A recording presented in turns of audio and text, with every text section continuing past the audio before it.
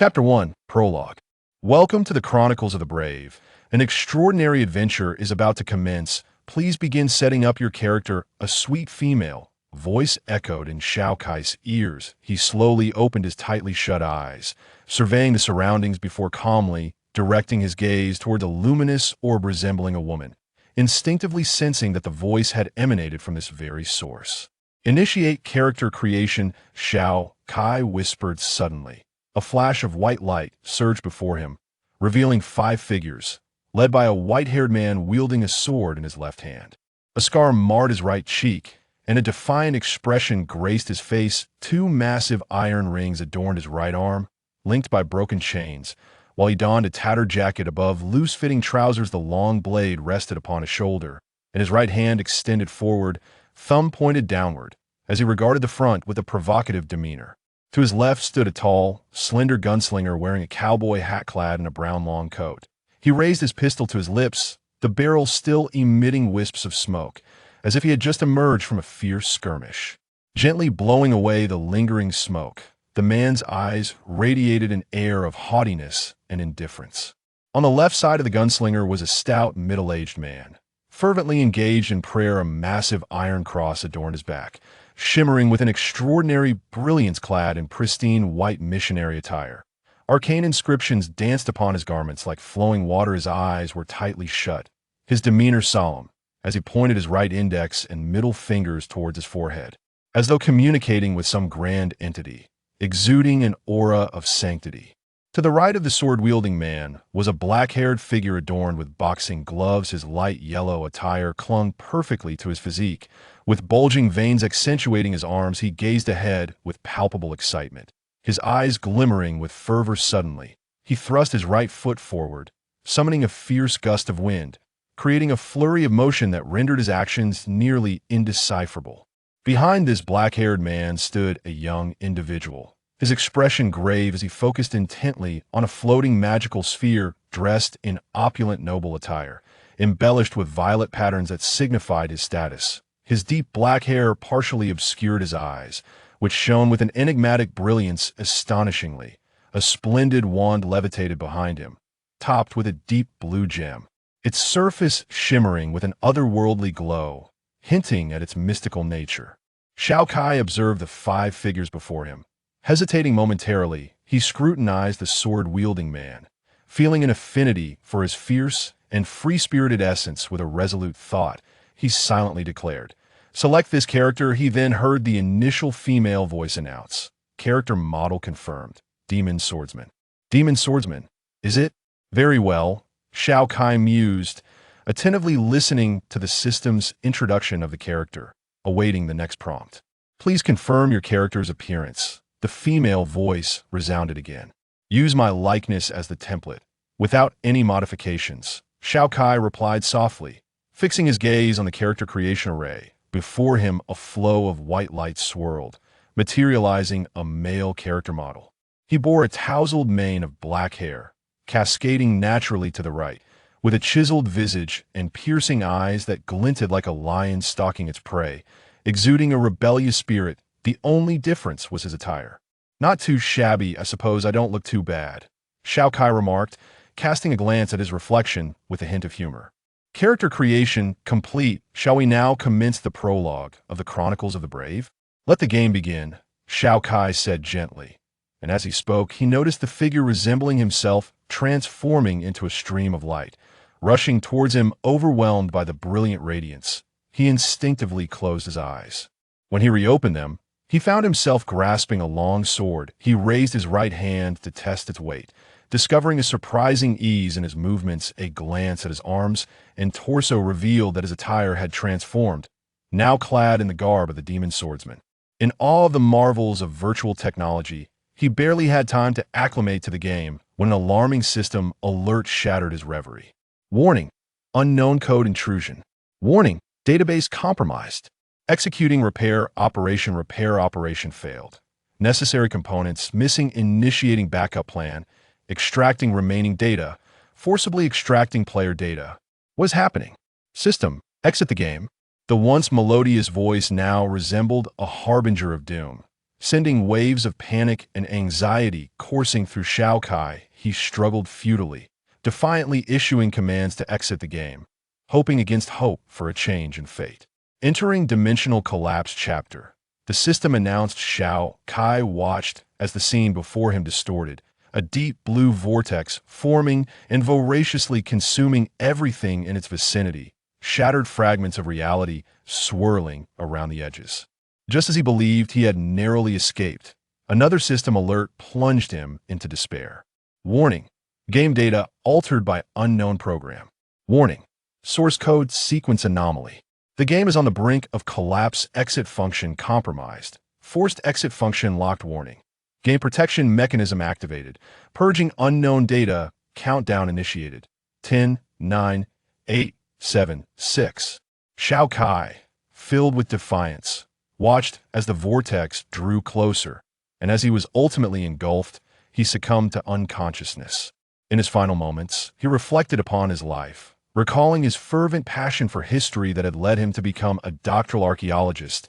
Tirelessly unearthing secrets of the past, he remembered his recent purchase of a beloved anime from a store called Masterpieces of the Old Era, and thought of his wife waiting patiently at home. Along with his elderly parents, a sigh escaped his lips as he lamented, "Alas, I have so much left undone, so many responsibilities unfulfilled." The deep blue vortex mercilessly consumed his data-formed body, and his consciousness faded into oblivion.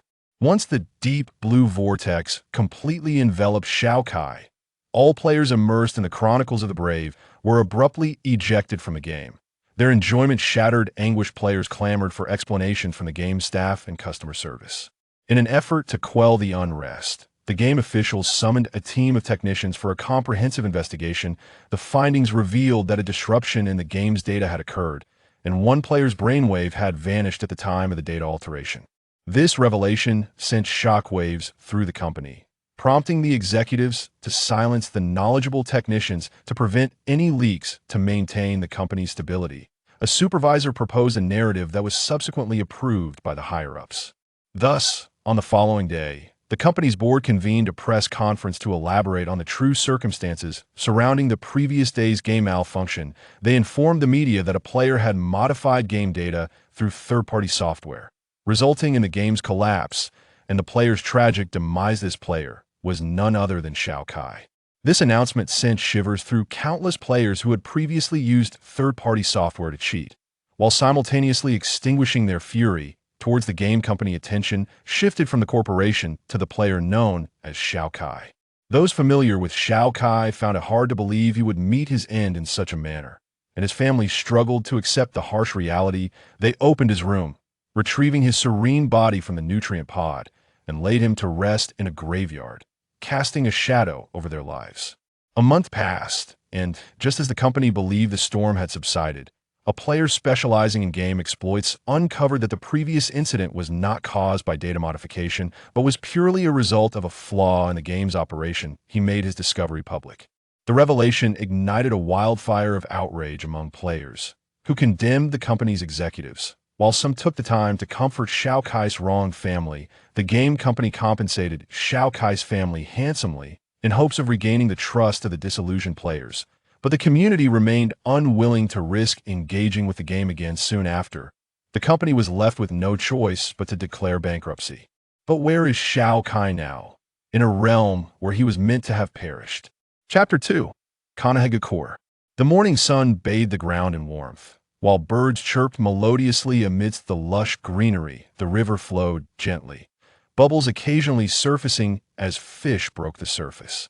By the banks of the clear river lay a young figure, perhaps 15 or 16 years of age, seemingly lost in a deep slumber. Suddenly, his eyes flickered, and he opened them wide, gazing around with a mixture of confusion and astonishment, as if struggling to comprehend his surroundings. In a state of great excitement, he began to speak to the air, yet his joyful expression froze immediately after he finished his words. He repeated his previous utterances incessantly, but nothing transpired. After a while, he appeared to regain his senses, his eyes sparkling with disbelief, as he murmured incoherently to himself. Upon closer inspection, one might discern that he was speaking in Japanese, uttering phrases akin to "how could this be? How is it possible?" Suddenly, he clutched his hair in anguish. Howling like a beast, his eyes reddened, and tears began to flow uncontrollably down his cheeks. He pounded the ground with his fists again and again, soon causing the skin on his knuckles to break and blood to seep out. Yet, he seemed oblivious to the pain, continuing to strike the earth in a mechanical frenzy. Finally, when he had exhausted all his strength, he collapsed onto the ground, staring blankly ahead with vacant eyes. Time passed slowly, and before long, the sun ascended to its zenith, casting a harsh light that perhaps pierced the boy's consciousness. Unconsciously, he blinked, as if awakening from a stupor, and slowly rose to his feet, propping himself up. With his still crimson eyes fixed ahead, he declared resolutely, "I, Xiao Kai, must return." Indeed, this boy was none other than Xiao Kai, who had perished in the game just moments ago. For reasons unknown, he had survived the deadly rift in time and resurrected in the body of this youth. At first, Xiao Kai believed he had successfully logged into the game, rejoicing over his miraculous survival. But when he attempted to call upon the game system, he encountered a despairing reality. The skill list was present, yet the menu key had vanished, along with the options for equipment, quests, team formation, and the crucial exit function. This revelation left him struggling to accept the truth. Yes, Xiao Kai was alive. However, he now found himself trapped in a world that was uncertainly either a game or reality, a conclusion that was hard for him to accept, or rather, one he did not wish to accept, hence his earlier frenzied outburst. Once he calmed down, Xiao Kai contemplated that since he had arrived here and revived in this boy's body, he must surely find a way back at the very least. This thought provided him with the motivation to survive. The world he inhabited was one where ninjas constituted the national strength. This realm had just concluded the Third Ninja War, and the environment had stabilized in this world. Powerful jonin could obliterate mountains and rocks with their physical prowess and ninjutsu. The even mightier Kage possessed the strength to face thousands alone, precisely the type of existence Xiao Kai had described in his past life as a 1 against 10,000. To navigate this world successfully and grow stronger, one either needed a noble background or to encounter fortuitous events. Reflecting on this, Xiao Kai felt a pang of discomfort regarding the identity of the original owner of this body. The boy's name was Hinata Akihane. An orphan of war from Kanehagakure, his parents were renowned ninjas from the esteemed Hyuga clan, and he had originally possessed a cheerful and lively disposition. However, after losing his parents to the ravages of war, he had grown reclusive, gradually distancing himself from friends, with only his 7-year-old sister, Hinata Tsai, remaining as his true kin.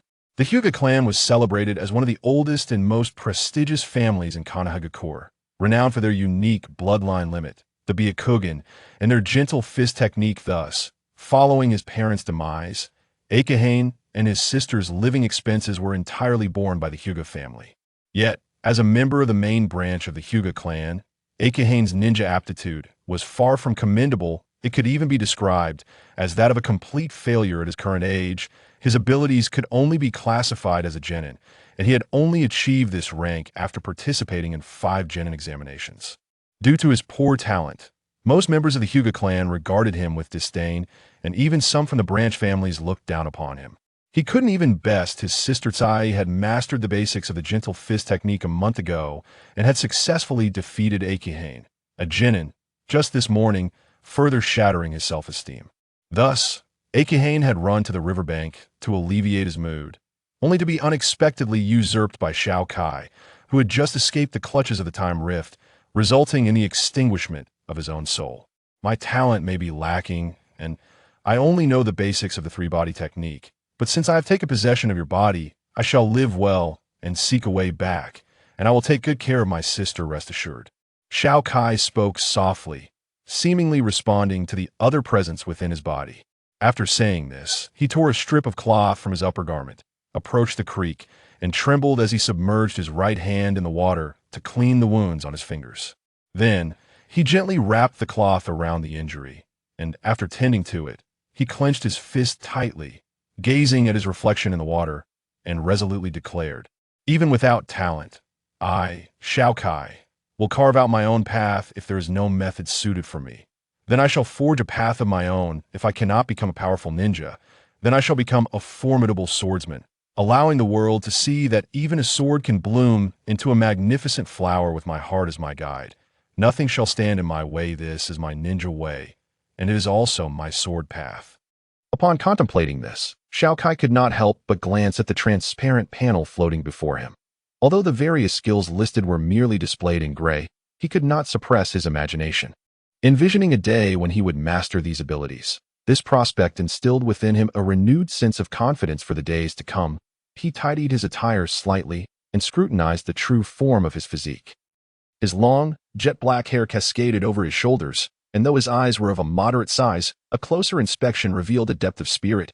His eyebrows resembled swords, his face was chiseled as if carved from stone. And although his lips were not curled into a smile, they exuded an aura of warmth. With a sun-kissed complexion, he presented himself as a rather handsome young man. Satisfied, Xiao Kai nodded gently, and as he heard the distant voice of a girl calling his name, a smile crept upon his face. He tightened the cloth in his hands, tied a knot, and briskly made his way toward the source of the voice. Chapter 3. Humiliation. Brother, what brings you here? If the others from our clan find out, Sai exclaimed upon sighting Xiao Kai approaching from afar. She had intended to voice her concern, but upon seeing his figure, the words faltered in her throat. She was somewhat taken aback by the noticeable change in her brother. Why does he seem different today? Sai pondered silently.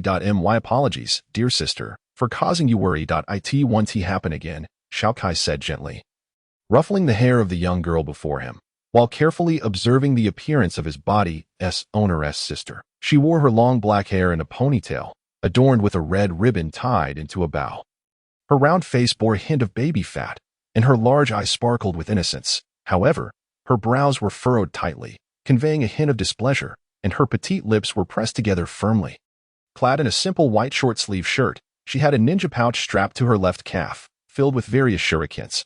Overall, she was exceptionally beautiful, destined to grow into a stunning woman. Brother, you've been out for quite a while. We should head back quickly, Sai said. Her cheeks flushed as she gazed at Xiao Kai, eye in her memory. Ever since their parents had perished in battle, he had never treated her with such affection. Why was he behaving this way today?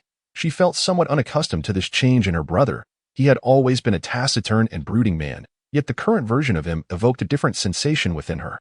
This feeling is not so bad, Sai thought to herself, stealing a glance at Xiao Kai before turning away, her face still warm.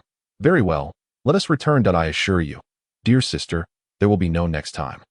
Xiao Kai replied softly, withdrawing his hand, and, guided by his memories, began to walk towards the grand entrance of the Hyuga clan. As they walked, Xiao Kai maintained a steady pace, while Sai trailed behind, her expression betraying hesitation as if she wished to speak but was unable to find the courage. Noticing this, Xiao Kai halted and gently inquired, "What is it, Sai? You seem preoccupied. Is something troubling you?" In response, Sai spoke earnestly, "Brother, I think we should hurry back. We have been away for quite some time, and if the elders or Lord Izashi find out, we might face punishment. I understand, Sai. You need not worry. I have made a decision regarding this matter. So trust your brother this time, and do not fret," Xiao Kai assured her, positioning himself before her and gazing intently into her eyes as he spoke. "However, very well, I shall heed your words this time," Sai conceded, though she still wished to voice her concerns. Yet upon seeing the determination in Xiao Kai's eyes, she understood that her words would not sway him. Xiao Kai smiled and nodded, then turned to continue on his way, his eyes glimmering with an inner resolve. He silently mused, "Let me test the waters of the Hyuga clan's depths this time."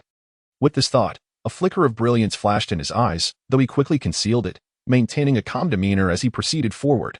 Unbeknownst to him, Sai remained unaware of his subtle actions, following him quietly as they walked in silence until evening fell. Upon reaching the grand entrance, Xiao Kai took a deep breath and slowly pushed the door open.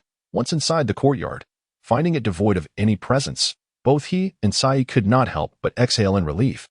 After exchanging a knowing smile, they were suddenly approached by a group of lower-ranking ninjas from the Hyuga clan, laughing and discussing various matters. Upon spotting Xiao Kai, they revealed expressions of disdain. One particularly brash young man sauntered over to Xiao Kai, exclaiming, "Why, if it isn't Akahane, what brings you here? Have you been honing some formidable jutsu?"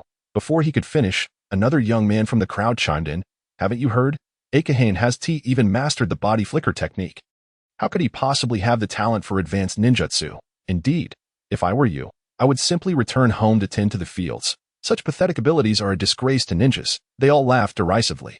Faced with their unabashed mockery, Xiao Kai's expression turned cold, yet he remained unmoved, a flicker of chill evident in his gaze. What do you intend to do? Fight? He asked, his tone devoid of anger. However, Sai could no longer tolerate the humiliation directed at her brother. Stepping forward, she confronted the provocateurs, her eyes ablaze with fury. If it isn't Akahane's little sister, Sai. Tell me, Akahane, can you even best your sister? Truly, a brother who cannot protect his own sister is better off dead. You're worthless, one of the boys mocked. Sai was momentarily taken aback, but Xiao Kai intervened, his voice steady. Who are you calling worthless? He posed, feigning confusion as if genuinely perplexed. You, of course, the young man retorted. Emboldened by Xiao Kai's expression, upon hearing this, Xiao Kai's feigned bewilderment vanished, replaced by a playful smile. Oh, I see. So it is the worthless who are insulting me, he replied, eliciting laughter from Sai and the others at the expense of the young man. Sai, while amused, found herself pondering when her brother had become so clever. However, as he was her brother, she dismissed her doubts, attributing the change to Xiao Kai having previously concealed his true self, now revealing a newfound determination. Feeling a surge of pride for her brother's progress, she nodded approvingly. Curse you, you worthless fool. I'll kill you. The young man, realizing he had fallen into Xiao Kai's trap, became enraged, rolling up his sleeves in preparation to confront him. Just then, a deep voice interrupted his thoughts. If you wish to bicker among clan members, you would be better served focusing on your fundamental training. Suddenly, a robust middle-aged man's voice resonated, causing the group to turn and lower their heads upon recognizing him. This action allowed Xiao Kai and Sai to clearly see the man's features. He was tall, with long black hair, a calm demeanor, and eyes that commanded respect, dressed in a dark robe, with a wooden ninja headband tied around his forehead. His muscular hands bore the marks of extensive training, instilling a sense of pressure in Xiao Kai. In the depths of Akahane's memories, he recognized this man as Hyuga Hizashi, the current clan leader. Upon recognizing him, both Xiao Kai and Sai, along with the surrounding ninjas, bowed in unison and addressed him, Lord Hizashi. Hinata Hizashi seemed to cast a fleeting glance at Xiao Kai, yet his eyes betrayed no emotion. As if he were merely observing a fallen leaf. He then resumed his previous pace, swiftly vanishing from the sight of Xiao Kai and the others. Consider yourself fortunate this time, you worthless fool. Pray you do not fall into my grasp, for if you do, I shall ensure you experience true hell. Let us depart. The ninja named Hinata Shimo cast a venomous glare at Xiao Kai, threatening him fiercely, then glanced warily in the direction Hizashi had departed, before leaving with the other ninjas by his side. Damn it. This sense of powerlessness is utterly loathsome. Xiao Kai unclenched his pale, trembling fist, his gaze filled with indignation. However, who can truly predict what lies ahead? The humiliation of today shall be repaid in due time. With this thought, a glimmer of cold determination flickered in Xiao Kai's eyes. Despite his seemingly gentle demeanor, he was far from a soft target to be toyed with. It was not his style to endure humiliation without retaliation. He had always been clear on matters of enmity and gratitude. Meanwhile, Sai, noticing her brother's unusual demeanor, anxiously grasped Xiao Kai's hand. This gesture warmed Xiao Kai's heart, prompting him to muster a smile for her. He then spoke softly, Do not worry about me. Sai. I am far more composed now than before and will not recklessly seek a duel with him. Upon hearing this, Sai hesitantly released her grip, as if lost in thought, lowering her head silently as they walked towards their desolate courtyard. The moonlight illuminated Xiao Kai's window. After finishing dinner and lying on his bed, he could not help but recall the moment of humiliation he had just endured. That feeling of powerlessness and rage only intensified his longing for formidable strength, prompting him to eagerly summon his skill panel. Chapter 4. Cultivation. Xiao Kai silently chanted, Summon the skill panel. Before his eyes, a translucent interface materialized, displaying numerous gray boxes indicating unavailable statuses. It resembled a skill bar from a game, except for the absence of skill points in the lower right corner, replaced instead by an energy value of 30020. This revelation filled Xiao Kai with excitement, and he nervously clicked on the extraction option. The instant he did so, he felt his strength drain away, rendering him weak and collapsing onto the bed, gasping heavily with a pale complexion that he could not help but mutter, This feeling. It feels as though my body has been emptied. Yet a smile soon graced his face, for he noticed that the 4 icons on the skill panel had brightened. After a while, Xiao Kai discovered he could move his body with relative ease. He then proceeded to examine each of the 4 skills listed on the panel. These skills included basic swordsmanship, back jump, upward slash, and demon slash. Upon clicking on basic swordsmanship, he found his mind flooded with understanding of the skill, summarizing it as knowledge of wielding short swords, katanas, blunt weapons, and great swords. Once his brain adapted to this method of memory infusion, he diligently practiced the remaining 3 skills one by one. However, as he assessed the skill panel, he noticed that the energy value in the lower right corner had turned gray, indicating an unavailable status. A yellow thread connected the 4 basic skills to the skills below, yet this thread was also gray. Above the 4 skills was a glaring proficiency value of 0.99999. This discovery puzzled Xiao Kai, but he organized his thoughts based on his gaming experience from a past life. Proficiency appeared to be a prerequisite for learning the next skill. Thus, it seemed that learning the next skill would also consume energy. The energy source likely stemmed from a unique power within his body, presumably what this world referred to as chakra. As a lowly ninja, his chakra corresponded to an energy value of 300. Having already exhausted this energy by learning the 4 skills, it followed that the consumption for learning a basic attack would be approximately 20. Following this pattern, the energy expenditure for learning the 4 skills precisely matched 300. Therefore, assuming he met the proficiency requirements, he could progress to the first skill of the next tier, which would likely require 320 energy points, with subsequent skills doubling in cost. The realization of this pattern gave Xiao Kai a considerable headache. Never mind, there will always be a solution. I must not rush. My current task is to cultivate and grow stronger, to extricate myself and my sister from this predicament, and then contemplate future matters. With this thought, Xiao Kai clenched his fist tightly, the humiliation of the day still vivid in his mind. The sense of powerlessness deepened his awareness of the world's cruelty. In this realm, the weak held no voice, facing only 2 paths. The first was to be dominated and bullied by the strong, perhaps even losing the freedom to choose how to die. The alternative was to risk everything to become a formidable warrior. If I could not become strong before, it was because fate had tightly bound me within this world. However, if I fail to become strong now, it would merely indicate that I am worthless. And I refuse to be a complacent wretch. I must ascend to the pinnacle of this world and devise every means to return home. Xiao Kai tightened his grip on his still healing right hand, gazing intently at the cold, luminous moon overhead, vowing a second oath since arriving in this world. The following morning, as Tsai prepared for a new day of training, she was taken aback by the sound of spirited shouts resonating from the usually empty courtyard. A thought crossed her mind. Could it be that her brother was training? Surprised by her own confidence in her previously despondent brother, she recalled that he had not trained at dawn since their parents' passing. Yet, aside from her brother, there would be no one else at home. With that thought, Tsai felt a wave of agitation. Never mind, I shall simply go see for myself. Tsai hastily donned her clothes and hurried to the courtyard, where she spotted a figure wielding a bamboo sword amidst the morning mist. As she drew closer, she realized it was none other than her brother, Xiao Kai. At that moment, his shirt was drenched with sweat and dew, yet his eyes sparkled with an inexplicable brilliance. He swung the sword with vigor, executing simple horizontal slashes and cuts, yet his movements were remarkably orderly, far from the chaotic training she had expected. This revelation left Tsai perplexed. When had her brother begun practicing swordsmanship? Unable to contain her curiosity, she called out, "Brother, when did you start training in swordsmanship?" Upon hearing this, Xiao Kai abruptly halted his movements and turned to face his sister. "Oh, it's you, Tsai. Good morning. Don't change the subject, brother." "You still haven't," he answered. "When did you start practicing swordsmanship?" Tsai inquired sternly, resembling a little adult. "Well, that.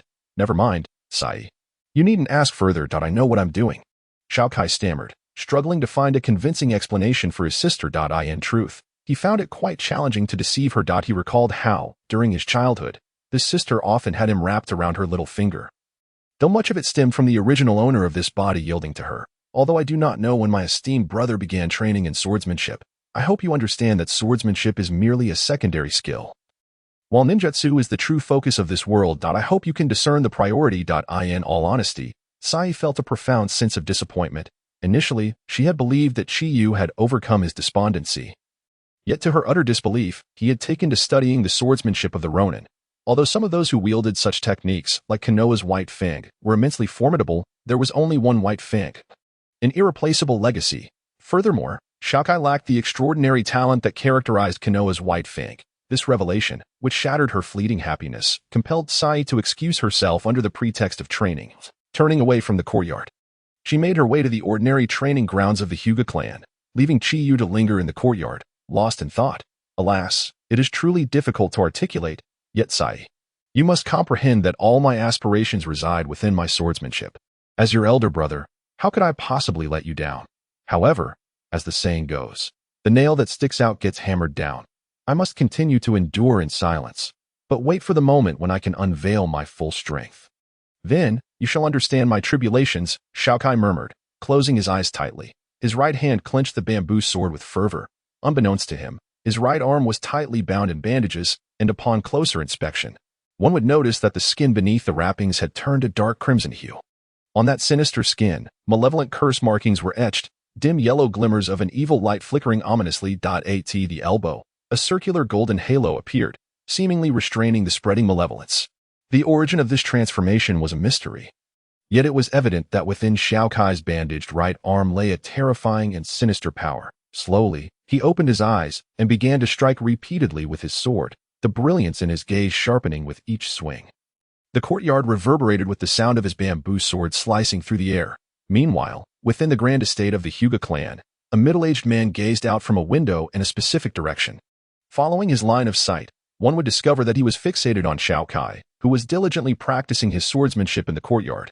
The veins around his eyes bulged, and though his expression remained calm, a flicker of disappointment crossed his otherwise impassive face upon witnessing Xiao Kai's training. Who is this man? What accounts for the peculiarity surrounding his eyes? Yet, due to his position in the room's center and the backlight casting shadows upon him, his figure remained obscured. He silently observed Xiao Kai, who was drenched in sweat yet possessed an unwavering glint of determination in his eyes. The man's expression subtly softened, as if he had made a momentous decision. He slowly walked to another part of the room and retrieved a mysterious scroll, continuing to gaze at Xiao Kai in the distance, nostalgia flickering across his face. At that moment, Xiao Kai, still immersed in his sword practice, felt a faint glow emanating from his bamboo sword, each swing accompanied by the sound of air being cleaved. Its might rivaled that of chakra-infused kunai, each strike tearing through the air before him. And the speed of his bamboo sword's movements accelerated exponentially. Eventually, as Xiao Kai reached the zenith of his velocity, his eyes widened in sudden fury, feeling a surge of warmth coursing through them.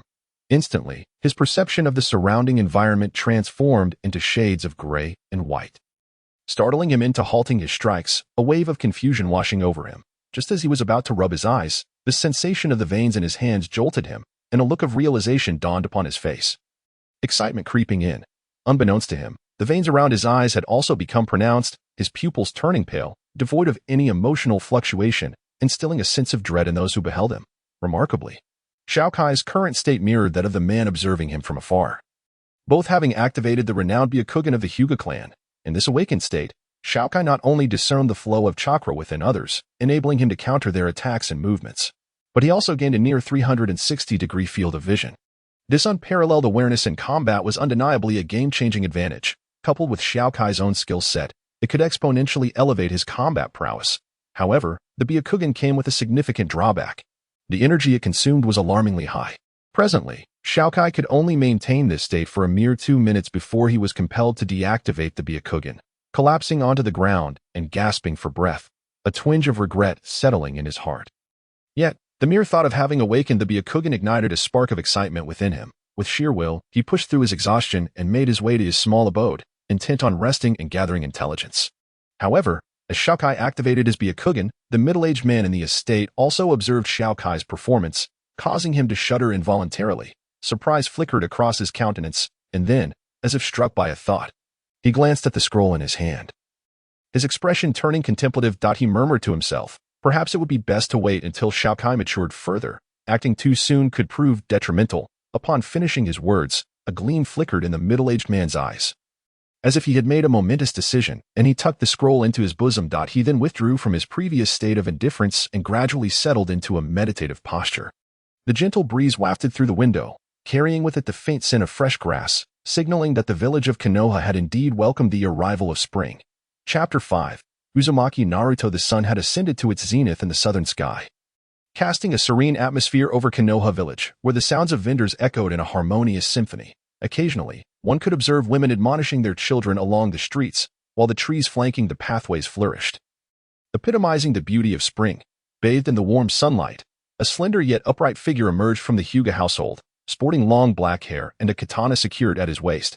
His right arm was tightly bound with bandages, and his eyes sparkled with a subdued intensity, reminiscent of a blade yet to be unsheathed. This individual was Xiao Kai, who had been in this world for a month.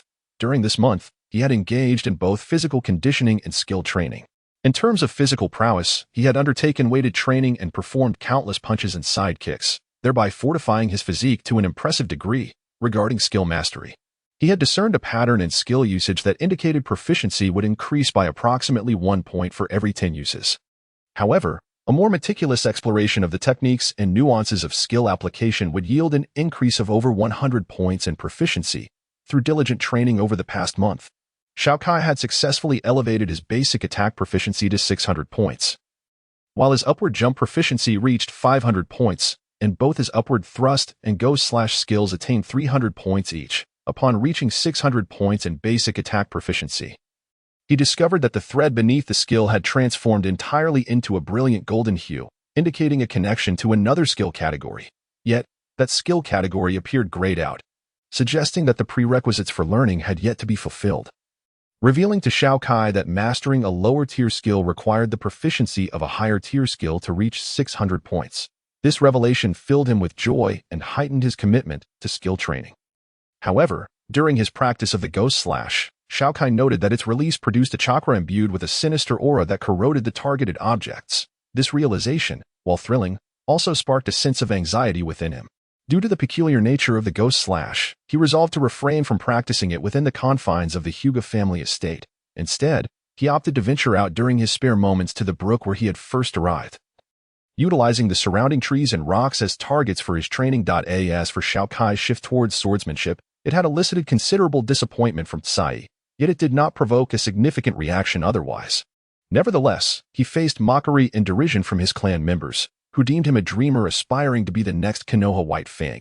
They regarded him as a source of amusement within the family. Yet Xiao Kai remained unfazed. His own strength was all that mattered. He felt no need to engage in ostentatious displays to validate his abilities. Thus, he refrained from any form of rebuttal, as his sense of belonging to the clan was already tenuous, with only his sister Tsai holding any significance in his heart. Swordsmanship was not particularly esteemed in this world, which meant that his actions did not draw the attention of the village's higher-ups. Some authorities merely considered Xiao Kai a fanciful child, while the elders of the Hyuga clan viewed his endeavors as a distraction from more pressing matters. Having just completed a session of basic sword training in the courtyard, Xiao Kai felt a pang of hunger after bathing. Recalling Tsai's mention of her participation in the Chunin exams and her absence for lunch, he decided to venture out for a meal. Thus, he stepped through the gates of the Hyuga estate and ambled along the streets of Konoha, contemplating where to dine, just as he hesitated between a ramen shop and a sushi restaurant. The raucous clamor of the street interrupted his musings. "Ha, you fools, come catch me." A mischievous boy with golden hair taunted the ninjas pursuing him, brandishing a bucket of paint and a brush. "You insolent Naruto! How dare you show such disrespect towards the Hokage statue? We must capture him," exclaimed a furious ninja leading the chase, issuing orders to his comrades as they quickened their pace, intent on apprehending the boy known as Naruto. The Hokage statue. What is going on? Puzzled, Xiao Kai glanced toward the cliffs behind the village, where the Hokage statue stood, and was instantly petrified. He beheld the statues adorned with graffiti, and the culprit was undoubtedly that impish boy named Naruto. The visage of the first Hokage bore inexplicable blushes upon its cheeks, with eyes painted in shadowy hues, resembling a lovesick maiden gazing upon her beloved. A once dashing young man now appeared in a state of bashful infatuation, leaving onlookers aghast. Meanwhile, the second Hokage's hair had been dyed in a riot of colors, with an unusual liquid trickling from his nose to his lips, resembling a nostalgic youth caught in the wind. The third Hokage statue, Sarutobi Hiruzen, was depicted with tear-like seaweed cascading from its eyes, gazing heavenward in a state of emotional turmoil, as if overwhelmed by the joy of late-in-life parenthood. As for the fourth Hokage, he had been transformed into a bearded giant, sporting a dog plaster on his right cheek and 2 curly whiskers on his lips, his once smiling visage now twisted into a cheeky expression, unmistakably marking him as a peculiar character. This once imposing scene was now rendered chaotic, provoking a mixture of laughter and disbelief in the onlookers. Xiao Kai gazed incredulously at the golden-haired boy evading capture by the ninjas and could not help but marvel. This Naruto truly possesses a remarkable talent. Though the villagers regard him as a demon fox, one cannot deny his knack for mischief. From the memories of Hyuga Akihane, Xiao Kai recognized that this boy, Naruto, was full name Uzumaki Naruto. The villagers labeled him as the demon fox, for he was the embodiment of the nine tails that had ravaged their village years prior, leading to a widespread disdain for him. Yet, the reasons behind his association with the demon fox remained unclear to the villagers, leaving Xiao Kai to suspect that there was more to the story than met the eye. However, as it seemed to involve the village's higher echelons, he chose not to delve into the true origins of this individual. For Xiao Kai, Naruto's identity was of little consequence. After witnessing the commotion, he ambled into the ramen shop, requesting a large bowl of ramen from the proprietor. Following his meal, he sat at his table, staring vacantly at the unfolding scene outside, pondering the authenticity of this world. He could perceive tactile sensations, taste existed, and every physical sensation was present. Through observation, he discerned that the inhabitants of this world were not mere NPCs but individuals with their own thoughts. Yet, what if they were all highly advanced intelligent NPCs? What if this were merely a game? If he were merely a soul trapped in this realm, how could he return to his own body? These possibilities began to swirl in his mind, marking the commencement of a profound contemplation regarding the very existence of this world since his arrival. As Xiao Kai's musings unfolded, time slipped away unnoticed. Suddenly, a voice interrupted his reverie. "Boss, 2 bowls of ramen, please." A tall figure clad in a green ninja uniform entered the shop, wearing the Leaf Village headband, his gaze calm, though a horizontal scar marred his nose. Accompanying him was a short boy with yellow hair, donning protective goggles, his eyes brimming with excitement as he chattered animatedly to the tall man. Notably, the boy's cheeks bore 3 whisker-like scars, reminiscent of a fox's whiskers. This boy was none other than Naruto, the graffiti artist of the Hokage statue, while the tall man, as recalled from Hyuga Akihane's memories, was Irika, a chunin who had taught Akihane for a time. Xiao Kai observed the encroaching twilight outside, exclaiming in surprise, "I can't believe it's already so late. I suppose I should head back." With that, he began to gather his thoughts and prepare to return home. Just as he was about to settle the bill and depart, he inadvertently overheard Irika and Naruto's conversation. "Naruto, what are your dreams?" As Irika savored his bowl of ramen, he posed a question to Naruto, prompting the latter, who had been fervently devouring his meal, to pause and lift his head. With a gaze filled with aspiration, Naruto declared to Irika, "My dream is to become Hokage and surpass every Hokage of the past, earning the recognition of my strength from everyone in the village." Upon hearing Naruto's fervent proclamation, Irika regarded the confident boy with a stoic expression before resuming his meal. Meanwhile, the initially disinterested Xiao Kai glanced up in surprise at the spirited youth. Observing his clenched fists and determined gaze, he couldn't help but admire the boy's ambition. This kid certainly harbors grand aspirations. However, he lacks substantial strength. Shaking his head with a chuckle, Xiao Kai made his way to the counter. "Boss, I'm ready to settle my bill. Irika-sensei, I shall take my leave now." After settling his account, Xiao Kai offered a brief farewell to Irika, who seemed momentarily oblivious, before stepping outside. Akihane, you. Irika glanced at the long blade strapped to Xiao Kai's side, intending to say something, but ultimately fell silent as he watched the latter's departing figure. On the other hand, Naruto, noticing Irika's distraction, realized that his declaration had gone unheard and felt a surge of irritation. Although he found the earlier visitor somewhat peculiar, he was far more vexed by Irika's inattentiveness. Thus, he turned to the owner of Ichiraka Ramen and exclaimed, "Boss, another bowl, please." Naruto, you can't be serious." Meanwhile, Xiao Kai, having just exited Ichiraka Ramen, wandered down the street, lost in thought about the authenticity of this world, yet unable to ascertain whether it was real or not. Forget it. No use dwelling on it. The path will emerge when the time comes. For now, my primary focus is not on such matters, but rather on how to grow stronger and learn the next tier of skills. Xiao Kai mused, feeling an overwhelming pressure regarding his skill acquisition. As he grappled with his future, he arrived at his small courtyard, only to be startled by the sounds of a scuffle, causing his heart to race. He kicked open the gate with force, only to witness a scene that ignited a fierce rage within him. Chapter 6, The Death of Xiao Kai. A mere freshly promoted genin, a pathetic little sister, dares to provoke me. A long-haired man clad in the attire of the Hyuga clan looked down with a haughty demeanor at a young girl on the ground, commanding a group of thugs to mercilessly assault the girl.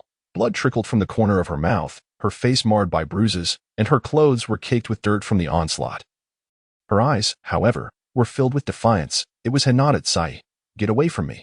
Xiao Kai roared as he charged forward, closing the distance to the assailants in an instant. To their astonishment, he unleashed a sweeping kick that sent them all flying. After dispatching the attackers, he darkly approached Sai, gently lifting her up. Is that not the worthless scion of the Hyuga clan, Hinata Akahane? What gives you the audacity today? The man who had spoken earlier was taken aback by Xiao Kai's sudden appearance but soon relaxed upon recognizing him. Only to mock him, though a flicker of doubt crossed his mind. Strange, when did this kid acquire such strength? But it matters not. Once I reveal my true power, he will surely submit, despite his internal uncertainty. The man regained his disdainful demeanor, while Xiao Kai ignored him, tenderly brushing Sai's disheveled hair and softly saying, Sai, I'm late. I'm sorry for letting you get hurt. Upon hearing this, Sai felt a lump in her throat, her tears threatening to spill forth. Yet, she steeled herself, shaking her head to indicate she was fine. The more she tried to reassure him, the heavier Xiao Kai's guilt grew, fueling his anger. The earlier speaker, noticing Xiao Kai's disregard for him and focus on his sister, felt a surge of rage. He signaled his henchmen to encircle Xiao Kai and Sai. The thugs obeyed, slowly forming a circle to trap them. Hinata Nakashiro, what do you want? Xiao Kai positioned himself protectively in front of Sai, his gaze sharp and piercing as he locked eyes with the leading ninja from the Hyuga clan. The dim light cast a hazy shadow over Nakashiro, the very same who had previously provoked Xiao Kai. What do I want? Akahane, it seems your courage has grown. Has your lesson not been sufficient? Nakashiro sneered, raising an eyebrow in disdain at Xiao Kai, as if observing an insect. Then, as if struck by a thought, his expression morphed into one of malice. He stepped forward, addressing Xiao Kai with a venomous tone. Do you truly think you can challenge me? If it weren't for the clan head's protection, I would have left you crippled that day, you wretched little bastard. Spitting in Xiao Kai's direction, his gaze radiated hatred, though the spit missed its target. The man's contemptuous words ignited a fire within Xiao Kai. Whether I am courageous or not is not for you to decide. You may test it if you wish. Moreover, Xiao Kai's expression hardened as he continued. Your words have crossed a line. Today, I shall teach you a lesson on humility in honor of your parents. With that, Xiao Kai bent slightly, his left hand resting on the scabbard of his sword, while his right hand gripped the hilt tightly, unwaveringly focused on Nakashiro. Teach me humility, you insolent wretch. Are you tired of living? Nakashiro's face contorted with rage at Xiao Kai's challenge.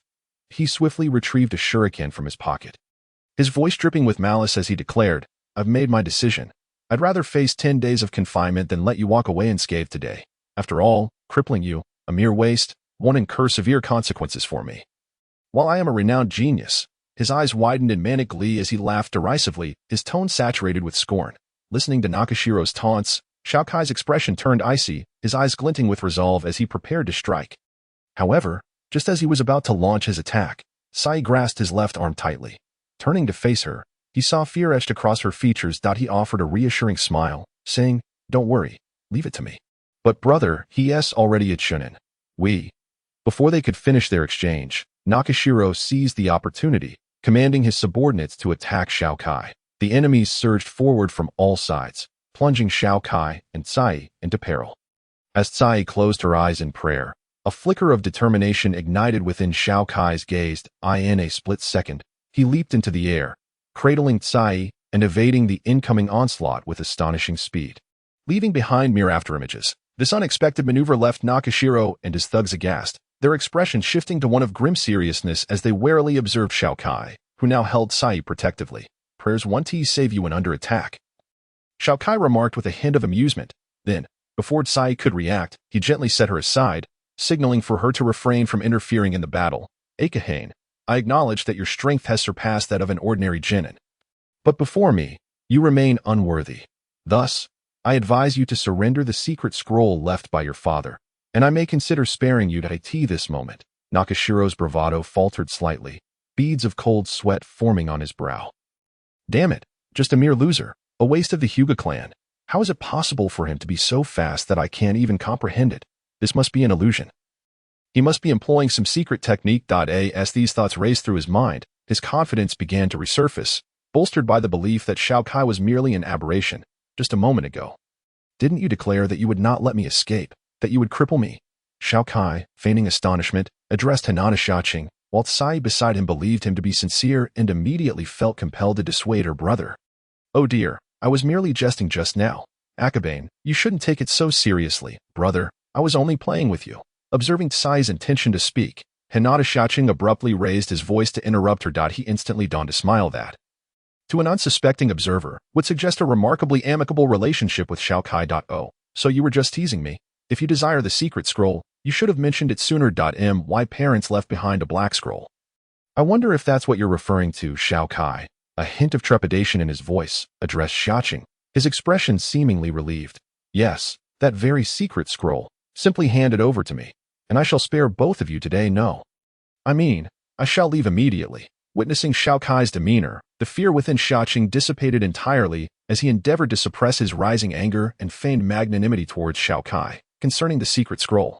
It wouldn't be impossible for me to part with it. A sly grin crept upon Xiao Kai's lips, his eyes narrowing, as he said to Hinata Xiaoqing, "You should hasten to relinquish it, as I am quite busy and cannot afford to waste time here. After all, harmony breeds prosperity. Otherwise, should any mishap occur, I cannot predict the consequences." Xiaoqing, elated by the prospect, eagerly focused on Xiao Kai, his tone a blend of threat and persuasion, all while secretly contemplating. Once I obtain the secret technique, I shall be the one in control. That despicable scoundrel, let him revel for now. Soon, I shall ensure he is rendered incapacitated. Certainly. With that thought, Hinata Xiaoqing's expression turned menacing, yet he maintained a facade of congeniality, wearing a smile that appeared more grotesque than genuine. Acquiring the secret scroll is rather simple. You need only perform one task for me now. Xiao Kai's eyes twinkled as he conceived an idea and slowly spoke to Xiaoqing. What task? Speak quickly. Xiaoqing, anxious, implored Xiao Kai, fearing he would be tantalized further. Well, first, turn around and place once to the left, Xiao Kai stated calmly. Turn around? You're not deceiving me, are you? Hinata Xiaoqing questioned skeptically. Why would I deceive you? This is the incantation my parents taught me. I did the same to unlock the mechanism. If you don't believe me, so be it, Xiao Kai replied, feigning exasperation, after scrutinizing Xiao Kai's face for a moment. Xiaoqing ultimately chose to trust his words, as the prospect of relinquishing the secret scroll was too disheartening. Thus, he complied with Xiao Kai's instructions, turning in place. What next? Is that sufficient? After completing the turn, Hinata Xiaoqing inquired. Now, turn right 4 times, clockwise. Like this. Yes. What is next? Now, turn left 10 times, counterclockwise. 10 times. Are you certain? Indeed. Next, right, 20 times. Just as Hinata Xiaoqing began to feel dizzy from the repeated turns, he suddenly heard Xiao Kai and Sai's suppressed laughter. Although his head spun, he comprehended clearly. After standing still for over 10 seconds, he glanced down at his feet, only to find no sign of the supposed secret scroll when he looked up at the trio. Now laughing heartily, he realized Xiao Kai had been mocking him. Enraged, he bellowed, "You wretched scoundrel! How dare you play me for a fool? I will kill you!" With that, he fixed a furious glare upon Xiao Kai.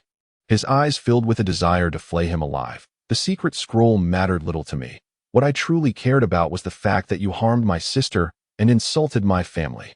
Today, I will make you understand that not all words can be spoken without consequence. Xiao Kai, who had been laughing moments ago, now widened his eyes, a glint of lethal intent flashing within them. His right hand instinctively gripped the hilt of his sword, his body leaning slightly forward. At that moment, Xiao Kai was genuinely infuriated. Feeling the palpable killing intent emanating from Xiao Kai, Hinata Xiaoqing involuntarily shuddered. His face contorted with rage. A flicker of malice crossed his features as he roared at Xiao Kai, "You cursed bastard! I will end your life. Attack! You must kill this brat." With fury, Xiaoqing drew his kunai, commanding his subordinates to charge at Xiao Kai with murderous intent. As they approached, it seemed as though time itself had paused. A faint blue sword light filled their vision. Moments later, they felt a searing pain coursing through their bodies, their strength evaporating as they collapsed to the ground, howling in agony. Sai, witnessing the scene unfold, and Hinata Xiaoqing at the forefront, saw Xiao Kai's right arm flicker as his small blade flashed at an astonishing speed. The blade, imbued with a blue aura, sliced through the air, leaving a myriad of intersecting sword marks upon the assailants. Though the injuries appeared severe, they were not life-threatening, indicating that Xiao Kai had shown restraint. After the attack, Xiao Kai couldn't help but marvel at the potency of his skills. A single back jump had enabled him and Sai to evade the trap, while an upward thrust had incapacitated a group of foes. Despite their being mere thugs and ordinary henchmen, the impact was significant for Xiao Kai, who had been an ordinary citizen of the galaxy prior to this. Meanwhile, Hinata Xiaoqing stood frozen in place after witnessing Xiao Kai's display of power. A flicker of joy ignited within him, his eyes glimmering with malice, as he swiftly advanced towards Xiao Kai. His kunai lunged toward the dazed Xiao Kai, his face twisted with savagery, devoid of any intention to hold back. He truly sought to kill Xiao Kai. Yet Xiao Kai appeared startled, panic evident on his face. Xiaoqing reveled in this moment of terror, his sharp voice ringing out from the courtyard. Die, Tsai. Sensing the sudden shift in dynamics, turned to Xiao Kai with terror etched upon her features. Her mouth agape, she yearned to warn him to be cautious, yet could only watch helplessly as the murderous Xiaoqing plunged the kunai into Xiao Kai's head. At this sight, Tsai felt as though her head had exploded. Her mind blank. She then screamed in anguish. No. Chapter 7. The Unleashed Forbidden Power. Ghost/No. Brother. Tsai cried. Her heart shattered as she beheld Xiao Kai's lifeless form on the ground, tears streaming down her face. Meanwhile, the previously triumphant Hinata Xiaoqing's expression shifted dramatically after killing Xiao Kai. He gazed around in disbelief, muttering, substitution technique. When did that happen? Hearing this, Tsai's tears ceased as she fixed her red-rimmed eyes upon the ground where Xiao Kai's body lay. To her astonishment, she discovered that the body had transformed into a wooden stump at some point. Clearly, it had occurred while Xiao Kai was dispatching his henchmen. Given that you are such a shameless individual who bullies even young girls, I truly could not fathom any alternative to you resorting to lethal force in this situation. A languid voice emerged from the trees to Xiaoqing's right. A dark figure leaped down from the branches, revealing Xiao Kai, who had utilized the substitution technique. Seeing Xiao Kai unharmed, Tsai's face illuminated with uncontainable joy as she hastily wiped away her tears, casting a glance at Tsai and noticing the remnants of her tears. Xiao Kai felt a pang of guilt in his heart. Quickly, he shifted his focus to the now grim-faced Hinata Xiaoqing. This was not the time for distractions. What does it matter if you evaded me? As a mere Jinin, you cannot overlook the chasm that exists between us and my status as a Chunin. Xiaoqing surveyed Xiao Kai with a calm demeanor, asserting, Is that so? Then let us see. We shall determine whether your ninjutsu is superior or if my sword strikes faster. In Xiao Kai's eyes, a fierce glint flickered momentarily as he tightened his grip on the small dagger and charged fiercely towards Xiaoqing. Noticing this, Xiaoqing firmly grasped the shuriken in his right hand, watching Xiao Kai approach with a grave expression. When Xiao Kai closed into about 5 meters away, a sinister smile crept onto Xiaoqing's face. Unbeknownst to Xiao Kai, his left hand had produced several kunai, which he hurled at Xiao Kai with great force, indicating that he had been preparing for this moment for some time. Xiao Kai, seeing the approaching kunai, remained composed. He raised his small dagger and executed a horizontal slash, deftly deflecting the lethal weapons away, before continuing his relentless charge towards Xiaoqing. "Tsh, did you dodge them? I never expected them to kill you anyway." Xiaoqing muttered, a hint of disappointment flashing across his face as he observed the failure of his underhanded tactic. He then swung the shuriken forcefully towards Xiao Kai's descending dagger, causing sparks to fly upon the collision of their blades. The two engaged in a fierce struggle, but gradually, Xiao Kai's dagger was being pushed back by Xiaoqing's strength. After all, Xiao Kai was still a mere 16-year-old boy, while Xiaoqing had already crossed into his 20s. Belonging to the realm of adulthood. In terms of raw power, Xiao Kai could not match him. Moreover, when it came to chakra, the disparity was even greater. Although Xiaoqing had just been promoted to a Chunin this month, he still possessed significantly more chakra than Xiao Kai. As the battle unfolded, the tide began to turn against Xiao Kai, causing Kai, who was spectating from the sidelines, to grow increasingly anxious. "Kid, even if you hand over the secret scroll now, I won't let you leave unscathed, for you have thoroughly enraged Lord Xiaoqing," he declared, suddenly exerting force to leap back and create distance between them. With a malicious grin, he glared at Xiao Kai, speaking each word with deliberate malice. "If you kneel down and apologize to my sister now, I might spare your miserable life." Xiao Kai halted his retreat, pointing his dagger defiantly at Xiaoqing, retorting without a hint of fear, "What audacity!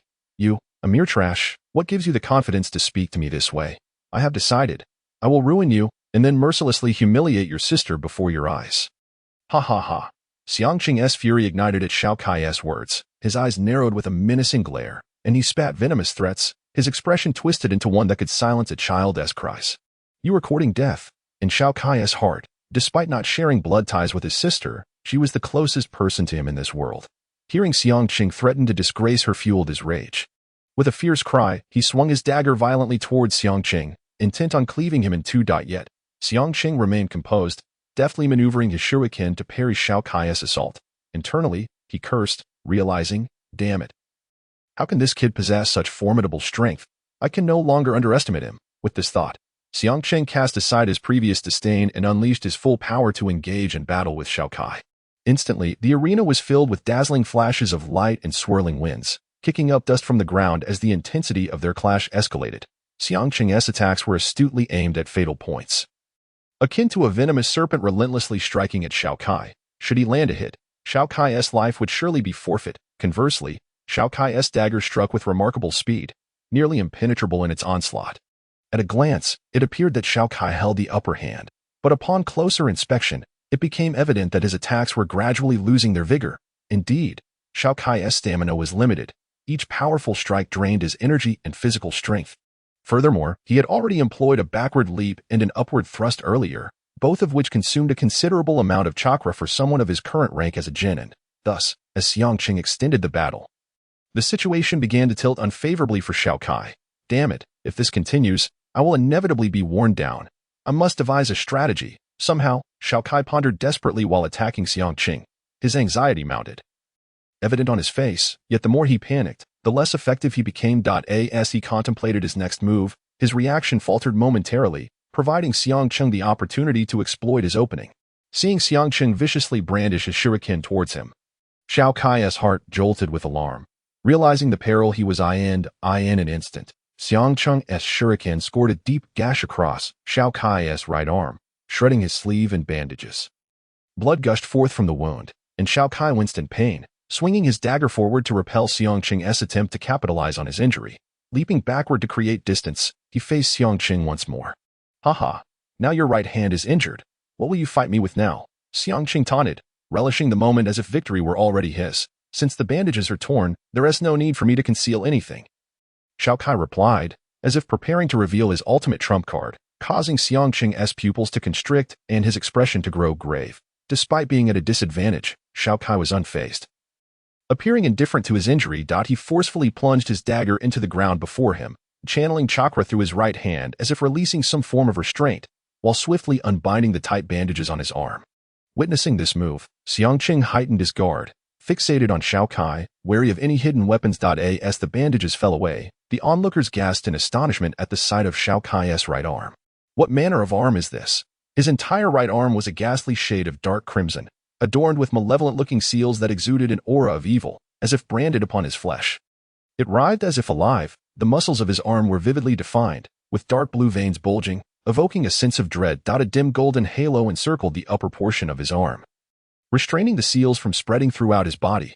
Blood trickled down from his upper arm, dripping from his fingertips to the ground, rendering Xiao Kai a figure reminiscent of a vengeful spirit returned from the depths of hell. His eyes turned a blood-red hue as he unveiled the bandages, filled with murderous intent directed at Xiangqing, a strange smile creeping across his face. Xiao Kai's robe billowed as if stirred by an unseen wind, emanating a sinister aura that sent chills down the spines of those who beheld it. Xiangqing could not help but swallow hard, forcing himself to remain calm, yet the tremor in his right hand betrayed his fear.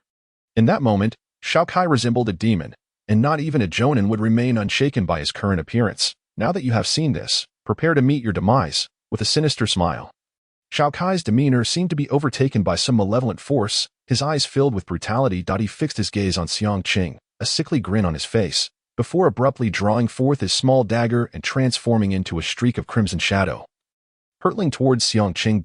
In the spot where he had charged from, the ground cracked beneath his feet. In the blink of an eye, Xiao Kai stood before Xiangqing, his dagger descending with an unstoppable ferocity. Xiangqing's pupils dilated as he beheld Xiao Kai, caught off guard. In this life-and-death moment, his battle experience saved him. He swiftly executed a substitution technique, narrowly evading Xiao Kai's lethal strike. However, the upper part of his clothing was torn asunder by Xiao Kai's attack, revealing a faint trace of blood on his skin, filling him with dread. Trembling, Xiangqing stammered, "Why you? What kind of monster are you?" I am the one who shall soon take your life." Xiao Kai laughed maniacally, his eyes brimming with a desire for slaughter. After uttering these words, he charged towards Xiangqing. Xiangqing, upon witnessing this, had no time to be astonished and immediately drew an explosive talisman, hurling it towards Xiao Kai. However, Xiao Kai deftly dodged it and, with a face full of excitement, halted to gaze towards Xiangqing ahead of him. "Since you are forcing my hand like this, do not blame me. To perish under this technique would indeed be your honor. In the names of the rabbit, the rat, and the horse, fire release, great fireball technique." Xiang Qing's expression turned grim as he regarded Xiao Kai and coldly declared, while swiftly forming hand seals. Soon, with fury blazing in his eyes, he unleashed the ninjutsu towards Xiao Kai. His chest swelled dramatically, a massive wave of chakra emanating from him, and as he executed the technique, he expelled a torrent of flames from his mouth at an incredibly high temperature. The flames surged forth, transforming into a colossal fireball that raced towards Xiao Kai with astonishing speed, scorching the earth beneath it and leaving behind deep, blackened furrows. The sheer power was evident. Yet, under this lethal threat, Xiao Kai appeared to regain his senses and raised his katana high. But before he could swing it, his figure was engulfed by the flames. No, brother. Kai looked on with sorrowful eyes at Xiao Kai, who was consumed by the inferno, her heart filled with despair. Observing this, a flicker of cold amusement crossed Xiang Qing's face as he thought to himself, how could a mere lower ninja withstand the great fireball technique? This time, you are undoubtedly doomed. Humph, dare to oppose me, and this is your fate. Ha ha ha. Yet, just as he believed Xiao Kai was doomed, a voice suddenly erupted from within the fireball, causing his pupils to constrict with disbelief. He halted his ninjutsu, incredulously stating, how is this possible? Under Kai's hopeful gaze, Xiao Kai's frail silhouette gradually became discernible amidst the flames. Ha. Ghost slash. Xiao Kai's furious roar echoed as a dark sword aura surged forth from the flames. The sinister dark energy instantly radiated outward, shattering the colossal fireball. No, this cannot be. How can you be so powerful? Xiang Qing stared in terror at Xiao Kai, who advanced toward him, regret flooding his expression. Die. Xiao Kai's eyes fixated on Xiang Qing, a glimmer of murderous intent shining within them. No. Xiang Qing shouted defiantly. With Kai's gleeful eyes and Xiang Qing's despairing gaze upon him, Xiao Kai surged forward with an unstoppable momentum, unleashing the ghost slash that entirely consumed Xiang Qing's form. Chapter 8. Hinata Hayashi Ha. Ghost slash. When engulfed by the flames, Xiao Kai gritted his teeth, veins bulging on his forehead, and energy surged upward from beneath his feet like steam. This allowed him to withstand the assault of the great fireball technique with minimal damage. He raised his katana, a black sphere of light shimmering from its blade.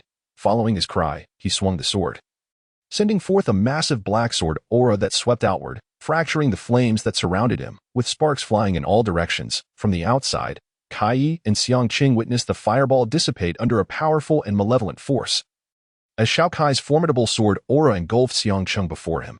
Even after consuming Xiang Qing, the sword aura retained its momentum, transforming into a wave of dark energy that swept through the courtyard. This energy upheaved the grass beneath, and the stone slabs embedded in the ground nearby were shattered by the ghost slash. Kai, watching from a distance, instinctively shielded herself from the powerful gusts generated by the sword aura. Through her fingers, she caught a glimpse of Xiang Qing lying on the ground, blood pouring from his body. Even if he had not perished, he was surely on the brink of death from blood loss, which filled her with worry. As for Xiang Qing's original henchmen, they had fled in haste once the battle commenced, long gone from sight. Huff, huff. The ghost slash seemed to have drained Xiao Kai of all his strength. After executing the technique, he gasped for breath, lacking the energy to even glance at Xiang Qing's state after the attack. Unable to resist, he plunged his katana into the ground, seeking to rest for a moment. Yet, as the blade made contact with the earth, it shattered into fragments of dark energy that scattered across the ground. At that moment, Xiao Kai, utterly exhausted, stumbled and was on the verge of collapsing onto the shards. Meanwhile, Kai was still a good 20 meters away, helplessly watching as Xiao Kai fell. Just then, a figure flashed through the courtyard's entrance, swiftly lifting the about-to-fall Xiao Kai. The rescuer was a middle-aged man with long hair. Feeling himself being lifted, Xiao Kai strained to raise his head, barely recognizing the figure supporting him under the moonlight. It was none other than Hinata Hayashi, the clan leader of the Hyuga family, whom Xiao Kai had encountered not long ago. Upon recognizing the man, Xiao Kai weakly expressed his gratitude. Thank you, clan leader. But Hayashi did not respond.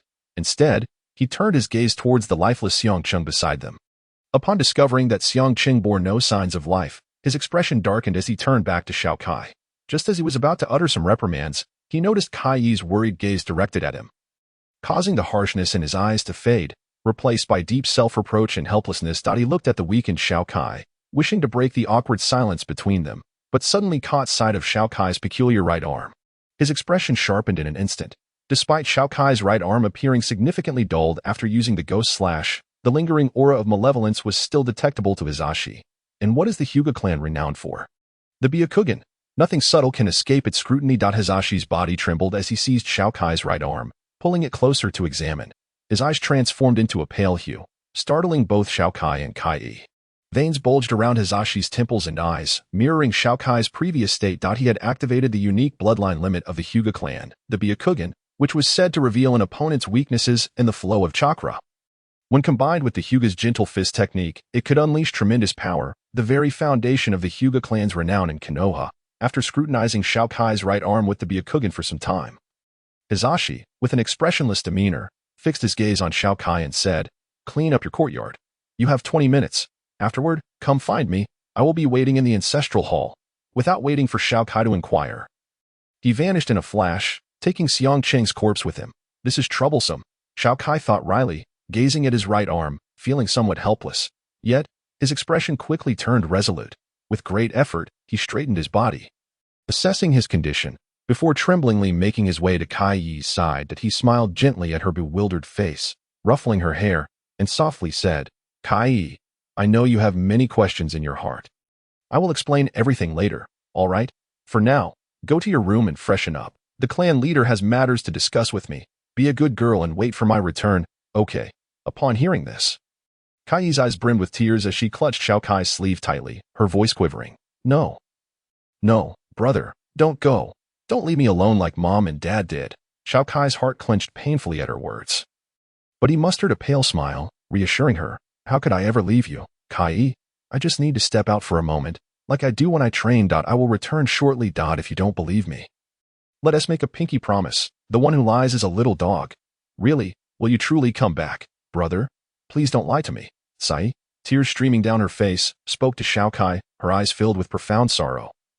Clearly understanding the grave consequences of slaying a fellow clansman and employing an unknown, malevolent forbidden technique as dictated by the Hyuga clan's regulations. Xiao Kai's hand, which had been tenderly stroking Tsai's hair, faltered momentarily before retracting. He gazed at the weeping Tsai and, in a sudden harsh tone, commanded her not to cry, to dry her tears, and to refrain from displaying such weakness. Upon hearing this, Tsai trembled violently, then resolutely wiped away the tears from her reddened eyes, lifting her gaze to meet her brother's for the first time, the brother who had scolded her. Witnessing Tsai's fortitude, Xiao Kai felt a pang of emotion in his chest. Turning his head away to avoid revealing his own vulnerability, throughout their time together, he had indeed come to regard Tsai as his closest kin. Reflecting on the humorous misunderstandings that had arisen from their differing habits and mindsets during this period, he felt both a sense of embarrassment and a flicker of warmth. After all, Tsai truly considered him her only family, and he had tangibly felt her concern for him amidst their ordinary lives.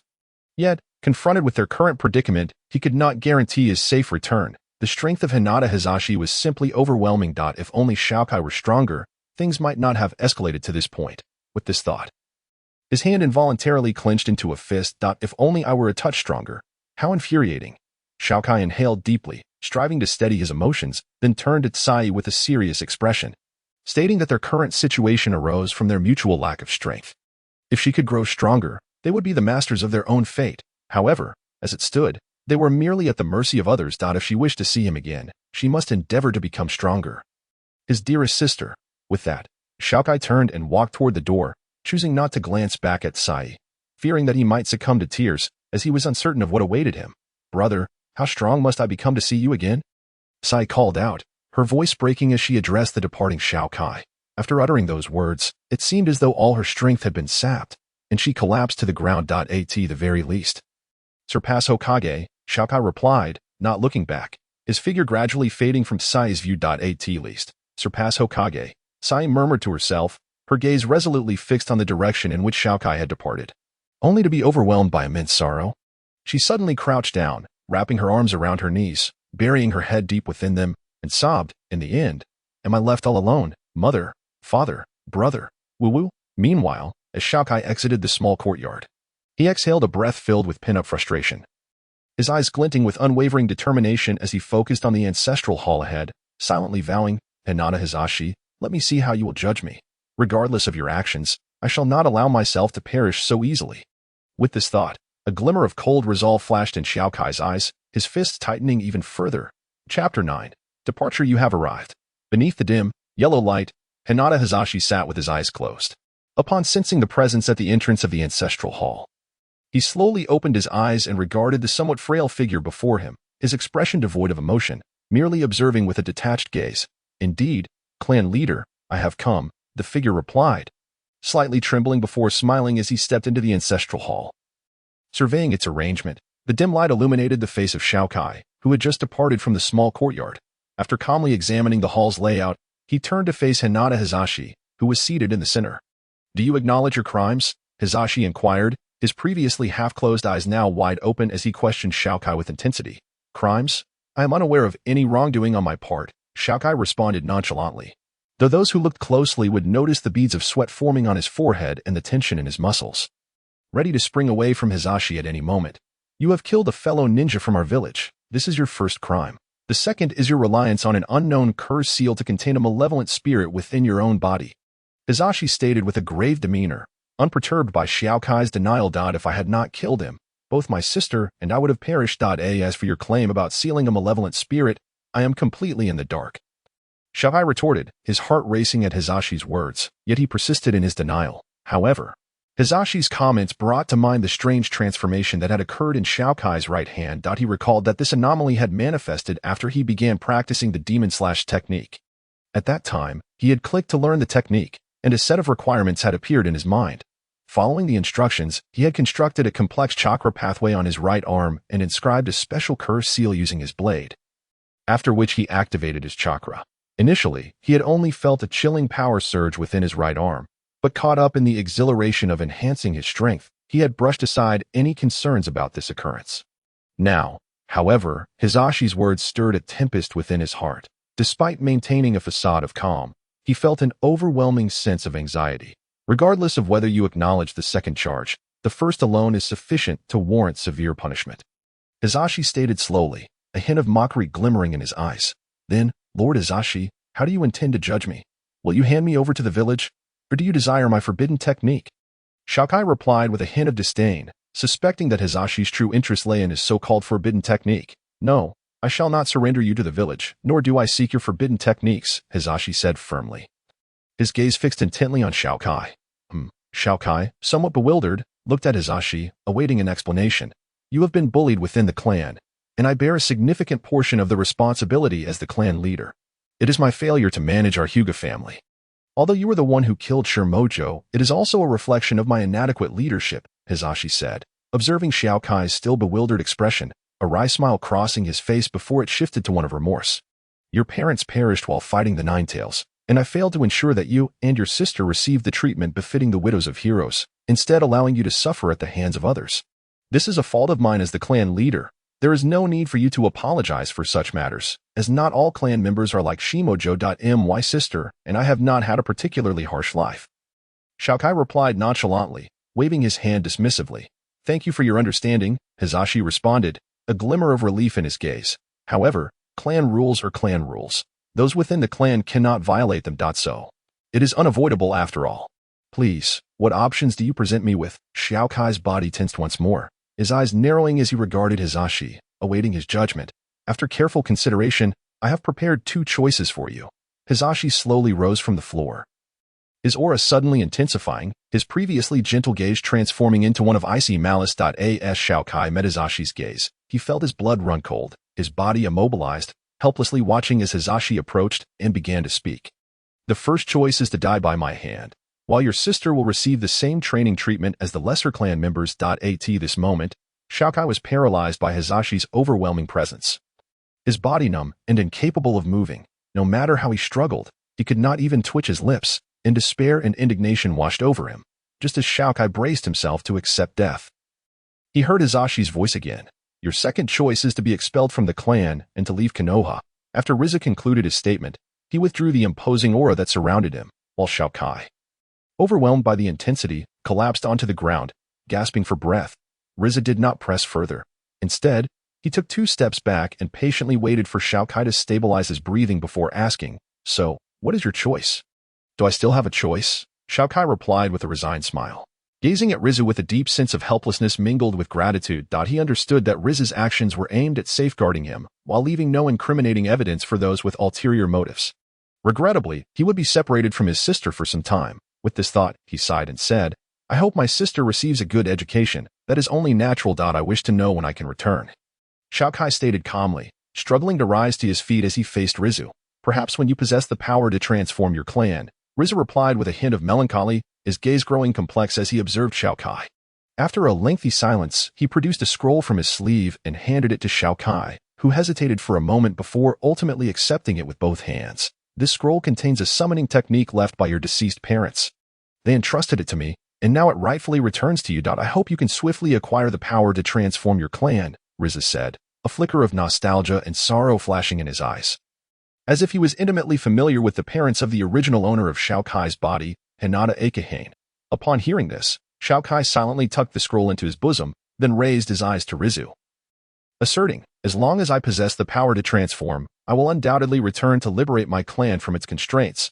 You need not worry about that. Rizu's demeanor shifted upon hearing Xiao Kai's words. He trembled slightly, gazing at him in disbelief, seemingly astonished that Xiao Kai was aware of this secret. My father once mentioned it to me, Xiao Kai explained to Rizu. Indeed, in the memories of Hinata Akahane. His father had revealed many secrets of the Hinata clan to him. Very well, I shall await the day of your return. However, be cautious of that object in your right hand. Do not allow it to control you. Should you become its slave, I will have no choice but to end your life myself, Rizu stated calmly, a glint of sharpness in his eyes, before he resumed his seated position on the floor.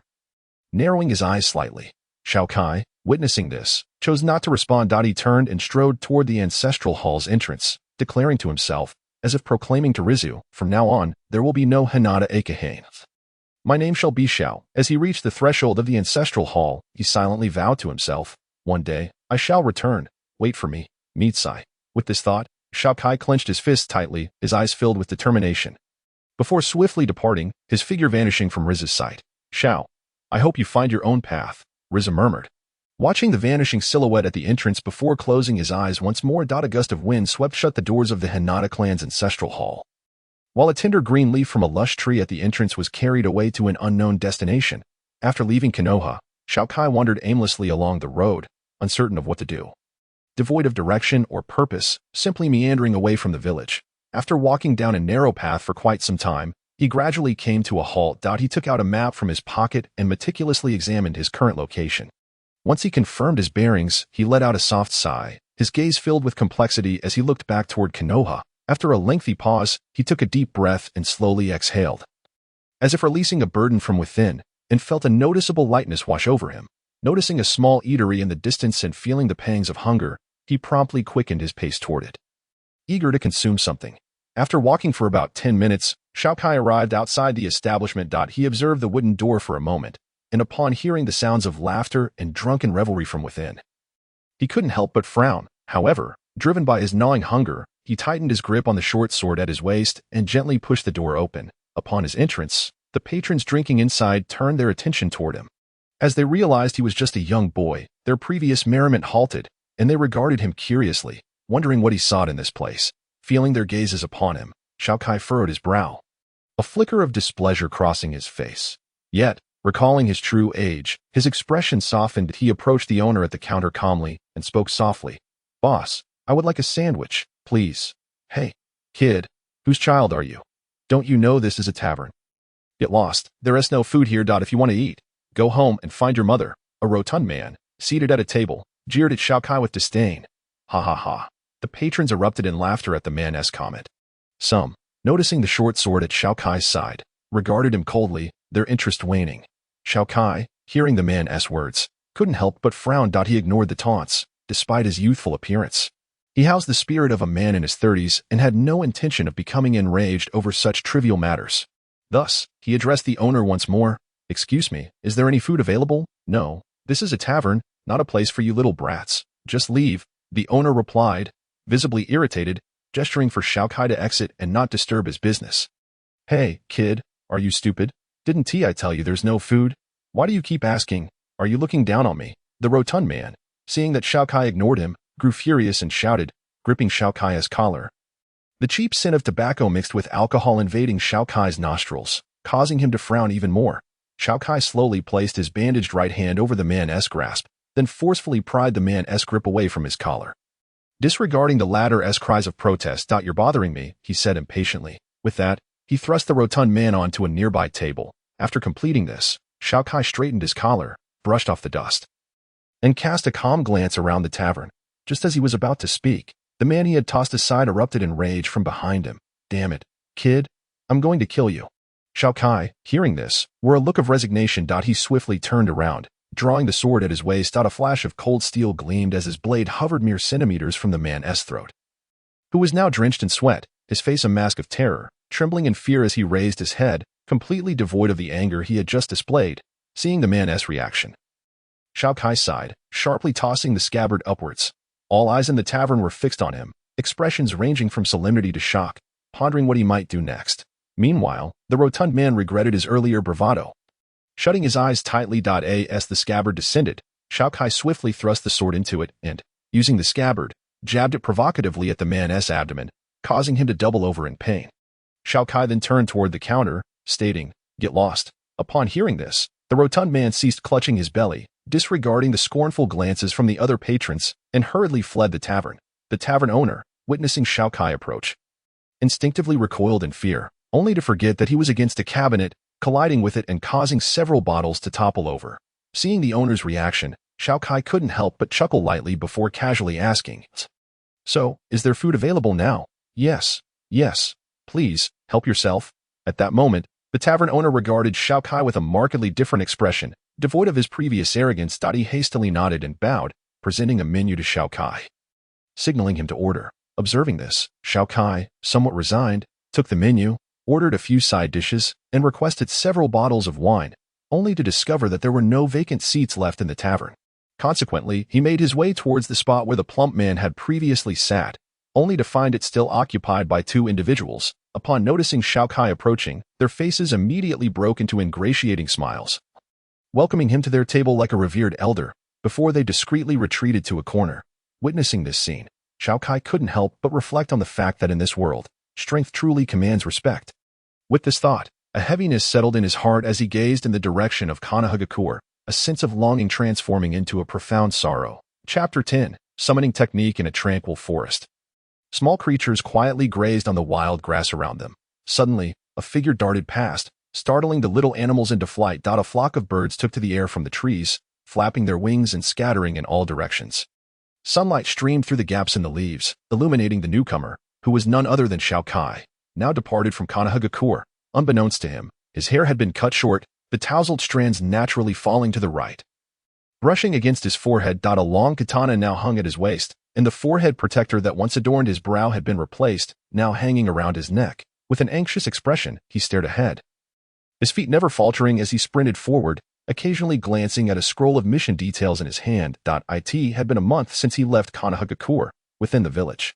News of Xiao Kai's expulsion from his clan circulated solely among the Hyuga clan, without spreading throughout the entirety of Konohagakure.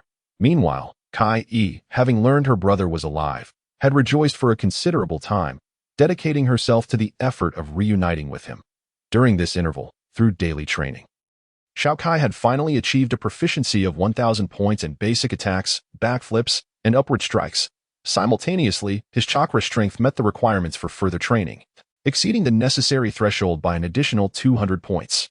Thus, he unlocked and practiced the next 4 skills. These skills included the 3-slice technique for rapid slashing, the silver light drop, which unleashed a powerful impact from mid-air, the rending wave slash that utilized chakra to lift enemies and execute a powerful spinning cut, and the mountain crumble, which imbued a weapon with a substantial amount of chakra to inflict severe damage on a target ahead.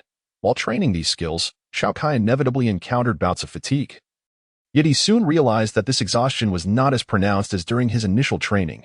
Moreover, he discovered a new statistic in the lower right corner of his skill list, labeled Soul Count, 110. This revelation prompted him to recall the soul he had vanquished in the lower city. Could it be that the soul of the lower city had been consumed by his right hand?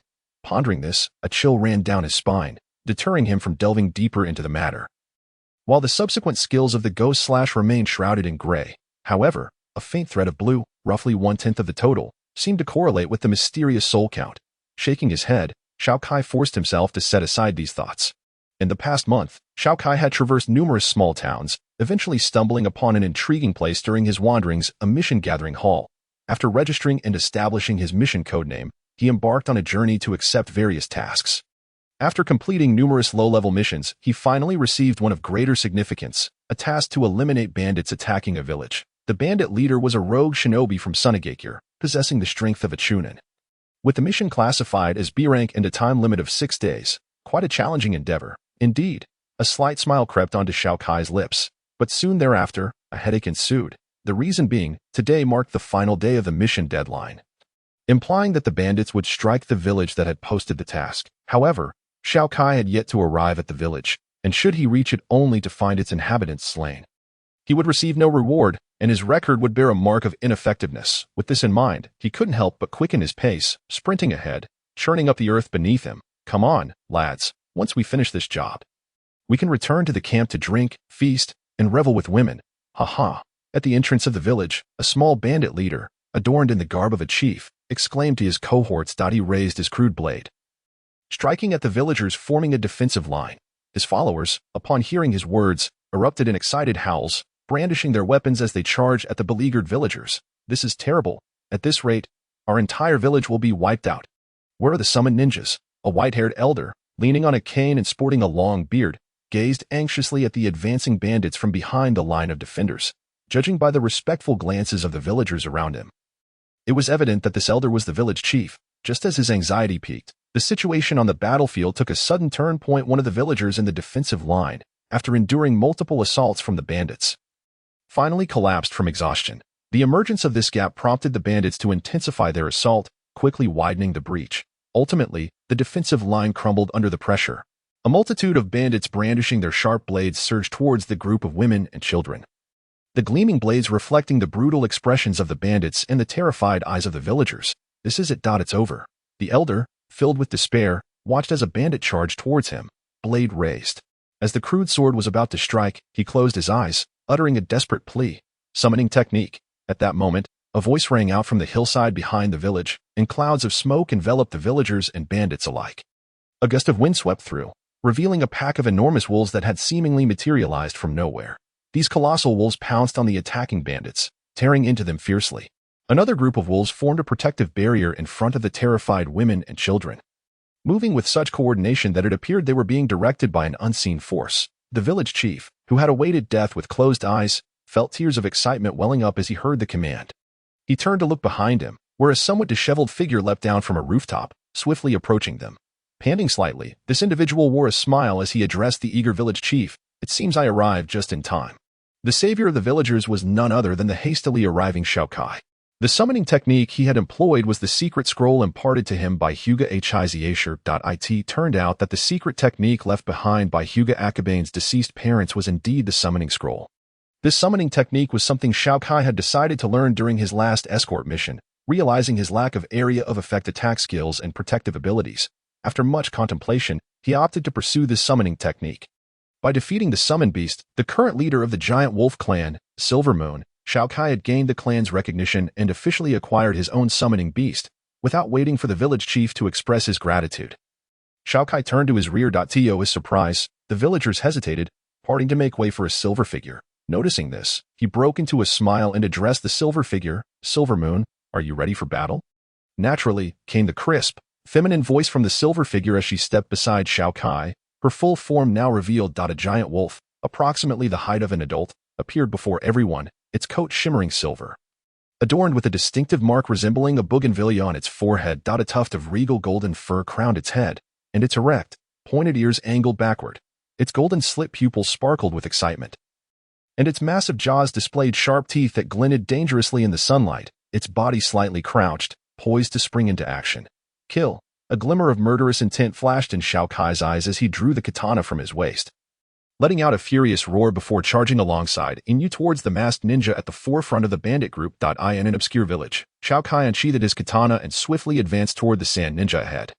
The minions obstructing his path were of no concern to him. He was fully aware that the silver figure beside him would effortlessly deal with them. Every time you summon me, it's to clear out a bunch of lackeys. Xiao Kai, your actions leave me quite displeased. In an instant, the silver figure darted forward, sending the minions blocking Xiao Kai's way flying with their anguished cries. The silver figure landed gracefully. It was Inu, summoned by Xiao Kai, who spoke to him in a tone of dissatisfaction, her eyes reflecting disappointment. With a howl, she commanded the massive wolf that had dispatched the minions to return to the territory of the wolf clan, then turned to face Xiao Kai and the sand ninja leader. My apologies, Inu. but you may not be disappointed this time. After all, the leader ahead is a seasoned chunin, and even I find him quite troublesome to handle. Xiao Kai swung his katana, deflecting a shuriken aimed at him, while charging towards the sand ninja leader, his expression grave as he spoke to Inu behind him. It better be as you say, or you won't be summoning me again. Though Inu's words suggested irritation, a glimmer of excitement danced in her eyes as she gazed at the impending battle. A dangerous light flickered in her slit pupils before she vanished from her spot. Racing towards the remaining leader on the battlefield, the sand ninja leader, however, remained unperturbed in the face of their assault. Swiftly forming hand seals, he called out, "Earth style, earth flow wall." Just as Xiao Kai's katana and Inu's claws were about to strike, they were halted by an unexpected wall that had materialized. The sand ninja leader had vanished from sight. A sense of foreboding washed over Xiao Kai, prompting him and Inu to leap back just as numerous shurikens shot down from above their previous position, each bound with explosive tags. The moment these shurikens struck the ground, they detonated, sending a cloud of dirt and debris into the air. Witnessing this scene, a serious expression crossed Xiao Kai's face as he fixed his gaze on the swirling smoke ahead. Meanwhile, having narrowly evaded the explosion, Inu's eyes glimmered with a dangerous light, her chakra swirling around her, a palpable aura of murderous intent emanating from her. Xiao Kai recognized that Inu was now furious. How impressive! The villagers within the village watched in awe as they observed the battle involving Xiao Kai and the others, admiration filling their eyes. An excited middle-aged man exclaimed to the village chief, "The ninja you summoned this time is formidable. We are sure to win." "Perhaps," the elder replied with a smile, though a flicker of concern crossed his gaze as he focused intently on the battlefield. At that moment, Xiao Kai and Inu stood vigilant, wary of making a rash move to avoid a sneak attack from the sand ninja. As the standoff persisted, the sand ninja made his move, launching two shurikens towards Xiao Kai and Inu. Simultaneously, two figures emerged from the dust, and both Xiao Kai and Inu deftly dodged the incoming projectiles. However, just as Xiao Kai steadied himself to counterattack, the sand ninja's assault reached him. The ninja hurled a shuriken aimed directly at Xiao Kai's head, its green glow indicating it had been laced with poison. Realizing he could not withstand this strike, Xiao Kai executed a backward somersault, creating afterimages as he evaded the attack. The sand ninja's eyes widened momentarily in surprise, but he quickly charged after Xiao Kai. Once the distance between them had widened, Xiao Kai stood firm with his katana, his eyes glinting with determination as he prepared to engage the advancing sand ninja. On the opposite side of the battlefield, Inu found herself ensnared in a quagmire. The sand ninja opposing her was well aware that she lacked long-range capabilities, thus continuously evading her furious assaults while utilizing shurikens and explosive tags to harass her, each time she lunged at him in anger.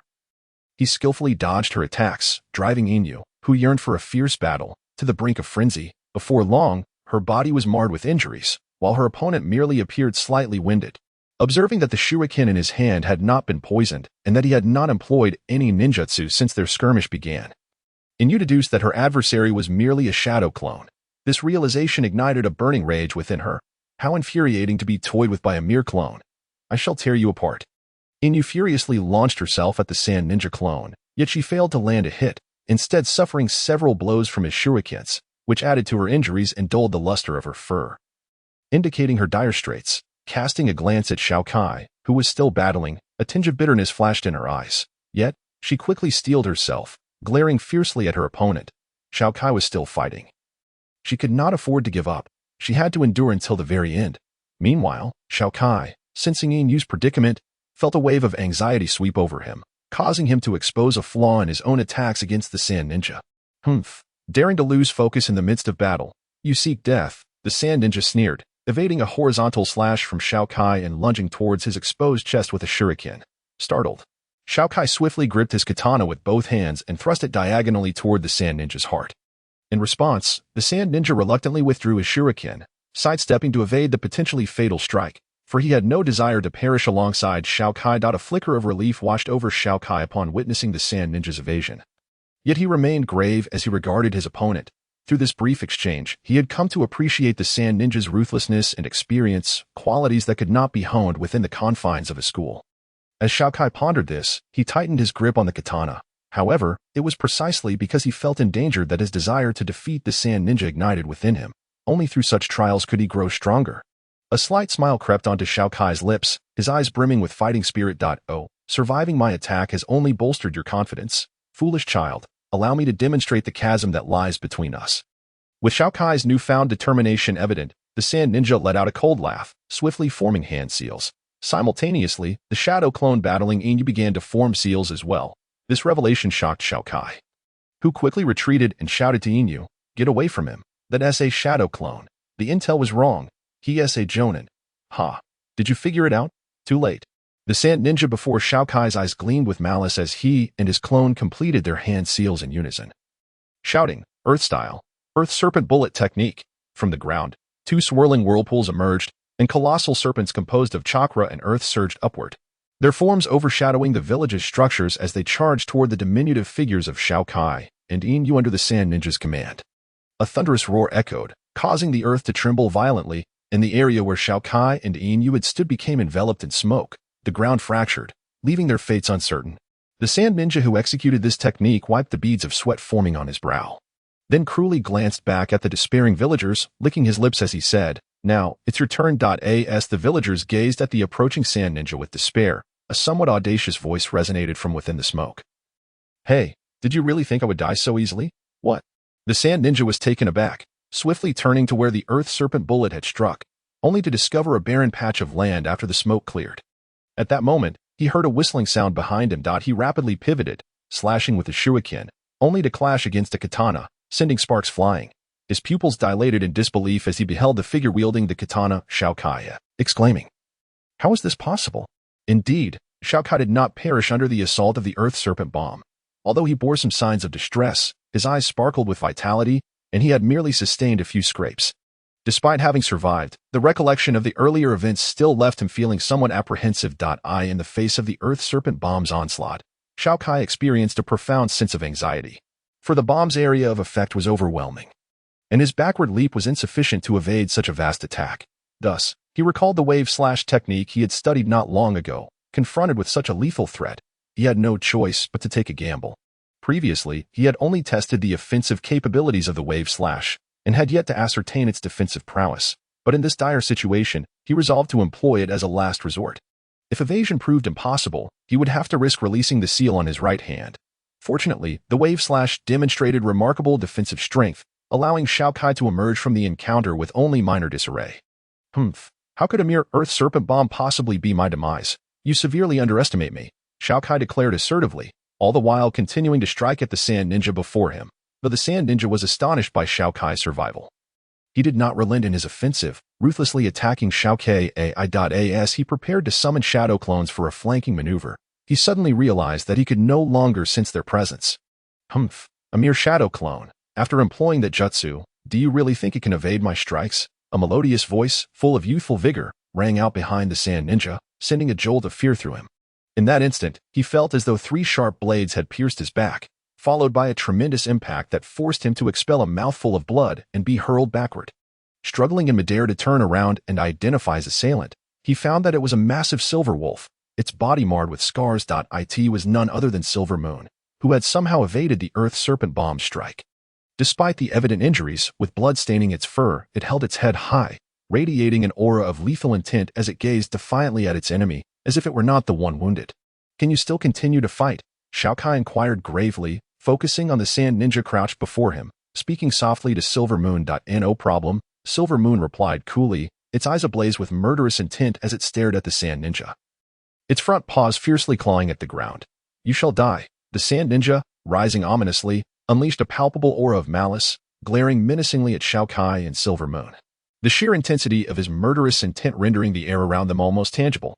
To Xiao Kai, it was evident that this Sand Ninja had taken the lives of countless individuals. Otherwise, such a formidable aura could not have accumulated.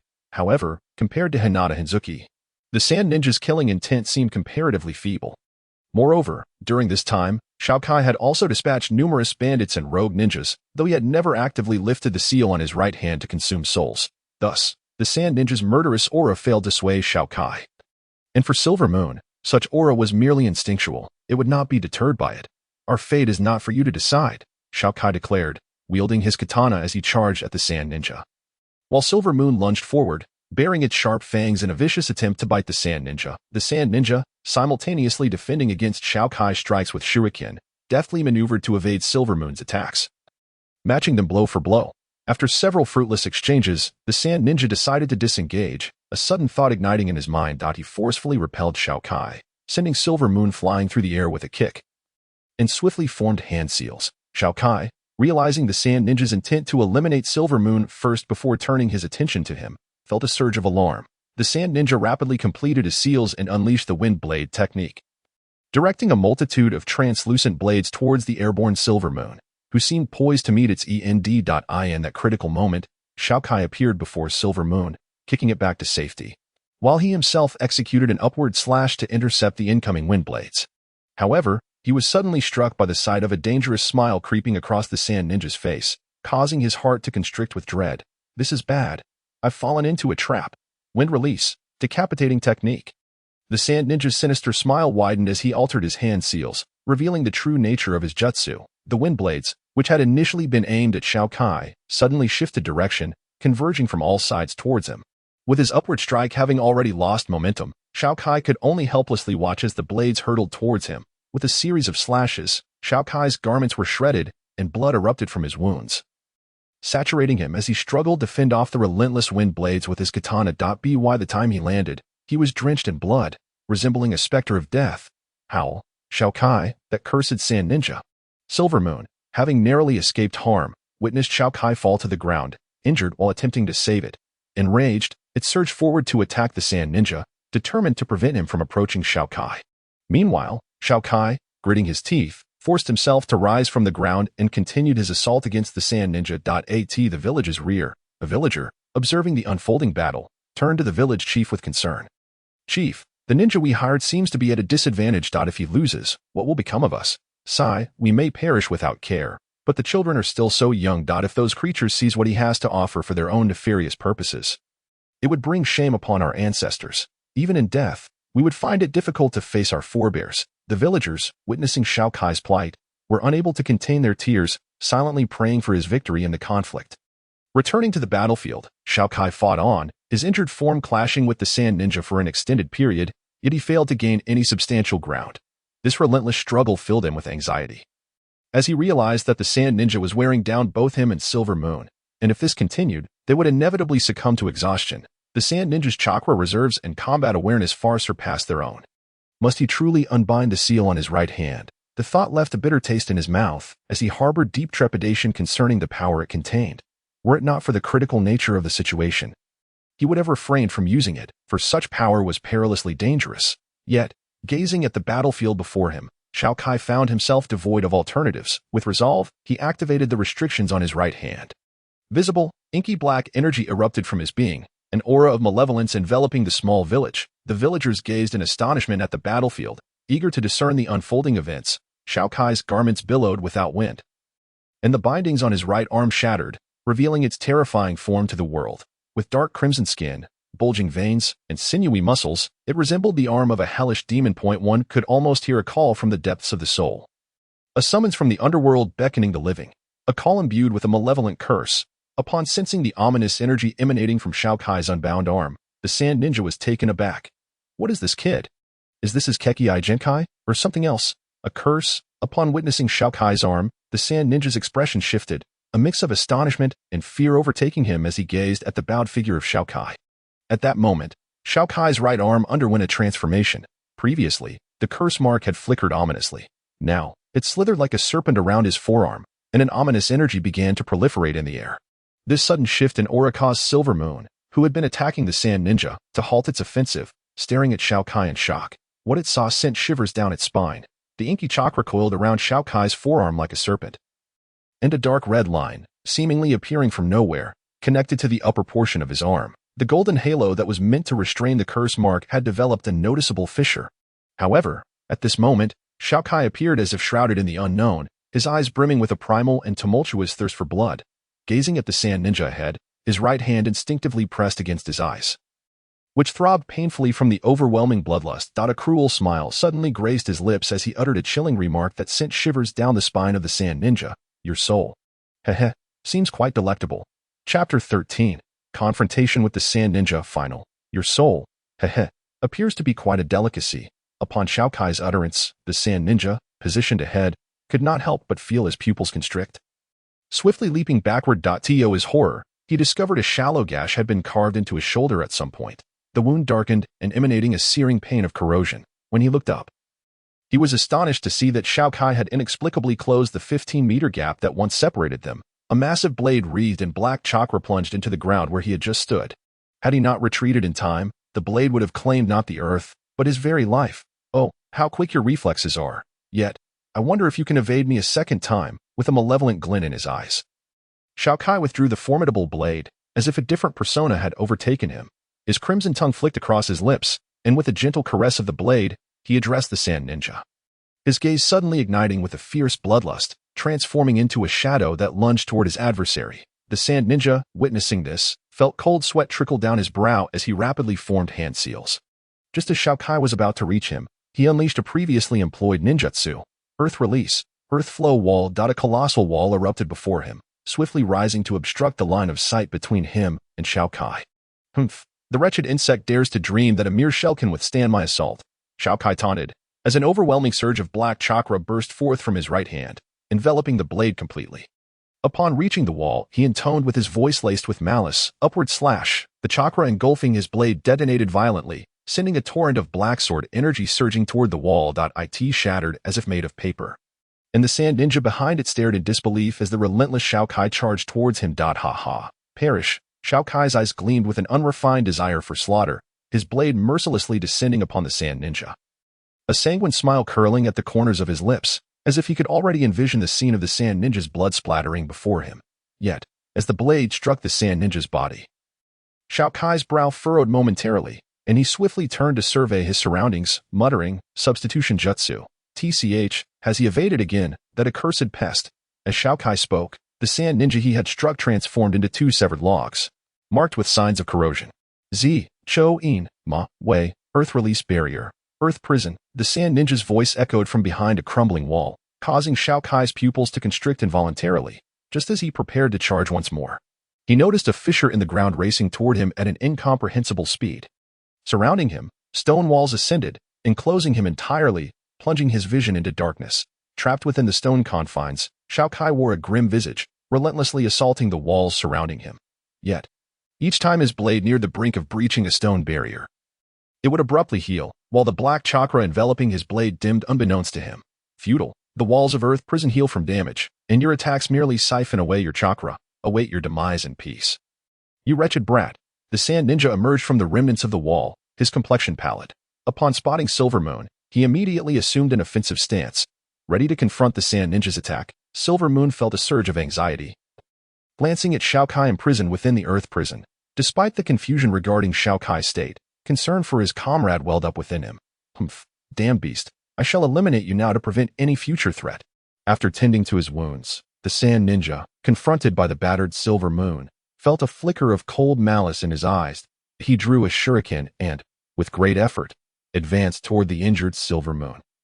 Yet, as Silver Moon prepared to charge at the sand ninja, he inadvertently aggravated a wound on his rear leg and collapsed to the ground. As he gazed at the advancing sand ninja, a thought crossed his mind. Must I abandon Xiao Kai to survive today? Just as Silver Moon wrestled with his internal turmoil, the tide of battle shifted dramatically. Ha! Demon slash! Echoing within the confines of the Earth Prison.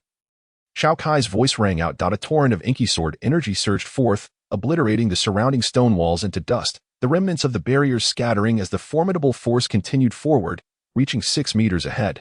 What? How is this possible? The sand ninja, poised to strike Silver Moon, halted abruptly, terror etched across his face as he glanced back. He beheld Xiao Kai emerging, his right arm devoid of the swirling chakra, now adorned with a radiant golden ring that bound the restless yellow curse mark. The fissures that once marred the ring had vanished, and the black chakra enveloping Xiao Kai's blade had dissipated entirely. Seeing Xiao Kai seemingly liberated from that strange state, the sand ninja involuntarily exhaled a sigh of relief. Yet, in an instant, he became vigilant again, directing his shuriken menacingly at Xiao Kai. Moments later, as Xiao Kai appeared to regain control of his body, he addressed the weary Silver Moon, who struggled to rise, saying, "Return, Silver Moon, you have done more than enough. Leave the rest to me." Upon hearing this, Silver Moon's eyes flickered with reluctance and guilt, and in a puff of smoke, he returned to the territory of the Great Wolf Clan. "Now, it is just you and me." Xiao Kai raised his gaze to the sand ninja, observing him with an unsettling calmness. Yet, it was this very tranquility that caused the sand ninja's heart to tremble. Realizing the danger he was in, His body had no time to react before a flash of golden light swept past, and a searing pain erupted from his chest, blood splattering forth. How is this possible? The distance was still so great. How could he be so swift? The sand ninja futilely pressed his hands to his chest, yet blood continued to seep through his fingers. Not over yet. Do not celebrate too soon. A golden flash surged again, accompanied by Xiao Kai's voice. The sand ninja felt excruciating pain shoot through his hands. Glancing down to find his tendon severed, he gazed in horror at the advancing youth. Questioning, what is the name of this technique? Xiao Kai, wielding his blade, transformed into a streak of golden light that passed by the sand ninja once more, responding nonchalantly. Three-stage slash. This technique is called three-stage slash. The sand ninja, frozen in place, felt a shuriken slip weakly from his grasp, embedding itself into the earth. His carotid artery had been severed, blood pouring forth relentlessly, while he murmured something indistinctly, judging by the movement of his lips. It seemed to be an expression of awe towards his formidable swordsmanship, yet with his throat cut, he was clearly unable to articulate any words, ultimately collapsing to the ground with a look of regret. Nearby, Xiao Kai, having executed a three-stage slash, trembled involuntarily, his muscles twitching erratically, evidently affected by the strain of forcibly activating the technique amidst a lack of energy. Nevertheless, he gritted his teeth and approached the fallen sand ninja. Trembling as he extended his right hand, a grayish stream of energy erupted from the ninja's body, surging towards Xiao Kai's arm. Upon absorbing this gray mist, the yellow curse seal on Xiao Kai's arm flared violently. As if attempting to break free from the constraints of a golden halo, after suffering the backlash of the curse, he could not suppress a muffled groan, collapsing to the ground. In that very moment, the golden halo on his arm unexpectedly split into two, allowing the curse seal to spread across the upper half of his arm, while the two halos restrained his forearm and biceps respectively. A gentle breeze swept by, stirring up dust. In the heart of the small village, two figures lay motionless. The green leaves danced in the wind, gracefully soaring towards the distance despite numerous attempts to touch the earth. Chapter 14. The famous blade, Quan Shi, Authenticus. Where am I? Xiao Kai opened his eyes, attempting to rise, only to feel the sharp pang of his injuries, prompting an involuntary cry of pain. He scanned his surroundings, discovering his katana resting at the foot of the bed, seemingly returned to its sheath at some unknown time. Relieved by this sight, he began to cautiously survey the room he found himself in. The arrangement of the space bore no distinct difference from an ordinary village dwelling. Evidently, after he had lost consciousness while devouring the sand ninja's soul with his right hand, the villagers had carried him into this room. His wounds had been attended to, with fresh bandages applied. Yet, it appeared that the villagers were hesitant to touch his right hand, which still bore traces of either his or the sand ninja's blood. After all, such a peculiar arm held a significant intimidation factor for these ordinary villagers. Xiao Kai raised his right arm and noted that the golden rings had increased to 2, with the curse seal now extending to his upper arm. Faced with this development, he could not help but smile wryly, contemplating the gravity of his current predicament. However, as he recalled the battle with the sand ninja and the unlocking of his right arm's constraints, an involuntary chill coursed through him. What manner of entity resides within my right arm, capable of commandeering my body? Xiao Kai found himself staring grimly at his fearsome right hand. Indeed, after breaking the constraints, an inexplicable force had seized control over his body. Although he could observe his own actions, he was powerless to influence them, merely a passive observer, had it not been for the exhausting ghost slash that drained all his energy. Xiao Kai would not have been able to reclaim control over his body. In that fleeting moment of regaining autonomy, he seemed to hear a distant roar, imbued with an intense malice that left an indelible mark upon his heart. As Xiao Kai pondered, the door to the small room creaked open, prompting him to instinctively cast a wary glance ahead. Upon recognizing the elderly village chief, he sighed in relief. Nevertheless, he maintained a sense of vigilance, for his current combat prowess was significantly diminished compared to his usual state. My lord, you have awakened. The village chief, surprised to find Xiao Kai conscious, looked at him with a hint of astonishment. As he approached, however, he noticed Xiao Kai's guarded expression and paused, awkwardly holding a long object wrapped in cloth, gazing at him in a daze. What is that in your hand? Xiao Kai broke the awkward silence, addressing the chief as he observed the latter's hesitation. This is the great blade passed down from our ancestors. Seeing as you, my lord, are also a connoisseur of katana, I took the liberty of bringing forth our ancestral blade for your appraisal. The village chief spoke with a hint of pride, slowly unwrapping the cloth to reveal the long object completely. What emerged was a katana of ancient design, its surface marred with the stains of time, bearing witness to countless years of history. Oh, I see. Might I request you to hand it over for my examination?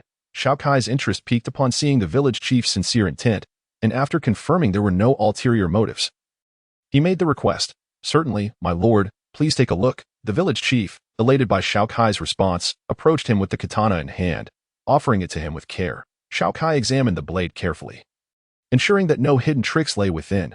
Before gradually drawing it from its sheath, as the katana was unsheathed, a brilliant white light flashed forth, slicing through the air with a sharpness that seemed to cleave the very atmosphere. Startled, Xiao Kai felt an overwhelming joy bloom within him as he fully drew the mysterious katana, bringing it closer for meticulous observation. The blade measured approximately 3 feet and 3 inches, about 99 centimeters. Its form elegant and fluid, the edge glistening with a chilling brilliance. The intricate patterns along the tang were visible, further emphasizing its extraordinary nature, while the handguard was adorned with numerous carvings, meticulously crafted and hollowed out. The grip was wrapped in the skins of 2 unknown creatures, enhancing both friction and aesthetic appeal. The more he examined the katana, the more Xiao Kai's admiration grew. After a prolonged moment of reverence, he reluctantly returned it to the village chief, expressing with regret, "This blade is a peerless weapon, undoubtedly the finest I have ever encountered. You may continue to cherish it as a treasured heirloom." Yet, a fleeting thought of claiming the blade for himself crossed Xiao Kai's mind, only to be swiftly suppressed. As a descendant of the dragon, his pride forbade him from seizing that which belonged to an innocent villager. Despite his fervent desire for the object, the village chief, observing Xiao Kai's reaction, smiled knowingly, though his demeanor quickly turned serious. He presented the weapon to the astonished Xiao Kai, speaking earnestly, "I entrust this blade to you, hoping you will grant me 3 requests in return." "What requests do you have? Speak freely. As long as they do not conflict with my principles, I shall comply. However, if they stray into realms I cannot accept, I ask you to refrain from mentioning them," Xiao Kai replied, his expression somber as he regarded the village chief. He understood that there was no such thing as a free lunch in this world. To acquire something, one must be willing to make a corresponding sacrifice. "Rest assured, these 3 requests will not contravene your principles. Allow me to outline them one by one." The village chief, seeing that Xiao Kai had not yet accepted the ancestral blade, carefully placed it at the bedside. He then faced the reclining Xiao Kai and articulated his 3 requests. "First, our village has suffered considerable losses and requires funds for its restoration, so I hope you will forego claiming the reward for that mission." The village chief hesitated to voice his first request, as it was indeed difficult to broach. Upon hearing this, Xiao Kai's brow furrowed slightly before he readily agreed. After all, wealth could not necessarily procure such a magnificent blade. "Very well, please proceed with your next request." The village chief cautiously assessed Xiao Kai's expression, ensuring that he bore no anger before he slowly articulated his second request. "My second request is that you allow our ancestral blade to gain renown within the world of ninjas. Rest assured, as long as this blade remains in my possession, it shall never be dishonored." Xiao Kai steadfastly gazed at the village chief and spoke resolutely. The village chief, observing Xiao Kai's unwavering demeanor, chose not to utter a word, silently acknowledging the sentiments expressed by this young man before him. Gradually, he articulated his third request. "I hope you can provide our village with the protection of a larger village." Upon saying this, he cast a somewhat anxious glance at Xiao Kai, fully aware that this request carried a weight far greater than the previous 2. Even he could not ascertain whether Xiao Kai would acquiesce. True to his apprehensions, Xiao Kai's brow furrowed upon hearing the request. Noticing this, the village chief's heart sank, and his expression became grave. Just as he was about to say something, he was taken aback by Xiao Kai's unexpectedly delightful response. "How did you deduce that I am from a great ninja village?" The chief replied, "Given your exceptional skills, if you are not a wandering ninja from a great village, you must be a rogue ninja. However, I see no signs of a rogue on you, so I boldly surmise that you hail from a great village." "Oh, by the way, may I inquire which ninja village you belong to?" The village chief was visibly excited, and upon hearing Xiao Kai's inquiry, he eagerly explained, his gaze filled with anticipation. "Well, I suppose I am a ninja from the Hidden Leaf Village." Having said this, Xiao Kai ignored the village chief's elated expression and continued, "So, what benefits can your village offer me? It is important to note that I cannot extend protection without a legitimate reason." In contrast to the fervent village chief, Xiao Kai maintained a calm demeanor and posed a crucial question. "Rest assured, our entire village relies on metalworking. If we were to join your village, we could produce all the ninja tools required by your ninjas. And the quality of the tools we forge is quite high," the chief declared with a hint of pride. "In that case, it is not out of the question," Xiao Kai mused, contemplating from the perspective of the hidden leaf. He could find no compelling reason to decline such a favorable proposition, thus he agreed, "Please fetch me a pen and some paper. I need to write a letter." Swiftly, Xiao Kai inscribed a few words on the paper, detailing the situation in the letter, and concluded with a warm salutation. When it came time to sign his name, he hesitated briefly, but ultimately wrote Xiao with determination, folded the letter carefully, placed it in an envelope, sealed it, and handed it to the village chief, who had been waiting patiently nearby. With a serious expression, he instructed, "Once you arrive at the Hidden Leaf Village, take this letter to Hyuga Hizashi, the clan leader of the Hyuga clan. You will need to figure out how to get past the guards, but ensure it is delivered directly to Hyuga Hizashi. If you cannot fulfill this condition, I will have no choice but to part with this blade. This very well. I hope you will not let us down, Lord, for if you do, our entire village will truly be without hope," the village chief remarked, his expression conflicted as he glanced at the letter in his hand. Then at Xiao Kai's sincere face. After a long moment of contemplation, he sighed, his eyes filled with resignation. If anything goes amiss, please submit a return home mission at the task assembly hall without any hints. Just a name. I trust you can afford the mere 2 Rio for the task release each day. Once I see that mission information, I will come to this place, and at that time, I will help you find another way. Observing the village chief's sorrowful demeanor, Xiao Kai felt a twinge of compassion and spoke kindly. "That would be most excellent. Thank you, esteemed ninja." Upon hearing this, the village chief's sadness transformed into elation, his demeanor brightening significantly. Xiao Kai then turned away from the village chief and, with a hint of excitement, picked up the weapon resting by his bedside, gently inquiring, "May I ask if this blade has a name?" Indeed. This blade, if I recall correctly, is referred to by our ancestors as Kansed, Masamune," the village chief responded with palpable excitement. "Kansed, Masamune? How splendid!" A faint smile graced Xiao Kai's lips as he placed the blade beside him. After watching the village chief hurriedly depart, he summoned the skill panel to examine it in detail. Chapter 15. The Purple-Haired Maiden. "Hey, scoundrel, where do you think you're going? Have you eaten yet?" "I haven't. So I suppose I'll reluctantly let you treat me." In a small town, a tall, beautiful girl with flowing purple hair chattered incessantly to a figure in front of her, who was briskly walking away under a rain hat. However, the man ahead paid her no mind. Undeterred, the girl continued to pursue him. Yet, the figure in front seemed deaf to her words, continuing to stride forward. His pace quickened considerably, prompting the girl to stomp her foot in frustration and accelerate her pursuit. Thus, the two wove through the narrow streets, while bystanders went about their business, unfazed by the spectacle. Initially, onlookers expressed mild surprise at the sight of a girl doggedly chasing after a man, especially one as striking as her, stirring curiosity among the crowd. Yet, as time passed, it became a commonplace occurrence. After much chatter from the girl, the man finally, seemingly exasperated, turned around and snapped, "Are you ever going to stop?" Upon seeing him turn, a flicker of joy flashed in the girl's eyes. However, when she heard his irritated tone, tears welled up in her eyes, and she lowered her head to sob. "You bully, always scolding me. I haven't done anything wrong. Why are you treating me like this? Woe is me. Enough with the charade. Do you think I'd fall for that? That trick only works once. Please don't insult my intelligence," the man replied with a hint of exasperation, his voice dripping with sarcasm. "Humph, what do you know? You're completely oblivious to the worth of a delicate flower. No wonder no girl likes you," the girl retorted, undeterred by her failed ploy. "Ha ha ha, pity the delicate flower. Is it just you? Tiske. Though the man's face remained concealed, his disdain was palpable in his tone. "You, blind fool, at the very least. I have countless admirers. Just the other day, they scoured the entire land of water searching for me. No, it is you who lacks discernment. You know nothing of true beauty," the purple-haired girl exclaimed defensively, her hands on her hips, though the flicker of insecurity in her eyes betrayed her bravado.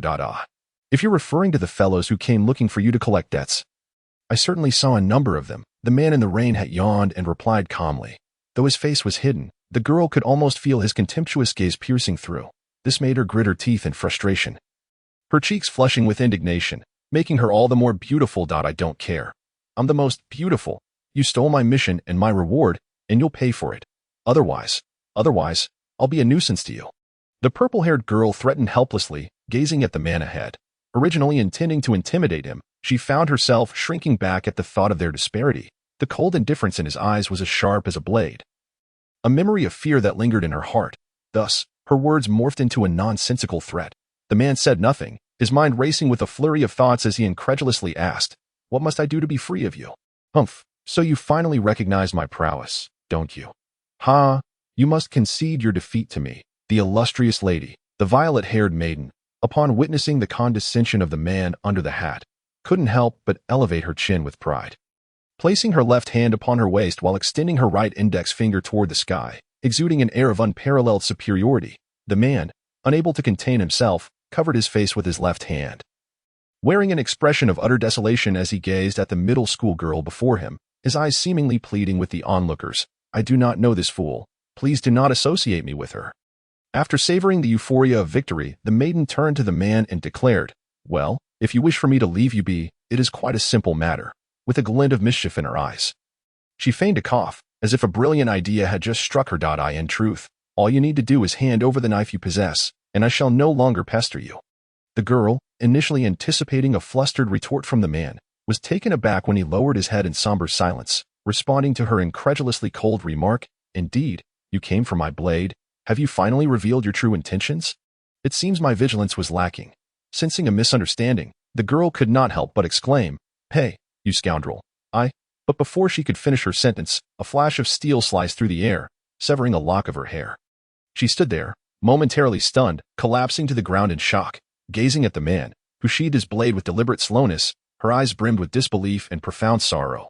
Yet, the man, seemingly oblivious to her anguish, coldly warned, "Should you dare covet my knife again, I shall end you." With that, he unleashed a palpable aura of menace. You, fine. I shall never seek you out again, you wretched scoundrel. Let fate take you," she cried, her eyes reddening as she sprang to her feet, tears threatening to spill as she hurled insults at him before fleeing. The man made no move to stop her, instead turning away and making his way toward the task assembly hall, inwardly questioning whether he had indeed gone too far. Yet, recalling the myriad of schemes others had devised to seize his knife, a glint of ice flickered in his gaze. Resolutely, he forced himself to dismiss the matter from his mind and continued toward the assembly hall. Inside the cacophonous task assembly hall, a man adorned with a hat pushed open the door, disregarding the raucous chatter of the surrounding ninjas and bounty hunters, striding purposefully ahead. It was the same man from before. "To submit a task," he announced, approaching the counter with practiced ease, speaking softly to the female clerk stationed there. "Certainly, may I inquire your code name?" she replied with a professional smile. "Xiao," he uttered quietly. Removing his hat to reveal his weary visage, this man was none other than Xiao Kai, who had departed from the village after the battle with the Sand Ninja 3 months prior. His right hand remained concealed, cloaked in a leather glove, while his long-sleeved attire perfectly concealed his unique right arm.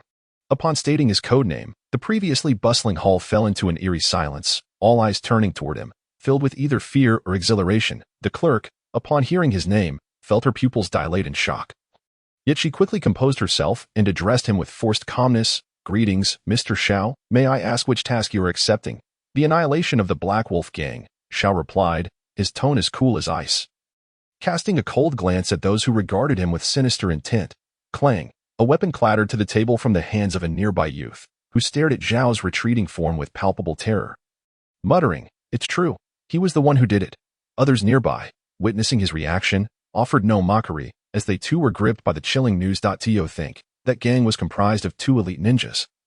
For mid-level ninjas, and over 30 lower-level ones, could it truly be that Xiao single-handedly eliminated them all? One of the youths who had eyed Xiao with ill intent exclaimed in disbelief, "But the Black Wolf gang has indeed been destroyed, and no one has claimed the reward for this task, and only Xiao has accepted it." Another bounty hunter beside him wore a grim expression, adding, "It must be the power of the blade he wields." Indeed, if one were to obtain that blade, they could defeat ninjas of a higher rank. A one-eyed bounty hunter, brandishing a knife, gazed greedily at Xiao Kai ahead, his words successfully piquing the interest of those around him, who eagerly turned their attention towards Xiao Kai. More precisely, their focus was directed at the blade strapped to his waist. Xiao Kai remained silent, listening to their discussions without offering any explanations, patiently awaiting the personnel ahead to finalize the settlement of his task as remuneration. Once he had collected his reward, he donned his wide-brimmed hat and sauntered out of the task assembly hall, disregarding the bounty hunters behind him who continued to discuss him. The tale of how news of Xiao Kai's prized blade had been revealed dates back to a month prior. Whenever he recalled that incident, a palpable aura of murderous intent flickered in his eyes. Chapter 16. Trouble. 1 month had elapsed since Xiao Kai departed from the small village, during which he had diligently honed his skills. By consuming the soul of a sand ninja, he witnessed 2 notable changes in his skill set. The first change involved an alteration in the quantity of souls, which had originally been 110 low-level souls. After devouring the sand ninja, a new value emerged, high-level soul 110, which was marked as decomposable. The second change introduced 4 categories of skills: sword soul, ghost cry, Berserker, and Azura. By selecting to decompose the soul, he acquired 10 points of low-level soul value, thereby meeting the requirements for both soul value and chakra. Consequently, he successfully learned 3 skills from his skill panel: Moonlight Slash, Earth Split, Wave Sword, and Cross Slash. In the subsequent month, he continued to enhance his abilities by accepting more tasks, all the while striving to strengthen himself so that he might return to his village to reunite with his long-separated sister. He began to daringly consume the souls of rogue ninjas he defeated during missions, resulting in the anticipated augmentation of his prowess. After assimilating the souls of 19 B-rank rogue ninjas, he successfully learned the newly available Ghost Cry skills: Shadow of Kaya, Dark Moon Descent, and Death Tombstone. However, due to the requirement of releasing the restraints on his right arm to utilize the Ghost Cry skills, which posed a risk of being overtaken by malevolent thoughts, Xiao Kai opted to reserve these skills as a trump card rather than employing them in ordinary combat. Notably, within the Ghost Cry skills, there were 2 skills he could not learn due to insufficient conditions: Blade Soul of Kazan and Invasion of Puriman. Though the specific requirements were not displayed, through training, his chakra experienced significant enhancement, allowing him to reach the energy threshold necessary for learning the next stage of skills. Upon meeting the conditions, he practiced 3 skills from the Sword Soul category: Li, Demon Sword Technique, Breaking Extreme Blade, and Breaking Army Rising Dragon Strike. It is worth mentioning that the Li Demon Sword Technique required the use of 2 weapons. Otherwise, the technique would fail to exhibit its full efficacy. However, when Xiao Kai attempted to learn skills from the other 2 categories, he found them marked in red, indicating a lack of relevant conditions, leaving him puzzled regarding the specific requirements. During his task acceptance, Xiao Kai inadvertently rescued a quartet of bounty hunters, unknowingly sowing the seeds of future trouble. It was a drizzly day, the sky overcast, and having completed his task, Xiao Kai was making his way back to the task assembly hall, contentedly observing his surroundings while contemplating future endeavors. Just as he strolled leisurely along the path, the sounds of combat emanating from ahead caused him to furrow his brow, prompting him to quicken his pace towards the source. What met Xiao Kai's gaze was a chaotic melee between 2 groups: a 5-member team led by a middle-aged ninja and a 4-member team led by a boisterous man wielding a knife. Each side exchanging blows, the Ninja S team held the upper hand, while the 4-man team struggled under the onslaught. Water Release, Water Flow Technique. A figure clad in ninja attire emerged in Xiao Kai's line of sight, swiftly forming hand seals before unleashing a ninjutsu upon the 4 assailants. The knife-wielding leader's expression shifted dramatically upon witnessing the ninja's technique. He desperately swung his weapon at the incoming torrent of water, only to see the chakra-infused wave surge past his blade and strike him squarely in the chest. The tremendous impact sent a jolt of pain through him, causing him to taste blood rising in his throat.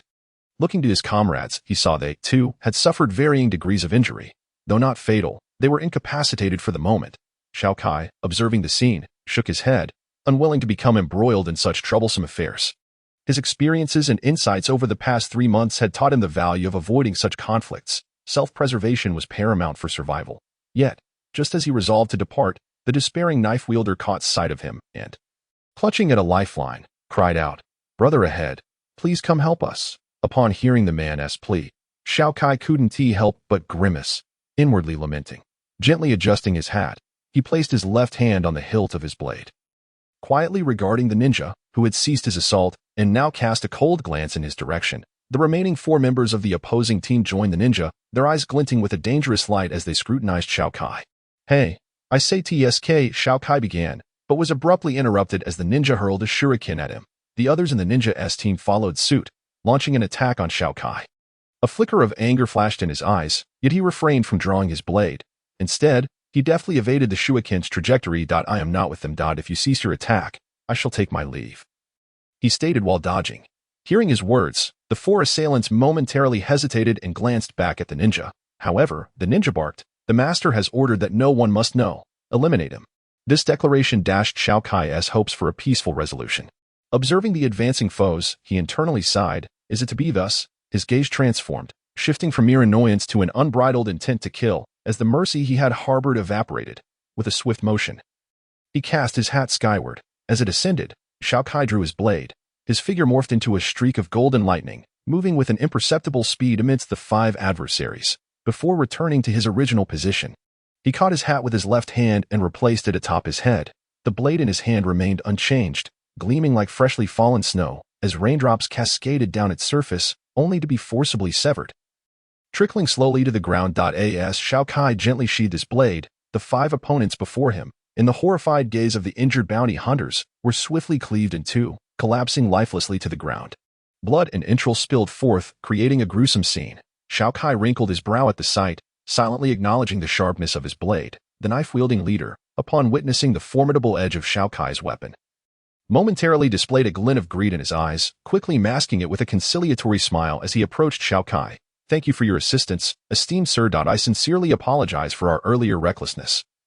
We were left with no alternatives. Pray, may I inquire your name? Xiao. If you wish to express further gratitude, it is unnecessary. I have no desire to involve myself in your affairs. My assistance was merely incidental," Xiao Kai replied before departing, disregarding the displeased expression of the knife-wielding man. "Hey, you," one of the others began, but was immediately silenced by the irate leader's hand. Once Xiao Kai had finally left, the knife-wielding man exhaled a sigh of relief, then angrily slapped the man who had just spoken, rebuking, "Fool, if you wish to die, do not drag us down with you. Did you not see how he dispatched those 5 just now?" The man, having been struck across the face, refrained from retorting, bowing his head in silence. At that moment, one of the 2 remaining individuals, a clever and slender fellow, rolled his eyes and turned to the knife-wielding man, saying, "Brother, that lad's knife must be a treasure. Otherwise, it would be impossible for him to have slaughtered these 5 men so thoroughly. If we could procure it and present it to our master, surely he would overlook our previous failure, and we would no longer have to endure such fearful days. Perhaps we might even turn our misfortune into fortune and gain our master's favor." "Indeed, indeed," the others echoed in agreement after hearing the slender man's words. "I have been pondering this matter since earlier. The key lies in how we can safely acquire that knife. After all, that fellow is quite formidable. Should we be discovered?" The knife-wielding man shivered at the thought, glancing back at the remnants of what could barely be described as corpses, seemingly envisioning the consequences of a failed theft. "Are we to simply abandon this plan?" The slender man said, a hint of reluctance in his voice. "No, we shall return to the town ahead. Given his attire, he is likely headed to the task exchange there. Once we arrive, we are certain to find him. And once we do, the rest will be a piece of cake." The knife-wielding man chuckled deviously, his eyes glinting with malice. "Brother, you were truly wise." The others began to flatter the knife-wielding man in unison. "Enough of this idle chatter. We must proceed to the town ahead. Once we obtain that knife, we can return to our former lives." With a gentle wave of his hand, the knife-wielding man directed his gaze toward the town, a flicker of greed and malice crossing his features, before leading his subordinates onward. Chapter 17. The Commission. Amidst the gentle drizzle, a man donned in a wide-brimmed hat walked along the desolate streets.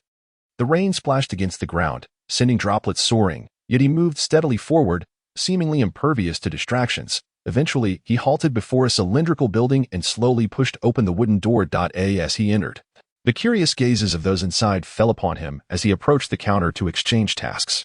A calm voice emerged from beneath the brim of his hat. After speaking, he removed the hat, allowing the light to illuminate his face, revealing none other than Xiao Kai, the man who had just saved the knife-wielding individual. He had come to this town precisely to exchange tasks and collect his reward. "Once I complete this task, I shall leave once the rain ceases," Xiao Kai thought, gazing out at the unrelenting drizzle, a twinge of resignation flashing through his mind as he observed the staff calculating his payment. Just as boredom began to creep in, 4 figures suddenly appeared at the entrance, the 4 individuals he had rescued earlier. Among them, the knife-wielding man surveyed the room upon entering, and when he spotted Xiao Kai at the counter, a glimmer of delight sparked in his eyes as he strode directly toward him, prompting the 3 others to follow suit. "Ah, is that you, Brother Xiao? What a coincidence. Given this dreadful weather, how about we share a drink? My treat." The knife-wielding man approached Xiao Kai, waving his hand and grinning broadly. "We're not that familiar, are we?" Xiao Kai replied coolly, unable to suppress a cold glance at the grinning man. He then recalled something, and a flicker of intense murderous intent flashed in his eyes. I have something I need to ask of you." The knife-wielding man, sensing Xiao Kai's hostility, became somewhat flustered, wiping the cold sweat from his brow and speaking in a hushed tone. "Should I take action? You must provide me with a reward that satisfies me, and you must furnish me with complete information." Xiao Kai scrutinized the man before him, deducing that his request would undoubtedly pertain to the master mentioned by the ninja. Although Xiao Kai was reluctant to entangle himself in trouble, if the other party could offer the wealth he desired, he might consider intervening. After all, he needed a considerable sum to purchase or forge a powerful sword, as ordinary blades no longer suited his swordsmanship. Rest assured, money is not an issue. After all, our master is quite wealthy. The knife-wielding man initially spoke with confidence. However, upon noticing Xiao Kai's skeptical gaze, He felt a pang of anxiety and, gritting his teeth, feigned the demeanor of a servant from a wealthy family. Upon hearing the mention of master, Xiao Kai's doubts dissipated, regarding the matter as a dispute between two families. Yet, if the other party could indeed provide the riches he sought, aiding the knife-wielding man's family in eliminating their rival's patriarch was not out of the question. With that thought, Xiao Kai's cold demeanor softened, and he calmly inquired, "What is your name?" "Oh, I am Cheng. Pu Tian Cheng." "You may call me Pu Tian, brother Xiao," the knife-wielding man, now Pu Tian Cheng, spoke to Xiao Kai, feeling a sense of relief wash over him as he noticed Xiao Kai's guard lowering. As Xiao Kai turned to collect his reward, a fleeting cold smile flashed across Pu Tian Cheng's face before vanishing, replaced by a fawning expression as he followed Xiao Kai forward. "Now, let us discuss the commission from your master." Xiao Kai donned his hat and spoke softly to Pu Tian Cheng. "Hee, there is no rush. Please, follow me to the hotel ahead. I shall treat you to a meal, as a gesture of gratitude from my three brothers for saving your life." Pu Tian Cheng's eyes brightened at Xiao Kai's words, devising a plan in his mind as he feigned a carefree demeanor. Observing Xiao Kai's momentary hesitation, his expression shifted, feigning indignation as he declared, "Could it be that brother Xiao fails to recognize my three brothers? Very well, then, if you refuse to accept our hospitality, we shall forego this meal." With that, he pretended to turn away, but Xiao Kai's eyes flickered as he reached out to stop him. Confident in his own strength, he felt no fear of the four men. Even if they had some deceitful scheme, it would be futile in the face of absolute power. "Brother Pu Tian, hold on. I was abrupt earlier. Allow me to treat you to this meal." Upon seeing Xiao Kai take the bait, Pu Tian Cheng's heart swelled with joy, though he stubbornly insisted, "What are you saying, brother Xiao? It is improper for a benefactor to treat us. If you persist, we shall not dine at all." "Very well, let it be as you wish." Xiao Kai's vigilance waned further, thinking perhaps they genuinely wished to express their gratitude. As he followed the smiling Pu Tian Cheng and his companions toward the hotel, his worries dissipated entirely. "Owner, bring out the finest wine and some exquisite dishes. Spare us the cheap fare." Pu Tian Cheng commanded as they settled at a table by the window. Gazing out at the persistent rain, Xiao Kai found a sense of tranquility wash over him as he awaited Pu Tian Cheng and the others to speak. Meanwhile, the latter, upon noticing Xiao Kai's silence, felt a surge of nervousness, uncertain of what to say. At that moment, the plump hotel owner approached their table with a wooden tray, placing several bottles of wine, cups, and a plate of peanuts before them. "Please wait a moment. The dishes will be ready shortly," he said before returning to the counter. Excitedly, Pu Tian Cheng poured the wine into the cups, handing one to Xiao Kai, and filling the remaining 3 cups. "Come, brother Xiao, let us toast to your life-saving grace. I shall drink first as a sign of respect." With that, he drained his cup, then looked expectantly at Xiao Kai. "Such is the way of it." "No need for thanks." Xiao Kai spoke softly, raising the wine glass in his hand and downing its contents in one gulp. Yet, after finishing this drink, 2 faint blushes rose on his cheeks, clearly indicating his lack of experience with alcohol. This display did not escape the notice of Pu Tianchen and his companions, who felt a surge of delight and excitement as if their cunning scheme had borne fruit. However, they all forcibly suppressed their exhilaration and maintained a brotherly demeanor as they continued to drink with Xiao Kai, toasting one another repeatedly. After the innkeeper made several trips carrying a wooden board laden with steaming dishes and drinks, Pu Tiancheng and the others began to feel somewhat inebriated. They turned to look at Xiao Kai, who was now flushed, reeking of alcohol, and his gaze became increasingly unfocused, clearly quite intoxicated. Xiao brother, you are drunk. Allow me to help you to your room to rest," said the thin man among Pu Tiancheng's group, a glint of cunning flashing in his eyes as he saw Xiao Kai was nearing his limit. He approached the innkeeper to request a room key, then turned to Xiao Kai, speaking earnestly. Yet, his gaze was fixated on the blade at Xiao Kai's waist. As he slowly moved closer, one hand rested on Xiao Kai's shoulder while the other discreetly reached for the sword at his side. Just as the thin man was about to touch the sword, a hand swiftly pressed down on the hilt. The thin man looked up, his expression one of displeasure, only to find Xiao Kai glaring icily at him. His voice cold as he asked, "What do you intend to do?" I merely noticed that you seemed quite intoxicated, brother Xiao, and was concerned you might fall while going upstairs, so I came to assist you." The thin man stammered, awkwardly retracting his hand from midair. Xiao Kai said nothing in response, but his eyes betrayed a hint of wariness. After taking the key from the thin man's hand, he pushed him aside and coldly addressed Pu Tiancheng. "I require rest now. As for the matter of the commission, we shall discuss it tomorrow. Do not disturb me. If I discover anyone lurking before my door, do not blame me for being merciless." With that, Xiao Kai turned and staggered up the stairs, quickly vanishing from Pu Tiancheng and the other's sight. Pu Tianqing's eyes flashed with hatred at this sight as he glared angrily at the thin man. The thin man, seemingly realizing his own recklessness, lowered his head uneasily. Pu Tianqing glanced upstairs, confirming that Xiao Kai had indeed retired to his room and was not eavesdropping, before angrily slapping the thin man across the face. He then lowered his voice to shout, "Fool, look at what you've done. You failed to secure the item and alerted him in the process. Useless." "I apologize, brother," the thin man replied, not daring to retort. Instead, lowering his head sincerely. Observing the thin man's demeanor, Pu Tianqing's anger subsided significantly. With a resigned look out the window, his eyes flickered with determination as he addressed one of the slightly plump youths among them. "Tujin, did you retrieve the sleeping drug I instructed you to acquire?" "Brother, I have secured it, and it is here," replied the youth named Tujin, producing an oilskin-wrapped package from his bosom and handing it to Pu Tianqing.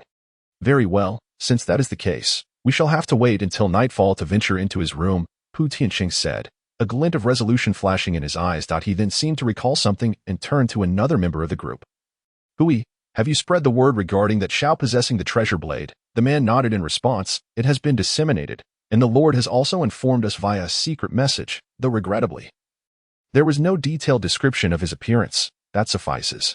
Even if he pursues us, our chances of survival will be greatly enhanced," Pu Tianqing replied with satisfaction, listening to the sound of rain drumming against the ground.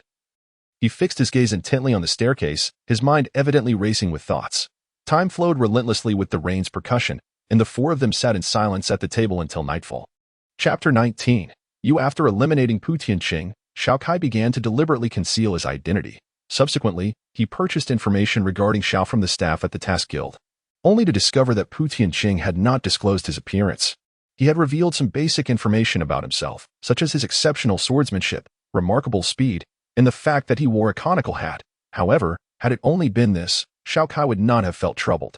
What surprised Xiao Kai most was the meticulousness of Pu Tianqing's observations. The latter had even noted the peculiarities of Xiao Kai's right hand, leading him to add that Xiao often concealed his right hand for certain reasons and always wore a leather glove on it.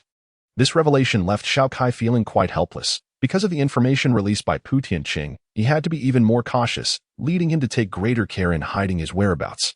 What weighed even more heavily on Xiao Kai's mind was the enigmatic lord behind Pu Tianqing. Thus far, he had no leads on this individual, and the fact that they had acquired his general information compelled Xiao Kai to sound an alarm within himself. He grew increasingly wary of those approaching him, uncertain if they might be agents sent by the Lord to seize the authentic item, despite raising his guard and being vigilant in the mere span of a few weeks. Xiao Kai had suffered 1 assassination attempt, 3 ambushes, and 6 thefts. Although these were perpetrated by lesser foes, the constant feeling of being targeted was wearing on Xiao Kai. Hence, he felt compelled to take action to instill fear in these petty criminals. Yet, before enacting his internal plans, Xiao Kai needed to unearth the identity of the Lord. Otherwise, his plans might very well unravel. Thus, he endeavored to accept personal tasks. His encounter with the purple-haired girl was also precipitated by an escort mission. At that time, Xiao Kai had taken on an escort task, but the employer had a last-minute issue and was forced to advance the escort date. Consequently, he urged Xiao Kai to commence the escort ahead of schedule. Coincidentally, the purple-haired girl had also accepted the same task, yet when she arrived at the designated meeting place on the scheduled date, she was infuriated to learn that the employer had already departed on the preordained route. A proud individual like her could hardly bear the humiliation of being abandoned. Thus, she immediately set off in pursuit of the departing Xiao Kai and the employer. In the end, she was unable to intercept Xiao Kai before he completed the task, resulting in the employer listing only Xiao Kai's name in the task confirmation. Upon inquiring with the employer, the purple-haired girl, enraged upon discovering that Xiao Kai had usurped her task, resolved to challenge him to a duel. After being defeated in 3 exchanges, she remained undeterred, persistently clinging to Xiao Kai, demanding he concede and compensate her. Xiao Kai, however, regarded the girl with a sense of vigilance, indifferent to her words and actions. Throughout their interactions, the purple-haired girl believed they had grown familiar, unaware that Xiao Kai remained on guard against her. After all, the unexpected incidents of the past weeks had kept Xiao Kai perpetually on edge. Through listening to the purple-haired girl's words, he learned her name was Yu. Much like her, it was a beautiful name, though he mused that she was a bit foolish. With this thought, Xiao Kai couldn't help but curl his lips into a slight smile. Turning to glance at the figure who had been trailing him for so long, only to abruptly realize she had vanished from his side, having been driven away by his demeanor. This realization, Xiao Kai's smile froze, and he fell silent. He softly addressed the empty air before him. as if speaking to another or perhaps to himself. Her approach towards me must be purposeful, otherwise, she wouldn't persist in following me. Much like those who sought to seize the authentic item before. Clearly, my vigilance has been too lax. With that, Xiao Kai turned into a narrow alley to his left. Just as he entered the alley, two shadows suddenly emerged from behind the nearby trees, rushing towards the path Xiao Kai had just taken. Upon entering the alley and failing to locate Xiao Kai, their pupils constricted in alarm. Just as they were about to retreat, both felt a heavy blow to their necks, and darkness enveloped them as they fell unconscious. A figure appeared behind them, coldly observing the two, revealing itself to be none other than Xiao Kai. As he regarded the fallen duo, a glimmer of murderous intent flickered in Xiao Kai's eyes, and he instinctively reached for the authentic item. Then, as if recalling something, he murmured, "What if they are sent by that lord? Perhaps I should refrain from killing them for now. Instead, I'll find a place to awaken them and extract information. After all, I am not pressed for time." Xiao Kai glanced at the two individuals sprawled on the ground and released his grip on the knife handle. Seizing one in each hand, he dashed towards the woods outside the small town. Finding a sturdy tree, he unceremoniously tossed them onto the ground, kicking one awake to begin his interrogation for information. Meanwhile, you remained confined within a dimly lit, enclosed room, her body bound by ropes to a pillar. She struggled incessantly, emitting muffled sounds as though her mouth were gagged. Surrounding her were 6 men. The leader sporting short hair and a distinctive scar across his face. Clad in a leather jacket, after listening to his subordinates' reports, he turned abruptly towards you, stating, "Little girl, since you cannot pay, we shall have to invite your friend here. If you manage to gather the money, you may leave. If not, I shall feed you to the fish. Do you understand?" Observing Yu's only response as a series of pitiful sounds, he felt a swell of pride in his menacing rhetoric. He turned to his subordinates, exclaiming, "Ha! See, this is the might of your big brother. She's so frightened she can hardly speak. Ha ha ha." However, the closest subordinate's comment promptly silenced him. "Boss, you stuffed her mouth with cloth. Of course she can't talk," the clever young man remarked. Upon hearing this, the scarred man glanced at you, and, realizing her muffled speech was indeed due to the gag, his face flushed with embarrassment. With a scowl, he turned and delivered a resounding slap to the insolent subordinate. "What do you know?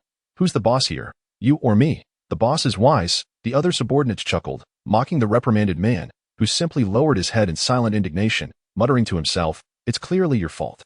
Ha ha ha, brothers, once we retrieve the dead ode, we can return home, leaving behind this life of uncertainty and hunger. We can reunite with our leader and forget about home." At first, the scarred man looked at his subordinates with grand aspirations. But as he reflected on their tumultuous existence, sorrow overtook him, and his subordinates wept in unison. Meanwhile, you kicked the pillar with all her might, desperate to draw their attention and have them remove the gag so she could speak. Hearing the commotion, the scarred man and his men approached her, their eyes fixed on her to see what she might attempt. You, bound tightly and feeling the intensity of their gaze, was gripped by fear. Wondering if they intended to take advantage of her. If they did, it would be a far worse fate than that of the scoundrel who had brought her to this predicament. Cursing her circumstances, she thought, "If it weren't for that scoundrel, I wouldn't be in this situation. Damn him. Where are you? Come save me." Tears welled in her eyes as the thought of her impending fate consumed her. Initially, the scarred man felt a twinge of pity upon seeing her tear-streaked face, but then a realization seemed to strike him, and his eyes hardened. "You don't need to feign sympathy. Those you deceived have informed us of your lies. But rest assured, if you behave, your friend will bring the money, and we will ensure your safe departure. As for the ropes, give up. The tighter you struggle, the more they constrict. I learned this binding technique from the elders in my clan." Just as he took pride in his skill, the previously slapped subordinate chimed in, "Boss, doesn't the way she's tied seem a bit indecent? What nonsense are you spouting?" The scarred man shot back, though he scrutinized you more closely. To his dismay, he realized that her physique was indeed accentuated by the ropes. Her alluring figure stood out, especially given her helpless expression filled with anxiety and despair, framed by her beautiful face. Soft red lips and mysterious purple hair. He found himself salivating at the sight. As he snapped back to reality, he heard the sound of swallowing nearby. Turning to his subordinates, he discovered they were all entranced by you, their mouths salivating. Enraged, the scarred man slapped each of them awake, bellowing, "What are you doing? Is this how you honor your families?" The chastised men lowered their heads, saying nothing, but silently thought, "Cut it out, you were drooling too." You, witnessing their foolishness, sighed in relief but quickly felt anxious again. They were about to invite Xiao Kai here for payment, which could lead to dire consequences. Yet, they were merely ordinary men seeking to reclaim their debts. Without malicious intent, the thought of their potential demise weighed heavily on her conscience. Thus, she anxiously glanced towards the door, hoping Xiao Kai wouldn't arrive too soon while continuing to create noise. Hoping to gain the opportunity to speak. Just then, a voice filled with both surprise and dread echoed from the entrance. "I'm here. What do you plan to do?" The scarred man and his crew turned to see a man donning a conical hat step through the doorway. It was Xiao Kai. After capturing the two men, he had inquired about their master, only to discover they were unaware of who that was. Just as he prepared to eliminate them, they revealed that he was in their possession. Xiao Kai found this amusing. Moments ago, he had been discussing her so-called suitors, and yet here they were, having swiftly brought her to this predicament. However, upon learning the details, he felt a sense of relief. He was not affiliated with the master. Recognizing that he bore some responsibility for her capture, having taken her task and thus deprived her of her reward, he resolved to assist her. After all, her predicament was partly his fault. Having contemplated this, Xiao Kai quickly inquired about the location from those who had invited him, hastening to their lair. As he approached, a sense of helplessness washed over his face. However, upon removing his hat and beholding Yu's bound form, he nearly choked on his own blood. Watching her struggle against her bindings, those enticing curves swayed with her movements, leaving even Xiao Kai feeling parched and dizzy. He turned to the scarred man, begrudgingly impressed, thinking, what a true master of his craft. Meanwhile, the scarred man, startled to see Xiao Kai enter alone, threatened him. "Who are you? Do you realize you're trespassing? Leave now, and I may spare you. Or else I'll report you to the authorities, and you'll find yourself in prison." Just as he finished, one of his subordinates whispered urgently, "Boss, he's the one we're looking for." The scarred man's face fell, feeling a wave of humiliation wash over him. Then, as if struck by a sudden revelation, his expression shifted to one of fervent excitement. "What have you done with Ichiro and Yusher? I swear, if anything happens to them." As the scarred man had yet to finish his words, two figures emerged from behind Xiao Kai, racing towards him with palpable excitement. "Brother, we are here," upon witnessing the safe return of his two subordinates. The tension in his expression gradually eased. He then turned his gaze towards the front, addressing Xiao Kai. "So, have you brought the money? I must inform you that if you fail to repay the debt she owes, we will resort to extreme measures." Upon hearing the scarred man's words directed at Xiao Kai, Yu's eyes flashed with anxiety, and she began to murmur incoherently through the cloth stuffed in her mouth. Xiao Kai glanced at the struggling Yu, and a glimmer of mockery flickered in his eyes as he responded to the scarred man. "Then go ahead and take her life. I won't pay a dime." What? You truly refuse to repay?" the scarred man stammered, a hint of panic creeping into his demeanor. "We are not jesting here, you know. Rest assured, feel free to take her life. After all, I am not acquainted with her. And besides, I lack the funds," Xiao Kai replied, suppressing a smile, feigning indifference while observing Yu's reaction. Indeed, upon hearing Xiao Kai's words, Yu's eyes reddened instantly, and her struggles intensified. She was audibly venting her anger, undoubtedly cursing Xiao Kai as a scoundrel. The scarred man, witnessing Xiao Kai's response, could not suppress a surge of anger and disappointment, and he remarked, "Even if you lack money, you cannot treat your companion in such a manner. You do not appear to be a villain. Yet your heart is so cruel." The scarred man glared at Xiao Kai, unable to contain his indignation on Yu's behalf. Xiao Kai found himself at a loss for words. The kidnapper had suddenly morphed into the moral compass of the universe, and the shift in perspective seemed somewhat exaggerated. "Never mind. You may leave. I hope you can gather the money soon. We shall come looking for you again," he said, his tone laced with resignation. The scarred man, noticing Xiao Kai's silence, spoke despondently. "Well then, I hope you can forgive us for this incident. It is simply our line of work." To Xiao Kai's astonishment, he slowly approached the tightly bound Yu and began to untie her. If their task was to recover the owed money, allowing them to depart unscathed would surely spell failure. Xiao Kai could not help but admire the audacity of this man, despite his menacing appearance. The scarred man's true nature was not malevolent. This action prompted Xiao Kai to make a decision in his heart. Once liberated, Yu shot an indignant glance at the scarred man before directing her fury towards Xiao Kai, exclaiming, "You scoundrel! Who asked you to save me? You wretched fiend!" Her voice trailed off as she became increasingly agitated, eventually collapsing to the ground in tears. The scarred man glanced awkwardly at the scene, his mouth agape in confusion, unsure of what to say. Observing Yu's tears, Xiao Kai softened his previously aloof demeanor and approached her, offering an apology. "All right, I was in the wrong. I am sorry. Please do not be angry with me." Upon hearing Xiao Kai's apology, Yu lifted her tear-streaked face in disbelief, as if unable to comprehend that he would apologize to her. She quickly turned away, sulking, "Who cares if you saved me? I would rather die than have you interfere." Unfazed by her petulance, Xiao Kai gently helped her to her feet and turned to the grinning scarred man, asking, "How much does you owe?" The scarred man looked at him in surprise, momentarily at a loss for words. It was only after Xiao Kai reiterated his question that he snapped back to reality. Why do you want to know? Of course, to repay her debt. Xiao Kai replied nonchalantly, shrugging as he caught the astonished expressions of both the scarred man and Yu. But you claim to have no money, the scarred man retorted, puzzled. That was merely a ruse. How else could I have elicited such a reaction from this fellow? Xiao Kai chuckled, glancing at Yu, who was blushing with indignation. You little trickster. Well, the total is 10,000. Do you have that much? The scarred man initially fumed but then seemed to reconsider, eyeing Xiao Kai suspiciously.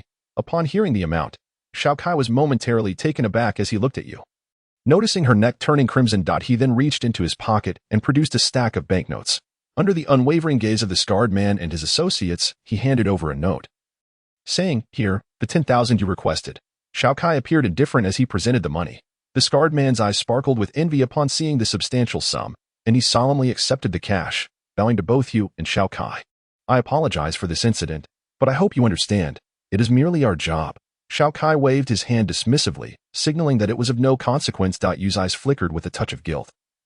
But recalling her earlier predicament, she shot a glance at Xiao Kai, her cheeks flushing as she thought, he must have seen that. He will undoubtedly mock me for it. That insufferable man.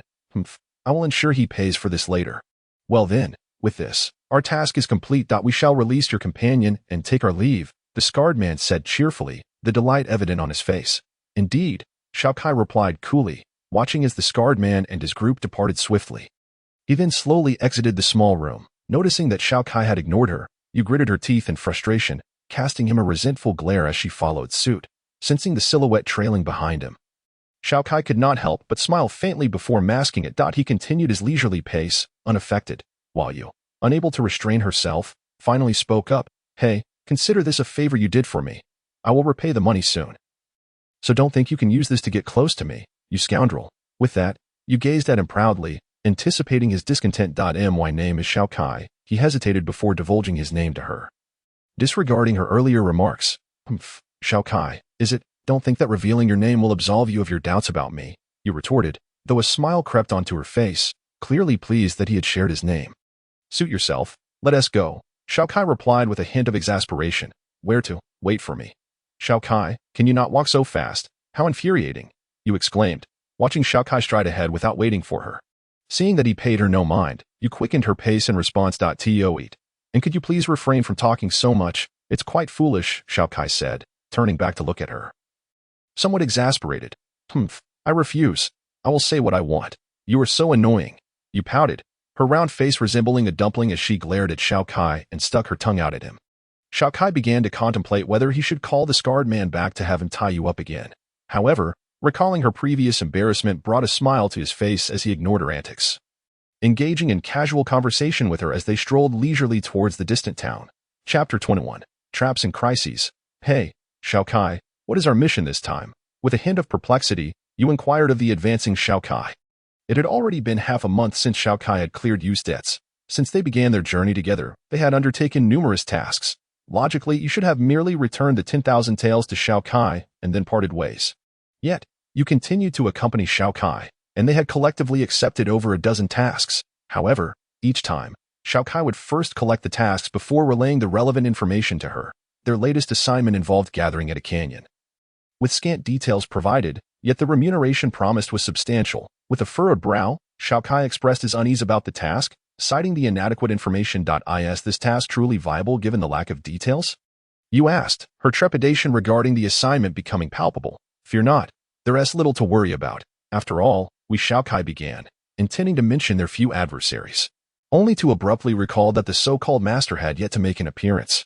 Contemplating this, his sentence trailed off, and his demeanor darkened as he halted in his tracks. Observing the sudden change in Xiao Kai's expression, Yu couldn't suppress her concern. Perhaps we should reconsider taking this task. Accumulating another failed record isn't significant. No, we must proceed. It will be fine, trust me, Xiao Kai replied after a moment of contemplation, his resolve firm, aware of Yu's comparatively weaker combat abilities. He couldn't help but caution her. Yu, why don't you return to the village and wait for me? Once I complete this task, we can continue to the next town. Upon hearing Xiao Kai's suggestion, Yu felt a surge of anger and retorted. I am not as feeble as you perceive. Regardless, I must accompany you on this task. Seeing her determination, Xiao Kai reluctantly abandoned his earlier plan. Let her come. as long as she remains vigilant during combat. It will suffice, he thought, and they continued towards the canyon designated for the task. The gathering place was a desolate little gorge. Within it, there was an absence of flora and fauna, and the eerie wind carried a chilling wail. Stirring a sense of foreboding within at the entrance of the gorge, two figures emerged, the foremost being a man clad in a wide-brimmed hat, accompanied by a woman with violet hair. It was Xiao Kai and Yu. Slowly making their way into the canyon. As they reached the center, a voice echoed ominously from within. Has the owl arrived? The voice resonated from all directions, causing Xiao Kai to tense up, his eyes narrowing sharply as he instinctively placed his hand on the hilt of his blade. Slowly articulating, "You are with the master, aren't you?" Meanwhile, Yu, puzzled by the mention of owl and Xiao Kai's cryptic words, watched as several figures materialized before them. Suddenly, a massive stone plummeted from above, sealing the canyon's entrance and effectively trapping Xiao Kai and Yu in an ambush. Xiao Kai's expression soured at the sight. He scrutinized the figures emerging from the shadows, feeling the overwhelming chakra emanating from them. His countenance darkened further as he shielded Yu protectively, awaiting their declaration of identity. "Ah, quite impressive to deduce our allegiance, but this is where it ends," the long-haired man leading the six replied mockingly. "Who are you in relation to the master, and just who is the so-called master?" Xiao Kai inquired, a flicker of agitation igniting within his gaze. Yu, though bewildered, sensed the gravity of the situation, gripping her short sword tightly and eyeing the six figures warily. A desperate struggle.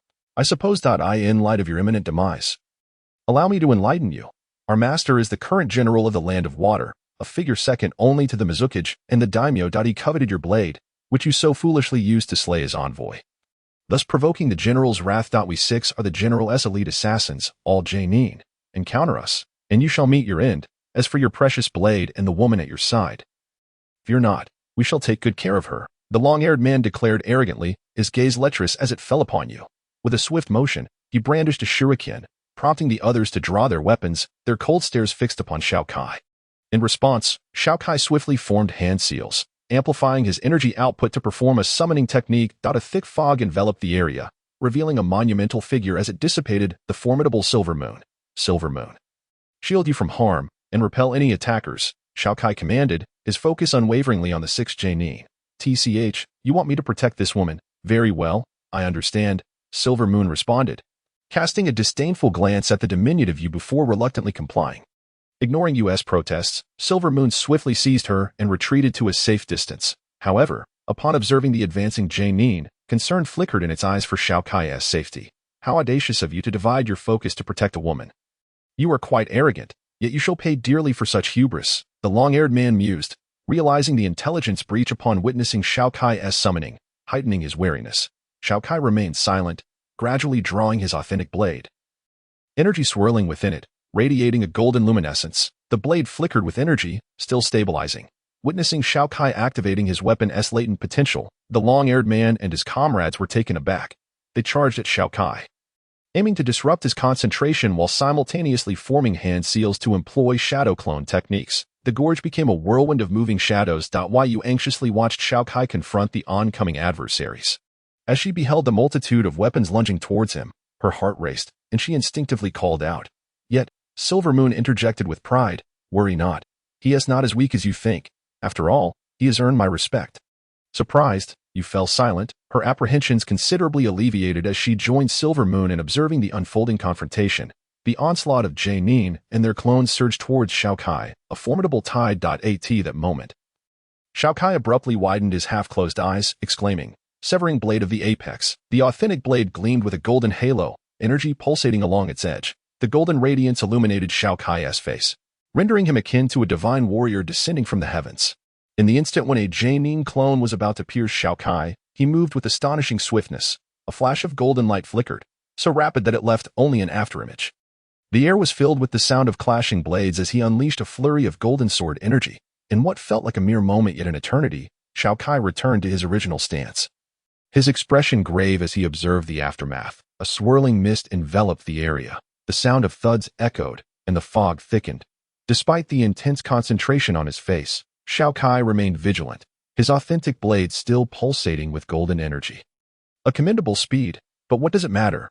You still couldn't land a blow on us," the long-haired man taunted as he and his companions emerged from the mist, appearing unruffled. Yet, within their eyes, a flicker of seriousness betrayed their unease. Although Xiao Kai's attack had not struck them directly, it had obliterated their shadow clones, presenting a formidable challenge ahead. That will suffice. Xiao Kai spoke softly, yet in an instant, he swung his blade with ferocity.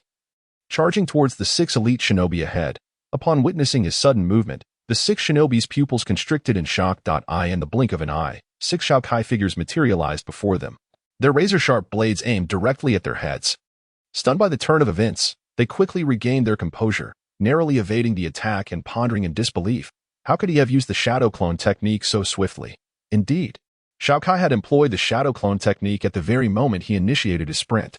With mastery over only 3 techniques, shadow clones, summoning, and a few others, Xiao Kai focused his training solely on these skills. Through relentless practice day and night, his hand seals became significantly faster than those of the elite shinobi. Hence, he was able to execute the shadow clone technique while dashing at high speed, all while wielding his blade. After this initial strike failed to achieve its purpose, a flicker of disappointment crossed Xiao Kai's eyes. Undeterred, he resumed his stance and charged towards his opponents for another assault. Zodiac signs of the rat, ox, horse, and goat. Fire release, fireball technique. Observing Xiao Kai's advance, a long-haired man immediately formed seals and unleashed a formidable fireball. The 5 others beside him followed suit, combining their powers to perform the fire release, great fireball technique. Flames surged towards Xiao Kai, coalescing into a colossal fireball with a diameter of approximately 10 meters. Engulfing his position entirely, the searing heat reached even Yu, 100 meters away from the battlefield, causing her face to burn painfully. Both she and Yin could only watch helplessly as Xiao Kai was about to be consumed by the massive fireball. Beneath the fiery inferno, Xiao Kai was in torment, teetering on the brink of dehydration due to the extreme heat. He could almost smell the sin of his own skin charring, gazing up at the enormous fireball overhead. Determination ignited in his eyes. Chapter 22. Breaking the army with Rising Dragon Strike and Tombstone's Descent. Seeing the massive fireball descending upon Xiao Kai, Yin felt a wave of despair wash over them. The 6 elite shinobi, initially startled by the combined might of the jutsu, soon wore expressions of cold amusement, convinced that Xiao Kai was doomed. The long-haired man, distracted by Yu's exquisite visage, felt his thoughts drift into inappropriate territories. Just as he was about to voice his musings, Xiao Kai's voice echoed from within the fireball, causing all 6 to gasp in horror, the long-haired man stammering in disbelief. How is this possible? They turned their gazes back to the fireball, only to behold an astonishing sight. Breaking the army. Xiao Kai, facing the impending fireball, was filled with resolve. He leaned forward, dragging his blade along the ground, and the sword intent erupting from within him surged across his body, dispersing the heat of the flames. At that moment, a sharp aura radiated from him, making him resemble a drawn sword. His eyes sparkled with a mesmerizing brilliance. With a commanding shout, he gathered an immense force in his hands. Rising Dragon Strike. Xiao Kai's roar resonated from within the fireball, accompanied by a massive golden sword energy that seemed to carry the faint sound of a dragoness roar. In an instant, that sword energy cleaved the enormous fireball in 2, causing it to shatter and rain down fiery remnants upon the ground, scorching the earth black. A testament to its overwhelming power, Xiao Kai's somewhat disheveled yet proud figure re-emerged before them. How could this be?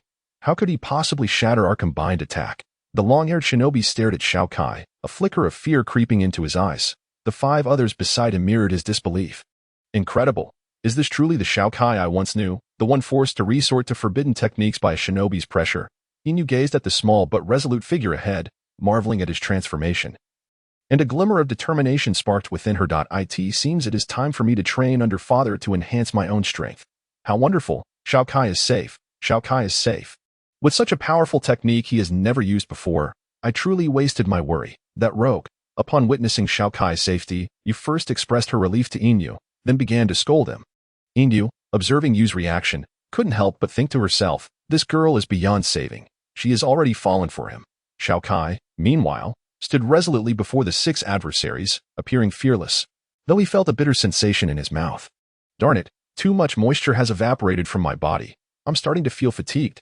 This is going to be troublesome. Feeling the weakness creeping in, Xiao Kai's expression remained unchanged as he fixed his gaze on his foes. He understood that if he revealed any sign of weakness, they would undoubtedly unleash their full power to eliminate him. Maintaining his composure might intimidate them enough to buy him some time to recover. Unless absolutely necessary, he could not afford to unseal the seal on his right arm.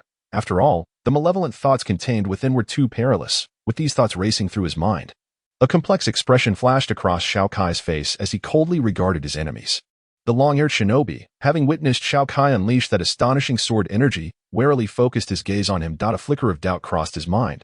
Does he have any hidden moves remaining? However, after a brief standoff, one of the long-haired man's companions could no longer restrain himself. With a fierce shout, he launched a shuriken at Xiao Kai. The long-haired man made no effort to stop him. After all, someone had to probe for Xiao Kai's remaining strength. Ha! The shinobi dashed toward Xiao Kai, aiming a lethal strike at his heart. Xiao Kai, seemingly caught off guard, stared blankly at the approaching attack.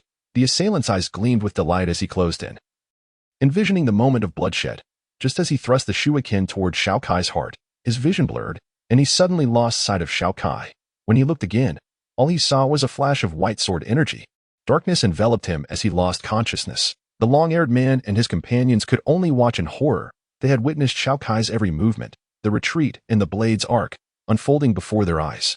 Yet, the more they observed, the more terror gripped them, for they saw Xiao Kai leap back just in time to evade the attack, the shuriken grazing his nose by mere inches. In that same instant, as he landed, Xiao Kai raised his blade and struck forward with ferocity. The white sword energy cleaved his opponent in two, leaving the shinobi's body to collapse in two twitching halves upon the ground, raising a cloud of dust. Ugh, Xiao Kai is so brutal. He really needs to change his ways, you remarked, her brow furrowing slightly in dismay. Yet, her casual demeanor sparked a flicker of realization in Inyu's eyes as she thought, this little girl is no ordinary person. I ought to inform Xiao Kai of this. She feigned indifference and cast a glance at you, but her gaze quickly returned to the battlefield. Having dispatched one adversary, Xiao Kai realized that such tactics would not work again, and the exertion had taken its toll. Sensing a slight sting of pain in his body, he couldn't help but furrow his brow. Nevertheless, the outcome was quite favorable.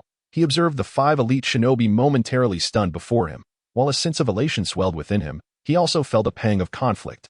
Given his current swordsmanship, it would be challenging to eliminate all 5. Should he unseal the power now? A flicker of hesitation crossed Xiao Kai's face. If he were to utilize the forbidden power in his right hand, defeating them would be effortless.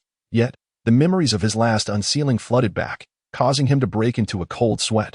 The vengeful tone, the violent emotions, it all felt beyond his control, an unsettling sensation. Unless in a life-threatening situation, he truly did not wish to unseal the arm. Gazing at the long-haired man ahead, he recalled the identities of their formidable general and the 6 assassins, and the frivolous demeanor gradually gave way to gravity. Let us strike together, brothers. Upon witnessing the death of one of their elite shinobi at the hands of Xiao Kai, the long-haired man could not suppress the tightening of his pupils. After all, although he led the 6, their strengths were not vastly different. His ascension to leadership was merely due to his superior tactical acumen. Now, with Xiao Kai having single-handedly slain one of their own, disbelief mingled with a growing sense of respect began to replace his previous arrogance. He called upon the 4 companions beside him to collectively charge at Xiao Kai. How troublesome! Xiao Kai had not anticipated such a blatant disregard for the pride of the strong.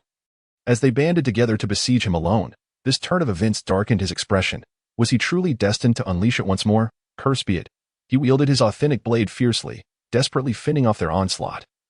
While his thoughts spiraled, yet, true to their reputation as elite shinobi, their combat experience far surpassed Xiao Kai's own. Sensing the momentary lapse in his focus, they feigned several attacks, successfully inflicting numerous wounds upon him. Before long, his body was drenched in blood, his eyes, bloodshot, fixated on the 5 elite shinobi before him. It seemed he had no choice but to unleash it, feeling the increasing frailty of his body. Xiao Kai resolved with sudden determination. Clenching his authentic blade tightly, he straightened his posture, a chilling smile gracing his lips as he stared unflinchingly at the 5 adversaries. Though they bore their own scars, it did not hinder their ferocity. Upon witnessing Xiao Kai's sinister smile, they momentarily froze before breaking into mocking laughter, convinced that in his current state, he stood no chance against them. Surely, he was merely putting on a fade. Let us finish him off. The long-haired leader, upon seeing Xiao Kai's chilling grin, felt an inexplicable wave of unease wash over him. Fearful of unforeseen developments, he hastily commanded his 4 companions. Understood, they replied, their earlier disdain now replaced with focus. They brandished their weapons and advanced towards the seemingly faltering Xiao Kai. Boy, while your swordsmanship is commendable, this is where it ends. Rest assured, I shall erect a tombstone for you once you are gone. The long-haired man spoke calmly, his shuriken ruthlessly aimed at Xiao Kai's heart, while the weapons of the 4 shinobi were poised to pierce him. However, at that moment, a tremendous surge of dark energy erupted from Xiao Kai, violently propelling the 5 elite shinobi away. What is happening? The long-haired man, landing awkwardly, stared in shock at Xiao Kai. Now enveloped in a shroud of dark energy. As he perceived this transformation, fear etched itself across his face. Xiao Kai's right hand, grotesque and menacing, was fully exposed before them, swirling with dark energy, exuding an overwhelming aura that instilled dread at mere sight. At that moment, Xiao Kai's visage was twisted with ferocity. Lowering his head, his body trembled as if suppressing something monumental. Abruptly, he raised his head, his eyes, rife with murderous intent, fixating on the 5 adversaries as he murmured, "Delicious souls, heh." The 4 elite shinobi, now transfixed by his terrifying presence, quaked in fear, their bodies trembling as they beheld his eerie silhouette. Damn it, what kind of forbidden technique is this? How can it radiate such malevolent energy? He is merely a child. Attack. Do not hold back. Use your full strength to eliminate him. The long-haired man, suppressing his inner turmoil and terror, bellowed at his companions. As he formed hand seals, a powerful chakra emanated from him, clearly revealing his hidden card. The other 4 elite shinobi, upon hearing his command, quelled their trepidation and rapidly formed seals, preparing to unleash their signature techniques. A colossal wave of chakra surged from their beings, prompting Xiao Kai, now unsealed, to raise an intrigued brow, a glimmer of wicked interest flickering in his eyes. Seizing his blade entwined with black energy, Xiao Kai pointed forward, softly uttering, "Phantom Shadow, Kaya." As his words fell, a massive gray vortex of energy erupted from him, enveloping his entire form. From his back, a ghostly figure wielding a dagger emerged. With a devilish smile, Xiao Kai leaped downward, causing the ground beneath him to shatter. In an instant, he transformed into a streak of black light. Hurtling toward the 5 elite shinobi, a bloodthirsty grin plastered across his face. Water style, water dragon bullet technique. Fire style, fire dragon bullet technique. Wind style, gale technique. Combined ninjutsu, twin dragon gale kill technique. The 4 elite shinobi executed their techniques in pairs, with the long-haired man summoning the wind style, gale technique, seamlessly merging the water and fire dragons into a massive vortex that surged towards Xiao Kai. In the face of this calamity-like ninjutsu, Xiao Kai's diminutive figure appeared as insignificant as a grain of sand. Amid the anxious and hopeful gazes of Inu and Yu, Xiao Kai charged forward into the tempest, vanishing from sight. No, a flicker of despair crossed Yu's eyes as she cursed her own powerlessness to aid Xiao Kai, slowly retrieving a scroll, anger flashing in her gaze. Against such overwhelming ninjutsu, even the mightiest swordsmanship would be futile. Yet, just as she prepared to fight back, Inu turned to her and said, "Do not fret. Xiao Kai is unharmed. I can still sense his presence." Upon hearing this, Yu gazed at her incredulously. Only when she saw the seriousness etched on Inu's face did she reluctantly stow away the scroll radiating destruction. Looking back to the battlefield, her heart soaring at the sight of a figure that brought her immense joy. Meanwhile, the 5 elite shinobi, witnessing Xiao Kai plunge into their combined technique, felt a weight lift from their hearts. Breathing heavily as the exertion took its toll, once their breath steadied, the long-haired man couldn't suppress a sneer, muttering to himself, "I expected him to possess some hidden strength. Instead, he is merely a reckless fool. Believing he could withstand our combined ninjutsu. How foolish. He is nothing more than a child wielding a few sword techniques. Ha! These techniques are utterly futile against ninjutsu." As he spoke, the long-haired man's gaze drifted toward Yu, whose face was painted with sorrow, his expression wavering. Just when he contemplated how to deal with her, a chilling voice echoed from behind them. "Heh, you rejoiced too soon, my delectable morsels." Startled, the long-haired man turned to find Xiao Kai materializing from thin air among them. A portion of his form still ethereal, resembling a ghost, the shadow wielding a dagger from his back now coiled around him, revealing that Xiao Kai had utilized Phantom Shadow, Kaya. This technique allowed him to temporarily enter a state of void during swift movements, rendering him incorporeal and immune to the burdens of rapid motion, while simultaneously shielding him from all physical harm. His passage through the vortex had left him unscathed, thanks to the perfect protection afforded by Phantom Shadow, Kaya. Now, it is my turn. The dark moon descends. Xiao Kai's eyes darkened, resembling an abyss that could consume souls with a mere glance. As his voice, laced with murderous intent, echoed softly, a colossal shroud of darkness enveloped the surroundings, plunging them into pitch blackness. Initially, they believed it to be an illusion, but as they attempted to dispel it, they found no traces of genjutsu, instilling terror within them. Xiao Kai's voice resonated around them. Heh. This is not an illusion. It is the sword intent of darkness. Do not struggle. Prepare to embrace death. My delectable prey. Xiao Kai beheld the 5 individuals before him, their faces etched with panic, as a flicker of cruelty flashed in his eyes. From his perspective, he could discern the black sword intent that permeated the eye sockets of the 5 ninjas. The cause of their predicament was undoubtedly his technique, Knight's Descent. This technique required the utilization of the black energy released by Xiao Kai after breaking his seal, the dark sword intent. He expanded the dark sword intent in a semicircular canopy from himself outward, causing all who were touched to lose their vision. The duration of this state correlated with the intensity of Xiao Kai's dark sword intent.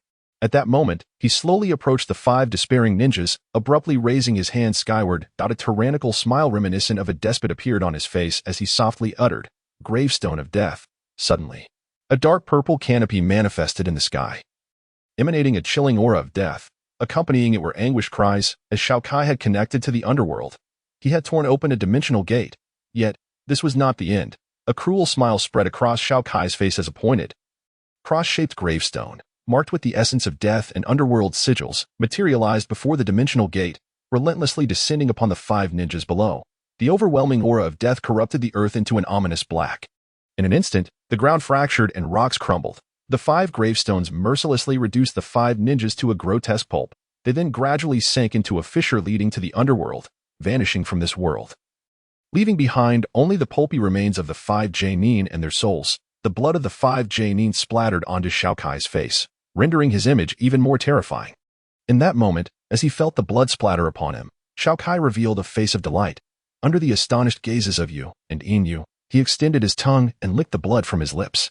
Then, in a morbid manner, he waved his right hand, consuming the souls of the 5 with insatiable hunger. As the two exchanged uncertain glances, he approached them. Chapter 23. Soul-sealing technique. Witnessing the malevolent aura of Xiao Kai approach, both Yin and Yu felt a twinge of fear. This was not unfounded, for Xiao Kai's earlier display was indeed horrifying. As he drew closer, the black vortex surrounding him had yet to dissipate, and his eyes still brimmed with primal bloodlust. Watching him approach step by step, both Yin and Yu involuntarily recoiled, taking several steps back. Noticing their reaction, a flash of brutal joy ignited in Xiao Kai's eyes. Then, as though grappling with some unseen force, his face contorted in agony. Observing this, Yu's eyes sparkled with a glimmer of determination. She turned to Yin and said, "Keep an eye on him for me. I have a way to resolve his current predicament." Without waiting for a response, she strode towards Xiao Kai. Xiao Kai's eyes reflected both clarity and darkness as he gazed at Yu, his expression pained. "Get away from me, or I might lose control of this murderous intent." Ugh. His visage suddenly twisted into a grotesque snarl, his eyes filled with lethal intent. Upon seeing Yu before him, he abruptly extended his right hand, seizing her neck and hoisting her into the air. Yu, caught in his grip, struggled desperately, but no matter how she fought or twisted, Xiao Kai's fingers remained unyielding. Just as Yu could no longer restrain herself and prepared to intervene to save the nearly asphyxiated Yu, Xiao Kai, with a face full of torment, released her, screaming in anguish. Yu was cast to the ground, gasping for air, and as she regained her breath, she cast a determined glance at the suffering Xiao Kai. Rising to her feet, she approached him without waiting for his words. With a stern expression, Yu formed several unknown hand signs. Blue chakra swirled around her, gathering in her hands until it transformed into numerous golden characters. Just as Xiao Kai was on the verge of succumbing to the negative emotions gripping his right hand, Yu's ethereal voice resonated, "Ninjutsu, soul-sealing technique."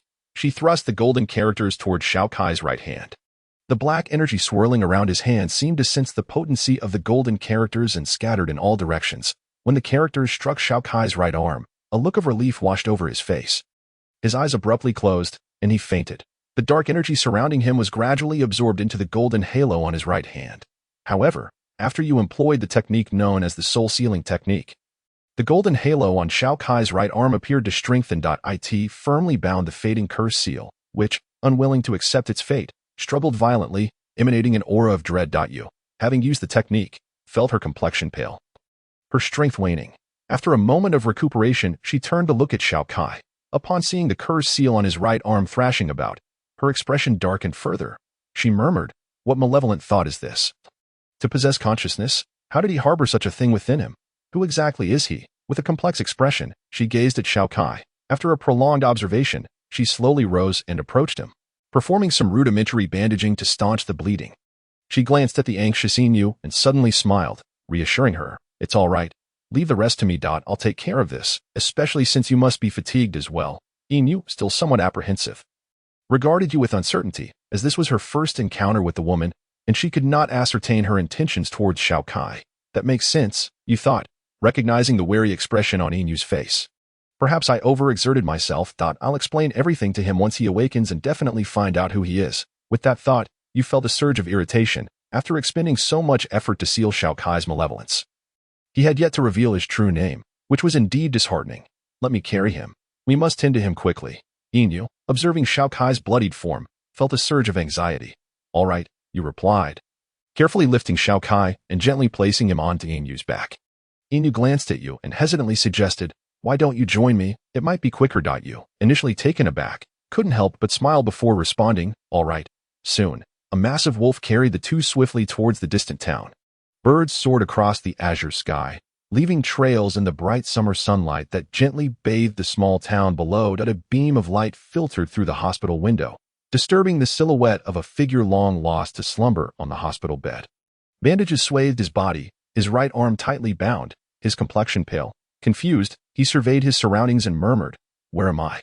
This individual was none other than the unconscious Xiao Kai. It had been 2 days since you had used the soul sealing technique to bind the malevolence within him. Due to his numerous injuries, you and Inu had brought him to the hospital in this small town. As Xiao Kai pondered the situation, the door to his room swung open, and a radiant figure laden with bags of food entered. Upon spotting the awakened Xiao Kai, she exclaimed with delight, Xiao Kai, you're awake. What happened? Xiao Kai glanced at you, who was burdened with food. Curiosity etched on his face. Oh, these. I bought them for you. Let me tell you. These, you began excitedly, but was abruptly interrupted by Xiao Kai. I meant why I am here. Realizing you had misunderstood, Xiao Kai quickly interjected. This is a hospital. You were injured in many places and require treatment. Although interrupted, you felt quite displeased, yet she patiently began to explain to Xiao Kai. Upon hearing her words, Xiao Kai first let out a sigh of relief, then suddenly seemed to recall something, hastily glancing at his right arm. Now wrapped in fresh bandages, with a hint of anxiety, he asked you, has anyone seen my right hand?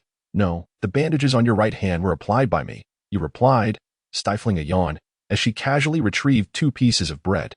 She handed one to Xiao Kai, not bothering to acknowledge his look of gratitude, and began eating it herself. Thank you, Xiao Kai said, taking the bread from her hand, his expression complex as he cast a glance at you in appreciation. He could hardly fathom the outcome had this girl not accompanied him. The thought filled his gaze with a flicker of gratitude. Now you understand my prowess, right? Saving you is merely a trivial matter. You declared, though her slightly flushed cheeks betrayed her bravado. Observing her demeanor, Xiao Kai chose not to expose her facade and simply smiled at her. However, as Xiao Kai regarded her with such an expression, the color on Yu's face deepened, spreading to her neck, prompting her to bite down hard on the bread. Yet, in her haste, she choked, struggling to catch her breath. Noticing this, Xiao Kai, lacking the time to tease her, swiftly scanned the surroundings and, upon spotting a cup of water on the bedside table, picked it up and handed it to you. Receiving the water, you gulped it down eagerly, successfully swallowing the piece of bread. A look of relief washing over her face as she exclaimed, I've been saved. Seeing her in such a predicament, Xiao Kai couldn't help but laugh, and with Yu's embarrassed expression, he adopted a serious tone and said, You, I wish to ask you some questions. With those words, the relaxed expression on Yu's face vanished, replaced by a look of apprehension as she regarded Xiao Kai's eager demeanor. Her expression shifted to one of complexity. This matter is a secret of my family. You hesitated, clearly at a loss for words. I see. I apologize for my intrusion. Since it is so, I shall refrain from inquiring further. I am merely curious about this sealing technique. Xiao Kai explained, noticing Yu's discomfort. By the way, speaking of sealing, may I ask what that item on your hand is? It feels rather dangerous to me. Why you seem to recall something? Her expression turning grave as she fixed her gaze on Xiao Kai, her eyes frequently darting towards his right hand. This can be termed a forbidden technique of mine. Generally, I do not employ it, she replied. At her words, Xiao Kai recalled the near encounter with negative emotions a few days prior. A shiver of fear coursing through him. Gazing at you before him, he hesitated, before finding an excuse to speak. After all, the workings of the system were best kept private. Without absolute certainty, it was wise to keep it concealed. Sigh, regardless of what is happening with your right hand, you must exercise utmost caution in its usage. Above all, do not allow it to control you. If your mind succumbs to malevolent thoughts, you will inevitably become a machine of slaughter. You observed Xiao Kai's reluctance to discuss the matter of his right hand and chose not to press him further, recognizing that everyone harbored their own secrets. She fell silent, and Xiao Kai found himself at a loss for words as well. Thus, they sat together in silence, the atmosphere growing increasingly awkward. Just as you could no longer bear the tension and prepared to rise, Xiao Kai spoke up. My codename is Xiao. Those 6 are after the authentic item in my possession.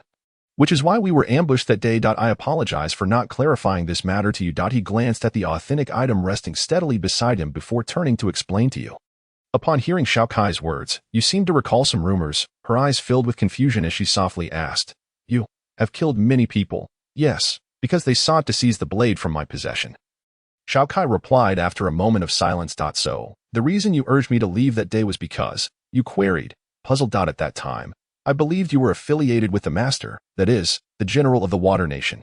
I thought you were sent by him to steal my blade, which is why I insisted you depart," Xiao Kai clarified. Seeing you still puzzled, he proceeded to recount the events surrounding Pu Tianqing. After hearing his story, you couldn't help but feel outraged. That Pu Tianqing is utterly despicable, deserving of his fate. He sought wealth with nefarious intent, failing to steal and instead being exposed, yet he still concocted schemes to harm others. How utterly vile. Seeing Yu's indignation, Xiao Kai felt a sense of amusement. In this world, strength was the only reality. While cunning could ensnare one in peril, it would never lead to despair. Indeed, we must enhance our strength. Xiao Kai stated, "I have made my decision. I shall assist you in your training. Until you can fully control your powers, I will not leave your side." Why you regarded Xiao Kai with a glimmer of resolve in her eyes, as though she had made a significant decision. "You help me train," Xiao Kai replied, somewhat bewildered. "Yes, I shall help you control the power within your right hand, so that you do not wreak havoc upon the world." You declared with a sense of righteousness, "You can help me control the power in my right hand?" Xiao Kai questioned skeptically, casting a doubtful glance at you. "Hey, what is with that look? It's quite rude." "You know, why would I be incapable? Remember, it was I who reinforced the seal on your hand," you retorted, her irritation flaring at Xiao Kai's skepticism. "Indeed," Xiao Kai nodded in acknowledgement. "Humph, so now you recognize my prowess," you exclaimed, her nose lifted in triumph, radiating an air of invincibility. "Let us forget I ever said anything," Xiao Kai muttered to himself, unable to suppress his thoughts as he observed Yu's demeanor. You seem to sense something." Casting a suspicious glance at Xiao Kai, noticing he remained passive, she said, "Why does this feel peculiar? Never mind, your injury should be mostly healed by tomorrow. We will go out together, and I will instruct you on how to train." With that, you turned and exited the room. As she left, Xiao Kai let out a sigh of relief, reflecting, "A woman's intuition is truly formidable."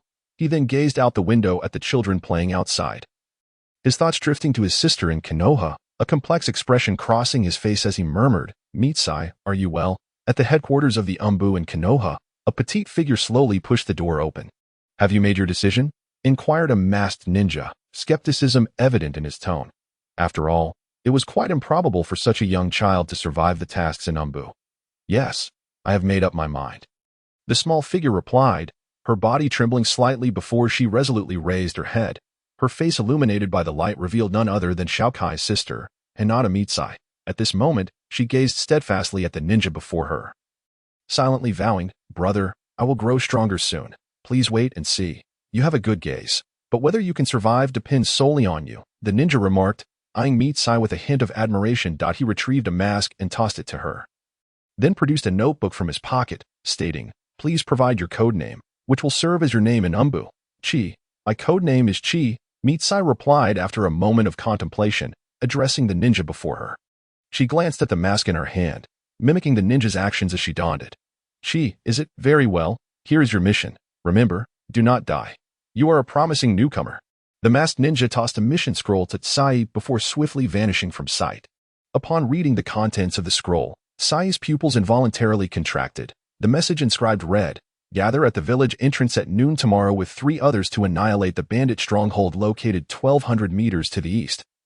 Regardless of age or gender, initially, her eyes were filled with trepidation and reluctance.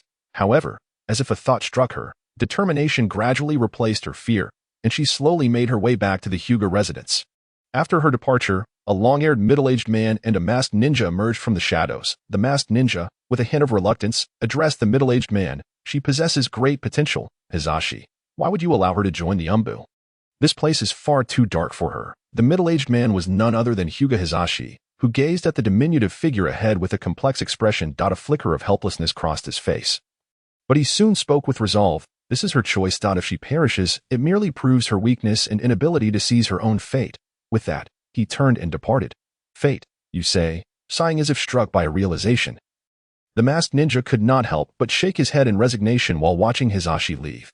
Chapter 25, Training to Control the Power of the Ghostly Hand, Part 2, in the early hours of the morning. A thin veil of mist enveloped the small town. At the entrance of this quaint village, two figures suddenly appeared. One was a man, the other a woman, with the latter chattering incessantly as she walked ahead. The man trailing behind her responded listlessly, barely engaging in the conversation. Upon closer inspection, one could identify these two as Xiao Kai and Yu. Present, they were dressed in casual attire, making their way towards a waterfall located outside the town. Their pace was brisk, and soon they arrived at the waterfall surrounded by dense woods. Upon reaching their destination, Xiao Kai could no longer contain his curiosity and asked You, what are we doing here? Why, to train you, of course, Yu replied with an air of certainty, as she approached the small stream formed by the waterfall, crouching down to scoop a handful of water and gently splash it onto her face. Today, Yu had tied her long hair into a ponytail, adorned with a red ribbon fashioned into a bow. Though clad in form-fitting casual wear, her silhouette was perfectly accentuated, coupled with her exquisite features. Xiao Kai found himself momentarily entranced by her beauty. However, he quickly snapped back to reality, chastising himself for being so easily captivated. This was not a favorable trait. Yet, perhaps it was simply a matter of personal inclination. Noticing Xiao Kai's lingering gaze, Yu inquired with curiosity, Is there something on my face? No. Xiao Kai replied, feigning indifference. Oh, that's a relief. Though slightly puzzled, Yu dismissed the thought and, after gauging the temperature of the stream, rose gracefully. She then retrieved a handkerchief to dry her hands and articulated the training regimen she had devised for Xiao Kai. I have outlined 4 stages for your training, and we shall commence with the first stage, water treading practice. Water treading? Xiao Kai echoed, perplexed. Yes, water treading. Through my observations over the past few days, I have discerned that your ability to control chakra is rather lacking, whether due to an inadequate teacher or your own negligence. It matters not. For the first stage, you must practice water treading, Yu explained slowly. Noticing Xiao Kai's continued confusion, she felt compelled to elaborate, stating, Water treading involves continuously releasing chakra from your feet into the water, allowing you to stand upon its surface. This is a fundamental skill that every ninja must possess. Although you aspire to be a swordsman, lacking such basic knowledge may lead you into dire straits during battles with ninjas. Furthermore, some of the techniques you employ also require you to control the energy within you. If you cannot even master chakra, how can you hope to manage your own energy? I truly wonder how you have acquired such formidable strength.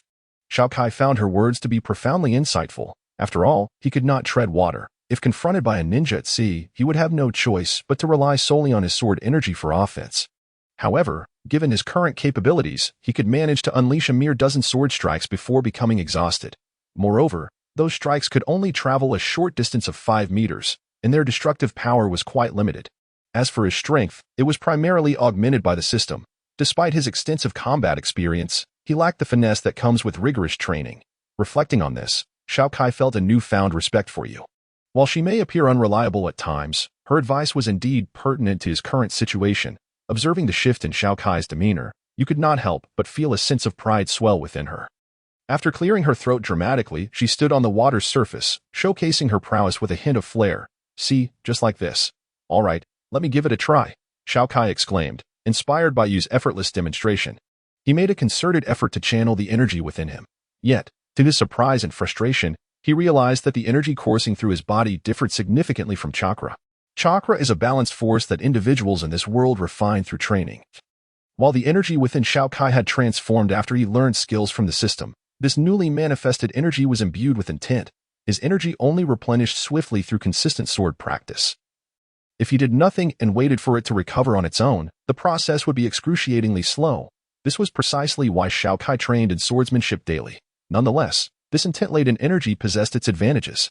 It exhibited greater destructive and piercing capabilities than ordinary chakra, along with superior strength. However, its drawbacks were equally apparent. It was exceedingly difficult to control. The only reason Xiao Kai could incorporate this energy into his sword techniques was due to the system providing him with guidance on its flow. He merely needed to infuse the energy without laboriously managing its direction. Consequently, it was no surprise that he fell into the water as he attempted to walk on its surface. Splash! Xiao Kai plunged into the stream. His hair drenched. The water was slightly cool, a reminder that it was still late spring. Yet, this chill served to invigorate his nervous system, sharpening his focus and fortifying his resolve. After all, falling into the icy water inevitably elicited a sharp sensation.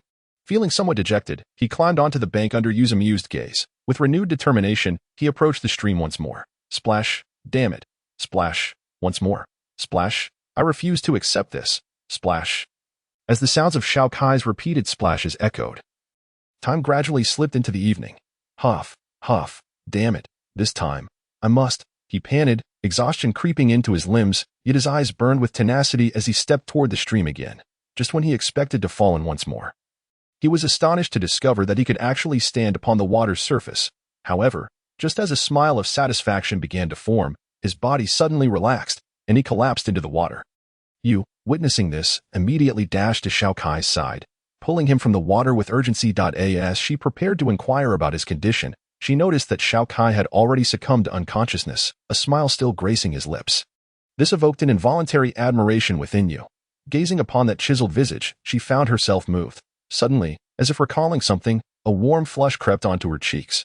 Biting her lip, she cast a furtive glance at Xiao Kai. Confirming that he had truly succumbed to unconsciousness, with her face aglow, Yu gently pressed a kiss to his cheek. Then, abruptly lifting her head, she discovered he remained undisturbed, prompting her to pat her chest anxiously. She murmured to herself, this time, consider it a favor, a reward from this lady for your efforts. You must continue to strive diligently. Engrossed in her own thoughts, she did not pause in her actions. Assisting the unconscious Xiao Kai to his feet, she then gently hoisted him onto her back and made her way toward the nearby town. By the time you returned to the inn, it was already 8 in the evening. Ignoring the peculiar gazes of the patrons and the innkeeper, she secured 2 rooms for herself and Xiao Kai. After laboriously depositing him onto the bed, she pouted in mild dissatisfaction, muttering to the unconscious Xiao Kai, "You lazy fellow." Suddenly, as if struck by a humorous thought, she erupted into laughter. Subsequently, with a blush, she removed Xiao Kai's soaked outer garment and gently covered him with a blanket. After bidding him good night, she departed. Meanwhile, Xiao Kai remained blissfully asleep, a smile adorning his features, entirely unaware of the events that had transpired outside. Chapter 26.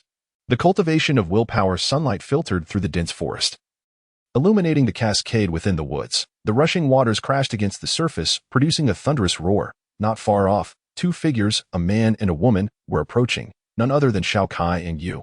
They paused before the waterfall, where Xiao Kai regarded Yu with a hint of confusion, yet he patiently awaited her words. After all, he had been training under her guidance for an entire month. Indeed, following that day's water-treading exercise, Xiao Kai had embarked on the candle-cutting training. This so-called candle-cutting training required Xiao Kai to swiftly slice through a candle infused with chakra, ensuring the flame and wick were severed without toppling or damaging the candle itself. Merely mastering this candle-cutting practice consumed Xiao Kai a full 13 days. Initially, he suspected Yu was deliberately testing him, but as training progressed, he dismissed that notion. The candle-cutting exercise allowed him to tangibly sense his increasing control over power, and his proficiency with his chakra-infused blade grew steadily. This realization fortified Xiao Kai's resolve to diligently pursue the training methods Yu had imparted. Today marked the 3rd phase of his training. Both the 3rd and 4th phases aimed to fortify a specific capability within him. Yu regarded Xiao Kai with a serious expression before uttering the pivotal words, "Willpower, willpower," Xiao Kai echoed, a touch of bewilderment in his tone. "Indeed, willpower," Yu began to elucidate. "The darkness sealed within your right hand harbors potent malevolence, and your susceptibility to its influence largely stems from your lack of fortitude. Despite possessing sword intent, it presents as if forcibly instilled. Therefore, you must elevate your willpower." "How can I enhance my willpower?" Xiao Kai queried, beads of cold sweat forming on his brow, apprehensive of Yu's precise deductive abilities. "This will be your focus for today's 3rd phase," Yu stated, her eyes betraying a flicker of hesitation. "However, this training entails significant risk, as this method has yet to be trialed by anyone." Xiao Kai's expression turned grave upon hearing this, and he inquired in a low voice, "What does this training involve?" "Standing on the stones beneath the waterfall," she replied, observing the tenacity etched on his face, fully aware of the fervor that resided within him. "I will succeed," Xiao Kai declared, his gaze fixating on the formidable cascade, a bittersweet expression crossing his features. Yet determination filled his eyes as he turned to Yu and began his deliberate approach toward the waterfall. "Go for it." Yu silently encouraged, watching his unyielding figure, a seed of resolve taking root in her heart. "Can I truly succeed?" Xiao Kai pondered, gazing up at the fearsome force of nature above him, doubt creeping into his mind. He swiftly cast aside such thoughts and steadily advanced toward the stones under the waterfall. However, as soon as his foot made contact with the stone, He felt the force of the rushing water and promptly slipped into the depths below. Seeing Xiao Kai plunge into the water, Yu called out anxiously, "Xiao Kai, are you all right?" "I'm fine. The stone is quite slippery. I'll try again," he reassured her, taking a moment to steady himself against the tumultuous current. Upon looking back at the waterfall, a glimmer of resolve sparkled in his eyes. The stone submerged beneath the cascade had been smoothed through years of erosion, making it a formidable challenge just to maintain his footing. If he wished to stand firm against the torrent, he would need to augment his grip and master his balance. At that moment, the demand for control over his energy heightened, and the sheer force of the water was overwhelming. With his current physical condition, a single push would send his blood surging violently. If he attempted to endure the onslaught, his body would likely crumble under the strain, akin to a watermelon bursting apart. As this realization struck him, Xiao Kai suddenly felt a sharp sting across his back.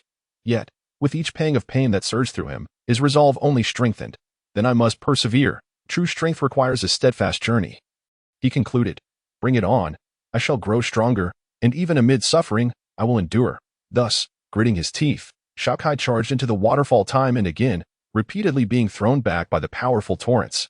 After countless attempts, his back became inflamed from the relentless battering of the water. Yet, the results of his fervent training were remarkable. He no longer faltered upon the slick rocks. However, withstanding the force of the water still required more time. Thus, Xiao Kai continued his training at the waterfall for an entire month. Eventually, he could stand unwaveringly on the stone surface, though he had suffered injuries from overtraining that necessitated 2 or 3 days of rest at the outset. He remained vigilant by his side throughout the process. Whenever he exhibited signs of fatigue or tremors, she would promptly intervene, insisting he take a break. This attentiveness greatly enhanced both his physical endurance and willpower during this period. What delighted Xiao Kai even further was that his recent training had elevated his physical prowess to meet the requirements of another profession within the system, the Berserker, in the skill list. The abilities Blood Surge, Soul-Devouring Hand, Blood Frenzy, Berserk, and Rage Burst had all been activated. Consequently, one evening after training, he eagerly began to learn these skills. The 5 skills of the Berserker class offered the following effects. Blood Surge allowed energy to circulate within the body as special pathways, continually enhancing both physical strength and vitality. Soul-Devouring Hand concentrated blood energy in the right hand, enabling it to siphon blood from an opponent upon contact, detonating upon reaching a threshold to inflict considerable damage. Blood Frenzy utilized energy to amplify blood vitality, shrouding weapons in a mist that not only caused damage but also eroded the enemy's body. Berserk detonated blood energy at the body's circuitry nodes, temporarily nullifying pain while enhancing attack speed and force.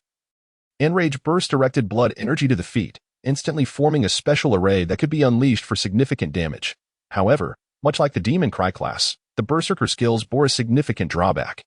Their use consumed the user's vitality. Should Xiao Kai deplete his stored blood energy, he would plunge into a state of extreme weakness, rendering him incapable of wielding even a blade. Throughout this period of training, his energy levels had also increased, and the next tier of skills within his Sword Soul class had been unlocked. The Blade Draw Slash was now available for him to learn. It is worth noting that the skill Blade Draw Slash does not require the expenditure of energy. However, it demands an exceptionally high level of speed and momentum. Moreover, the greater the momentum, the more devastating the damage inflicted by this strike. In simple terms, momentum embodies Xiao Kai's swordsmanship intent. The stronger his inner sword intent, the more terrifying the power of his strike becomes. Thus, during a brief respite, Xiao Kai dedicated himself to mastering this skill. Yet, he felt a tinge of regret that there were no new skills to acquire for his other 2 professions. Particularly with the Azura system, he remained utterly baffled. Today, as Xiao Kai prepared to continue his training beneath the waterfall, Yu reached out to halt him. Confused, he gazed at her. Uncertain of her intentions, Yu abruptly tossed a bamboo sword towards him. And with some bewilderment, he accepted the bamboo blade into his hands. "Today, you should commence the 4th phase, she declared, her eyes shimmering with delight as she observed the considerable transformation in Xiao Kai over this period. However, upon noticing his firm, bare chest, a faint blush crept onto her face. Quickly, she suppressed her embarrassment and earnestly instructed, "In this 4th phase, you are required to wield your sword beneath the waterfall and sever it in 2 without utilizing chakra." At her words, Xiao Kai furrowed his brows. Standing beneath the waterfall was already a formidable challenge, and swinging a sword would likely lead to a loss of balance and a plunge into the water. Furthermore, not using chakra meant increased physical strain. Fortunately, Xiao Kai had learned to harness his vitality, significantly enhancing his physical strength compared to before. The requirement to wield the sword without chakra aligned perfectly with his newly acquired blade draw slash. Contemplating this, his previously knitted brows relaxed, and he cast a skeptical glance at you, pondering whether she was aware of the system, as the training she provided coincidentally matched his new skill. However, his assumption was mistaken. It was merely a coincidence. What are you looking at? I assure you, there are indeed individuals capable of severing a waterfall in one strike. Do not doubt it, you said, her voice tinged with urgency as she noticed Xiao Kai's skeptical expression. The notion of severing the waterfall was merely a spontaneous suggestion on her part. While it was true that someone had executed such a feat, the means employed was another matter entirely. Nevertheless, in any case, the waterfall had been cut. As he reflected on this, she observed Xiao Kai, who was grappling with the bamboo sword, his expression one of dismay as he fell into the water. Her initial anxiety gradually dissipated, inspired by his unwavering determination. She found herself questioning whether she too ought to strive for improvement. Gazing at the figure before her, tirelessly exerting effort, she resolved to strengthen herself, vowing not to be left behind, for she aspired to be the most powerful. Consequently, she retrieved an arcane scroll from her bosom and began to study it intently. Time flowed ceaselessly, and beneath the cascading waterfall, Xiao Kai practiced with the bamboo sword while you perused her scroll. The sun slowly sank in the west, casting golden rays upon the waterfall. The shimmering light danced across the gently flowing stream, as if offering heartfelt praise and sincere blessings to the diligent duo. Chapter 27. Xiao Kai and Yuha. Once again, at the waterfall outside the small town, Xiao Kai stood beneath the torrent, repeatedly swinging the bamboo sword. After a month of rigorous practice, he had acclimated to the force of the water and the stones beneath his feet, currently engaging in the fourth stage of his training. 121, 122, 123, he continued to swing the bamboo sword while silently counting in his mind. Meanwhile, you remained on the shore, diligently studying the profound scroll, her eyes reflecting deep contemplation and perplexity. As though she were grappling with a conundrum. In the midst of her contemplation, she seemed to perceive something, emerging from her state of deep thought. Xiao Kai had ceased his movements with the bamboo sword. He stood still, eyes closed, placing the sword at his waist and gripping it with both hands, adopting a preparatory stance. Although no energy fluctuations emanated from him, you felt an astonishing power coalescing within Xiao Kai's form. You gazed in astonishment at Xiao Kai, who stood in the center of the waterfall, her eyes wide with fear. The sensation mirrored the overwhelming aura of destruction she had felt as a child. Emanating from an ancient seal, this presence was akin to that of the enigmatic figure, both radiating an intention to annihilate all. However, Xiao Kai's intent was pure, devoid of the malice characteristic of the sealed entity.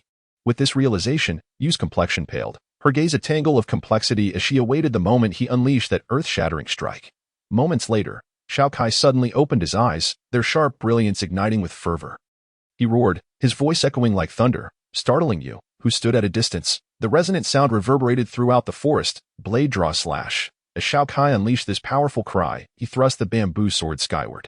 An astonishing sight unfolded. A transparent sword energy materialized from the unadorned bamboo sword, cleaving through the waterfall's barrier and forcefully bisecting the cascade. The entire waterfall had, astonishingly, been severed in half by Xiao Kai.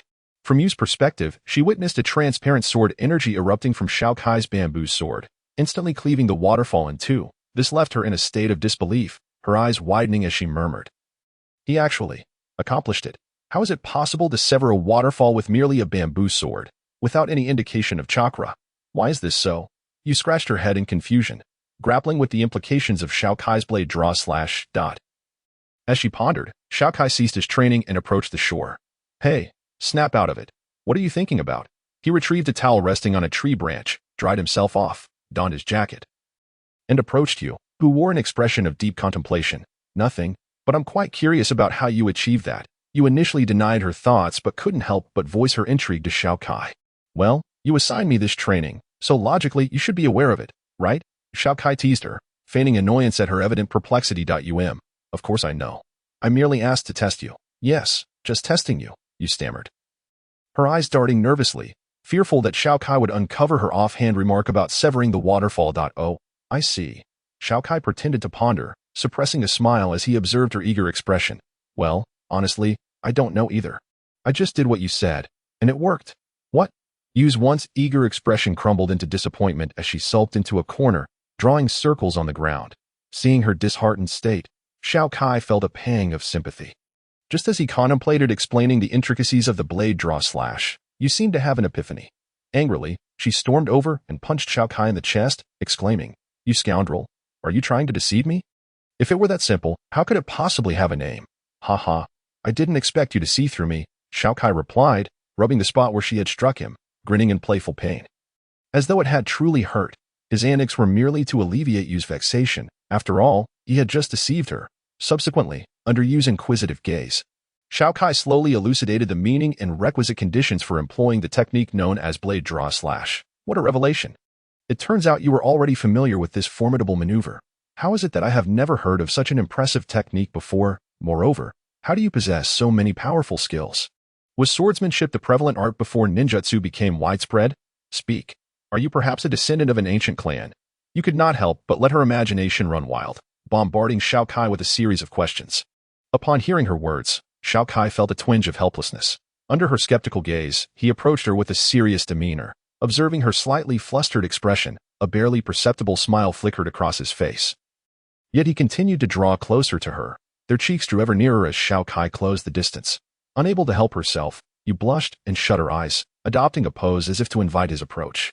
However, after a prolonged moment of waiting, she felt no further movement from Xiao Kai. Instead, her nose was suddenly pinched, causing her to wince and open her eyes. To her surprise, she was met with Xiao Kai's mischievous grin, which sparked a fleeting glimmer of disappointment in her eyes. She quickly feigned anger, delivering a punch toward the smirking Xiao Kai while exclaiming, "Damn you, you bully, don't you dare run." Thus began a playful chase along the shore until Yu, breathless, finally came to a halt.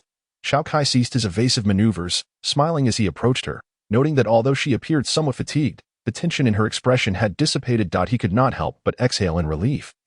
After all, had she continued her inquiries, he would have been at a loss for words. This was why he had playfully teased Yu, to obscure the secrets he harbored. Yet, Yu was no ordinary individual. She was acutely aware of Xiao Kai's intentions. However, regarding his secrets, she felt her previous actions had overstepped their bounds, considering they were merely friends. Contemplating this, a shadow of melancholy crossed Yu's heart, which she quickly concealed. She gazed at Xiao Kai with curiosity, eager to discern what he truly wished to convey. "The 4 stages of training you provided, I have completed. I believe I am ready to attempt to control the malevolent energy in my right hand." After all this time spent training, Xiao Kai observed Yu's puzzled expression and gradually explained, a glimmer of longing flickering in his eyes. "Indeed, it is time to give it a try." Upon hearing this, Yu stiffened momentarily before speaking slowly, her heart murmuring, "Perhaps, once you can manage the dark thoughts within your right hand, I will have to depart from your side. Why does this thought bring me such sorrow? I have been alone before, and I have managed just fine. Only 5 years remain until I must return." The impending separation stirred an inexplicable ache within her, leaving her countenance pale. Noticing Yu's pallor, Xiao Kai could not help but inquire, "What is it? Are you all right? You look unwell." "I'm fine. Let us begin attempting to control your malevolent energy." Yu forced a smile, retreating slightly to afford Xiao Kai space to perform. "Are you truly all right?" Xiao Kai gazed at her with lingering concern. "I assure you, I'm fine. Now, please dispel the restrictions on your right hand," Yu urged, her impatience surfacing. "Very well, I will release the restraints on my hand." Xiao Kai glanced at Yu before channeling his energy into his right arm.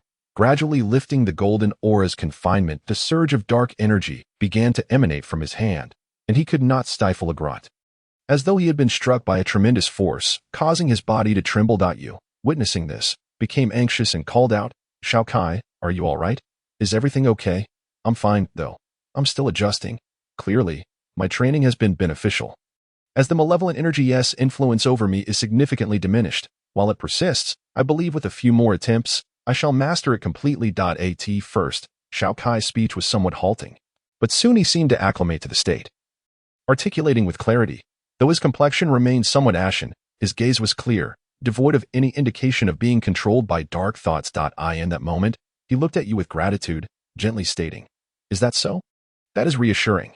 Since you have successfully managed the dark energy within your right hand, it appears I must take my leave. Yu stood rigid for a moment, her complexion paling as she addressed Xiao Kai, feigning nonchalance. Indeed, upon hearing her words, Xiao Kai fell into a contemplative silence, responding softly. Hearing Xiao Kai's lack of insistence made Yu's eyes brim with tears. In a sudden burst, she spun around, suppressing her choked sobs and indignation. Trembling as she extended her right hand, turning her back to him in farewell, "Then I shall take my leave. It's not as though we will never meet again. When we do part ways, should you require my assistance, just say the word." and I shall lend my aid in truth. I currently have a question I would like you to help me with. Observing her trembling form, Xiao Kai could not help but speak softly. What is it? Please, speak.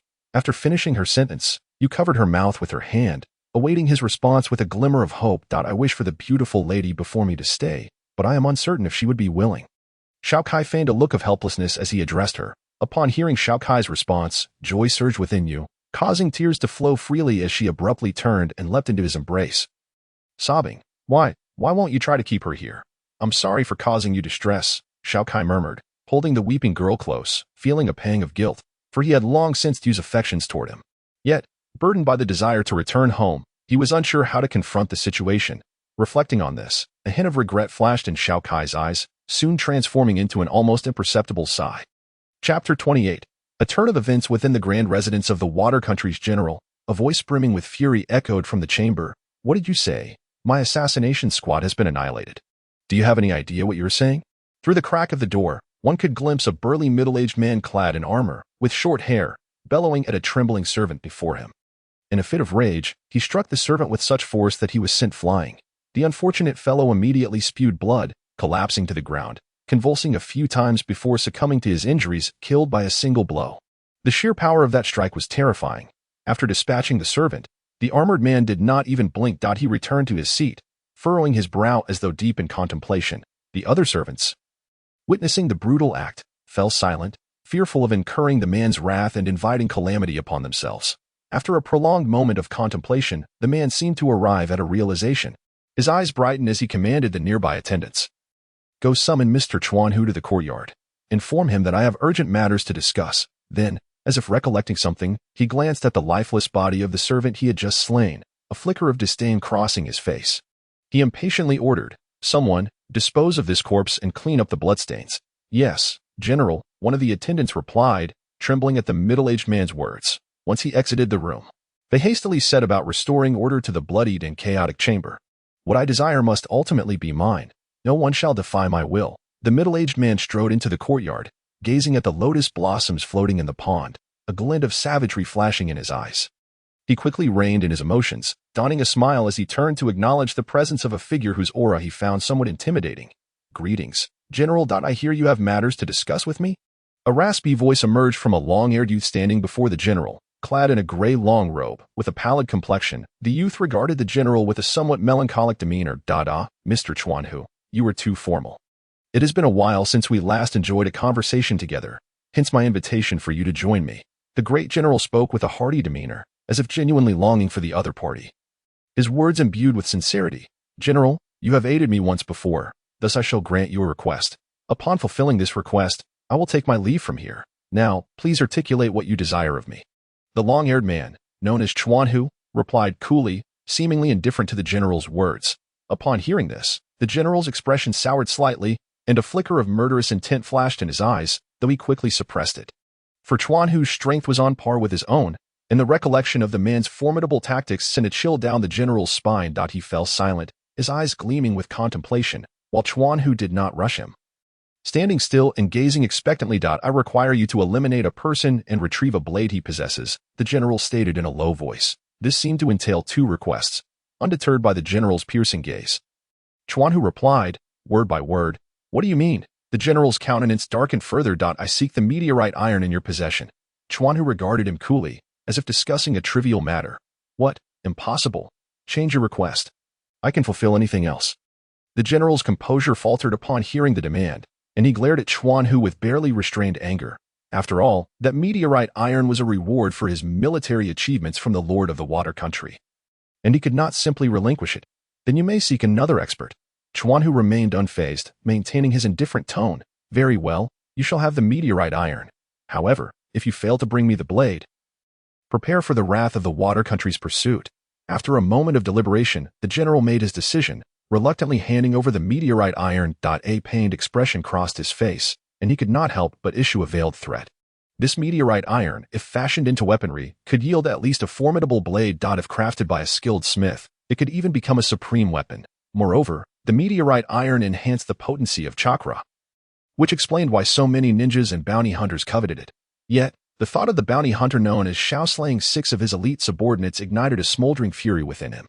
Furthermore, should he succeed in seizing the prized blade from Xiao, his own power would significantly increase. With that thought, he pondered for a moment before acquiescing to Chuanhu's terms. Rest assured, I shall fulfill your commission faithfully. Now, please hand over the meteorite iron. Upon hearing this, a glimmer of greed flashed in Chuanhu's eyes, and he addressed the general. The general then turned and exited the courtyard, with Chuanhu following closely behind. The general approached a heavily guarded small building and signaled for the soldiers outside to withdraw. He retrieved a key from his pocket, unlocked the door, and entered to procure a large iron box. Reluctantly, he handed it to Chuanhu, the pained expression on his face indicating the box contained the meteorite iron without a doubt. To be cautious, Chuanhu opened the box and inspected its contents thoroughly. Once assured of its authenticity, he accepted from the general an intelligence report regarding Xiao. After perusing it, a look of surprise crossed his features, but he said nothing further and turned to leave. The general watched Chuanhu's departure in silence, knowing that should the man dare to abscond with the blade he sought, he would face the relentless pursuit of the entire ninja force of the water country. As the general, he had the authority to issue a manhunt, and thus he harbored no fears of Chuanhu escaping with the treasured blade. With that thought, a glint of ruthlessness flashed in his eyes. Humph, that wretched boy, your doom is sealed. Were it not for my position restricting my actions, I would ensure your utter destruction myself. You dare to slay the 6 subordinates I painstakingly trained and compel me to part with my precious meteorite iron? This time, you are finished, for that man is, like me, of a near shadow caliber. Once you are dead, the blade you wield shall belong to me. Ah! The general envisioned the scene of Zhao's demise at Chuanhu's hands and could not help but erupt into a cruel laugh.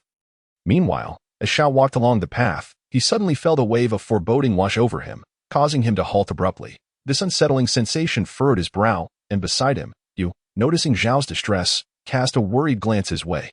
Xiao, what is the matter? Are you all right? I am fine, merely experiencing an unexpected pang of anxiety that I cannot quite comprehend, Xiao replied softly, reassured by Yu's concerned gaze. He waved his hand to dismiss her worries. Let us continue on. After all, we have quite a distance to the next town. Let us proceed. Unbeknownst to Xiao and his companion, danger was swiftly approaching. Chapter 29. Chuanhu strikes. The mission is complete. Let us hasten to report it.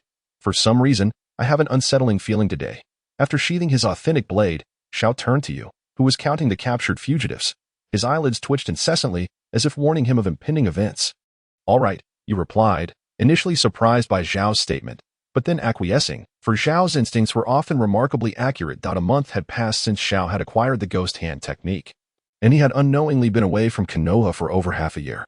However, during this time, his strength had undergone a dramatic transformation. Regrettably, his goal of returning to the village remained distant, and aside from his authentic blade, he lacked any usable weapons. This realization filled Xiao with frustration. He suddenly recalled the elderly village chief who had gifted him the authentic blade, pondering whether he should seek him out for another fine weapon. Meanwhile, in a grand commercial establishment within Konoha, the silver-haired village chief sneezed unexpectedly, wondering if someone was speaking of him. He quickly dismissed the thought, his face lighting up with a smile as he approached an arriving customer. Welcome to our store. What can I assist you with, esteemed ninja? Hello, Mr. Tanaka. I would like to customize a weapon. The ninja who entered spoke respectfully to the village chief. No, to Tanaka. That is quite feasible. Our clan's master blacksmith is resting at the back. Should you wish to customize something, simply convey your requirements to him, and he will inform you of the price, Tanaka replied skillfully, noting that the Tanaka clan had been thriving in Konoha recently. As Xiao had anticipated, Hinata had arranged for Tanaka to have a prosperous business. Moreover, Tanaka had, in gratitude to Hinata, provided numerous quality ninja tools to the clan. Thus, Tanaka had not only gained the gratitude of the Hyuga clan, but had also bolstered his own reputation through their association.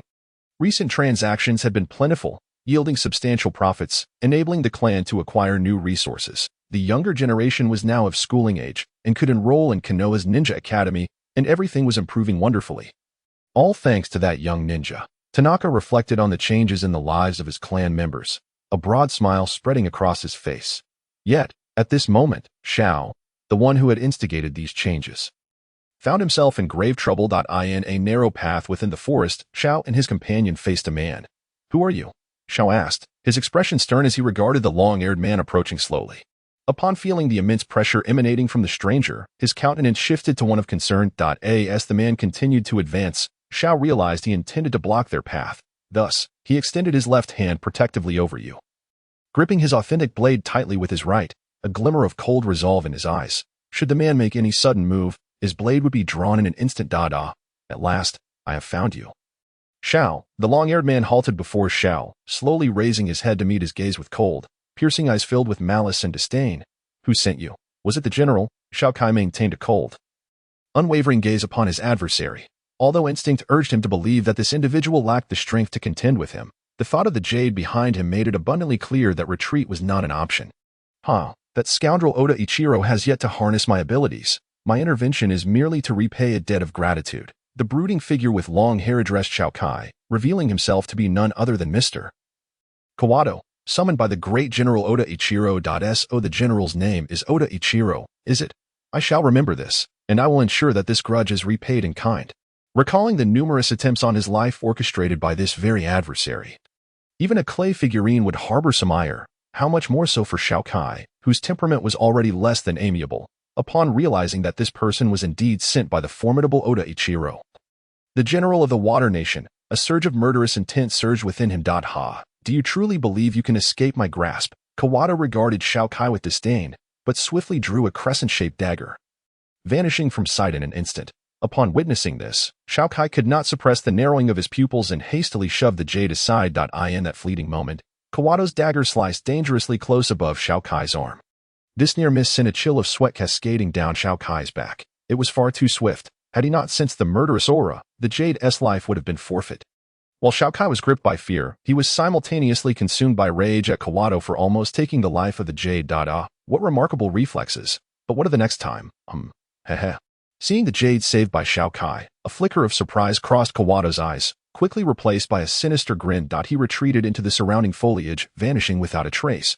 Xiao Kai, refusing to let his guard down, gripped his authentic blade with firm resolve, his gaze scanning the vicinity, ever prepared for Kawato's next assault. Just as Xiao Kai maintained his vigilant stance, a sound of something slicing through the air echoed from behind him. He swiftly drew his weapon, slashing backward, but only succeeded in shattering a flying shuriken. This caused his pupils to contract involuntarily. Upon hearing the jade's startled cry, he realized the gravity of the situation. He quickly spun around to defend himself, but it was still a beat too late. Kawato lunged from the direction opposite the shuriken's trajectory, brandishing his dagger with lethal intent towards Xiao Kai. Even though Xiao Kai reacted instantly to counterattack, Kawato managed to catch him off guard. With a forceful strike landing, Xiao Kai felt the tumult of blood surging within him. Kawato, having struck successfully, smirked slyly before disappearing once more into the thicket. Preparing for another strike. How infuriating. He is a truly seasoned assassin, and I possess no knowledge of his capabilities. This is dire indeed. Xiao Kai steadied his breathing, remaining alert and ready for action. Meanwhile, the observing jade gasped in astonishment. The bloodthirsty wielder of the crescent blade, he is Kawato, the S-rank assassin who single-handedly eliminated the leadership of a certain nation and successfully escaped. This revelation, Xiao Kai felt a rush of astonishment. But upon reflecting on Kawato's prowess, he quickly dismissed his surprise, heightening his caution toward the assassin. Emerging from the shadows of the thicket, Kawato revealed himself, having realized his cover was blown. Impressive. You discerned my identity. So, are you prepared to meet your demise? Kawato's visage was clouded with malevolence, the dagger spinning menacingly in his hand, the murderous intent emanating from his gaze unabashedly. Jade, do you comprehend his abilities? Enlighten me. Upon sensing the threat radiating from Kawato, Xiao Kai's hair stood on end, and he fixed a solemn gaze upon the approaching assassin. The speed of his foe was alarming, even surpassing Xiao Kai's own liberation from confinement, compelling him to seek further intelligence about Kawato. He excels in. Before the jade could divulge information, Kawato, seizing the moment, launched himself forward, his form vanishing as he aimed the dagger directly at the jade's neck. Just as she was unable to react, a burst of flame erupted before her, revealing two figures confronting one another, Xiao Kai and Kawato. The jade's words faltered. Your opponent is me.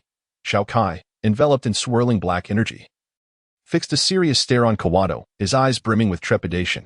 Now liberated from the constraints of the ghostly grip, his aura transformed into a palpable threat. Let us see how this plays out. Ignorance is bliss, after all, ha. With Kawato's renewed focus on Xiao Kai, his previously dismissive demeanor shifted to one of grave concern. Despite his continued mockery, his left hand swiftly formed a seal. Single-handed seal. Observing Kawato's actions, Xiao Kai felt a chill run down his spine and leapt back, striving to widen the distance between them. Kawato, meanwhile, wore a contemptuous smirk, placing his left hand over his chest, and called out to the airborne Xiao Kai. Ninjutsu, Chapter 30, The Hunter and the Prey. Suddenly, a crescent wind blade, measuring over 10 meters in width, shot forth from Kawato, hurtling towards Xiao Kai midair. The razor-sharp wind sliced through the atmosphere, howling as it bore down on Xiao Kai. With no leverage to evade, he appeared destined to be struck by the wind blade. In a desperate maneuver, Xiao Kai pointed his authentic blade toward the ground, unleashing a surge of energy that coalesced at the blade's tip. The gray vortex pulsated violently as Xiao Kai bellowed, "Silver light blade fall." In an inexplicable twist, Xiao Kai plummeted downward, narrowly evading the wind blade's assault. The Jade, witnessing this, exhaled a sigh of relief, while Kawato's expression remained unfazed. These attacks were merely to gauge Xiao Kai's strength. It appeared that he would need to adopt a more serious approach henceforth. "Are you prepared to face the hunter's onslaught?" Kawato's eyes gleamed with intrigue, filled with the intent to kill as he regarded Xiao Kai. As for the Jade, he had no intention of eliminating her just yet. He reveled in the terror and despair etched upon the faces of his prey. That was perilously close. Upon landing, Xiao Kai wiped the cold sweat from his brow, eyeing Kawato with a heavy heart. He mused to himself, "I thought I had taken his capabilities into account, yet I underestimated his strength. Dreadful Oda Ichiro must have paid a steep price to eliminate me." With a grim expression, Xiao Kai fixated on the man before him, gripping his authentic blade tightly. Remembering the Jade behind him, he knew he had to risk everything in this battle. The trepidation in Xiao Kai's gaze began to dissipate, replaced by an unwavering calm. He locked eyes with Kawato, his energy surging as he propelled himself toward his adversary, initiating the attack. Kawato's eyes gleamed with excitement at Xiao Kai's boldness. As he too charged forward with his dagger, he taunted, "How audacious to strike first, ha." Yet, prey is ultimately just prey. Unable to escape the grasp of the hunter. In an instant, the two figures vanished from sight, and the area erupted with multiple silhouettes engaged in fierce combat. Their speed was such that the Jade could only perceive fleeting afterimages. Watching Xiao Kai clashing with Kawato, her heart filled with worry. She called out urgently to Xiao Kai, "Xiao Kai, he possesses a unique bloodline that exponentially increases his speed. His summoning technique calls forth a menace imbued with swift striking power. Be wary of his attacks. His blade can inflict wounds that are difficult to heal." Upon hearing her words, Xiao Kai intensified his grip, forcing Kawato backward, positioning himself protectively before the Jade, his icy gaze fixated on Kawato. The latter halted at a distance, his dagger stained with blood. He flicked the blood from his blade onto the ground, his eyes glinting with murderous intent as he slowly said, "You dared to reveal my information. I have decided to take my time torturing you, ensuring your demise is not swift." At Kawato's actions, Xiao Kai could not suppress the contraction of his pupils. Casting a glance at his waist, he was startled to discover a wound inflicted by his opponent, unbeknownst to him until this moment. Blood trickled slowly from the injury. Though not grievous, it nonetheless impacted Xiao Kai's combat prowess. The gravity in Xiao Kai's gaze deepened as he regarded his adversary, his grip on the authentic blade tightening involuntarily. A bitter pang arose within him. This was indeed troublesome. Has the prey ceased to resist? Then I shall strike. Observing Xiao Kai's hesitation to mount another attack, Chuan could no longer contain himself. He taunted, raising his curved blade, charging once more at Xiao Kai. Realizing his distraction during the fight, Xiao Kai cursed himself silently and met Chuan, whose advance with determination. The two clashed fiercely, the arena illuminated by flashing blades and swirling sword energy.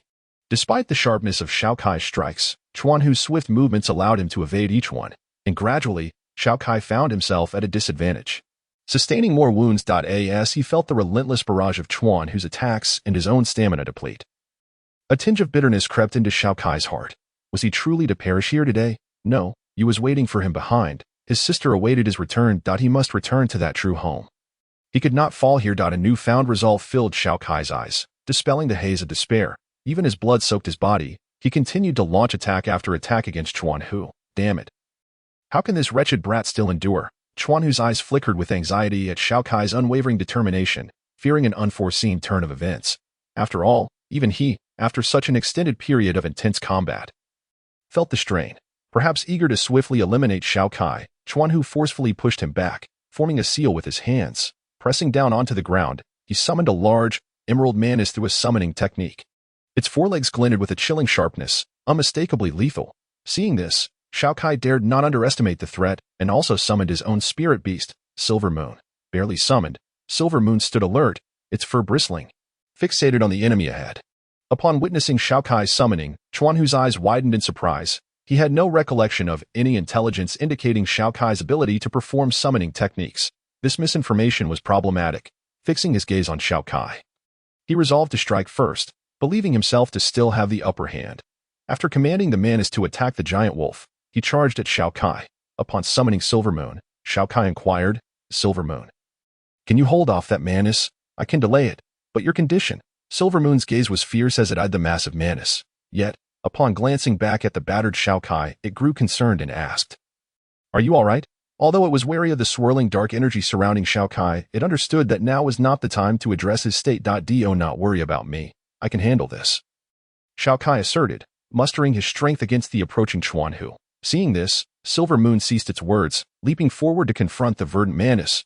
Meanwhile, you watched Xiao Kai's desperate fight from a distance, her heart heavy with worry. Her speed could not match his, and joining the fray would only complicate matters, leaving her to spectate. However, the situation on the battlefield was dire. Xiao Kai was bloodied, and his spirit waned. Chuanhu, though panting and slightly disheveled, bore few injuries. Noticing Xiao Kai's diminishing resolve, a glimmer of opportunity sparked in his eyes. What a perfect chance, he thought, as he lunged at Xiao Kai with his curved blade aimed at his head. Just as Chuanhu believed he would slay Xiao Kai, a crimson light flickered in Xiao Kai's eyes, and he growled, rage. Suddenly, the blood coursing through Xiao Kai's veins vaporized and encircled him like a tempest. Chuanhu barely registered a blur as Xiao Kai vanished from his sight. Sensing a rush of wind behind him, Chuanhu's heart raced with alarm. Not good. Demon slash. Xiao Kai reappeared behind Chuanhu. His gaze sharp and focused, devoid of any earlier lethargy. It seemed the rage had granted him considerable enhancement. The authentic blade in Xiao Kai's hand was enveloped in swirling black and red energies. Powerful vibrations emanating from the blade. He swung fiercely at Chuanhu's back, and the potent sword energy surged forth like a torrent, piercing through Chuanhu. Yet, in that fleeting moment as the blade made contact, surprise flickered in Xiao Kai's eyes. When did this happen? He glanced ahead to find a figure standing several meters away, none other than the supposedly defeated Chuanhu. Where he had killed Chuanhu, only 2 severed wooden stumps remained. Devoid of any trace of his foe, Chuanhu had somehow executed a substitution technique, narrowly evading Xiao Kai's meticulously planned attack. Chuanhu's face darkened as he regarded Xiao Kai. It seems I underestimated you. Cursed prey, you have bitten back. I shall relish torturing you to death. Anger surged within Chuanhu as he felt a pang of pain in his back. Just moments ago, he had nearly fallen victim to Xiao Kai's strike. To be retaliated against by prey was a disgrace. Resolute, he decided that despite the cost of his weakening, he would unleash his full power to torment Xiao Kai until his last breath. With that thought, he formed a peculiar seal and bellowed, "Wind dance." Azure chakra enveloped him, shimmering with a fierce glow in his eyes. Under Xiao Kai's astonished gaze, Chuanhu's figure suddenly vanished. Not good. It's a bloodline technique. Xiao Kai, he has activated his bloodline, and now his speed is at least triple what it was before. You must flee. Do not concern yourself with me. You, recalling something in despair, cried out to Xiao Kai, hoping he would escape. Yet, amidst the chaos, Chuanhu's maniacal laughter rang out. Ha ha ha. It's too late to run now. Die. Xiao Kai felt a shadow rush past him, prompting him to slash at it, but he struck nothing. Instead, a deep gash appeared on his thigh, blood gushing forth. Though he had activated his rage and felt no pain, the rapid loss of blood would ultimately lead to his demise. This realization heightened his urgency. Yet he could not discern Chuanhu's whereabouts. He could only brace himself, waiting for a chance to counterattack. As for Yu's plea for him to escape, he had cast it aside. This technique could not be invincible. There must be a flaw, and if he could uncover it, he would surely defeat him. Xiao Kai reassured himself, eyes fixed on the surroundings, desperately searching for signs of Chuanhu's next move.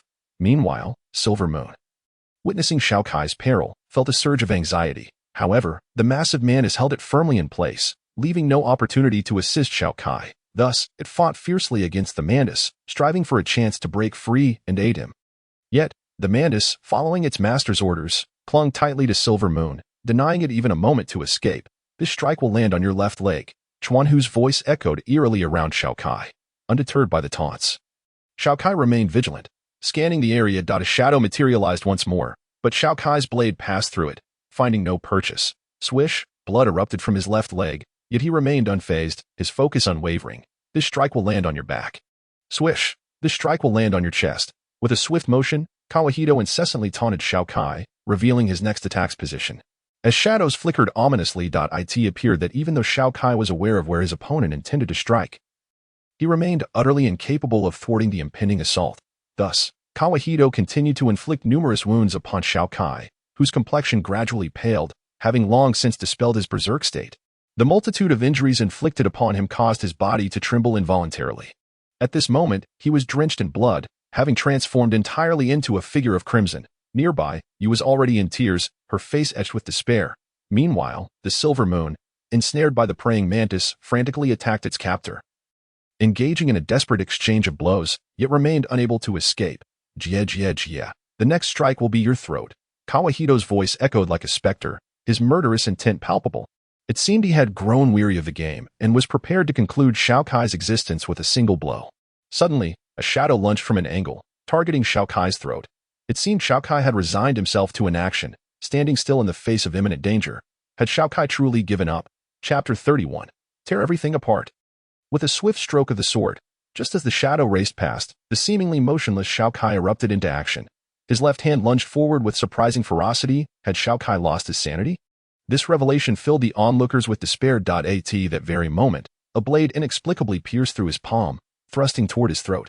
Yet, Xiao Kai's hand resolutely blocked the strike. The blade hovered perilously close to his throat. A mere 10 centimeters away, blood dripping from his palm onto the curved blade, slowly pooling on the ground. Xiao Kai could not suppress a pained groan. But then he smiled, saying, "I've got you." As Xiao Kai's words fell, a look of astonishment appeared on Kawahito's face, gradually revealing his form. The blade that was meant for Xiao Kai's throat had only pierced his left hand. Kawahito's weapon was now tightly grasped by Xiao Kai's mangled fingers. Confused, Kawahito shouted in agitation, "Impossible!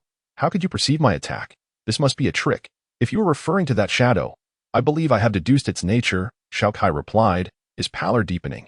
After all, the pain of having his palm pierced by the curved blade was excruciating. He fixed his gaze upon Kawahito and disclosed the secret of the shadow. "That shadow is your doppelganger, isn't it?" "What? How could you possibly know?" Kawahito was taken aback as he heard Xiao Kai unveil the essence of his secret technique. In truth, I had this suspicion from your very first strike, as the shadow merely served to divert my attention, while the true attack would follow after I engaged with the shadow. Correct? Upon uttering these words, Xiao Kai glanced at Kawahito, and upon witnessing his astonished expression, he chuckled softly, continuing with poise, "If I am not mistaken, you also instructed that doppelganger to reduce its speed. Otherwise, my attention would not have shifted to it. Moreover, a standard doppelganger technique possesses no inherent damage nor physical form, allowing my genuine attack to pass through the shadow unscathed. Am I right?" Disregarding Kawahito's increasingly grim demeanor, Xiao Kai continued, "However, to validate its authenticity, I conducted several further trials, thus affirming my hypothesis. Had you struck decisively from the outset, I would likely have been unable to react in time and would have perished here." Do you truly believe you can leave this place alive? Your left hand is rendered useless? I wonder what leverage you possess to continue this fight?" At Xiao Kai's words, Kawahito seethed with suppressed rage, yet quickly recognized the provocation. "Are you attempting to incite me, to throw me off balance, and then exploit my moment of weakness? You underestimate me far too much." A glint of cold light flickered in Kawahito's eyes as a cruel smirk curled upon his lips. "Do you comprehend why I did not evade your strike, but instead seized your blade?" Kawahito queried. Hearing this, Xiao Kai scoffed, tilting his head dismissively before replying in a cryptic tone. Simultaneously, he intensified the grip of his left hand, ignoring the searing agony coursing through his palm as he clutched Kawahito's hand with unyielding tenacity. "What?" Kawahito gasped in disbelief, his body trembling as he stared at Xiao Kai. He sensed the blood within him flowing unnaturally, directed toward the very hand Xiao Kai clutched. The sensation of his blood surging was uncomfortable, yet it instilled within him an overwhelming sense of panic. "What have you done? Release me, you bastard!" Kawahito struggled in terror. Yet, it was as if Xiao Kai's left hand had taken root upon him, refusing to loosen its grip no matter how he fought. It is too late to seek escape now. Absorb the life force, soul-devouring hand. Xiao Kai roared, a crimson light flashing in his eyes. His left hand transformed into a vibrant red, powerful energy swirling within it. A blood-red energy coalesced into a sphere, radiating outward. Upon witnessing Kawahito's terrified countenance, a glimmer of murderous intent ignited within Xiao Kai's eyes. With a slight bend of his right hand, he thrust downward, summoning forth another surge of blood energy, shouting, "Rage unleashed." To the astonishment of both, the pool of Xiao Kai's blood beneath them began to move of its own accord. This blood coalesced into a massive circle, inscribed with intricate runes, emanating a potent energy. Explode. Xiao Kai fixated on Kawahito's contorted face, and under the latter's begrudging gaze, he unleashed his power, detonating the energies beneath their feet and in his hands. Boom. The blood formation beneath Xiao Kai and Kawahito erupted violently, amount of blood energy surging outward. Kawahito was instantly engulfed, his body riddled with countless wounds. Strangely, he remained firmly grasped by Xiao Kai's left hand, his form withering as though he were an aged specter on the brink of demise.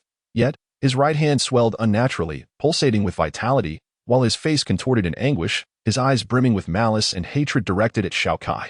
In that moment, Xiao Kai tightened his grip, unleashing a fan-shaped wave of crimson energy. A resounding explosion reverberated through the air. Kawahito was violently propelled into the depths of the nearby thicket, silenced. After executing the soul-devouring hand, Xiao Kai stood wearily, his sword poised, yet his expression betrayed a newfound gravity. Xiao Kai, you, witnessing Kawahito's ejection, assumed victory was within Xiao Kai's grasp and rushed toward him in do not approach. He is not yet dead. Xiao Kai shouted sharply, halting Yu's advance, his gaze alight with caution. He scrutinized the low-hanging foliage ahead, sensing a lingering unease. The blood energy's eruption had felt off, though he remained uncertain of his opponent's hidden cards. Xiao Kai was certain that Kawahito had evaded his lethal strike. Damn it, why is this so troublesome? Kawahito is undeniably formidable. My trump cards are nearly depleted, and my stamina is waning. What now? Contemplating this predicament, Xiao Kai cast a troubled glance at his pierced left hand, a flicker of anxiety crossing his features. The speed at which he could unleash his ghost cry skills was far too slow. Given Kawahito's swiftness, evasion was all too easy. If he were to employ them now, it would only present further opportunities for his opponent to strike. Must I truly meet my end here? A sheen of cold sweat broke upon Xiao Kai's composed visage as tumultuous thoughts surged within him. Refusing to settle, cough, impressive. You realize I have not perished. Hiss. I shall ensure your demise. A staggering figure emerged from the thicket, clutching his shoulder, his tone laced with fury, his malevolent gaze sending chills down Xiao Kai's spine. It was Kawahito. How did you evade that attack? Xiao Kai inquired, his eyes fixed intently upon Kawahito. Truthfully, he could not fathom how his opponent had survived. Haha, such matters are for you to ponder in the afterlife. For now, prepare to meet your end. Upon hearing the words, Chuanhu could not help but burst into maniacal laughter, yet he refrained from responding to Xiao Kai's remarks. Suddenly, he forcefully released his grip on his shoulder and swiftly began to form hand seals. His eyes fixated on Xiao Kai, his face contorted with malice. How infuriating. Am I truly destined to perish here? No, I cannot succumb until I find my way home, and furthermore, you requires my protection. My body. Awaken. Xiao Kai strained to stand tall, veins protruding on his forehead, gazing at Chuanhu, who was intently forming seals before him. Abruptly, he shut his eyes tight, trembling as his battered left hand slowly yet resolutely pressed against the scabbard, while his right hand gently sheathed the sword. Zhangzong. He then gripped Jingzong firmly, slightly bending forward, emanating a weighty aura. This move, could it be? It must succeed. Xiao Kai. Upon witnessing Xiao Kai's posture, you appeared to have an epiphany. A glimmer of hope igniting in her eyes. Clenching her hands tightly, she silently cheered for him from within. Humph, what a charade. Although Chuanhu felt a twinge of confusion at Xiao Kai's stance, he dismissed any notion of retaliation upon observing the myriad of wounds adorning his opponent's body. Even if he possessed strength, he would likely succumb to this jutsu, he thought with a sinister grin. Ninjutsu, 1,000 blades flash, with a fierce thrust of his hands towards Xiao Kai, a barrage of rotating wind blades, each approximately 30 centimeters long, erupted before him. Yet, the sheer number of these blades reached a staggering 500. Given the technique's name, 1,000 blades flash, it was likely that in his prime, Chuanhu could unleash 1,000 wind blades. TCH, is this all? Sufficient to slay you nonetheless, perish? A fleeting expression of dissatisfaction crossed Chuanhu's pale face as he noted the limited number of wind blades he had conjured. However, upon locking eyes with Xiao Kai, his gaze brimmed with murderous intent, immediately directing the wind blades toward him. A look of vindictive pleasure etched upon his features. Yet, in the face of the oncoming swarm of wind blades, Xiao Kai remained unmoved. As if all will to resist had been extinguished, his eyes remained tightly shut, yet an even greater aura began to emanate from him. A closer inspection would reveal that the air around Xiao Kai seemed to solidify, as if caught in a stasis. Just as the wind blades were about to reach him, Xiao Kai spoke, "Tear everything asunder, draw the blade slash." As his words fell, his tightly shut eyes snapped open, revealing the veins of the Hyuga clan's Byakugan. I see you. Xiao Kai murmured inwardly, his hands moving with unwavering resolve, piercing through the dense array of wind blades, locking onto Chuan Hu ahead. In that instant, a pure sword intent flickered in his eyes. Surprisingly, while everyone present clearly witnessed Xiao Kai's movements, there was an ineffable quality about them, an unattainable peak that left the onlookers in a state of bewilderment and awe. As they beheld the sword aura that Xiao Kai unleashed, the spectators were rendered thoughtless, their gazes fixed upon him in a trance. With a sudden motion, Xiao Kai drew Zhongzong from its sheath. A brilliant sword light erupting forth, accompanied by a mournful wail. The air before him shattered like a broken mirror, completely fracturing. The exquisite sword light swiftly flashed between Xiao Kai and Chuan Hu, vanishing without a trace. Strangely, the multitude of wind blades that had surged toward Xiao Kai seemed to have disappeared as if they had never existed. Chuan Hu's eyes widened in disbelief, clutching his abdomen in agony as blood poured from his mouth. He murmured toward Xiao Kai, What jutsu was that? His voice was frail and filled with shock, as if he could not fathom that the attack had been executed by the very youth standing before him. This is not ninjutsu, it is my swordsmanship, known as draw the blade slash. Xiao Kai calmly stated as he sheathed Zhongzong, regarding Chuan Hu with an unwavering gaze. What a remarkable sword technique, so powerful, draw the blade slash. Chuan Hu muttered, blood continuing to spill from his mouth. In that moment, under the astonished gazes of the onlookers, his body abruptly split in two from the abdomen, having been cleaved apart by Xiao Kai's draw the blade slash. Only after Chuan Hu's demise did the grave expression on Xiao Kai's face dissipate, replaced by an overwhelming fatigue that washed over him. Unable to withstand the encroaching weariness, he collapsed to the ground. In the moments before losing consciousness, Xiao Kai caught sight of Yu rushing toward him, her face etched with concern. Chapter 32, Recuperation and the Assassination Order. From the land of water, it appears I am once again in a hospital. The light filtering through the window gradually illuminated the room, rousing the individual lying in the hospital bed. Upon awakening and glancing at the stark white ceiling above, he realized he was indeed in a medical facility. With a hint of resignation, he lifted his left hand, feeling the sharp pang of pain therein, prompting a bitter smile to grace his lips as he muttered to himself, observing the leaves on the trees outside turning a faint yellow. He suddenly recognized that autumn was approaching. Time certainly flies. Just as Xiao Kai was lost in reflection, a figure pushed the door open. Indeed, time does pass swiftly. A beautiful silhouette entered, bearing a pile of what resembled a small mountain. Had he not recognized Yu's voice, Xiao Kai might have thought he had mistaken her for someone else. However, he was left perplexed as to why Yu had brought so many items. How heavy. I'm exhausted, Yu exclaimed, depositing the small mountain beside Xiao Kai's bed. Upon noticing Xiao Kai had awakened, she first revealed a crescent-shaped smile. Yet, when she saw him reaching to inspect the pile of items, she furrowed her brow and blocked his hand, firmly pushing him back into the covers, scolding, patience should look like patience. Do not move around. The doctor said if you don't take care of your left hand, it may lead to lasting issues. At this juncture, a flicker of concern shone in Yu's eyes. Observing her actions, Xiao Kai initially felt a sense of helplessness, quickly followed by a warmth in his heart. He softly expressed his gratitude. Thank you. Upon hearing his words of thanks, Yu's eyes sparkled with delight, and a blush crept across her cheeks. Nevertheless, she feigned nonchalance, asserting, no need for thanks, just focus on healing. Also, I bought a plethora of nourishing items for your recovery. With that, she began to unpack some sealed bags from the small mountain. Xiao Kai glanced between Yu and the mountain of items, a cold sweat breaking out on his brow as he trembled slightly. Unable to suppress his curiosity, he asked Yu, you don't expect me to consume all of this today, do you? Of course not. How could you think that? Yu replied, casting an incredulous glance at Xiao Kai. Relieved, he silently rejoiced, thinking he had been spared. However, her next statement plunged him into despair. This is merely your morning dosage.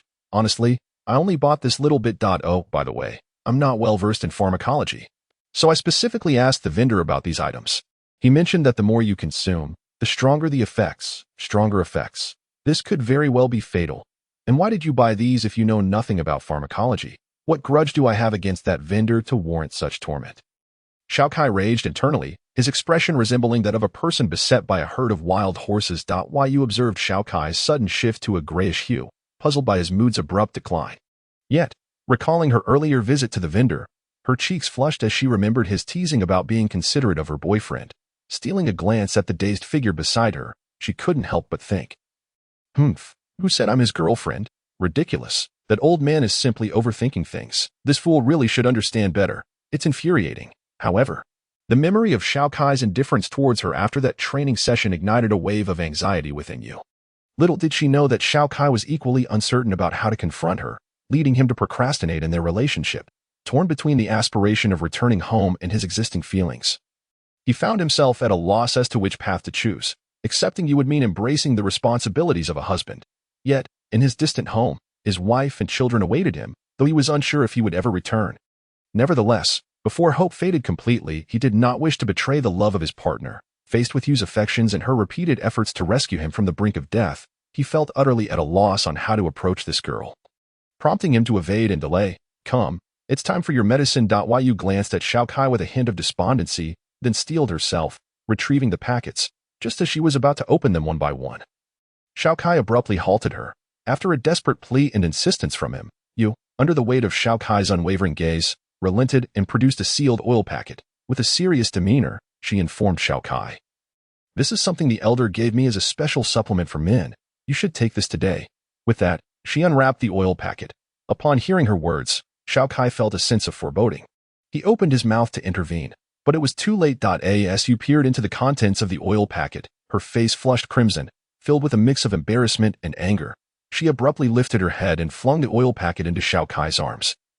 Spitting out, "You men are all worthless." With her cheeks aflame, she swiftly dashed out of Xiao Kai's room, leaving him bewildered, clutching the item in his hands, casting a glance at the contents of the oil packet.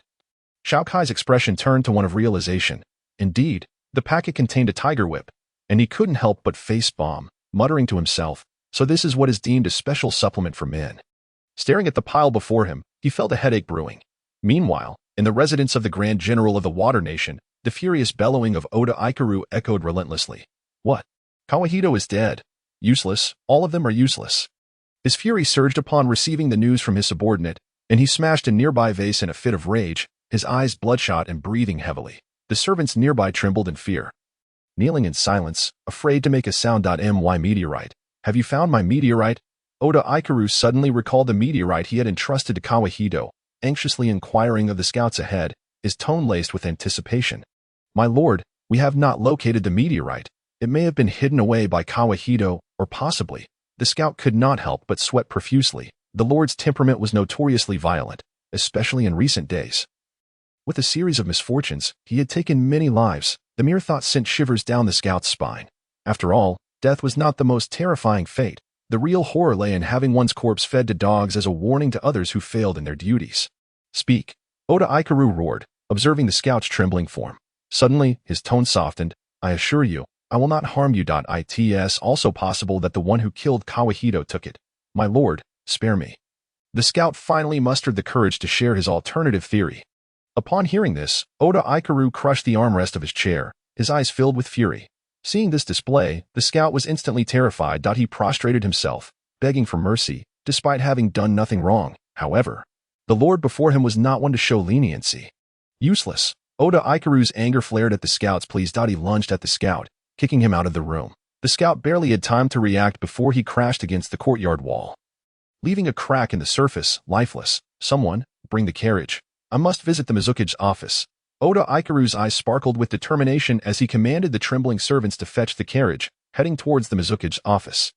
Inside the Mizuki's office, a beautiful woman with long hair was engrossed in reviewing documents. A sudden knock on the door interrupted her thoughts, causing her brow to furrow slightly. "Come in," she instructed. A male ninja entered, adorned with the forehead protector of the Mist Village, bowing deeply as he announced, "Mizuki-sama." "What is it?" The female ninja, known as the Mizuki, replied without looking up, her hands continuing to swiftly review the documents. "General Oda Ikaru requests an audience, stating he has urgent matters to discuss." The ninja, witnessing the Mizuki's unwavering focus, remained calm, kneeling respectfully and bowing his head in anticipation of her response. "Let him in," the Mizuki said, a hint of annoyance flickering in her eyes at the mention of Oda Ikaru's name. She rubbed her temples, trying to alleviate the tension. Gradually, she stretched her perfect form, yawning lightly, then rested her elbows on the desk. Fingers intertwined, her eyes glimmering as if deep in thought, the ninja exited to relay her message, closing the door behind him. The Mizuki's office returned to silence, save for her contemplative figure. Soon, another knock resounded. "Come in." Upon hearing the sound, the Mizuki's gaze momentarily dimmed, softly calling to the visitor outside. A robust figure clad in samurai armor appeared at her door. The man surveyed the office's occupants, and upon spotting the Mizuki, he strode forward, kneeling before her in a dramatic display. "Mizuki-sama, you must intercede on my behalf," he pleaded, his face a mask of anguish, as if he had endured great injustice. "General Oda Ikaru, please rise. And could you share what has transpired?" The man was none other than Oda Ikaru, who had previously sent assassins after Xiao Kai. Witnessing his display, the Mizuki's eyes briefly sparkled before she addressed him gently. "It is as follows. I had dispatched 4 subordinates to retrieve a treasured blade passed down through my family. But en route, they were ambushed and killed. Subsequently, I sent 6 more to pursue the thief, only to have them meet the same fate. A dear friend, unable to bear this, attempted to assist me in reclaiming the heirloom.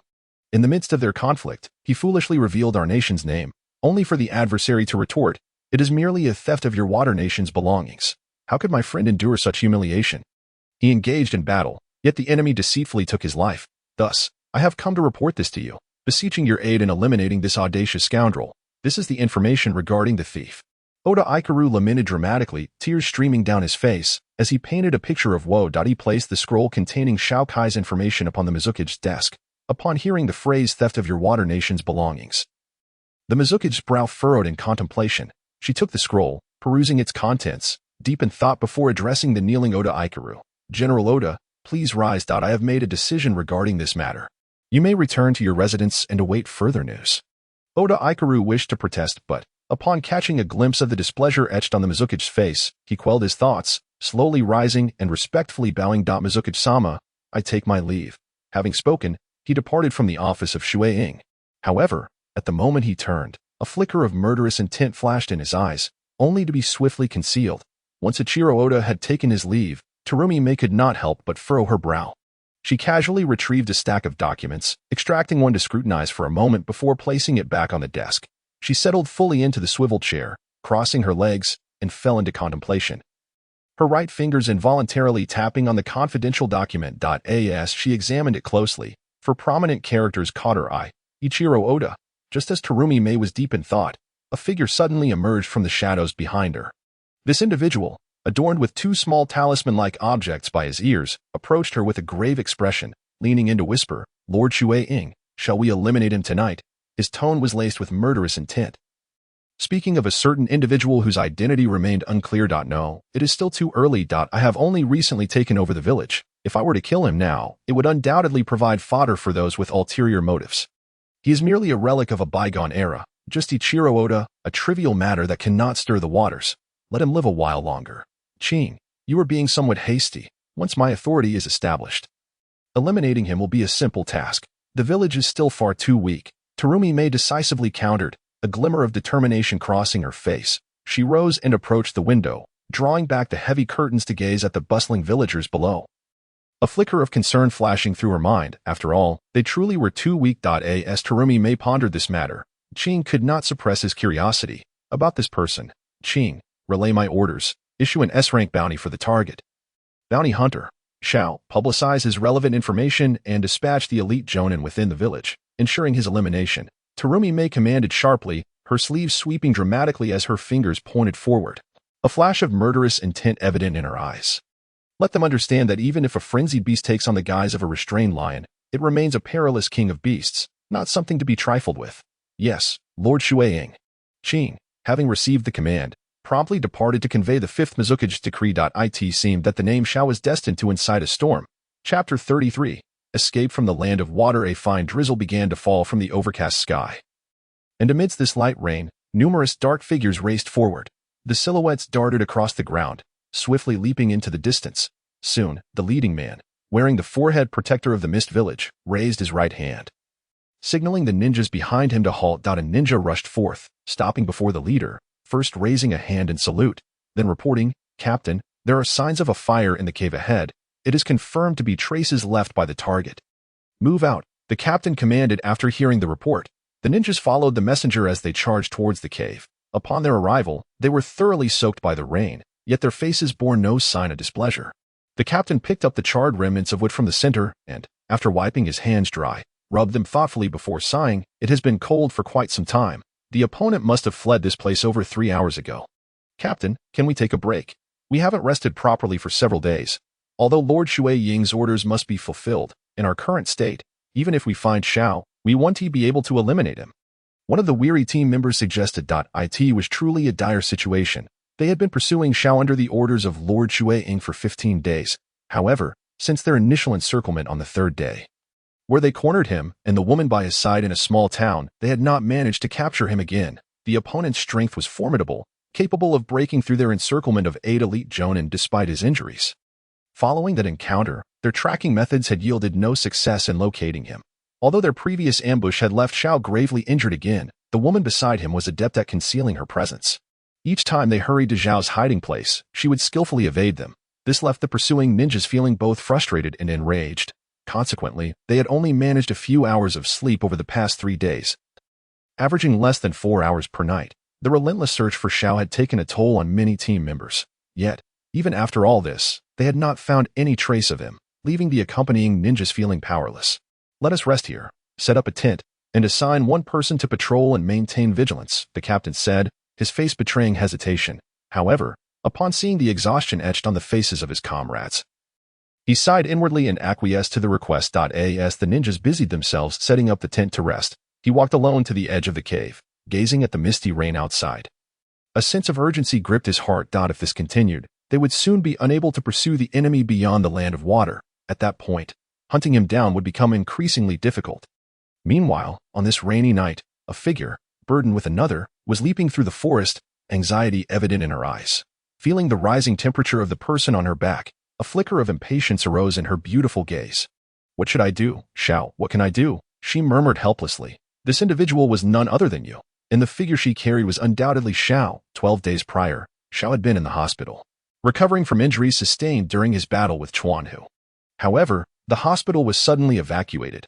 Sensing the impending danger, you hurriedly grabbed Xiao and prepared to flee. Yet, upon reaching the entrance, they discovered that 8 ninjas from the Mist Village had blocked their escape. Upon sensing the murderous intent emanating from the enemy, Xiao immediately unleashed the blood energy within him, engaging in a fierce battle with the 8 Jonin. During the conflict, he sustained further injuries from their shurikens. Realizing he could not overpower them, Xiao endured a hit from a ninja's water shark bomb technique. Suppressing the discomfort from the surging blood energy within, he seized the opportunity to perform a blade-drawing slash, shattering the surrounding stone walls of the hospital. Amidst the swirling smoke, he and you hastily fled from the sight of the mist ninjas. Just as you breathed a sigh of relief, Xiao, who had carried her to safety, suddenly coughed up a mouthful of blood and collapsed to the ground. Struggling to maintain consciousness, he urged you to leave the land of water before succumbing to unconsciousness. Seeing Xiao fall unconscious, you was taken aback and quickly checked his pulse. Feeling his faint yet steady breathing, she let out a sigh of relief. Remembering Xiao's words before he fainted, a glimmer of determination sparked in her eyes as she swiftly hoisted Xiao onto her back, embarking on their journey of escape.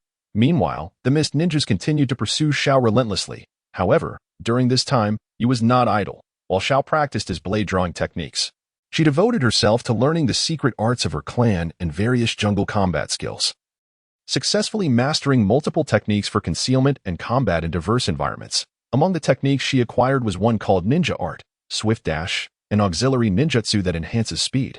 Its principle involves forming a special sealing technique under the feet using chakra, injecting a measured amount of chakra into the seal. This unique sealing technique allows the chakra to diffuse outward from the feet, akin to equipping shoes with oversized springs. The elasticity of these springs is stronger and more stable. When it comes to travel and escape, even elite Jonin would find it challenging to catch up to you when she employed this technique. However, this secret technique demands an exceptionally high level of control over chakra. Thus, before you mastered this skill, she endured considerable hardships. Faced with the perilous situation of being pursued, this ninjutsu significantly enhanced her and Xiao Kai's chances of survival, far beyond a mere few percentage points. With the support of Yu's secret arts and numerous techniques, she resolutely led Xiao Kai away from the relentless pursuit of the Mist Ninjas. This clearly demonstrates that Yu's abilities have indeed improved significantly during this period. As you anxiously hurried along the road, feeling Xiao Kai's body temperature rising on her back, a village suddenly materialized in her line of sight. This unexpected sight ignited a flicker of joy within her. And glancing back at the unconscious Xiao Kai, she fervently prayed for the presence of a doctor. With that thought, she surged toward the village ahead, her frail figure burdened with Xiao Kai swiftly vanishing into the misty night. Before long, a silhouette bearing a person halted not far from the entrance of the village. The figure stood still, seemingly contemplating something, with a glimmer of light in their eyes.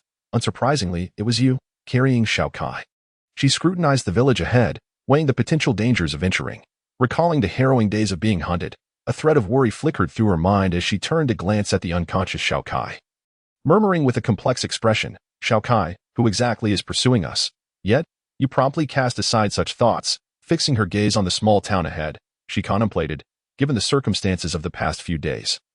It seems the enemy has disseminated information regarding Xiao Kai and me. If I wish to enter this village to seek treatment for Xiao Kai, I must alter my appearance. With this resolution, you immediately employed a transformation technique, reshaping herself into a slender youth with short black hair and small eyes. After assessing her new appearance, she cautiously supported the severely injured Xiao Kai and slowly approached the village.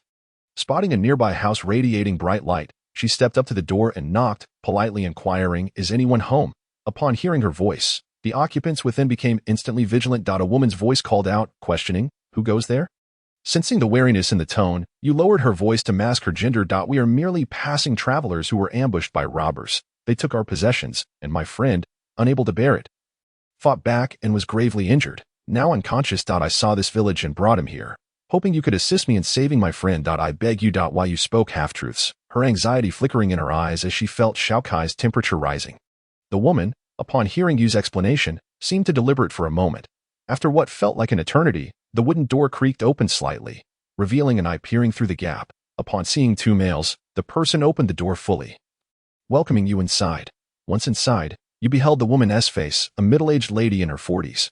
Her expression was calm, and her attire was simple yet remarkably clean. The main room was sparsely furnished, devoid of dust or grime, suggesting it was well-maintained. The modest abode featured 2 rooms, a kitchen, and a living area, typical of a 3-room layout. Upon observing Xiao Kai's serious injuries, the woman hurriedly assisted you in laying him upon a bed in one of the rooms. After settling Xiao Kai, she scrutinized his bloodied and bandaged form, her brow furrowing as she admonished you. "Alas, you young ones only see money. You risk your lives for it. Those robbers demand money, and you should simply give it to them. Look at your friend, injured and burning with fever. If it weren't for the skilled doctor in our village, he would surely be lost. Remember my words, dear, never let anger lead you to harm. Life is the most precious."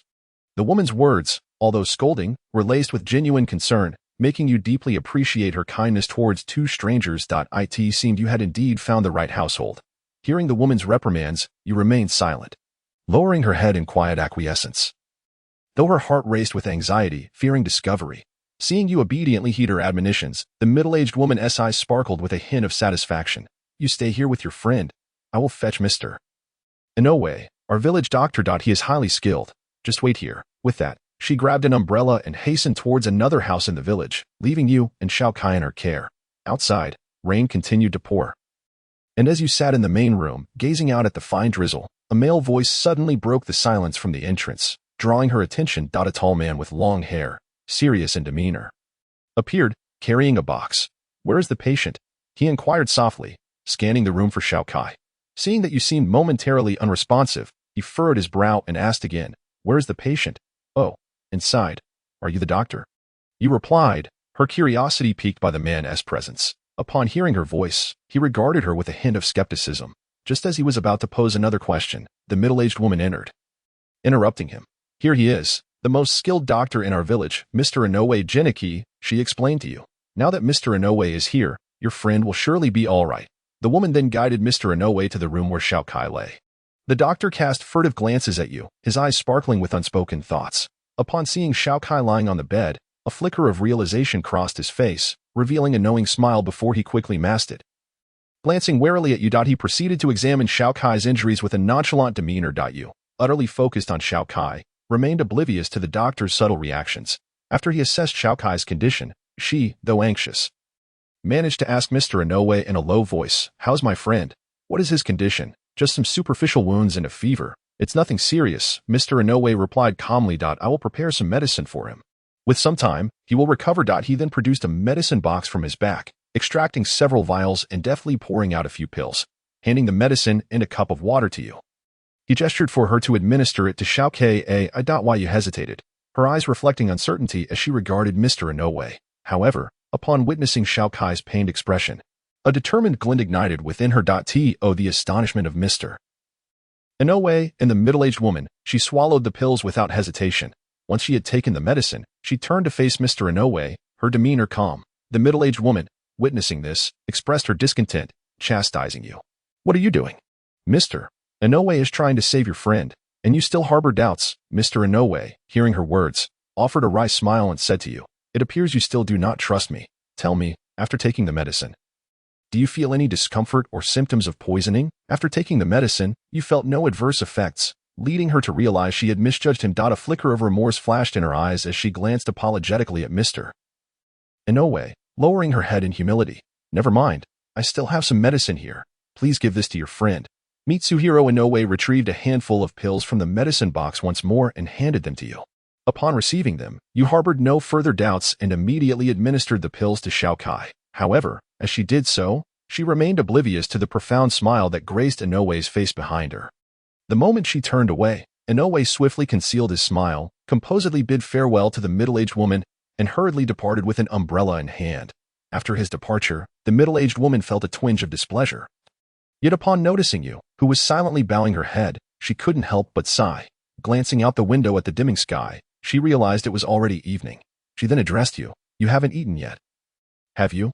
I'm just about to prepare some dinner. If you don't mind, please join me. My son and daughter-in-law are busy with business in the town and haven't returned for quite some time. You and your friend can rest in this room tonight." "Thank you," you replied softly, feeling a sense of relief wash over her. Casting a glance at Xiao Kai, whose complexion was gradually becoming more serene, she felt as if a great weight had been lifted from her heart. She quietly observed the woman bustling about in the kitchen. Before long, the woman returned with a steaming platter of rice balls and vegetable soup, accompanied by a bowl of meat porridge, undoubtedly prepared for the unconscious Xiao Kai. As you began to eat the meal prepared by the middle-aged woman, a figure stood just outside the small village, seemingly waiting for someone in the misty drizzle. It appeared that the wait had grown tiresome, as the individual began to pace restlessly. Just as impatience threatened to overwhelm him, a silhouette finally arrived as expected. Upon glimpsing the visitor's face, the figure could not suppress his excitement, exclaiming, "Lord Ninja, you have finally arrived." A flash of lightning illuminated the distant hillside, revealing the identity of the figure waiting. None other than Mitsuhiro Inoue. The very one who had treated Xiao Kai. The person he reverently referred to as Lord Ninja was one of the 8 elite Jonin tasked with pursuing Xiao Kai. Could it be? Let us dispense with pleasantries. Your arrival here signifies that you have discovered the whereabouts of Xiao. The Jonin interrupted Inoue's attempts at cordiality, directly inquiring. Indeed, it is Xiao. Despite the efforts to conceal their identity, they remain unmistakable to my keen observation. I can affirm that the individual is undoubtedly Xiao, Inoue revealed. Having discerned Yu's disguise and recognized Xiao Kai's true identity, it turned out that Inoue was one of the spies for the Mist Ninja village scattered throughout the Land of Water, specifically tasked with gathering intelligence for the village. It was no wonder he possessed the means to contact these ninjas. Xiao Kai was now in grave danger. "Oh, splendid. Have you been careful not to alert them?" The elite Jonin's face lit up with joy at this news, but he quickly grew anxious, fearing that the target might flee before they could act. Not at all. Xiao is currently severely injured, suffering from a fever and unconscious. To avoid alerting them, I specifically administered genuine medicine for the fever, but I also included a substance that induces fatigue. Even if they awaken, they will find it impossible to escape your grasp." Inoue said with a sinister smile, his gaze flattering the Jonin as he recounted his actions. "Excellent. I shall summon the other ninjas at once. You will lead the way. If we eliminate Xiao, you will receive 1/10 of the reward for this mission." The Jonin's eyes gleamed with excitement as he instructed Inoue, before swiftly departing, presumably to notify the other ninjas. "Understood, Lord Ninja," Inoue readily agreed, watching the Jonin leave before he began to wait in place. Shortly thereafter, the Jonin returned, accompanied by numerous allies, indeed, the remaining elite Jonin. Upon seeing them, Inoue bowed to the leader and gestured ahead. "Please, follow me." With that, he darted toward the nearby town. "Stay close." The leader commanded his team, quickly following Inoue into the village. The rest of the team, heeding the order, surged forward. As they raced toward the village, the leader thought, "Now, Xiao, you have no escape." A flicker of murderous intent flashed in his eyes. "We cannot allow him to escape again, or we will have no explanation to give to Lord Mizukichi. Quicken pace. You, lead the way." Seizing Inoue, who was lagging behind, the leader ordered him, anxious that Xiao Kai might evade capture. Startled by the sudden grip, Inoue initially felt a surge of fear and contemplated resistance. However, recognizing the disparity in their strengths, he abandoned the thought. Complying with the Jonin's command, he obediently pointed the way, and the group hastened toward Xiao Kai's location. Meanwhile, within the small cottage, Yu was feeding Xiao Kai the meat porridge. As she once again brought the spoon to his lips, Xiao Kai's eyes suddenly flickered open. He looked at you, confusion etched on his face, before weakly propping himself up and warily asking, "Who are you?" A look of joy instantly illuminated Yu's face upon witnessing Xiao Kai's awakening. Yet, recalling that she had used a transformation technique, she realized he must have misunderstood her identity. "It's me. I'm Yu. I'll explain everything later. For now, just eat this porridge," she said softly, moving toward the door to sneak a glance at the middle-aged woman outside. Seeing that the woman was oblivious to what had transpired, she felt a sense of relief wash over her and turned back to Xiao Kai. However, to her surprise, she found that Xiao Kai had already finished the porridge and was now looking at her with a conflicted expression. "This is a transformation technique," you explained to Xiao Kai. "I understand. It just feels a bit awkward," Xiao Kai replied, a hint of discomfort in his tone. After assessing his physical condition, he suddenly furrowed his brow and asked you, "What did you give me while I was unconscious?" In response, you recounted how in no way had treated him after his fever. As she spoke, Xiao Kai's frown deepened when he learned that you had risked testing the medicine for his safety. A flicker of gratitude shone in his eyes, softening his gaze toward her. Once you finished her explanation, Xiao Kai abruptly inquired, "How do you feel now?" "My body feels a bit weak," you replied, sensing her chakra without detecting anything amiss. However, when she attempted to move her arms, she was overcome by fatigue, which surprised her and sparked a troubling premonition within her. "This is bad." Xiao Kai realized from Yu's expression that both of them had fallen into a trap. From the looks of it, the enemy must have gone to inform the 6 remaining Jonin. What should they do now? As panic surged within him, an idea suddenly struck him, recalling a ninjutsu you had once boasted about. We should," Xiao Kai began to propose. "This plan is indeed clever, but what if we are discovered? That would be perilous," you responded, her initial excitement giving way to concern. "We have no choice left. This is our only chance of escape. If we choose to fight, we might manage to kill 3 of them at most before meeting our end," Xiao Kai stated resolutely, gazing out at the drizzling rain. A fierce glint of murderous intent flashed in his eyes, his thoughts turning increasingly dark as he contemplated Oda Ikaru. "Oda Ikaru, if I survive this time, I shall certainly kill you." Xiao Kai seethed inwardly, his eyes glistening with a dangerous light, his expression resembling that of a madman. Seeing this, you suddenly grasped Xiao Kai's arm, pulling him back from that state. Xiao Kai, sensing the cold sweat trickling down his back, realized that even though he could control his cursed hand now, the negative emotions it invoked still affected him. It seemed he needed further training. Xiao Kai could not help but glance at his right hand, pondering to himself, the other party is likely to arrive soon. We must hasten our pace. As for your right hand, I will devise a training plan for you later. You looked at Xiao Kai with a hint of concern and spoke softly. "All right," Xiao Kai nodded, slowly rising to grasp the authentic blade beside him, preparing to employ the method he had proposed to evade this pursuit. Just as Xiao Kai and you were formulating their plan, the elite ninjas had already arrived at the small dwelling. The captain kicked the wooden door open with a resounding crash, staring at the bewildered middle-aged woman. Taking a deep breath, the mist ninja captain bellowed towards the room where Xiao Kai was. "Xiao, you have fallen into our trap. You are now surrounded. Surrender and lay down your weapons at once." Yet, the room occupied by Xiao Kai remained eerily silent. Observing this, the mist ninja captain immediately signaled his subordinates to charge in. As they advanced towards Xiao Kai's room, the door suddenly burst open, and 2 shadows swiftly fled into the distance. The mist ninja captain's pupils constricted at the sight, believing that in no way Jiniki's potion had failed to take effect. He angrily shouted at his team, "After them. We must kill Xiao." Under the captain's command, the mist ninja surged after the receding shadows, placing Xiao Kai in grave peril. Chapter 34. The brutality of a world where strength prevails. "Damn it, how can they be so fast? We must accelerate and catch up." The mist ninja captain's expression darkened as he watched the 2 figures swiftly distance themselves from him. Anxiously, he instructed his nearby teammates, gritting his teeth and pushing himself to accelerate. Despite this, they could not narrow the gap between themselves and the 2 shadows. Shortly after the mist ninjas began their pursuit, Xiao Kai and you emerged from the previously empty room. Both exhaling in relief, having narrowly escaped, they exchanged glances, a flicker of gratitude illuminating their eyes. Xiao Kai spoke to you. "This is all thanks to your ninjutsu, the art of invisibility." However, you, upon hearing Xiao Kai's praise, could not muster joy. Instead, she furrowed her brow, pointedly highlighting the significant drawbacks of the technique. "Now, we must leave. It won't be long before they realize those 2 were mere shadow clones," Xiao Kai replied weakly to you. Gripping the authentic blade, he felt a wave of weakness wash over him, a flicker of concern crossing his mind.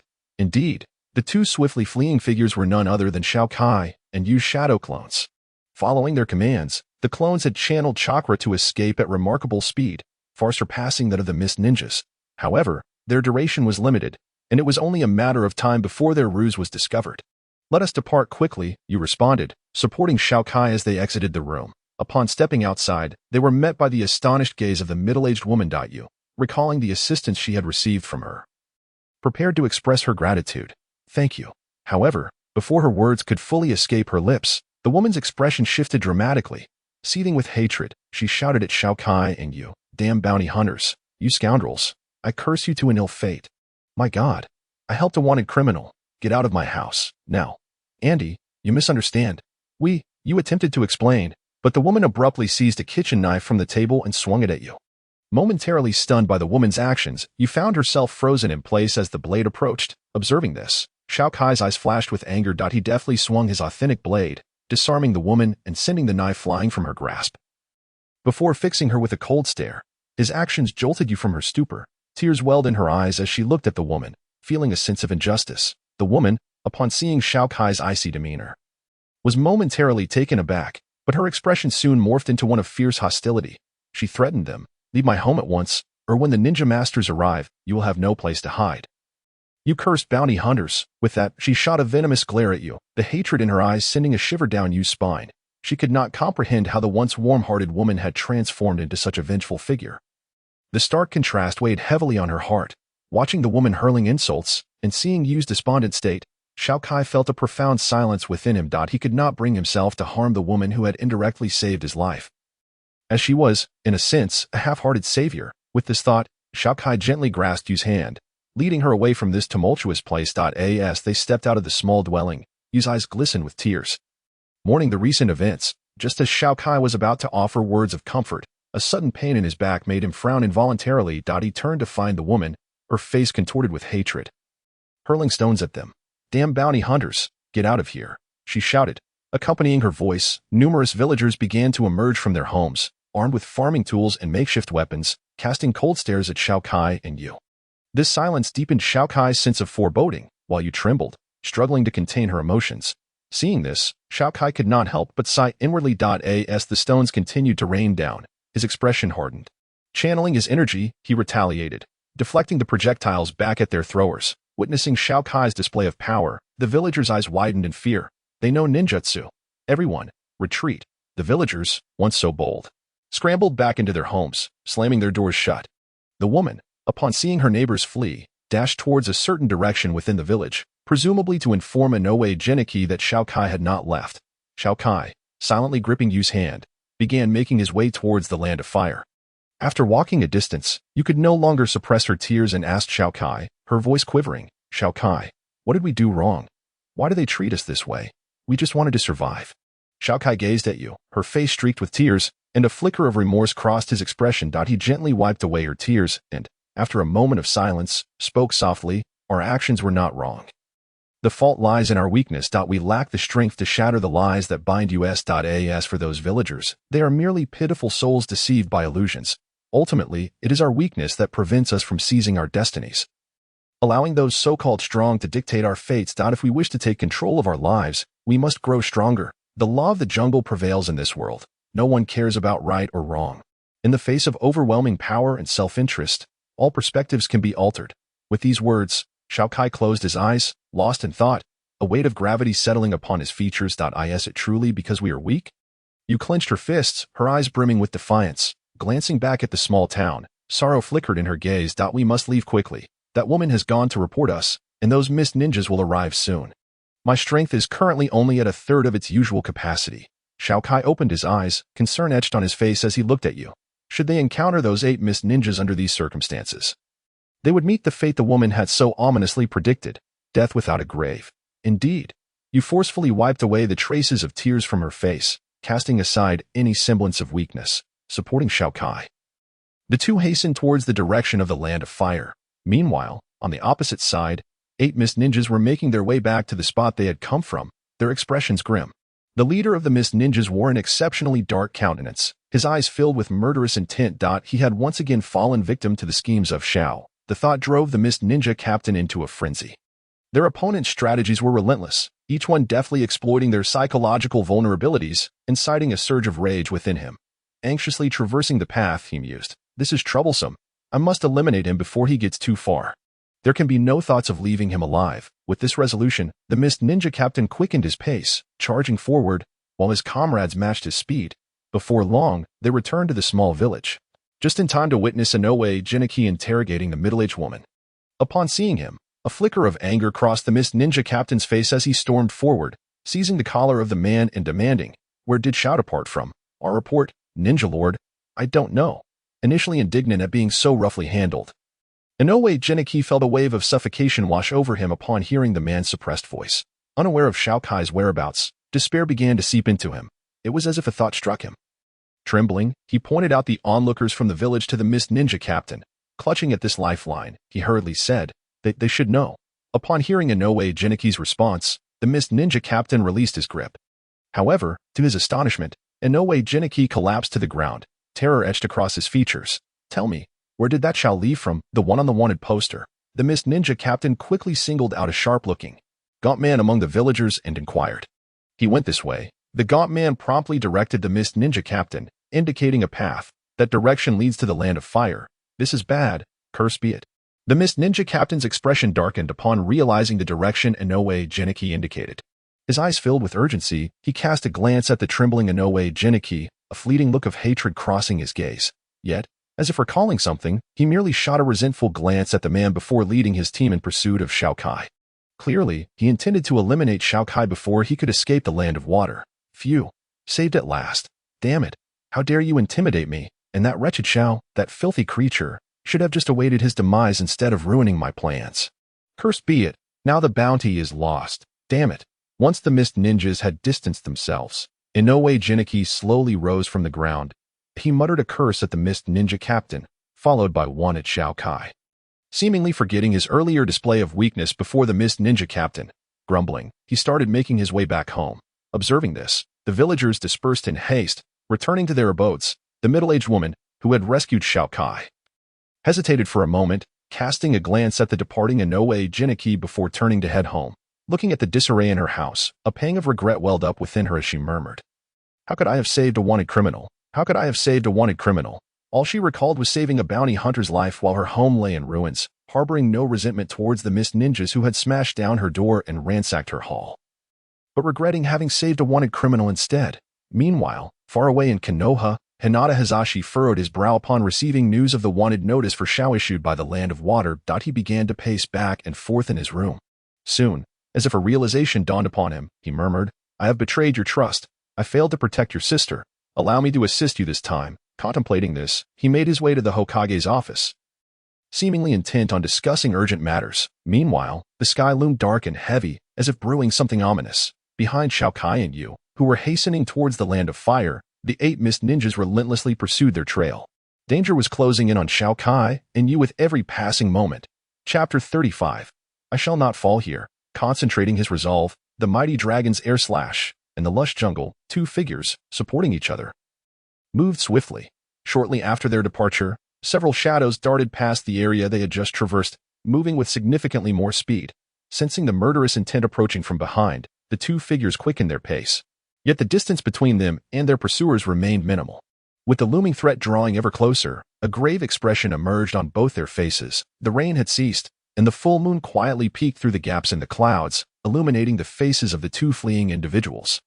They were none other than Xiao Kai and Yu, eager to escape the Land of Water. Upon exiting the jungle, they instinctively positioned themselves in a clearing at the forest's edge, coldly observing the 8 figures encroaching from within the thicket. In the blink of an eye, the 8 figures burst through the foliage, standing before them, their eyes glinting with lethal intent. These 8 were the Mist Ninjas relentlessly pursuing Xiao Kai and Yu. Heh, Xiao, did you ever expect this? In the end, you could not escape. Stepping forward from the group of Mist Ninjas was a middle-aged ninja, the captain of this temporary elite Mist Ninja squad, his face twisted in mockery as he regarded Xiao Kai, the shuriken in his right hand spinning ominously, as if eager to claim a life. I certainly did not anticipate that a renowned Mist Ninja would one day become my persistent shadow. Xiao Kai, undaunted, retorted toward the Mist Ninja captain, though a hint of gravity clouded his expression. It seemed that this time, the odds were decidedly against him. A bitter feeling welled up within Xiao Kai as he glanced at Yu, who bore a resolute look. He tightened his grip on the genuine sword, fiercely shielding you behind him. In a hushed tone, he urged, "When I engage them in battle, you must flee. Trust that soon the effects of the medicine will wear off. And then you can utilize your swift ninjutsu to escape their pursuit. Do not worry about me. I will find you after defeating them. To his dismay, you adopted a stance of unwavering resolve upon hearing his words. With determination etched on her face, she firmly replied, after all this time together, do you think I do not understand you? In your current state, you stand no chance against so many elite ninjas. And as your companion, do you truly believe I would stand by and watch you perish? Therefore, at this critical juncture of life and death, please allow me to face this with you. Furthermore, I must assert that I am no longer the weak individual you remember. With that, you retrieved a long sealed scroll, grasping it tightly, her eyes blazing with battle intent as she gazed at the 8 elite ninjas ahead. Witnessing this, Xiao Kai initially bore an expression of helplessness. Muttering, do as you wish. Yet, within him, warmth surged unexpectedly. He then slowly drew forth his genuine sword. The blade gleamed with a chilling radiance under the faint moonlight as it was unsheathed. Taking a combat stance, Xiao Kai coldly regarded the 8 elite ninjas before him. Have you finished your little drama? This time, none of you shall escape. Charge, eliminate them. The Mist Ninja Captain, upon witnessing the resolute expressions on Xiao Kai and Yu's faces, could not help but emit a series of derisive laughs. The coldness in his eyes intensified as he brandished his weapon, joining forces with the other 7 elite ninjas to launch their assault on Xiao Kai and Yu. Shadow Clone Technique. As they charged towards Xiao Kai and his companion, they swiftly formed seals, each conjuring 2 shadow clones. The original 8 transformed into a formidable 24, all surging forward with a palpable intent to kill. Observing their movements, Xiao Kai's pupils involuntarily contracted. He forcefully summoned the power in his right hand, and a gray vortex began to rise slowly from his body. Upon seeing the approaching Mist Ninjas, he immediately wielded the sword in Tin of Darkness, tracing a circle around himself. Upon witnessing Xiao Kai's actions, Yu swiftly abandoned her own seal formation, seemingly understanding his intent. She quickly retrieved a multitude of shuriken from her ninja tool pouch and hurled them fiercely at the flying shuriken, knocking them to the ground. Just as the shuriken from the elite ninjas were about to strike Xiao Kai, he suddenly moved. A semicircular barrier of light erupted around him, expanding outward, threatening to touch the elite ninjas. Realizing the peril, the 8 elite ninjas retreated, their expressions wary as they focused on the barrier. They then directed their shadow clones to continue their assault on Xiao Kai. However, Xiao Kai's actions did not cease after releasing the barrier. Simultaneously with the manifestation of the Nightfall technique, he unleashed a ghost slash towards the shadow clones ahead. The authentic sword, now enveloped in dense sword and Tin of Darkness and infused with gray energy, surged forward with ferocity towards the clones. Astonishingly, the ghost slash expanded rapidly after Xiao Kai unleashed it, transforming into a fan-shaped wave that engulfed the 16 shadow clones in its range, obliterating them all in one fell swoop. Yet, this powerful maneuver seemed to take a toll on Xiao Kai as he gasped for breath, and blood began to seep from the bandage wound on his left hand. It appeared that the injury had reopened. After the demise of the 16 shadow clones, a flicker of regret passed across the faces of the 8 elite ninjas. They exchanged glances, their expressions turning serious. 2 of them remained behind to form seals while the other 6 charged towards Xiao Kai, seemingly intent on stalling him to allow the 2 to complete their seals. Seeing the enemy's movements, both Xiao Kai and Yu exchanged glances of unease. The sight reminded them of a past battle, specifically the time Xiao Kai faced the combination ninjutsu. With this recollection, an anxious expression crossed Xiao Kai's face. He dashed towards the 2 ninjas, determined to thwart their technique. Xiao Kai, feeling the urgency, attempted to disrupt their sealing actions. However, he found himself entangled by 4 elite ninjas, whose relentless assault left him barely able to defend himself, let alone escape. Yu faced 2 elite ninjas alone, quickly finding herself at a disadvantage. Despite her recent close combat training, she was no match for the seasoned Mist Ninjas, and soon she bore several wounds, blood flowing freely from her body. Just as Xiao Kai and Yu struggled to withstand the onslaught, the 2 ninjas completed their ninjutsu. With solemn expressions, they finished the final hand seal and pointed towards Xiao Kai and Yu's position, simultaneously chanting, Earth Release, Earth Flow River, Water Release, Great Waterfall Technique, Combination Ninjutsu, Mountain Flood Technique. As their incantation concluded, the ground before the Earth Ninjutsu user transformed into a torrent of mud, rapidly expanding towards Xiao Kai's location. Meanwhile, the Water Ninjutsu user conjured a blue gate that continuously spewed forth water, merging with the mud flow, morphing into a colossal mountain flood. The surging gray deluge consumed the surrounding trees and ground, speeding towards the engaged Xiao Kai and Yu. Witnessing the apocalyptic scene unfolding before him, Xiao Kai's expression turned grave. While defending against the Mist Ninja's attacks, he pondered in confusion. Do they not fear hitting their own comrades with such a wide-reaching technique? As he caught a glimpse of the mocking expression on the face of the mist ninja he was battling, a wave of unease surged within him. Just as Xiao Kai engaged in combat with you, one of the mist ninjas performing the earth-binding technique swiftly formed a unique seal and thrust his hand into the ground. Instantly, two torrents of mud erupted, rushing towards Xiao Kai and you. Secret ninjutsu. A jolt of alarm coursed through Xiao Kai's mind as he felt the binding force constricting around his legs, his expression darkening. You shall perish in this flood. Ha ha. The 6 mist ninjas fighting Xiao Kai, and you erupted in triumphant laughter upon seeing them ensnared. They left the two behind and leapt away, watching coldly as the flood threatened to engulf them. Damn it. Break free. Xiao Kai's veins bulged as energy surged within him. Into the astonishment of the mist ninjas, he shattered the binding force. In that instant of freedom, Xiao Kai dashed towards you, who remained trapped. Channeling energy into his right arm, he invoked the power of blood, and with a furious momentum, he struck the ground beneath you's feet. The force obliterated the chakra-solidified terrain into dust. Just as he shattered the rock, the mountain flood loomed perilously close behind him. Sensing the impending doom, Xiao Kai seized you by her collar, exerting a tremendous force, and hurled her away. No. You felt a force beyond her resistance propel her into the air. In that moment, she watched helplessly as Xiao Kai was consumed by the flood. Yet, as he threw her away, a tranquil smile graced Xiao Kai's face. But to you, that smile only brought forth a torrent of tears, cascading down like a kite severed from its string. She crashed onto the ground, blood surging within her. Struggling to rise as she gazed towards Xiao Kai, her eyes filled with hope. However, as she looked ahead, all that met her gaze was the desolate wasteland that the flood had ravaged. No, Xiao Kai. You cannot be dead, can you? Xiao Kai, please come out. Don't frighten me like this. Xiao Kai, return, come back. Faced with the empty expanse, you crumbled, despair etched across her features as she called out Xiao Kai's name. Longing for his presence once more, she refused to accept this reality. It must all be a lie. Yes, a fabrication. Xiao Kai is not dead, you repeated to herself fervently. Yet, no matter how loudly she cried, Xiao Kai never appeared before her. Give up. Xiao has perished, and you need not concern yourself with him any longer, for soon you shall join him. At that moment, the 8 elite ninjas approached you. The leader, a mist ninja captain, coldly addressed her. He slowly drew a shuriken, aiming it at the despairing you, whispering, everything must come to an end. With that, he prepared to plunge the shuriken into you's heart. If that is the case, then I shall slay you all in vengeance. For Xiao Kai. Upon hearing the captain's words, a frenzied glint flashed across you's face. She retrieved an ancient sealing scroll from her arms, and an evil, ominous aura immediately enveloped the wasteland. As the terrifying energy radiated from the scroll, the mist ninja's pupils involuntarily contracted, their gazes filled with dread as they stared at you. They realized they must kill her. She must not be allowed to unleash this power. The mist ninja captain's eyes filled with terror as he beheld you, whose long hair stirred as if caught in an unseen wind. Suddenly, a grave expression flashed across his face as he immediately instructed the other ninjas nearby. Just as the mist ninja captain prepared to eliminate you, an unusual sound from behind caused his pupils to involuntarily contract. Subsequently, the 8 elite ninjas turned around, only to be met with a scene that defied belief. A bloodied hand abruptly emerged from the debris. Soon after, a swaying figure began to crawl out from the chaotic mud. This individual, covered in blood, bore an unwavering determination in his eyes. The tenacious figure could only be Xiao Kai.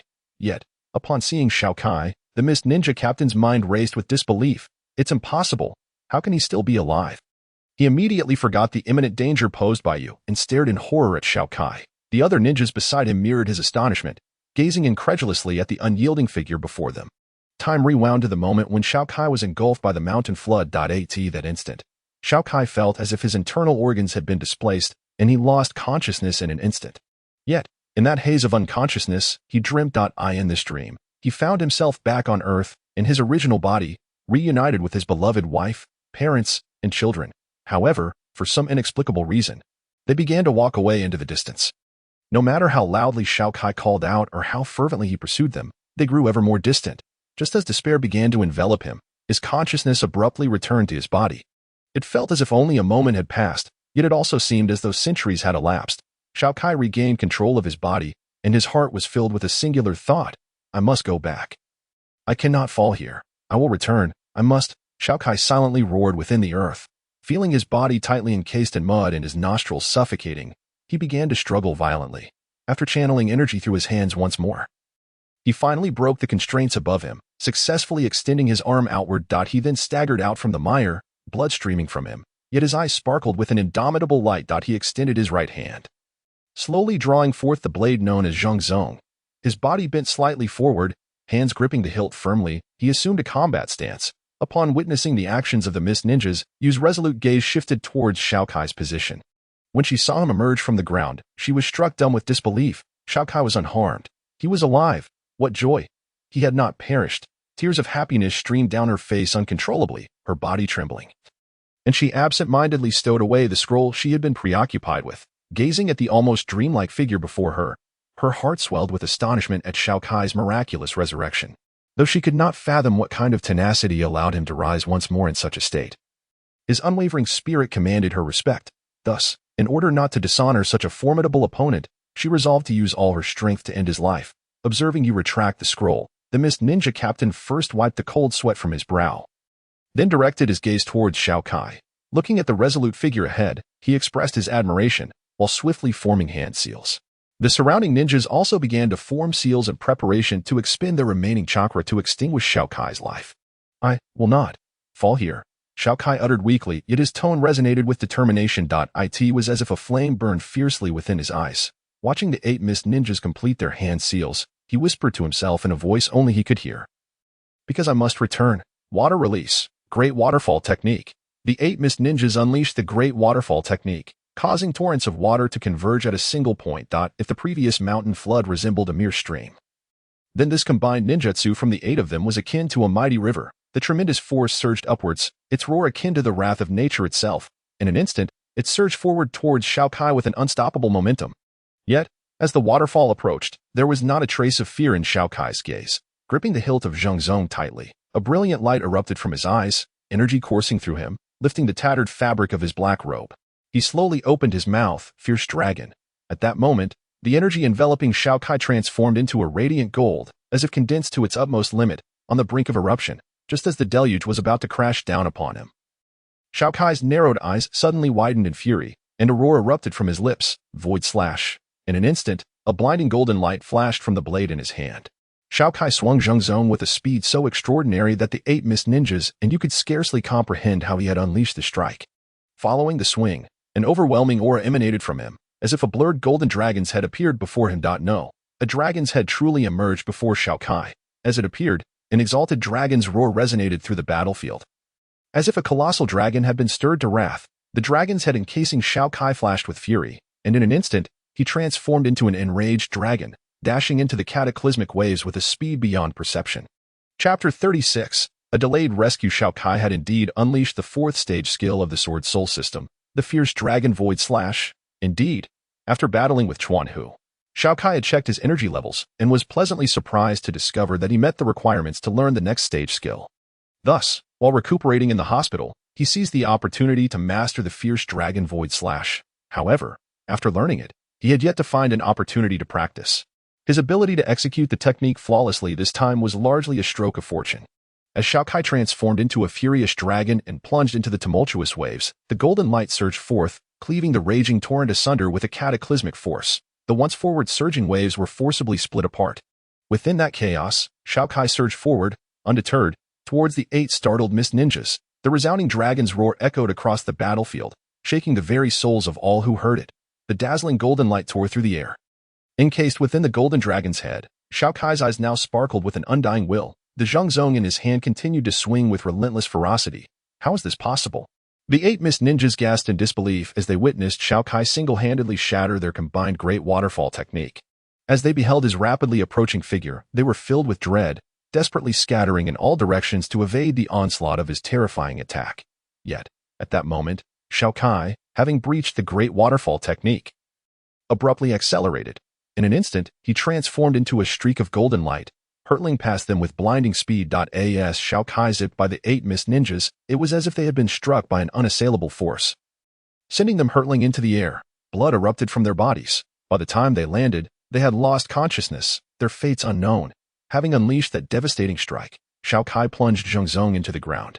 He knelt on one knee, motionless. Seeing Xiao Kai stand there, unmoving, Yu struggled to rise, her body marred with wounds, inching her way towards him. Upon reaching Xiao Kai's side, she discovered that he had merely fainted. Sensing his faint yet steady breath, she let out a sigh of relief. Just as she prepared to assist him, a A surge of powerful auras approaching from ahead caused her expression to shift drastically. Could it be that reinforcements were on their way? Would they truly perish here? Glancing at the several ninjas rushing towards her and Xiao Kai, and then at the unconscious Xiao Kai beside her. A glimmer of resolve flashed in her eyes. Even if it meant returning, I will ensure Xiao Kai survives. As if having made a resolute decision, a flicker of determination crossed her face, and she once again retrieved the dark scroll. Slowly unfurling it, gazing ahead at the approaching figures, her eyes brimmed with unwavering resolve. Just as he was about to unleash the sealed contents of the scroll, the ninjas ahead abruptly halted their advance. The cold moonlight illuminated the faces of the newcomers, revealing their features. Each bore a symbol resembling a vortex upon their foreheads, but the leader, concealed by a black mask, obscured his entire visage, with silver short hair atop his head. Only when I was visible, upon witnessing the chaotic battlefield before him, he could not help but furrow his brow and murmur, "It seems I have arrived late." He then raised his right hand, signaling the ninjas beside him to cease their actions. When he beheld the bloodied Xiao Kai, kneeling with a blade, and the battered Yu, the tension in his brow eased. He muttered, "Armed, 16 years old, accompanied by a female. Currently pursued by the land of water, it must be him. It appears I am not too late after all." After spotting Xiao Kai, the masked man exhaled a sigh of relief, nodding to his fellow ninjas. He gradually advanced towards Xiao Kai. Observing the man's approach, Yu promptly unfurled the scroll, preparing to lift its seal, just as she was about to channel chakra to release a dangerous family secret. The masked man abruptly raised both hands. Coming to a halt, he wore an expression of resignation and called out to Yu, "Do not take action. We are allies." With that, he tilted his chin towards Xiao Kai. "Allies?" Yu gazed at him with curiosity, seemingly perplexed by his response. After glancing at Xiao Kai beside her, she turned her head back, her expression one of suspicion as she contemplated the veracity of his words. "Yes, we are allies. This symbol of Konoha, didn't Akabane inform you?"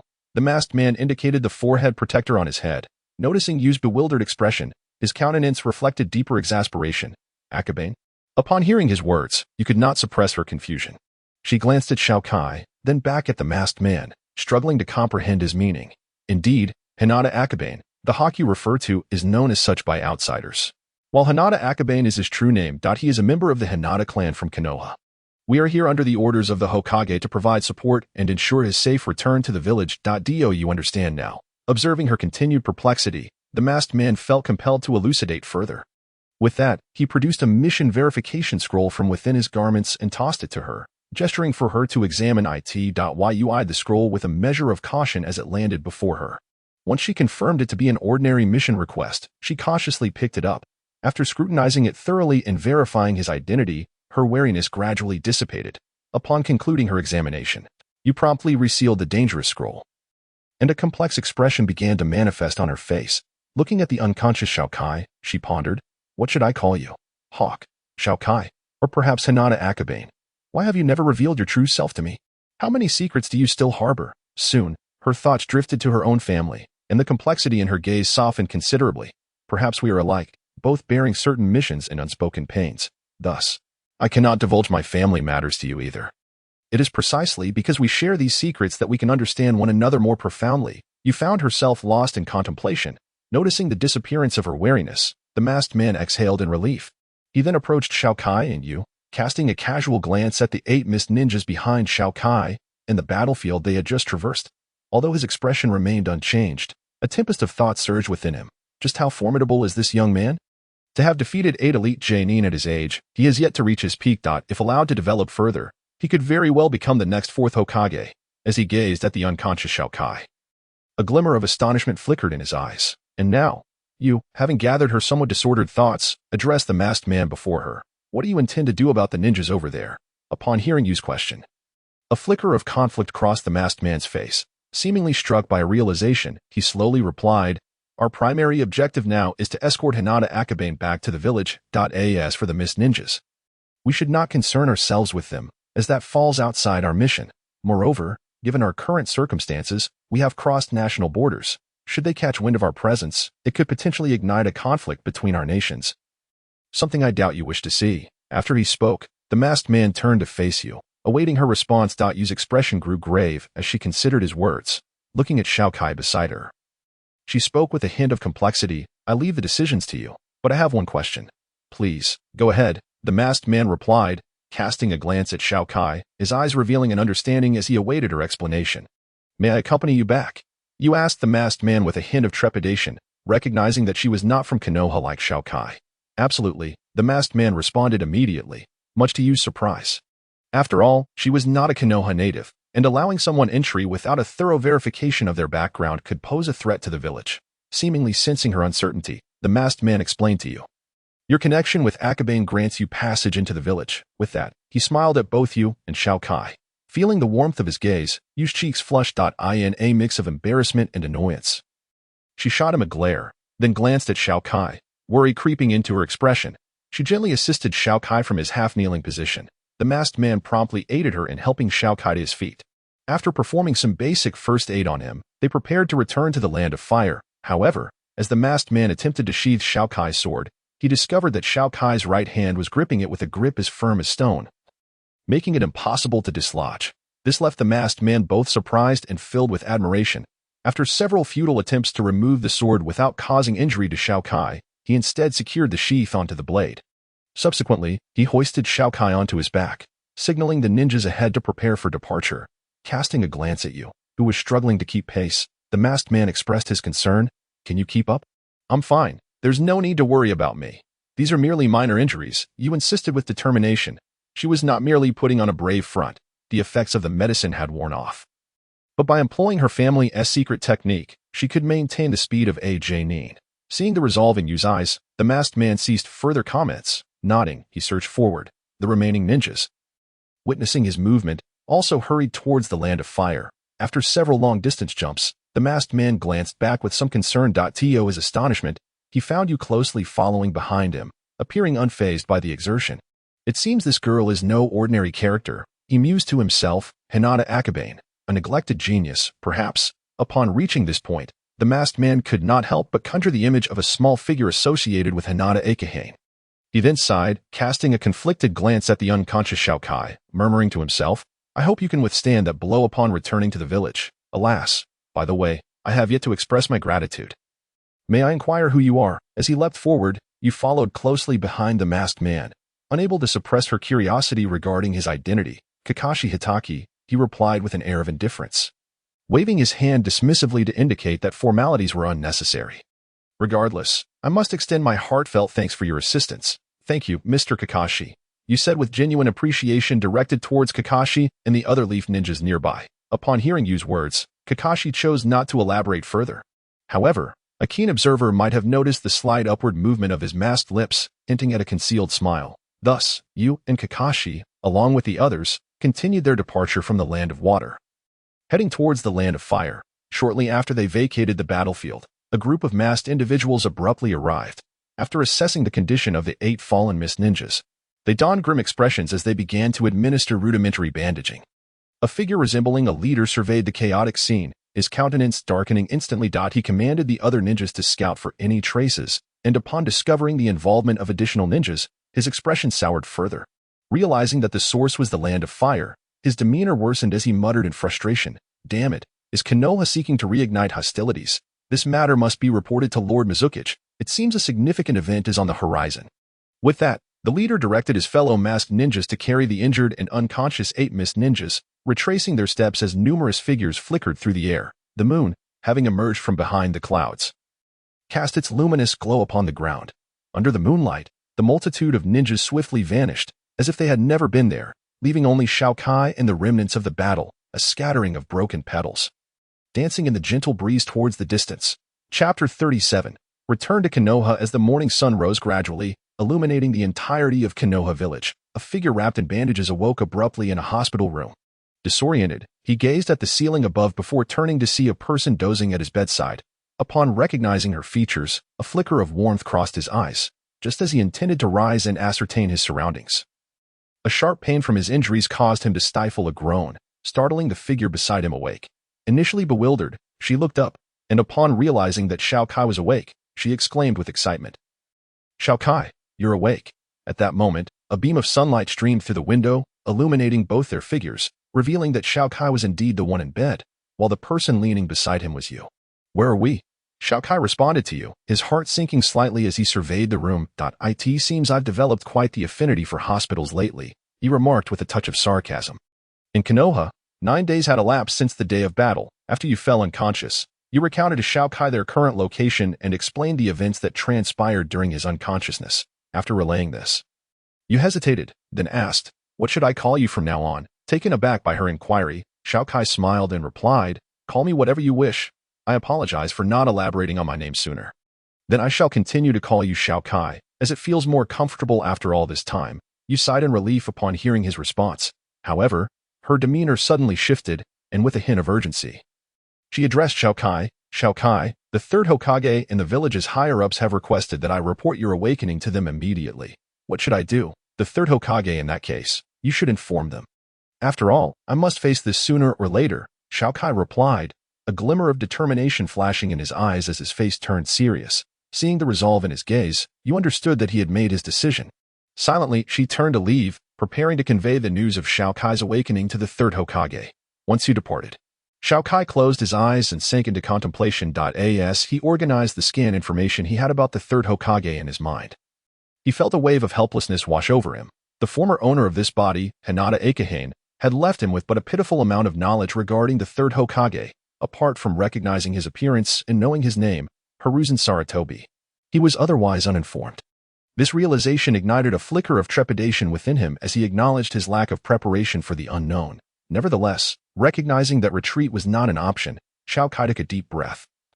Awaiting the arrival of the third Hokage, not long after you exited Xiao Kai's room, a diminutive elder adorned with a red and white patterned hat gently pushed open the door, leaning on a small wooden staff. He approached Xiao Kai's bedside and spoke in a serene tone. "Child, you are awake." "Yes, Lord Third Hokage," Xiao Kai replied, his pupils constricting slightly upon witnessing the elder's visage, as he respectfully prepared to rise and bow. However, just as he began to rise, the elder swiftly extended his aged yet remarkably strong hand, pressing Xiao Kai back onto the bed, halting his gesture of deference. Observing Xiao Kai's astonishment, the third Hokage chuckled softly, kindly assuring him, "Child, there is no need for such formality in my presence. Every leaf holds equal worth." Upon hearing the third Hokage's gentle tone, Xiao Kai's anxious heart gradually calmed. He lifted his gaze, scrutinizing the elderly man before him, who bore the weight of the title of third Hokage. His face radiated a unique tranquility characteristic of the elderly, with a plain countenance, a slightly hunched posture, and a slender frame. Prominent cheekbones adorned his visage, which bore a moderate age spot. Yet, his eyes sparkled like a profound night sky, as though they could perceive the essence of the world. This third Hokage is undoubtedly formidable. Xiao Kai marveled inwardly, having sensed the powerful aura the elder unconsciously exuded as he carefully examined his features. Seemingly recalling something, Xiao Kai posed a question to the third Hokage. "Lord Third Hokage, may I inquire about the purpose of your visit?" Though he had his suspicions, Xiao Kai felt a pang of unease until he received a definitive answer from the elder. "I wish to inquire about the true reason behind your being targeted by a bounty from the Land of Water."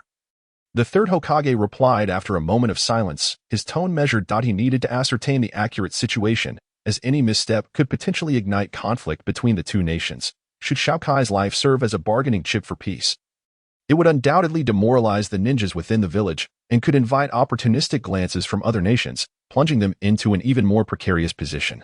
Thus, it was imperative for him to ascertain the truth and confer with the higher-ups in Konoha to make an informed decision.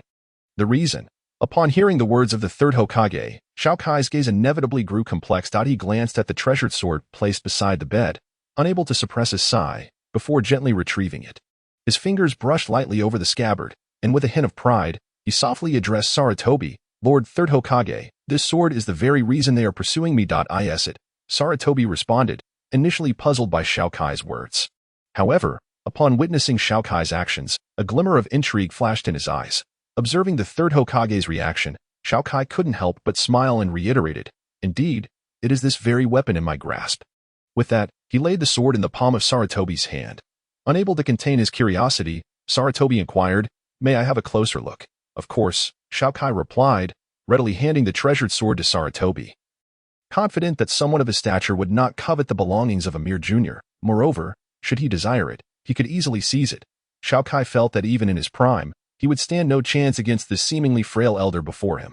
"A remarkable blade," Sarutobi declared as he slowly drew the sword. In that instant, a flash of silver light struck him, as if the brilliance itself had pierced his skin.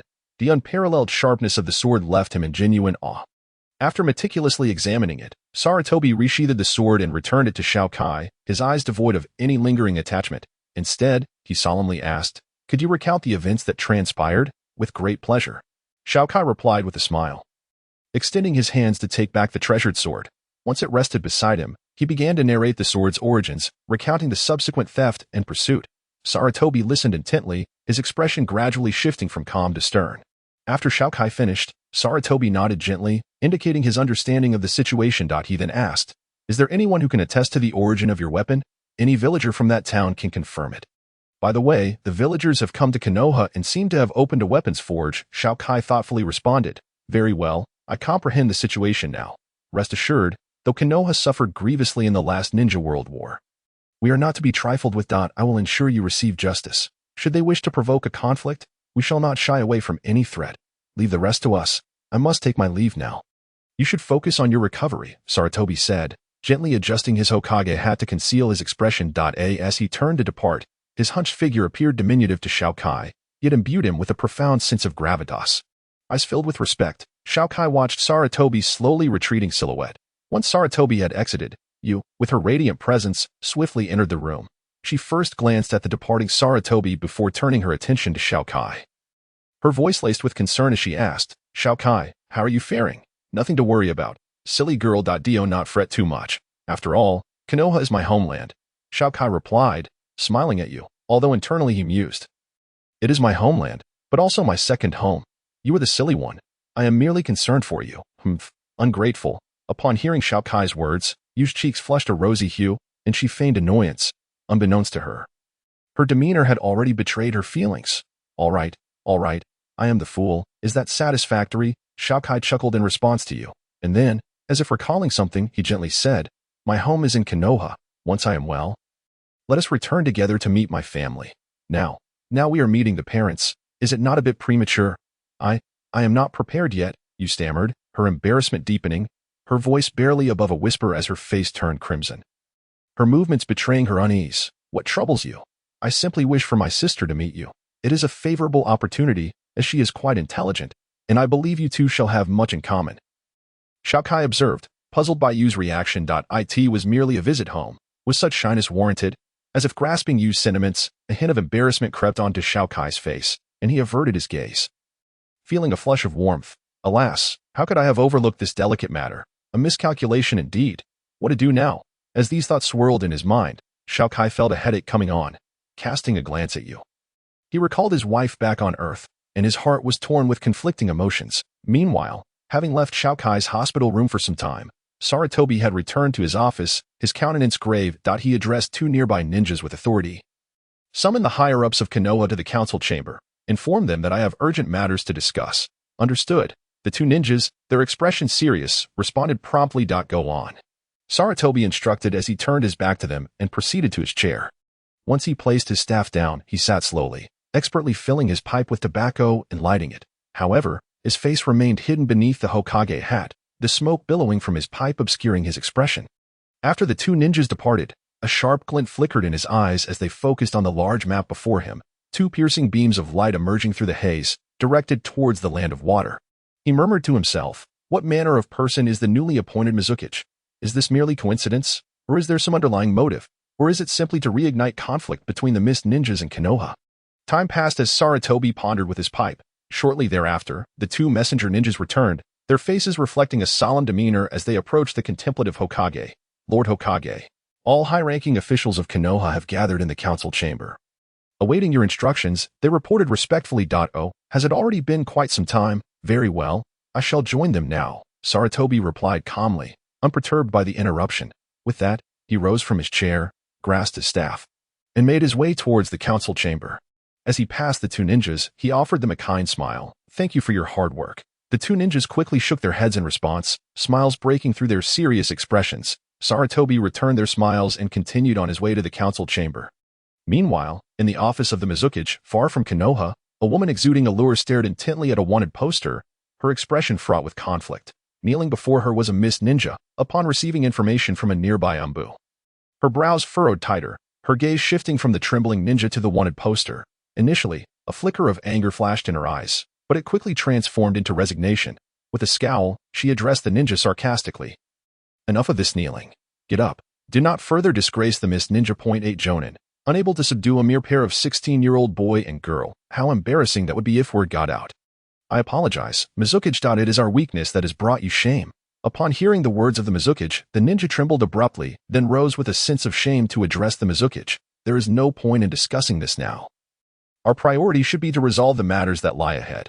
How vexing it is to discover that an ordinary bounty hunter is, in fact, a ninja from Konoha, and moreover, a member of the Hyuga clan.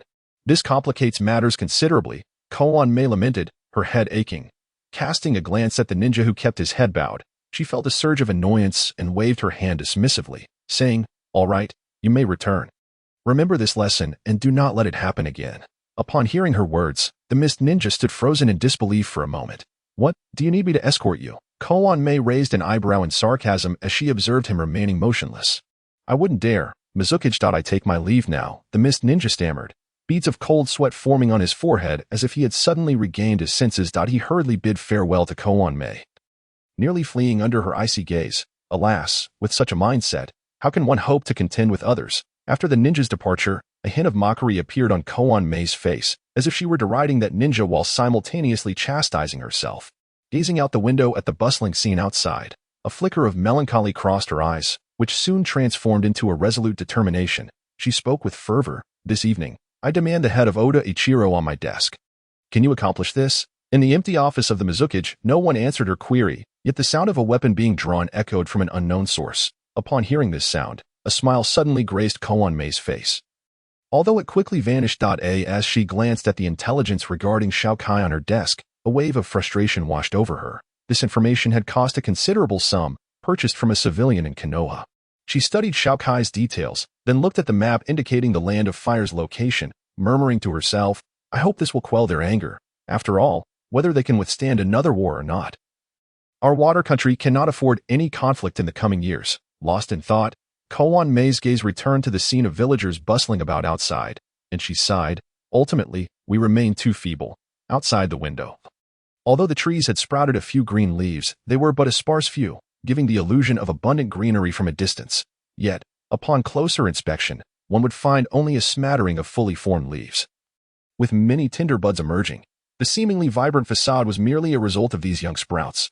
Yet, sprouts are but sprouts. They require a long time to mature. Chapter 38. The disappearing colorful garment. "What do you think?" you asked, her expression one of concern as she watched Xiao Kai slowly walk across the lawn outside the hospital. She was not far from him. Should he feel unwell, she could rush to his side immediately. Observing Xiao Kai's slightly labored yet steady steps, you breathed a sigh of relief inwardly. "It's nothing to worry about. It's already been 2 weeks. Did the doctor not inform you that simple activities are beneficial for your recovery?" Xiao Kai smiled at the anxious Hugh, reassuring her. As he tested his long and used body, he gradually regained control over his limbs. "That may be so, but..." You still expressed her concern, fearing that Xiao Kai's wounds might reopen. "Rest assured, after all, I am also a ninja. Such a minor injury cannot bring me down," Xiao Kai insisted. Upon seeing the determination in his eyes, you sighed softly, saying, "You are always so stubborn." "I apologize," Xiao Kai said, feeling guilty upon noticing her expression, recognizing her concern for his well-being. Just as he was about to respond, a figure appeared abruptly ahead of them. "Hinata Akahane, accompany me to the council chamber." A ninja clad in a tanuki mask stated coldly to Xiao Kai. "What is the matter?" you inquired, her worry evident as she looked at the newcomer. Xiao Kai remained silent, though his expression grew serious. "No comment," the masked ninja replied curtly, casting a glance at you before turning his attention back to Xiao Kai. You felt a surge of anger at his words, ready to reason with him, yet Xiao Kai raised a hand to stop her, slowly addressing the masked ninja. "I understand. Please lead the way, Xiao Kai." Yu's concern deepened as she gazed at him, uncertain of what this meeting would entail. "Do not worry, I will not fall so easily," he reassured her with a smile. He then gently tucked a few stray strands of hair behind her ear before turning to follow the masked ninja outside. "You must return safely," you silently prayed for him as she watched him depart. After walking a short distance, the masked ninja led him down an alleyway, upon realizing it was a dead end. Xiao Kai's vigilance heightened, gripping his weapon tightly. However, the ninja skillfully revealed a hidden passage, unveiling a staircase leading underground. This revelation puzzled Xiao Kai, yet his suspicion began to wane. The masked ninja continued forward, seemingly indifferent to Xiao Kai's presence. Initially perplexed, Xiao Kai soon recalled a mysterious organization from his memories of Konoha, and enlightenment dawned upon him as he followed the ninja into the passage. Once inside, the masked ninja pressed a spot on the wall, causing the previously visible ground to seal shut behind them. Xiao Kai marveled. So that's why the village's umbu are seldom seen. They are concealed beneath the earth. The masked ninja's pupils constricted at his words, but he quickly regained his composure, remaining silent as he continued onward. Noticing the lack of conversation, Xiao Kai refrained from drawing attention to himself, quietly following the ninja. Though the passage was underground, it was illuminated, suggesting that electricity had been installed, a project that must have required considerable time and effort. After approximately half an hour, they arrived at a large wooden door. The masked ninja paused at the side of the door and calmly instructed Xiao Kai. "We have arrived. Go ahead." Nodding in acknowledgement, Xiao Kai softly replied, "Thank you." The masked ninja did not respond, prompting Xiao Kai to shake his head slightly. He then pushed the door open and stepped inside. As he entered, the door closed behind him. The room beyond was brightly lit, causing Xiao Kai to shield his eyes momentarily. After a moment, as his vision adjusted, he lowered his hands to reveal the council chamber before him. The chamber measured approximately 40 meters in length and 30 meters in width, featuring a vast space. In the center, a sizable open area remained. Directly in front of Xiao Kai stood a small table, suitable for one person, flanked by two long tables on either side, each approximately 10 meters long. Behind these long tables were 11 chairs, each accompanied by a small wooden door. As he surveyed the individuals seated before him, Xiao Kai recognized them as high-ranking officials from Konoha. At the forefront, a frail figure wearing a straw hat was none other than the third Hokage. Among those seated beside him, Xiao Kai was surprised to find Hinata Hayashi included. However, this was not unexpected. As the Hyuga clan was currently the largest in Konoha. It would be remiss not to include the head of such a prominent family in significant meetings. Akahane, do not be nervous. Your presence here is merely to inform you of one matter. The third Hokage smiled as he addressed Xiao Kai, a wooden box and a letter resting on his desk, seemingly filled with content that brought him joy. "Please, go ahead," Xiao Kai said, casting a glance at the high-ranking officials of Konoha before locking his gaze onto the third Hokage. However, the penetrating stare of the bandaged man seated to the right of the Hokage left him feeling rather uneasy. The man bore a short haircut and an ominous expression, his eyes fixated on Xiao Kai, sending a chill down his spine. Noticing the man's gaze, Xiao Kai couldn't help but wonder, could this person harbor a grudge against me? Yet, I can't recall offending anyone in Konoha. Nevertheless, I shall face whatever comes my way. With that thought, Xiao Kai dismissed the man from his mind and lowered his head, awaiting the third Hokage's response. "The current Mizukage has conducted a thorough investigation into your situation and discovered that the bounty on your head was merely a misunderstanding, orchestrated by the general of the Land of Water. Oda Ichiar. Bid to maintain the peace between the Land of Water and the Land of Fire. The Mizukage took action against him, delivering his severed head to Konoha along with a letter of apology. Hoping to put this matter to rest, after verification, we confirmed that it was indeed his head. For the sake of our village's development, we wish to resolve this matter peacefully. What are your thoughts?" The third Hokage spoke slowly, tossing the box on his desk towards Xiao Kai. Upon opening the box, Xiao Kai was met with the sight of a middle-aged man's severed head, a visage of terror etched upon its features. His emotions became a tumultuous mix. The very enemy he had despised had met such an unceremonious end at the hands of another. The fact that this head was now a bargaining chip weighed heavily on him. Yet, his turmoil soon subsided, and he gently placed the box, containing Oda Ikir's head, on the ground. Turning to the third Hokage, he opened his mouth to speak, only to be abruptly interrupted by the man beside the Hokage. "You must understand that as a ninja of Konoha, there are matters that cannot simply be refused," the stern man stated, his gaze fixed on Xiao Kai as if threatening him with death should he decline. "Danzo, you," sighed the third Hokage, casting a complicated glance at the man before him. He then turned to Xiao Kai, his tone softening. "Child, speak your mind. Tell us your thoughts. Danzo, it seems another hidden enemy has emerged." Xiao Kai thought, giving the man a cold glance before redirecting his attention to the third Hokage. "I have no objections to your decision. Since the instigator has been dealt with, it would indeed be unwise to let personal grievances involve the village. I apologize for the trouble this has caused you, Akahane," the third Hokage said, his gaze warm and reassuring, seemingly pleased with Xiao Kai's choice. However, upon noticing the injuries adorning Xiao Kai, a flicker of guilt crossed his eyes. "It is of no consequence. After all, I am also a member of Konoha," Xiao Kai replied, casting a scornful glance at Danzo, a challenge lingering in his eyes. Danzo, however, remained unfazed, as if Xiao Kai were inconsequential. "Then, our previous proposal stands. With this, The matter is resolved peacefully, and this meeting shall come to an end, Sarutobi Hiruzen declared, rising slowly and addressing the assembled officials of Konoha. Yet, when his gaze fell upon Danzo, a flash of disappointment and conflict crossed his features, quickly masked.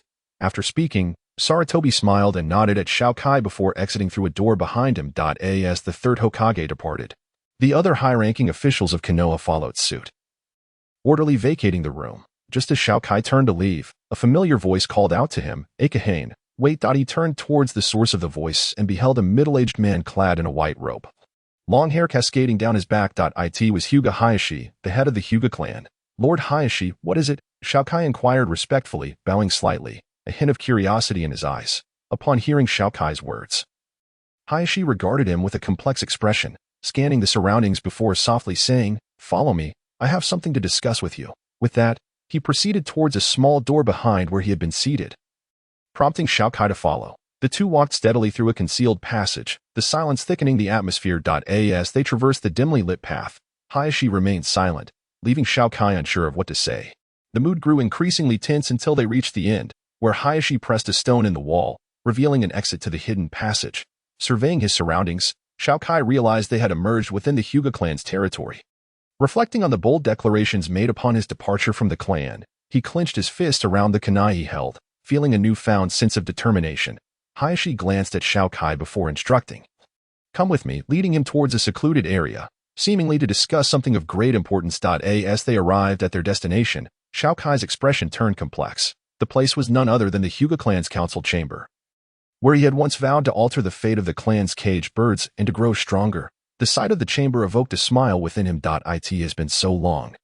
"Sai, I hope you are well. I shall see you soon. Wait for me," Xiao Kai murmured internally. Just as he pondered how to reunite with Sai, Hayashi spoke up. "Since your departure from the Hyuga clan, I have been quite concerned about you, keeping track of your endeavors. Although they diverge from my expectations, I must admit your strength has indeed grown significantly." Hayashi regarded Xiao Kai with a complex expression, his tone laced with a hint of pride. It was merely some minor skirmishes, nothing of great significance, Xiao Kai humbly responded, devoid of any arrogance. He felt a deep gratitude towards the man who had once provided him a glimmer of hope. The defeated Sand Ninja, the slayer of the curved blade, single-handedly overcoming 8 elite mist ninjas. Even the name Hawk sends chills down the spines of criminals. If that is deemed minor skirmishes, who then can be considered to have made a name for themselves? Hayashi remarked, subtly pointing out Xiao Kai's shortcomings. "Indeed, Lord Hayashi, I was presumptuous," Xiao Kai promptly acknowledged, bowing respectfully. Hayashi nodded approvingly at Xiao Kai's demeanor. However, a moment later, as if recalling something, his previously raised brows furrowed once more. Observing Hayashi's change in expression, Xiao Kai curiously inquired, "Lord Hayashi, what troubles you?" "Akahane, there is something I must tell you, and you must remain calm upon hearing it," Hayashi stated, a conflicted look crossing his face. "Please, go on," Xiao Kai urged, sensing an ominous premonition rising within him. "Your sister, Sai, has gone missing," Hayashi said, a note of guilt evident in his voice. "What?" Xiao Kai's eyes widened in disbelief, his face a mask of shock. "What? How could this happen?" He gazed incredulously at Hayashi, who wore an expression of remorse. At that moment, the world around him seemed to spin, his entire being teetering on the edge of despair. "I truly apologize. Akahane, I failed to protect your sister, Sai," Hayashi lamented. Hayashi Hinata lowered his head and spoke to Xiao Kai, his tone laden with sincere apologies. "Cease with these futile words. I have no desire to hear your excuses." Xiao Kai abruptly raised his head, his bloodshot eyes glaring at Hayashi Hinata with rage. The fury in his voice had reached a boiling point, and he glared menacingly at Hinata, having lost all composure. Just as Xiao Kai was fixated on Hinata, a sudden noise from outside the door startled them. "Who goes there?" Xiao Kai and Hayashi Hinata swiftly turned their gazes toward the source of the sound, their voices laced with caution. They had assumed they would remain unnoticed, yet someone had indeed taken note of their presence. Standing outside was a little girl with short blue hair, clad in athletic attire. At this moment, however, she gazed at Xiao Kai with palpable fear. Beneath her feet lay a wooden tray, now scattered with remnants of snacks. The rice balls and tea that had once adorned the tray were now mingled together, some having fallen to the ground. The sound had undoubtedly emanated from that tray. Upon witnessing the terrified expression of the small figure before him, Xiao Kai felt a considerable portion of his wrath dissipate, and the bloodshot hues in his eyes gradually faded. Hayashi Hinata, upon seeing her, could not help but display a flicker of complex emotion in his eyes as he softly uttered, "Hizashi." Father, the girl named Hisashi timidly replied to Hayashi, her gaze darting nervously towards Xiao Kai before she abruptly lowered her head, seemingly terrified of him. It was evident that she had fully witnessed Xiao Kai's murderous expression moments earlier, since arriving in this world. Xiao Kai had taken many lives, most of whom were thieves and rogue ninjas, yet he had accumulated a significant amount of killing intent. Naturally, Hisashi would feel apprehensive in the face of such an aura. At that moment, Xiao Kai could not help but feel a pang of conflict within himself. What is the meaning of this? Xiao Kai felt a wave of melancholy wash over him as the murderous intent on his face gradually dissipated. His expression settling into calm. He surveyed the scattered rice balls and tea on the ground, understanding the purpose of her visit. This is no place for you. Please tidy up these items and take your leave. Observing the softening of Xiao Kai's demeanor, Hayashi felt a sense of relief and gently instructed Hisashi. Understood, Father. Hisashi timidly responded, bowing deeply to Hayashi before swiftly gathering the wooden tray and the scattered pastries.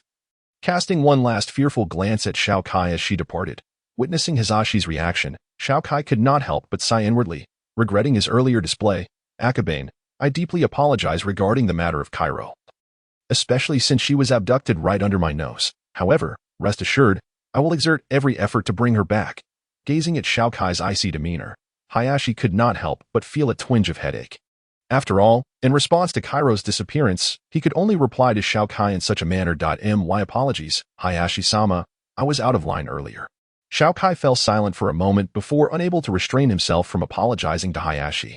It was not Hayashi's fault that Cairo had gone missing. He had already done more than enough. No need for concern, I understand. Sigh, regarding the information about Cairo's disappearance, I made a special trip to the third Hokage. After reviewing numerous mission reports, I have gleaned some details. With a wave of his hand, Hayashi indicated that there was no issue and spoke to Xiao Kai in this manner. Could you please share the details of Cairo's disappearance with me? Hayashi-sama. Upon hearing Hayashi's words, Xiao Kai gazed at him with a look of desperate hope, as if Hayashi's information could provide him some solace. I shall impart all that I know to you. Hayashi's expression grew serious, sitting upright as he addressed Xiao Kai.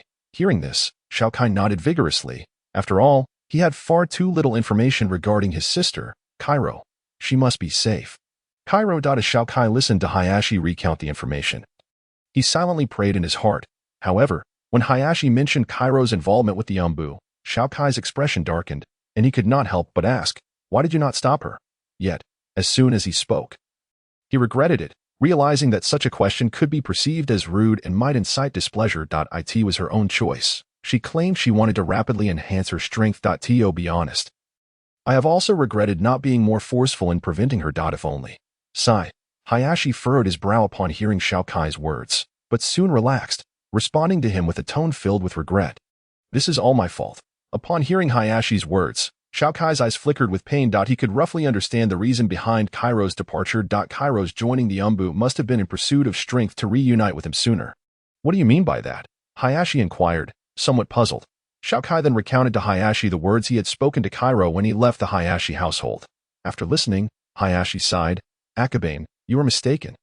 Xiao Kai remained silent, his eyes filled with anguish. After a long pause, he hoarsely said to Hayashi, do you happen to have any recent news about Cairo? Unfortunately, I have none. Hayashi responded awkwardly, his voice heavy with helplessness.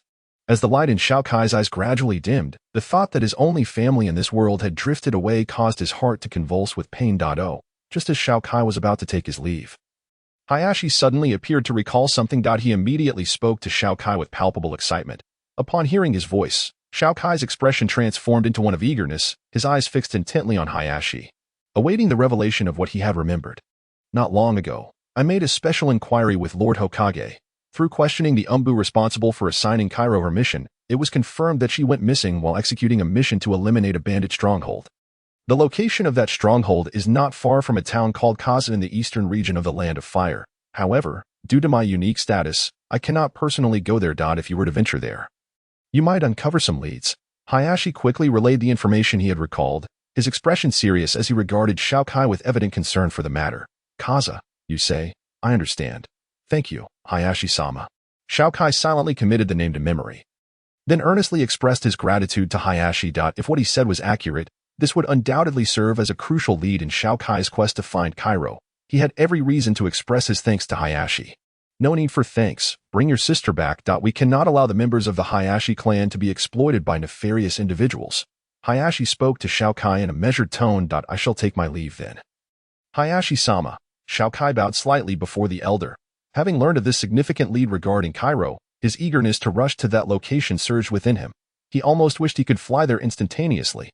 Go, Hayashi said, observing Xiao Kai as he prepared to depart. As Xiao Kai picked up the authentic item he had placed on the floor, he began to stride toward the door, just as Hayashi was about to rise to train. Xiao Kai suddenly halted at the entrance. He swiftly turned around to face Hayashi, declaring, "The promise I made to you earlier, I believe I can fulfill it now. After all, if I can alter the fate of the caged bird of the Hayashi family, I believe my sister would be even more inclined to return." With that, a smile graced his face as he unleashed a surge of energy. In an instant, it formed a wave of force that sent the branches of a nearby tree swaying vigorously. Witnessing Xiao Kai's imposing presence, Hayashi's pupils dilated, his expression one of shock. It was only after Xiao Kai had departed that he slowly regained his composure, watching the direction in which Xiao Kai had left. Hayashi could not help but smile wryly. "I thought my evaluation of him was already quite high, yet it seems it barely scratches the surface of his true power. After all, he did defeat 8 elite mist ninjas while severely injured. I should have anticipated this. Sigh, what a remarkable individual." Contemplating the astonishing cultivation speed of his counterpart, Hinata Hizashi could not help but let out a bitter smile. Simultaneously, his eyes brimmed with confidence. At last, the caged bird could be freed. Today, the constraints that have long occupied you, Hizashi, will finally be shattered by someone. The thought of his twin brother, Hinata Hizashi, brought a tinge of sorrow to Hizashi's visage. As he gazed at the trees in the courtyard, a hint of nostalgia enveloped him, as if he were silently cherishing the memories of those who have departed. Meanwhile, after leaving the Hinata clan's residence, Xiao Kai hastened towards the hospital. He had spent the entire morning conversing with the Hinata family, and he could only imagine how anxious you must be by now. Upon this realization, Xiao Kai quickened his pace towards the hospital. Upon entering the Konoha hospital, he spotted Yu, whose face was etched with worry. She was aimlessly wandering the hall, her eyes vacant, while those observing her regarded her with pity, as if she were a simpleton. However, the moment Yu caught sight of Xiao Kai, her eyes sparkled with life. She dashed towards him, enveloping him in a tight embrace, her voice trembling. You're finally back. I was so worried. I'm sorry for making you anxious." Xiao Kai remained silent, feeling Yu's body tremble slightly, deepening his sense of remorse. It's good to be back. Didn't we agree that you would take me to see your sister? Yu wiped the tears from her eyes and smiled at Xiao Kai, attempting to lighten the mood, unaware that Xiao Kai was grieving over the very issue she had raised. The instant she mentioned Sai, Xiao Kai fell into a profound silence. Noticing Xiao Kai's unusual demeanor, Yu felt an immediate discomfort and awkwardly inquired, "Xiao Kai, what's wrong?" "Sai, she's gone missing," Xiao Kai replied slowly, his gaze fixed on Yu. "I'm sorry. Why you fell silent, for in this world, a disappearance often implied death." "It's all right. I have leads now. I will definitely find Sai," Xiao Kai assured Yu firmly. "We will certainly find her, right?" Together. Yu did not utter any further words, instead offering Xiao Kai encouragement, though she was well aware that the odds were slim. She understood that Xiao Kai needed a direction, otherwise, he would surely succumb to despair. 2 days from now, I need to attend to something, and then we will search for Sai. "Okay, together?" Xiao Kai asked Yu, seeking her agreement. Is there even a need to ask? We've known each other for so long. Do you think I would let you venture alone? Besides, having another person means more strength, doesn't it?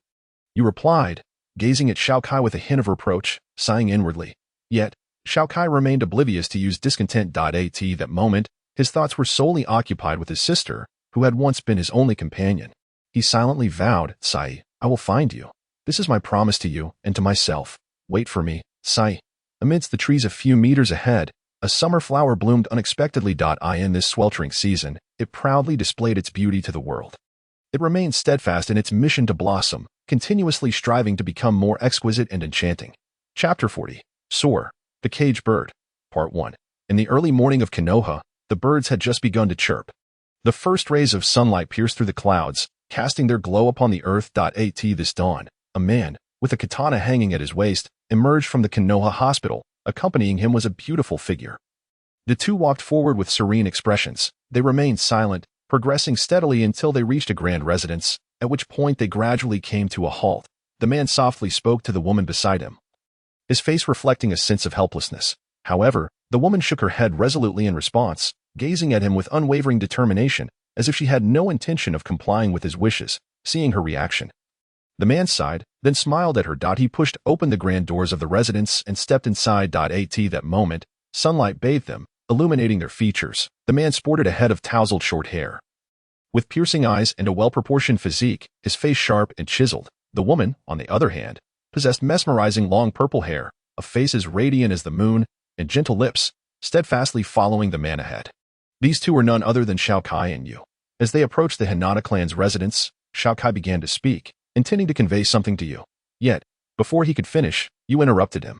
Xiao Kai, I understand, so there is no need to persuade me further. I believe we should face this together. Let me be willful just this once.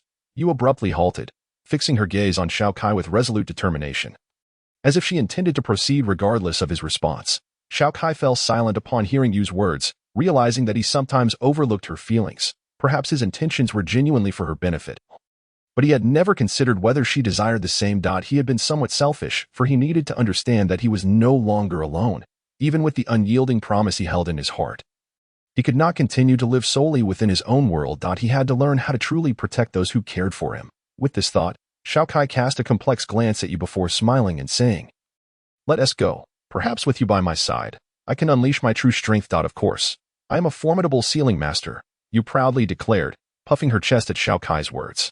Yet, Xiao Kai displayed an expression of surprise, as if he found her mention of being a sealing master particularly intriguing. He inquired, Sealing master? Realizing she had inadvertently revealed too much, Yu fell silent for a moment, then spoke in a bittersweet tone, I'm sorry. I can't divulge everything right now, but please believe me. One day I will share everything with you. Xiao Kai, please trust me. I understand. All right, let us continue moving, Xiao Kai replied, noting Yu's troubled expression, feeling a tinge of regret. He chose not to press her further, recognizing that everyone harbors their own secrets, and some matters are too delicate to share, even with those closest to them, just as he himself could not reveal the details of his skill list to her. He empathized with Yu's predicament. Thank you. Yu exhaled in relief, grateful for Xiao Kai's understanding. She quickened her pace, casting aside her earlier turmoil as she followed Xiao Kai forward. They soon arrived at the entrance of a partially open room. Xiao Kai glanced inside, and a smile crept across his lips. He nodded slightly to Yu before stepping inside. Following his lead, Yu entered as well. The previously noisy room fell silent upon their arrival. Recognizing that it was indeed a meeting space, Yu moved towards a corner at Xiao Kai's gesture, her expression filled with concern, yet she remained silent. The leader, Hinata Hazashi, upon noticing their arrival, relaxed his furrowed brow and slowly stood. Addressing Xiao Kai with a tone of relief, You have finally arrived. Indeed, Lord Hazashi, I am here. I apologize for the trouble I've caused. Xiao Kai cast a fleeting glance at the upper echelons of the Hyuga clan surrounding him. With a hint of apology, he addressed Riju. The high-ranking members, upon overhearing their exchange, were engulfed by a wave of curiosity, rummaging through their memories for any recollection of Xiao Kai. However, as they mentally traversed through their acquaintances, they found themselves unfamiliar with this audacious newcomer, having no impression of him holding any significant position. Nonetheless, the mere fact that he could engage in conversation with Riju implied that he must possess either a notable status or considerable strength. Given this realization, it seemed prudent to observe the unfolding events. Contemplating this, some of the higher-ups of the Hyuga clan relaxed their anxious minds, preparing to witness Xiao Kai's intentions. Then, do as you wish, Riju said, casting an encouraging glance at Xiao Kai before resuming his seat, seemingly unwilling to further involve himself in the meeting. Upon hearing Riju's words, a wave of gratitude washed over Xiao Kai, prompting him to turn towards the assembled Hyuga leaders, ready to articulate his thoughts. However, just as he was about to speak, he was abruptly interrupted by an individual who stood up with great force. Among the Hyuga clan's elite, some opted to maintain a neutral stance, but 3 elders from the council were evidently displeased. As the oldest members of the clan, they had dedicated their lives to preserving the clan's order and could not tolerate a seemingly youthful brat who appeared younger than their own grandchildren, commanding authority over them. One elder shot a significant glance at a ninja-clad high-ranking member beside him. The latter, understanding the cue, stood up abruptly, fixing his gaze on Xiao Kai as he spoke with disdain. Hey, kid, whose child are you? This is not a meeting for someone of your ilk. You would do well to return home and train diligently. With that, he unleashed a wave of murderous intent that enveloped the entire venue, causing those present to frown in discomfort as they regarded the ninja, harboring a mix of annoyance and apprehension. Noticing the discontent in the eyes of some Hyuga leaders, the ninja promptly addressed Xiao Kai again. Kid, you should leave quickly. This aura of malice is beyond what you can withstand. Don't overestimate yourself. The ninja sneered at Xiao Kai, his words dripping with threats and intimidation. Under the weight of the oppressive aura, Xiao Kai stood silent, head bowed, seemingly subdued by the ninja's malevolence. The Hyuga leaders, drawn to Riju for guidance, sought to discern his reaction but were met with disappointment as he remained composed. Leisurely sipping his tea, seemingly indifferent to Xiao Kai's predicament, this nonchalance left the other Hyuga leaders perplexed. How could he remain so unfazed? Wasn't the boy connected to him? A sudden realization struck them, and they turned their attention back to Xiao Kai, only to be met with an overwhelming aura emanating from him, leaving them incredulous. After the ninja's taunts, a cold smile spread across Xiao Kai's face. As the ninja's surprise registered, Xiao Kai slowly lifted his head, his eyes glinting with murderous intent as he softly remarked, "Are you jesting?" With the conclusion of his statement, a tremendous wave of malevolence erupted from him, manifesting as a tangible force that swept through the hall like a tempest. All present, save for Riju, were taken aback by the sheer magnitude of Xiao Kai's aura, their garments rustling uncontrollably in the gust. "My word, I have personally slain no fewer than 100 ninjas, yet my accumulated malice pales in comparison to his. How can he possess such overwhelming power at his age?" One Hyuga elder muttered in shock, his gaze fixed on Xiao Kai. The others shared his astonishment, none daring to mock him, as they too were struck by the intensity of Xiao Kai's presence. "Now, may I express what I wish to say?" Xiao Kai surveyed the assembly, a cold smile gracing his lips. The high-ranking members, feeling his gaze, averted their eyes, while the three elders from the council glared at him, visibly displeased by his audacity. In response to their hostility, Xiao Kai shot back a mocking glare, seemingly ridiculing their so-called noble status. This exchange did not escape Riju's attention, yet being on the same side as Xiao Kai, he chose to overlook the tension. Maintaining a watchful My name is Hyuga Chiyu, Xiao Kai declared slowly to the gathered Hyuga leaders. His announcement initially led to a flurry of confusion among them as they glanced uncertainly at Riju. But they soon fell silent, refocusing their attention on Xiao Kai. The assembly comprised high-ranking members of the Hyuga clan, not exceptionally wise but certainly astute enough not to provoke him. Of course, a few puppets of the elders remained. Yet to provoke someone of such evident strength would be not merely foolish but egregiously ignorant. Thus, the assembly maintained their silence, bracing themselves for Xiao Kai's forthcoming intentions. Moreover, the label of traitor that had been placed upon him was solely Riju's assertion. According to their intelligence, Hokage did not recognize such claims. If he were to be deemed a traitor, it would merely signify a defector from the Hyuga clan, not from Konoha, though the difference was slight. Its implications were vast. I trust you are all aware of my so-called traitor status, yet the reasons behind it are complex, and I shall refrain from elaborating further. Instead, I will now disclose the purpose of my summons here. As requested by Lord Riju, Xiao Kai addressed the assembly, casting a grateful glance at Riju before inhaling deeply. Under the scrutiny of the high-ranking members, I hereby demand the abolition of the cage bird technique. What? The room erupted as Xiao Kai's proclamation sent shockwaves through the assembly, their faces morphing into expressions of disbelief as they grappled with the audacity of his request. Impossible. This cannot be. A brown-robed elder from the council sprang to his feet, his face flushed with anger, his eyes gleaming with malice as he glared at Xiao Kai, vehemently dismissing his proposal. "Who do you think you are to maliciously disrupt the order of the Hyuga clan?" "Lord Riju, I strongly urge that this scoundrel be executed at once." Seconded. The other two elders quickly joined in, their voices rising in unison as they directed their ire towards Xiao Kai. "Elders, please, do not rush. Let Chiyu finish speaking, for I believe there are matters within our clan that truly require reform," Riju interjected, his expression momentarily clouded with sorrow, as if recalling someone dear to him. However, this expression was fleeting as he steadied himself, addressing the three elders amidst mounting pressure. Yet, one of the gray-haired elders attempted to voice his concerns, only to be abruptly silenced by the brown-robed elder, who shot him a glare and declared, "I shall see what he has to say today." With that, he furiously reclaimed his seat, his eyes fixed on Xiao Kai with unwavering intensity. The other two elders followed suit, falling silent. Witnessing their reactions, Riju couldn't help but chuckle inwardly, hoping for Xiao Kai to rise to the occasion and not let him down. Ri could not help but silently muse, while also gazing intently at Xiao Kai. Observing the actions of the three elders from the council, the other high-ranking members of the Hinata clan turned their attention to Xiao Kai, as if preparing to witness how he would respond. Upon seeing the bitter smile on Ri's face, Xiao Kai felt a pang of remorse within. However, he swiftly cast aside such thoughts, for addressing the current situation was his true priority. Taking a deep breath, he inquired of the three elders present, "Might I ask, esteemed elders, from whom do our Hinata clan and our secret techniques originate?" Upon hearing Xiao Kai's words, the three elders furrowed their brows, clearly perplexed about the relevance of this question to the abolition of the caged bird technique. Nevertheless, they answered truthfully, with the gray-haired elder fervently proclaiming, "Not only our Hinata clan, but all ninjas and ninjutsu originate from the Sage of Six Paths, for it was he who created ninjutsu." Very well. Then may I ask, did the Sage of Six Paths create ninjutsu relying on the powers of his ancestors and forebears? Xiao Kai queried, a hint of a smile gracing his lips. The gray-haired elder, upon witnessing Xiao Kai's smile, initially frowned. After careful contemplation of Xiao Kai's words, he found no fault. Thus he continued, "No, was the first Hokage renowned because of the secret techniques passed down from his forebears?"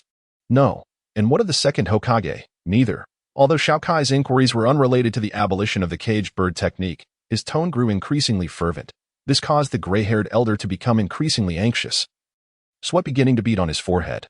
"Then allow me to pose one final question. Is it sufficient for a ninja to merely uphold the powerful ninjutsu and strength inherited from their ancestors to become a formidable warrior?" Xiao Kai's eyes widened in anger as he directed his gaze toward the gray-haired elder, raising his voice. At that moment, the brown-clad elder and the other lean elder, who had just regained their composure, realized the gravity of the situation and attempted to intervene, but it was too late. The gray-haired elder murmured, his eyes void of life, "No, then why?"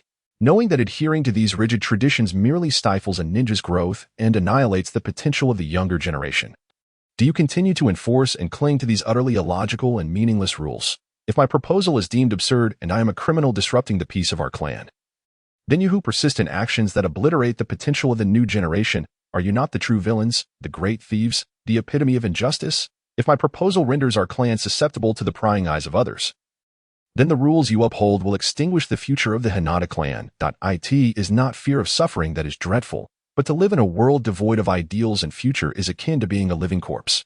Xiao Kai bellowed at the three elders before him, his voice brimming with indignation against this decaying system. He was convinced that this rule stifled the growth potential of the new generation, making it imperative to abolish such a system for the greater good. Upon hearing Xiao Kai's words, the three elders displayed expressions of confusion. As guardians of the Hinata clan, they had been indoctrinated since childhood with the ideology of upholding family rules, preserving the clan's status, and safeguarding the secrets of the Byakugan, ensuring that other ninjas could not access its mysteries. Thus, they clung to the ancestral caged bird technique, willingly sacrificing their lives for the protection of the Hinata clan. Today, however, Xiao Kai's words seemed to dismantle their lifelong convictions, a reality they found difficult to accept. Their eyes reddened with anger as they declared, "No matter what, the caged bird technique cannot be abolished." With that, they unleashed their chakra in fury. The remaining high-ranking members of the Hinata clan, witnessing this, distanced themselves from Xiao Kai and the three elders, allowing space for the impending confrontation. Recognizing that a peaceful resolution was no longer feasible, Xiao Kai slowly grasped the sacred sword at his waist and, fixing his gaze on the three elders, softly declared, "Then let me fight for the new generation of the Hinata branch to break free from this cage. Liberty or death." A brilliant light shone in Xiao Kai's eyes as he gripped the sword tightly, unleashing a fierce roar. His voice resonated throughout the chamber, seemingly awakening the hearts of many young souls. The younger ninjas of the Hinata clan, engrossed in their training, felt their hearts race at Xiao Kai's call, halting their actions momentarily. After a brief moment of reflection on the rapid beating of their hearts and the peculiar situation, they resumed their training. Meanwhile, a verdant bird soared swiftly across the blue sky above the Hinata estate, as if in pursuit of something. Chapter 41. Soar. O Bird in a Cage, Part 2. Then let us see whose skills prevail. The three elders of the Hinata clan, witnessing Xiao Kai's movement, assumed combat stances, their eyes fixed intently on him, exuding a formidable aura as they prepared for battle. Seeing this, Ri could not help but display an expression of anxiety.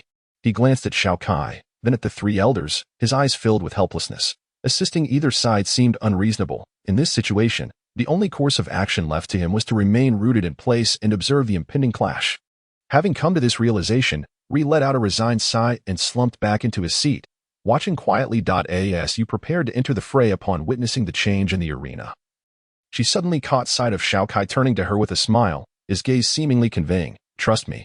Thus, you retracted the scroll she had just drawn, yet her eyes remained firmly fixed on Xiao Kai, as if ready to rush to his aid at a moment's notice. Noticing you had withdrawn the scroll, Xiao Kai felt a wave of relief wash over him. It was not that he doubted your strength, but rather that the prowess of these three elders was overwhelmingly formidable. Their power was such that even Xiao Kai himself lacked confidence in defeating them without sustaining injury. Should you enter the fray? Given her current capabilities, she would easily be harmed, an outcome Xiao Kai wished to avoid at all costs. Therefore, he resolved, this time, let me handle it.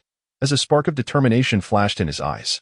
In an instant, he vanished from his spot, leaving the onlookers in a state of astonishment. Vanished? No, it's just that his speed is astonishingly fast. This young lad's swiftness is beyond comprehension, even eluding my vision.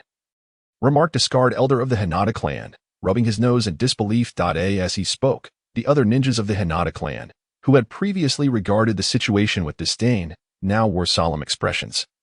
Fixated on Xiao Kai and the three elders, as if genuinely invested in the unfolding battle. How can this be? Darn it.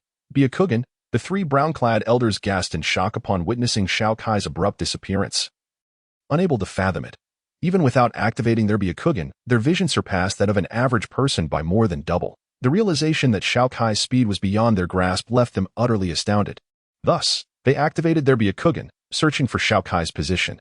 Yet to their astonishment, even with the Byakugan engaged, they could not discern Xiao Kai's shadow. Darn it.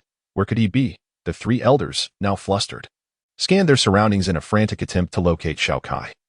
But to no avail. Initially, they had assumed his strength was comparable to that of one among them. However, witnessing Xiao Kai's terrifying speed, they recognized how gravely mistaken they had been. Where are you looking? Xiao Kai's voice emerged hauntingly from the air, prompting the three elders to involuntarily widen their eyes in alarm, exclaiming, not good. He's above us. Before they could even glance upward, they dove to the side. For at that very moment, a massive blade of chakra descended from above, nearly grazing their bodies, crashing down to the ground with a thunderous roar. The spot where the three elders had previously stood was engulfed in a swirling cloud of dust. At that moment, Xiao Kai's body was plummeting from mid-air, perfectly landing amidst the swirling mist. The three elders who had narrowly evaded this strike exchanged glances, their expressions grim as they beheld Xiao Kai within the fog. Slowly rising from a crouched position, Xiao Kai wielded his sword, dispelling the thin haze with a decisive sweep. As the mist dissipated, the onlookers were startled to discover a fissure, approximately 5 meters in length and 2 meters deep, had inexplicably materialized in the center of the stone floor. They could not help but gasp in astonishment, exclaiming, what a formidable strike! Such immense power! Their eyes filled with awe as they gazed at the 16-year-old boy. Xiao Kai. Although Riju had anticipated this display, Xiao Kai's prowess exceeded his expectations. Observing the aftermath of Xiao Kai's actions, Riju was left utterly astounded. Yet, it was not only Riju and the high-ranking members present who were taken aback. Even the three elders who had engaged in combat with Xiao Kai could not suppress the cold sweat beating on their foreheads, clearly intimidated by his formidable blade. For in their recollection, no one had ever wielded such a technique, reminiscent of ninjutsu, with astonishing speed and an unknown mastery of the art. One could not help but wonder who this boy had trained under. Meanwhile, in the Hokage's office, the third Hokage, Sarutobi, pondered deeply while gazing into a crystal ball, his expression one of perplexity. His pipe, continuously puffed, filled the room with smoke, mirroring the agitation within his heart. Within the crystal ball, a figure was discernible. Upon closer inspection, it was Xiao Kai engaged in battle with the three Hyuga elders. Sarutobi possessed the remarkable ability to conduct remote surveillance through this crystal ball. As he continued to contemplate his confusion, Xiao Kai, with an icy demeanor, cast his gaze upward, locking eyes with Sarutobi. This encounter elicited a sense of intrigue within Sarutobi, who, upon touching the crystal ball, caused the image to vanish. This lad possesses remarkable sensory abilities. He mused, perhaps I shall seek him out for clarification at a later time. With that thought, Sarutobi shook his head and returned to the mountain of paperwork before him. At that very moment, Xiao Kai, amidst the battle, felt an unsettling sensation as if he were being observed. He glanced upward towards the source of this feeling, only to find it dissipate after a fleeting moment. Though puzzled, he realized now was not the time for such distractions. Observing the three enraged Hyuga elders before him, Xiao Kai resolutely steeled himself, his expression hardening as he positioned his sword across his chest. Suddenly, a figure darted past, and Xiao Kai was violently hurled backward, crashing against the wall. Swallowing the blood that rose in his throat, he slowly rose to his feet, flashing a grin towards the figure ahead. I must admit, you're quite formidable for an old relic. Upon hearing Xiao Kai's words, the figure, who had previously been in mid-gesture, halted, his countenance darkening. Since you have chosen to invite suffering upon yourself, do not blame me. Indeed, the figure was the brown-clad elder. After re-establishing his stance, he commanded the other two elders, Xin Si, Kong Yi, step back. Today, I shall teach this insolent brat a lesson. The initial fury that had colored the elder's face had faded, replaced by a clearer, albeit irritated demeanor. It was evident that Xiao Kai's previous remarks had rekindled his ire. The two elders, upon hearing his directive, quietly retreated, suggesting that the brown-clad elder held the highest authority among them. "Oh, I had thought the three of you would join forces, yet it seems it's just you. Are you certain you can handle me alone? Do take care not to be overwhelmed by this junior." Upon witnessing the elder's actions, Xiao Kai inwardly sighed in relief, yet outwardly continued to provoke, feigning disdain. Surprisingly, the elder did not react with anger as Xiao Kai had anticipated. Instead, he chuckled softly, his countenance serious as he addressed Xiao Kai. "Young one, I shall demonstrate to you the might of ancient wisdom. Your illusions shall be ruthlessly shattered." With those words, a glimmer of determination flashed in his eyes, and he vanished from sight. The spectators felt a gust of wind sweep through the room, astonished as they turned their attention to the center. "Then let us see what you're made of," Xiao Kai bellowed, thrusting his sword upward, energy crackling at its tip, clearly executing the foundational technique known as rising thrust. As he unleashed this strike, the figure of the brown-clad elder reappeared before him. The elder approached with an air of calm, causing Xiao Kai's pupils to constrict in alarm. The descent of Xiao Kai's sword slowed, while the elder deftly sidestepped just as the blade was about to make contact. With a swift motion, he struck Xiao Kai's abdomen, sending him flying across the room. In the aftermath of this blow, Xiao Kai felt the flow of energy within him falter, wiping the blood from the corner of his mouth. He raised his gaze to meet the elder's stern stare. Gradually, he regained his footing, only to hear the elder reprimand him. "Hesitation in battle is a grave error. If you choose to fight, you must do so with your utmost strength. To hold back out of concern for your opponent is sheer folly. Once combat begins, other thoughts must be cast aside." The elder's tone resembled that of an instructor imparting wisdom to a student, and his gaze towards Xiao Kai no longer bore the weight of hatred or disdain, but rather a hint of respect. Xiao Kai remained silent, yet his resolve hardened as he met the elder's gaze. Shedding the shackles of doubt, taking a moment to steady his turbulent spirit, he transformed into a shadow, charging fiercely at the brown-clad elder. The elder, unfazed by Xiao Kai's advance, stepped back with his right foot, then swiftly struck forward with his left hand at an almost imperceptible speed. In an instant, his palm connected with the blade of Xiao Kai's sword, redirecting it effortlessly to the side. Xiao Kai's thrust had been effortlessly thwarted. Realizing the gravity of his miscalculation, Xiao Kai inwardly lamented, "This is bad. As expected." The elder's eyes gleamed with opportunity upon neutralizing Xiao Kai's attack. What a perfect chance, he thought, amplifying his chakra output. In that moment, their movements appeared to slow, as if time itself had decelerated. The elder extended his left palm upward while his right extended backward, maintaining an unwavering focus. Xiao Kai continued his forward thrust. Then, beneath their feet, a golden pattern resembling a bagua formation materialized. Suddenly, the elder called out, "Sharp gold, 8 trigrams, 64 palms." As the words resonated, the elder's hands transformed into a striking pose, shimmering with a golden aura. With a flash of brilliance in his eyes, he launched his palms toward Xiao Kai. The latter, caught in mid-stride, found himself defenseless, exposed to the elder's onslaught. 1 palm, 2 palms, 3 palms. The elder's attacks fell upon Xiao Kai like a torrential downpour, the golden light erupting with each impact, causing blood to spurt forth from Xiao Kai's wounds. Ignoring the injuries inflicted upon him, the elder relentlessly pressed his assault. Every one of the 64 strikes landed squarely upon Xiao Kai, culminating in a final blow that detonated the chakra seals embedded within him. The last strike sent Xiao Kai crashing against the wall, enveloped in a cloud of dust and debris. He lay motionless, his life hanging by a thread. In the face of this dire situation, Riju was overtaken by emotion, rising to his feet in alarm, his expression cold. He directed a piercing gaze towards the wall where Xiao Kai had fallen before shifting his attention to the brown-clad elder, stating icily, "Elder Qiutong, do you not think your actions are somewhat excessive?" The elder clad in brown, known as Hinata Qiutong, cast a glance at the position occupied by Xiao Kai. After a moment of silence, he turned subtly to face Hinata Rizu and remarked, "If he were to perish so easily, it would merely signify that what he proposed and pursued holds little value." With that, he pivoted away. Yet a fleeting glimmer of regret flashed in his eyes before it was swiftly replaced by resolve. Gazing at the swirling smoke, he awaited the final outcome in silence. As those present fixated on the misty haze, Yu, standing in the corner, gasped in horror upon witnessing Xiao Kai being violently hurled away, drenched in blood. Tears streamed from her eyes as she trembled and produced a black sealing scroll, ominous in appearance. With a gaze filled with loathing directed at the elder Qiutong, she tore open the seal with her left hand. In that instant, a chilling aura of malevolence surged from the room. sending shivers down the spines of those present. As they sought the source of this dark energy, their astonished gazes fell upon the violet-haired Yu. After a brief glance at her, they shifted their focus to the scroll in her hand. Upon sensing the formidable and sinister energy emanating from within the scroll, a collective dread enveloped the assembly as they regarded Yu with wide eyes. They speculated on her identity, bewildered by how one so seemingly innocuous could possess such a perilous artifact. Upon meeting the gaze of the high-ranking members of the Hinata clan, Yu fixed her eyes on Hinata Xiaotong and declared, "If he dies, I demand that all of you accompany him in death." With a fierce expression, she glared at Xiaotong, her beautiful visage twisted by the malevolent energy and hatred. Upon hearing Yu's words, Xiaotong fell into silence, his eyes reflecting not fear but a hint of remorse.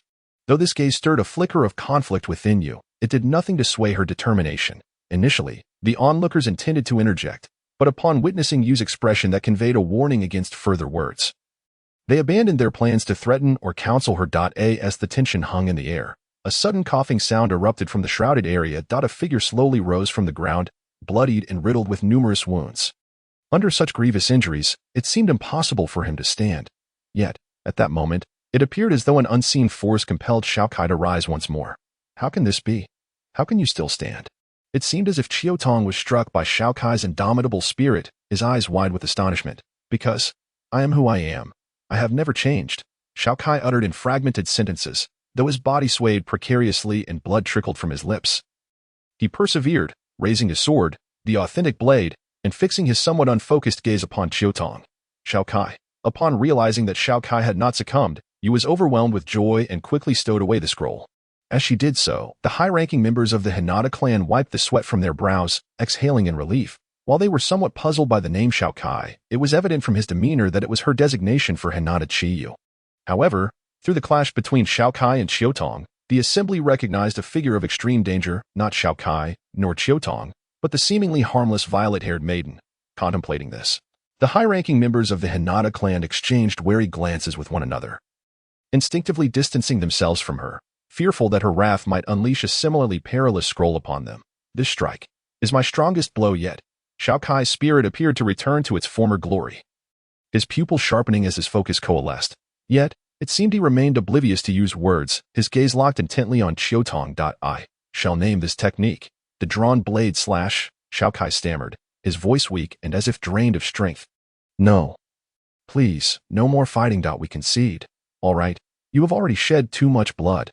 Please, do not continue," Yu pleaded, her heart aching as she gazed at the battered Xiao Kai, tears streaming down her face. She was genuinely terrified of the prospect of him dying here, especially so soon after his previous injuries had just healed. Yet, it seemed Xiao Kai did not hear her words, as he slowly returned the authentic blade to its sheath. This action bewildered everyone present, save for Yu. Just as they pondered Xiao Kai's intentions, he suddenly moved with vigor, his eyes igniting with determination. In a swift motion, he drew the authentic blade once more, and a radiant beam of light erupted from it. This brilliant sword light seemed to embody the utmost brilliance of existence, rendering the high-ranking members of the Hinata clan momentarily incapable of thought as they stood transfixed, gazing at the center of the room. In that instant, their minds were consumed by the luminous sword light. After the flash had faded, Xiaotong remained motionless, silent, while Xiao Kai collapsed to the ground, unconscious, had his chest not ceased its rise and fall. All would have presumed him dead. Moments later, Xiaotong's body shuddered in disbelief as he touched his head, then his neck. At that moment, his forehead protector slipped from the air, revealing a verdant symbol resembling two overlapping lines upon his brow, the cage bird technique, passed down through the Hinata clan. However, in a comical twist, a patch of hair atop Xiaotong's head appeared to be missing, as though he had developed a bald spot. Yet, none in attendance found humor in the matter. For beneath the impact of the drawn blade slash, they felt only fear. Had they been in Xiaotong's position, their reactions might have been even more abject. "Xiao Kai, you did not concern herself with the outcome of the battle." Upon witnessing Xiao Kai execute the drawn blade slash, she rushed to his side. Upon detecting a heartbeat, she sighed in relief, ignoring the stares of the other high-ranking Hinata members. She hoisted Xiao Kai onto her back and sprinted towards the Konoha hospital. As you departed with Xiao Kai in tow, the high-ranking members of the Hinata clan seemed to regain their senses, falling into a profound silence, their faces reflecting awe as they were utterly captivated by Xiao Kai's formidable strike. They turned their gazes towards Hinata Rizu, awaiting his pronouncement. With the weight of many eyes upon him, Rizu addressed Xiaotong. "Elder, what do you make of this?" "I have lost," Xiaotong replied, his expression impassive. Perhaps he was right. My notions truly constrained the growth of the new generation. Sigh. Rules. Let them be. If these rules prove detrimental, what purpose do they serve? Moreover, has he not demonstrated through action? Has he not? Perhaps only by embracing danger without fear can one truly grow stronger. As if he had found clarity, Xiaotong expressed a sense of relief to Rizu upon hearing Xiaotong's words. The high-ranking members of the Hinata clan fell into contemplative silence. Then, someone began to clap, and soon all the Hinata leaders joined in, applauding. Amidst the sound of applause and the expectant gazes of the crowd, Hinata Rizu approached Xiaotong and declared with conviction, I hereby announce that today, the caged bird technique is officially abolished from the Hinata clan. No member of the Hinata clan shall ever again employ this technique to harm their kin. Violators shall face death without mercy. A chorus of agreement resonated throughout the assembly. As Rizu's proclamation echoed, countless voices of assent filled the air. Observing this, Rizu couldn't help but reflect, Cha. Do you see? The cage you long to shatter has finally been breached today by another. He bears such resemblance to both you and me from years past, yet he possesses greater courage and strength. My brother, you can finally rest in peace. Under the gaze of the crowd, the sun's rays gently pressed a finger upon the verdant mark on Chou's forehead. Before long, the emerald chain transformed into a green bird, soaring into the sky, only to dissipate swiftly. In a daze, the onlookers seemed to hear a melodious chirp, as if the bird was rejoicing for finally attaining the long-desired freedom. Chapter 42. Journey to Kaza. The early summer sun bathed every corner of Konoha village in its warm embrace. At this morning hour, a pair consisting of a man and a woman walked outward from the village. The man was wrapped in numerous bandages, while the woman looked on with deep concern, her lips moving incessantly in quiet words. The man, however, shook his head repeatedly, as if in disagreement with her sentiments. Faced with this, the woman could only helplessly watch him proceed, fearing any misstep on his part. The sight of her anxious demeanor brought a bitter smile to the man's face, and he continued to walk slowly ahead. As they reached the entrance of Konoha, two ninjas intercepted their path. Eyeing them with a hint of wariness. In hushed tones, they requested, please present your village identification. The man, upon hearing this, retrieved a document from his bosom and handed it to the two ninjas, softly saying, please take a look. The ninjas examined the document presented by the man and found no signs of forgery. It bore the authentic signature of the third Hokage. Yet, for the sake of caution, one of the ninjas, sporting a spiky hairstyle, inquired, are you Hinata Akahane and Tamaki? We have not seen you in the village before. In response, the man smiled and explained, it is quite normal that you have not encountered us, as we were away on a training expedition due to certain circumstances. Upon hearing his reply, the two ninjas exchanged glances, and after confirming his identity, they returned the document to him. Relieved, the man exhaled deeply, grateful he had sought this verification from the third Hokage just days prior. Indeed, this pair was none other than Xiao Kai and Tamaki. 5 days had elapsed since Xiao Kai's confrontation with Hinata Chio. During this time, his injuries had nearly healed. Though he still bore a grave appearance, his eagerness to hear news of Tsai propelled him to disregard the physician's advice to rest for an additional 5 days. He had struggled to secure a permit for departure from the third Hokage. It is worth mentioning that when Xiao Kai approached the third Hokage for this permit, Sarutobi Hiruzen inquired about the ninjutsu Xiao Kai had been employing. To maintain discretion, Xiao Kai crafted a tale, asserting that he had learned these techniques from a formidable elder during his year as a bounty hunter. Sarutobi, upon hearing his response, fell into deep contemplation, evidently pondering the identity of this mysterious elder. However, after much reflection, he found no leads regarding the ninjutsu Xiao Kai spoke of. Consequently, he temporarily abandoned his quest to unveil the elder's identity and instead asked Xiao Kai if he could document these techniques for him. Xiao Kai, upon hearing Sarutobi's request, furrowed his brow, clearly recalling the principle that ninjutsu is not to be exchanged, and that secret techniques are even less likely to be shared. Noticing Xiao Kai's discomfort, Sarutobi silently lamented his own abruptness. As a master of all ninjutsu in Konoha, he understood this principle well. His earlier demeanor had merely been a result of fascination with Xiao Kai's extraordinary techniques, momentarily clouding his judgment. After uttering those words, Sarutobi awkwardly addressed Xiao Kai, saying, I apologize, Akahane, for my abruptness. Let us consider that I was merely jesting. However, documenting these techniques is not entirely out of the question. Reflecting on this, Xiao Kai slowly replied to Sarutobi, I can understand that. What? Sarutobi initially nodded stiffly in agreement, but upon comprehending Xiao Kai's words, he gazed at him in astonishment. Disbelief etched across his face. Well, it's not something forbidden. If it can help propagate the way of the sword, I believe my esteemed mentor would be pleased. Xiao Kai spoke earnestly, his demeanor unflinching, as if genuinely inspired by a powerful elder. The way of the sword are the techniques you employ, not ninjutsu. Sarutobi inquired, his expression shifting from confusion to realization, his eyes widening with excitement. Indeed, what I practice is the way of the sword, not ninjutsu, Xiao Kai declared. His expression grave as he faced Sarutobi. The way of the sword, but why have I never heard of it before? I do know of a particularly skilled swordsman, Sarutobi muttered to himself, pacing with a furrowed brow. Clearly perplexed. Unable to grasp the situation fully, he once again turned to Xiao Kai, asking gravely, what exactly is the way of the sword? Upon hearing Sarutobi's question, Xiao Kai fell silent, pondering the answer within. After considerable contemplation, he arrived at a conclusion, and with a serious expression, he responded, the way of the sword is a manifestation of will. Just as Sarutobi prepared to inquire further, Xiao Kai continued. The way of the sword resides in the hearts of swordsmen. Each swordsman possesses their own path, be it for protection or destruction. It is a reflection of the inner will of the wielder. The practice of the way of the sword refines and enhances the body's energy through the use of sword techniques, which in turn improves the swordsman's physical capabilities and enables the execution of powerful techniques. As swordsmen continuously refine their energy and enhance their physical prowess, they forge a higher essence known as sword intent. A swordsman endowed with sword intent possesses combat prowess that far surpasses that of an ordinary swordsman. As for the various techniques of the way of the sword, they ultimately converge toward the same goal. In essence, they are a higher synthesis of energy and physical prowess. This physicality demands greater precision in the use of weapons, transcending mere throwing and stabbing, as it involves wielding the power of one's will in combat. This, indeed, is the way of the sword. As Xiao Kai spoke, the light in his eyes grew ever brighter, as if liberating him from long-held confusion. Gradually, his aura intensified, and he experienced a breakthrough, shattering the mental barriers he had faced. After hearing Xiao Kai's words, Sarutobi gazed at him with newfound intensity, and as he sensed the surge of energy emanating from Xiao Kai, his expression shifted, and he murmured to himself, the way of the sword is truly a formidable system of cultivation.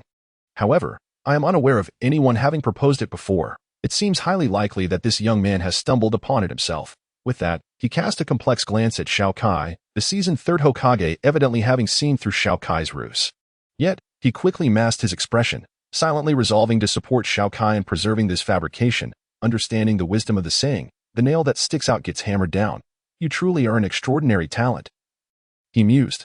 Feeling the surge of his own energy, Xiao Kai closed his eyes and silently summoned his skill panel, discovering that a new tier of skills within the Sword Soul category was now accessible for learning. His energy had also surpassed a threshold, increasing approximately 1.5 times compared to before. However, now was not the time for celebration, as Sarutobi remained before him. With this thought, Xiao Kai slowly opened his eyes, refraining from immediately learning the new skill, instead gazing calmly at Sarutobi. In that case, I would appreciate it if you could document the way of the sword upon your return. I shall provide you with appropriate rewards. Sarutobi retrieved a pre-prepared document from the table, signed it, and handed it to Xiao Kai. As Xiao Kai accepted the document, a hint of confusion crossed his face, as if he were pondering why Sarutobi had prepared it in advance. Noticing Xiao Kai's puzzled expression, Sarutobi smiled and remarked, do you think I, the third Hokage, have nothing better to do? I am fully aware of your circumstances. Waste no time and hasten to Kaza to seek clues regarding your sister. I shall instruct the Umbu to intensify their investigation into the particulars of her disappearance. Should there be any new developments, I will dispatch someone to inform you. The children of Konoha hold equal importance in my heart. As Hokage, my duty is to ensure your healthy growth. With that, the third Hokage gazed kindly out of the window at the children frolicking in the streets, a gentle smile gracing his face.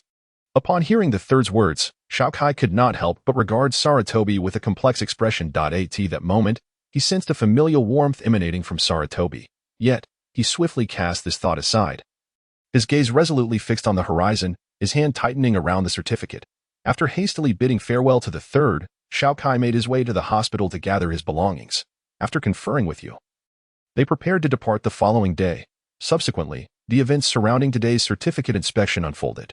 Reflecting on this, Xiao Kai turned to you, and, with a smile, softly declared, let us set forth, all right.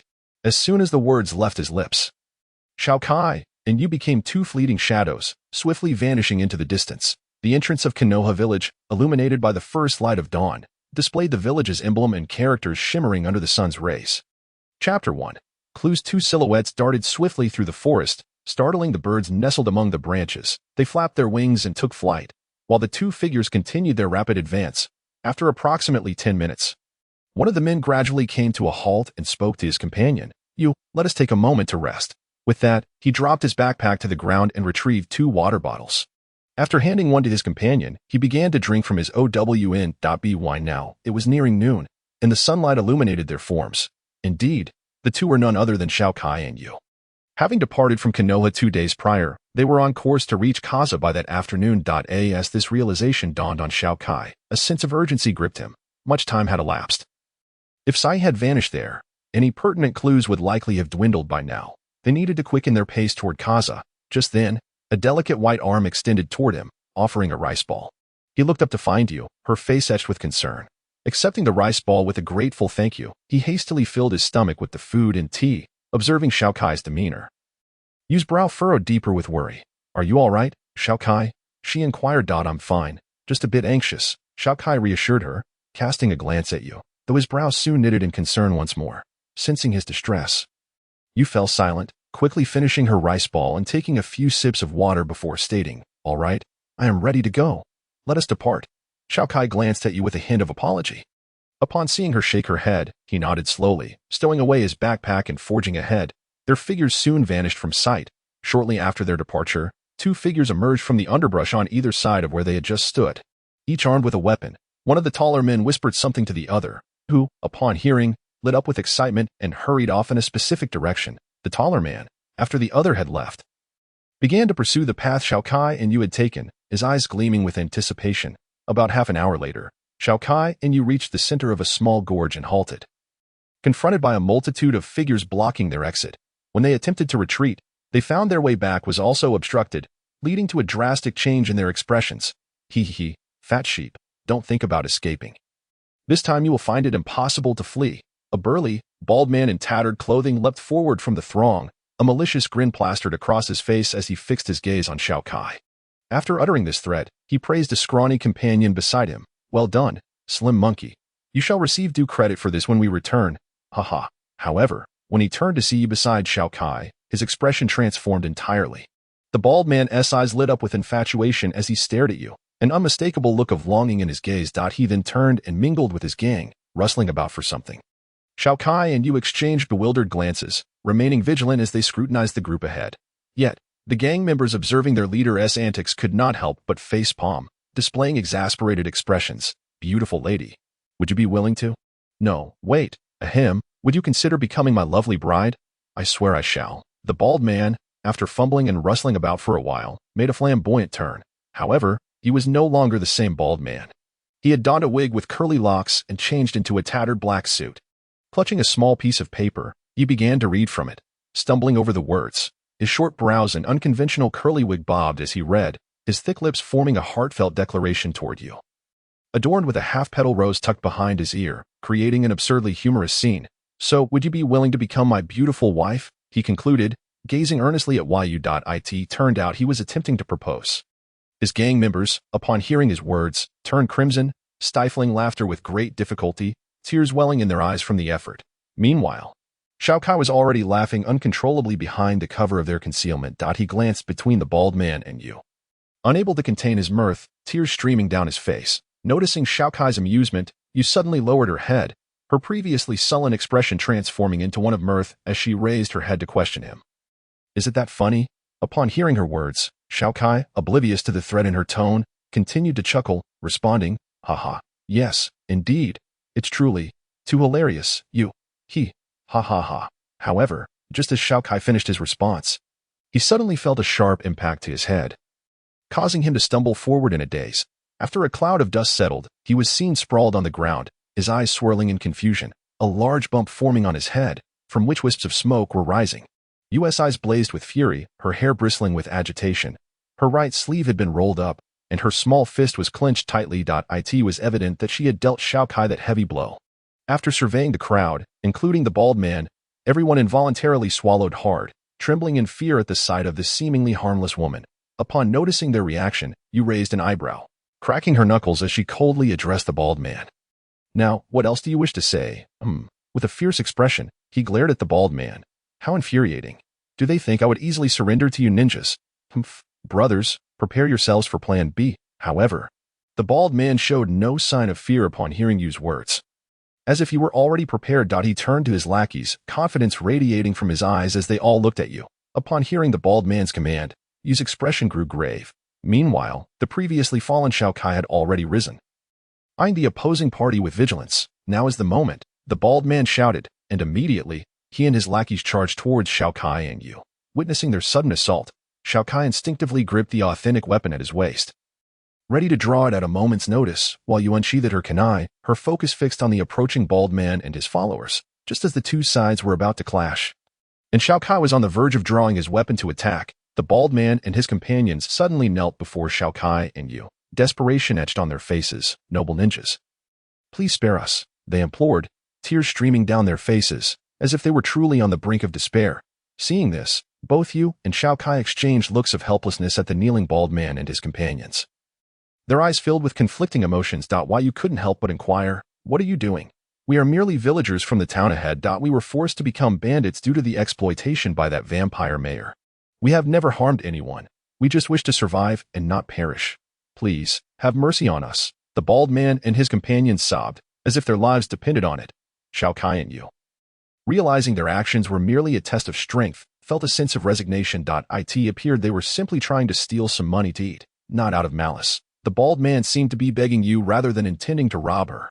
Thus, it seemed their words held truth. If they were truly ruthless bandits, their experience would be lacking. Well then, seeing as you have committed no grave wrongs, I shall let this pass. Xiao Kai gestured dismissively, signaling he did not wish to pursue the matter further, allowing them to leave. Upon seeing Xiao Kai's gesture, the bald man and his companions expressed their gratitude, casting a wary glance at Yu before attempting to depart.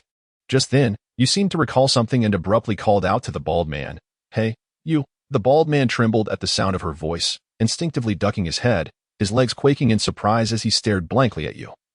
At a loss for words, observing his reaction, Yu quipped, "Am I truly that frightening?" completely forgetting her earlier display of strength against Xiao Kai. However, she swiftly redirected her inquiry towards the bald man about what she had just remembered. "You say you are from the town ahead. What is the name of your town?" Upon hearing Yu's question, the bald man let out a sigh of relief, responding as if liberated, "Our town is quite renowned. Called Kaza." "What?"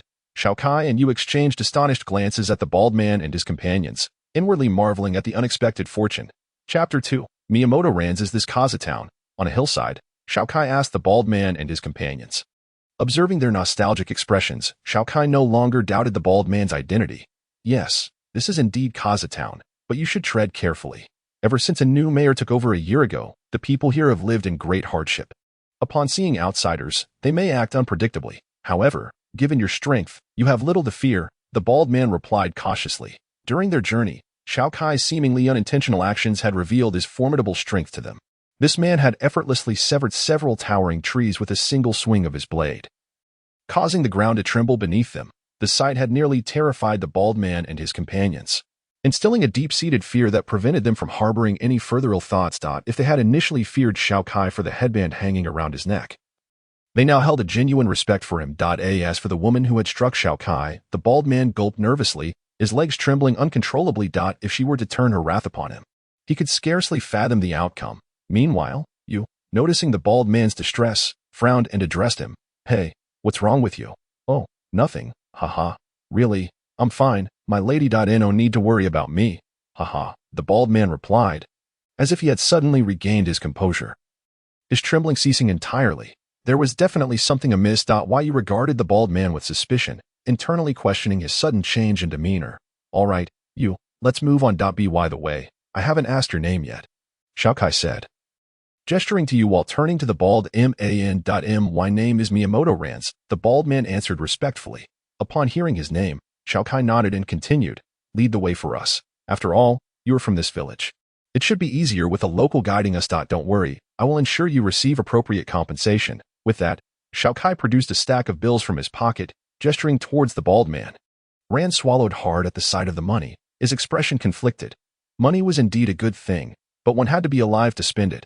He was still uncertain about the current state of Kaza. Just as Rand hesitated, preparing to decline Xiao Kai's offer, Xiao Kai produced another stack of bills, smiling at Rand. "If you can help me obtain the information I desire, All of this will be yours. As for whether Xiao Kai was employing ninjutsu to deceive Rans, he felt it unnecessary. For a bounty hunter accustomed to B-grade missions and above, money was of little concern. Seeing Xiao Kai's actions, Rans felt torn between an angel and a devil battling within his mind, each evenly matched, unable to gain the upper hand. However, upon seeing Xiao Kai produce additional stacks of bills, the balance swiftly tipped. With the help of the symbols, the dark demon easily overpowered the angel, leaving it in a cloud of smoke while cackling triumphantly in Rans's mind. Without a shred of dignity left, Rans knelt before Xiao Kai, forehead touching the ground, fervently exclaiming, "Please, my lord, accept my submission." Witnessing Rans's display, Xiao Kai rhythmically tapped the wicked money against his left hand, a sinister smile forming on his face. You, observing their exchange, felt a chill run down her spine. Casting an odd glance at the two as she inwardly muttered, "This isn't merely asking for help. It's more akin to a transaction." Ugh. Embarrassed by her thoughts, she spat in disdain, recalling some unpleasant memories, noticing Yu's unusual behavior. Xiao Kai inquired, "What's wrong?" "Nothing. Let's hurry to the town," Yu replied, a hint of urgency in her voice as she turned to leave. Though puzzled by her demeanor, Xiao Kai chose to suppress his curiosity for the moment. Planning to ask Yu later, he exchanged a few words with Rans, instructing him to calm his lackeys, before hastily following after Yu, who had already started to walk away. "Hey, Yu, are you all right? Not feeling well?" Xiao Kai asked, concern evident on his face as he caught up to her. At that moment, Yu's expression had returned to tranquility, and upon hearing Xiao Kai's question, she replied coolly, "I'm really fine." After a prolonged silence, she couldn't help but cast a worried glance at Xiao Kai and said, "If we don't uncover any clues about your sister, what do you plan to do next?" Upon hearing Yu's words, Xiao Kai fell silent as well. His eyes were filled with a tumult of emotions, and after a moment, he slowly raised his head, speaking to Yu with a resolute tone, "Then we shall continue searching for other leads. We must see the living or the dead. Until I lay eyes on Kai, I shall forever believe she is merely missing." Observing the unwavering determination in Xiao Kai's gaze, Yu was compelled to remain silent. She couldn't help but look at him with a complex expression, murmuring in a voice as faint as a whisper, "What about me?" Xiao Kai, unable to catch Yu's words, looked at her in confusion and asked, "What did you say?" "Sorry, I didn't quite hear you. I said nothing, you fool," Yu retorted, her face flushing with embarrassment. Perplexed, Xiao Kai scratched his head, unsure of what had angered her. After ruminating over it, he concluded that he had been too careless, having forgotten about her day. Yet, he recalled that she had never been this irritable on such occasions before. Could it be that her frustrations had been accumulating? This simply wouldn't do. With that thought, Xiao Kai, wearing an apologetic expression, said to Yu, "I'm sorry, Yu. I overlooked it." Yu, still bewildered, queried, "What did you overlook?" "You should remember to drink some hot water. We'll arrive at the town soon, and I'll buy you some honey to add to it. I know you girls have this day every month. I thought you wouldn't mind." Xiao Kai rambled on, completely oblivious to Yu's increasingly darkening expression. When he saw her body trembling, he mistakenly believed that she was moved by his thoughtfulness. He feigned nonchalance, patting her shoulder with a sunny smile. "No need to thank me. It's what I ought to do. Haha." Suddenly, Xiao Kai doubled over, clutching his stomach and collapsing to the ground, foam inexplicably bubbling from his mouth. At that moment, Yu's right fist clenched tightly, her expression grim as she muttered something under her breath. From a closer look, one could decipher her words as, "What do you mean?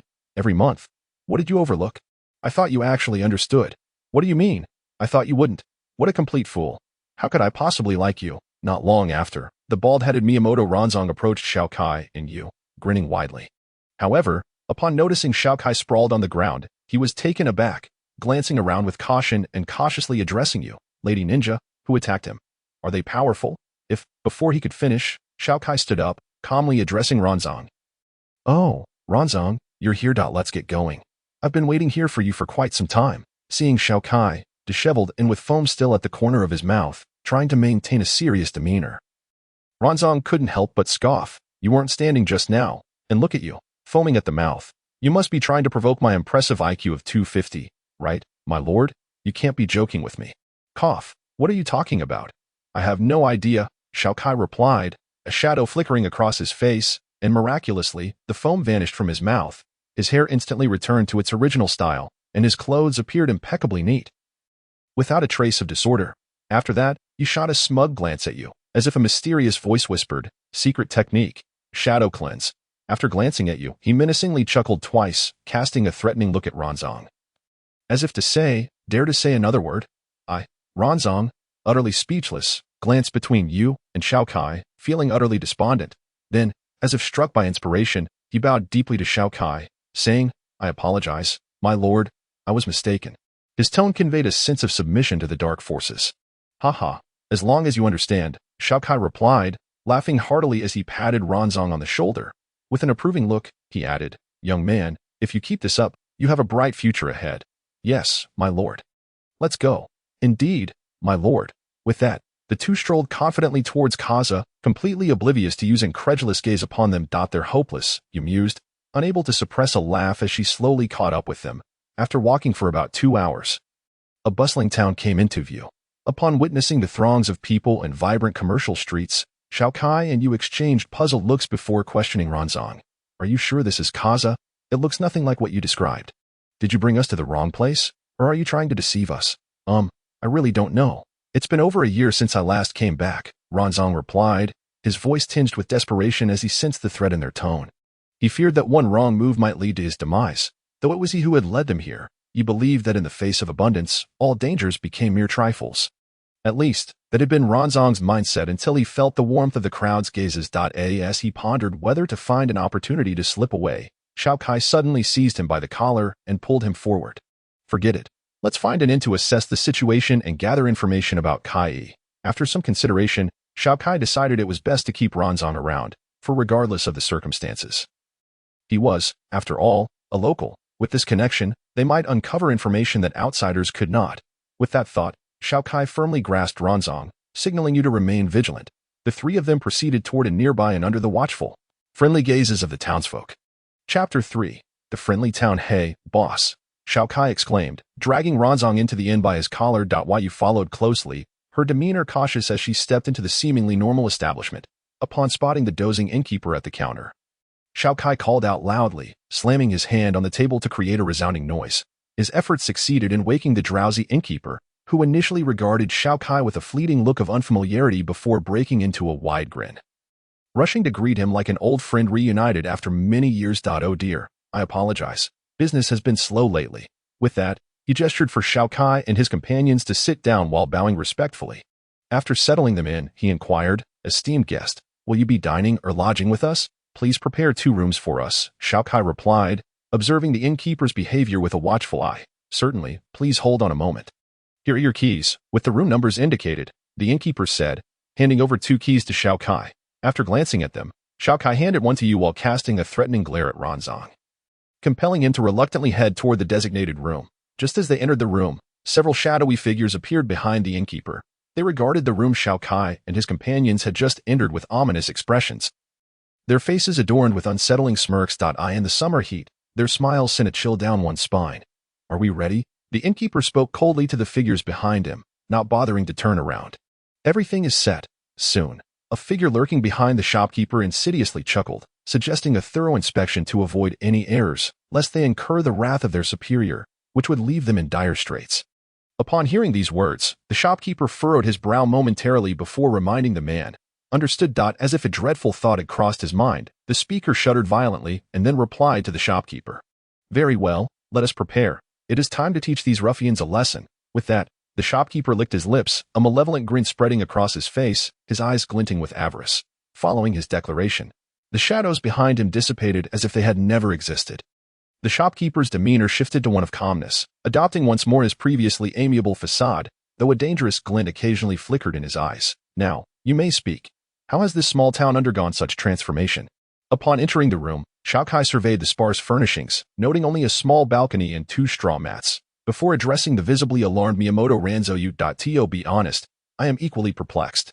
Miyamoto Ranzo gazed at the throngs of people outside, a complex expression clouding his features, and murmured, "Last year, despite the harshness of life under his oppression, there was still a glimmer of hope among the people. How has it come to this?" With a furrowed brow, he recognized the unsettling change in the townsfolk. If struck by a realization, he promptly turned to Xiao Kai and stated, "Sir, although I cannot ascertain the reasons, I suspect these changes are connected to the new mayor. I have come here solely to seek news of my sister. I wish to remain uninvolved in other matters." Facing the expectant gaze of Miyamoto Ranzo, Xiao Kai replied coldly, "Moreover, should you fail to provide the information I seek, you are well aware of the consequences." Ignoring the increasingly grim expression on Miyamoto Ranz's face, Xiao Kai continued, "However, I am weary from my journey. I shall rest now." He interrupted Miyamoto Ranz's protests, feigning exhaustion. After stating this, he approached one of the mats, lifted the bedding, removed his shoes and socks, and settled down to sleep. Observing Xiao Kai's behavior, Miyamoto Ranza stood silently, watching the villagers outside who appeared as mere shells of their former selves. His heart aching with compassion. Despite once being a part of this town, what could he possibly do now? After all, he lacked both power and wealth. His prior downfall, he mused, was likely due to being an ordinary man without connections. Yet, even after his fall, some had still chosen to follow him, but he had been unable to provide them with a safe haven. Some had perished without receiving medical aid. Reflecting on those past days, a flicker of regret crossed Miyamoto Ranza's face. "Indeed, I possess no strength, and it is absurd to seek assistance while bearing the weight of my sins." He muttered. His expression tinged with self-mockery. He cast a complicated glance at Xiao Kai before sighing. Crawling under the bedding and slowly closing his eyes. Time passed leisurely, and soon evening arrived. Xiao Kai rose slowly and quietly exited the room. After exchanging a few words with you in another chamber, he hastily made his way downstairs. The common area was now filled with patrons, who ceased their dining activities to fix their gaze upon Xiao Kai, their eyes glinting with intrigue, feeling the weight of their attention. Xiao Kai forced a smile at the gathered guests, though his heart raced with caution. Just as the atmosphere grew awkward, the shopkeeper broke the silence. "Good evening, esteemed guest. May I inquire what brings you here?" Upon hearing the shopkeeper's words, Xiao Kai turned to look behind him, only to be startled by a face adorned with deep wrinkles approaching him with a smile. He instinctively took a few steps back, only to sigh in relief upon realizing it was the shopkeeper. "Might I request some food? It has been half a day since our last meal." "Certainly, please hold on a moment," the shopkeeper responded, his eyes glinting momentarily. With a slight upward curve of his lips, he quickly masked his smile. "Very well, I shall await you upstairs." Xiao Kai, maintaining an impassive facade, replied, "I shall wait for you there." He stole a glance at the group of patrons, who had resumed their lively chatter. A flicker of understanding crossed Xiao Kai's eyes as he turned and ascended the staircase. After watching Xiao Kai depart, the shopkeeper slowly approached the staircase, straining to hear the sound of the door closing before exhaling in relief. He then turned to the guest with a face twisted in anger. "You fools nearly exposed us. Are you all brainless? If we are discovered, we will all face dire consequences." Gone was the shopkeeper's previous amiability, replaced by a visage of brutality. Upon hearing these words, a man with a buzz cut felt a surge of murderous intent. He was about to lash out when a burly figure in front of him restrained him. Seeing this action, the buzz-cut man halted, respectfully regarding the robust individual. The latter rose slowly, his expression grave, as he addressed the shopkeeper. "Are you certain that if we eliminate the ninja from Konoha, he will lift our restrictions and grant us freedom?" "Of course. This esteemed individual is here specifically to eliminate any Konoha ninja who comes to investigate. If you assist in resolving this issue, it would be a great service indeed.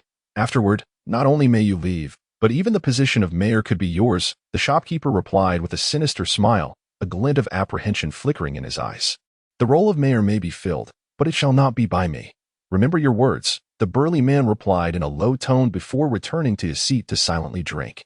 Observing the man's actions, the shopkeeper initially chuckled and nodded, but as he turned away, a vicious expression flashed across his face. "That wretched individual dares to threaten me."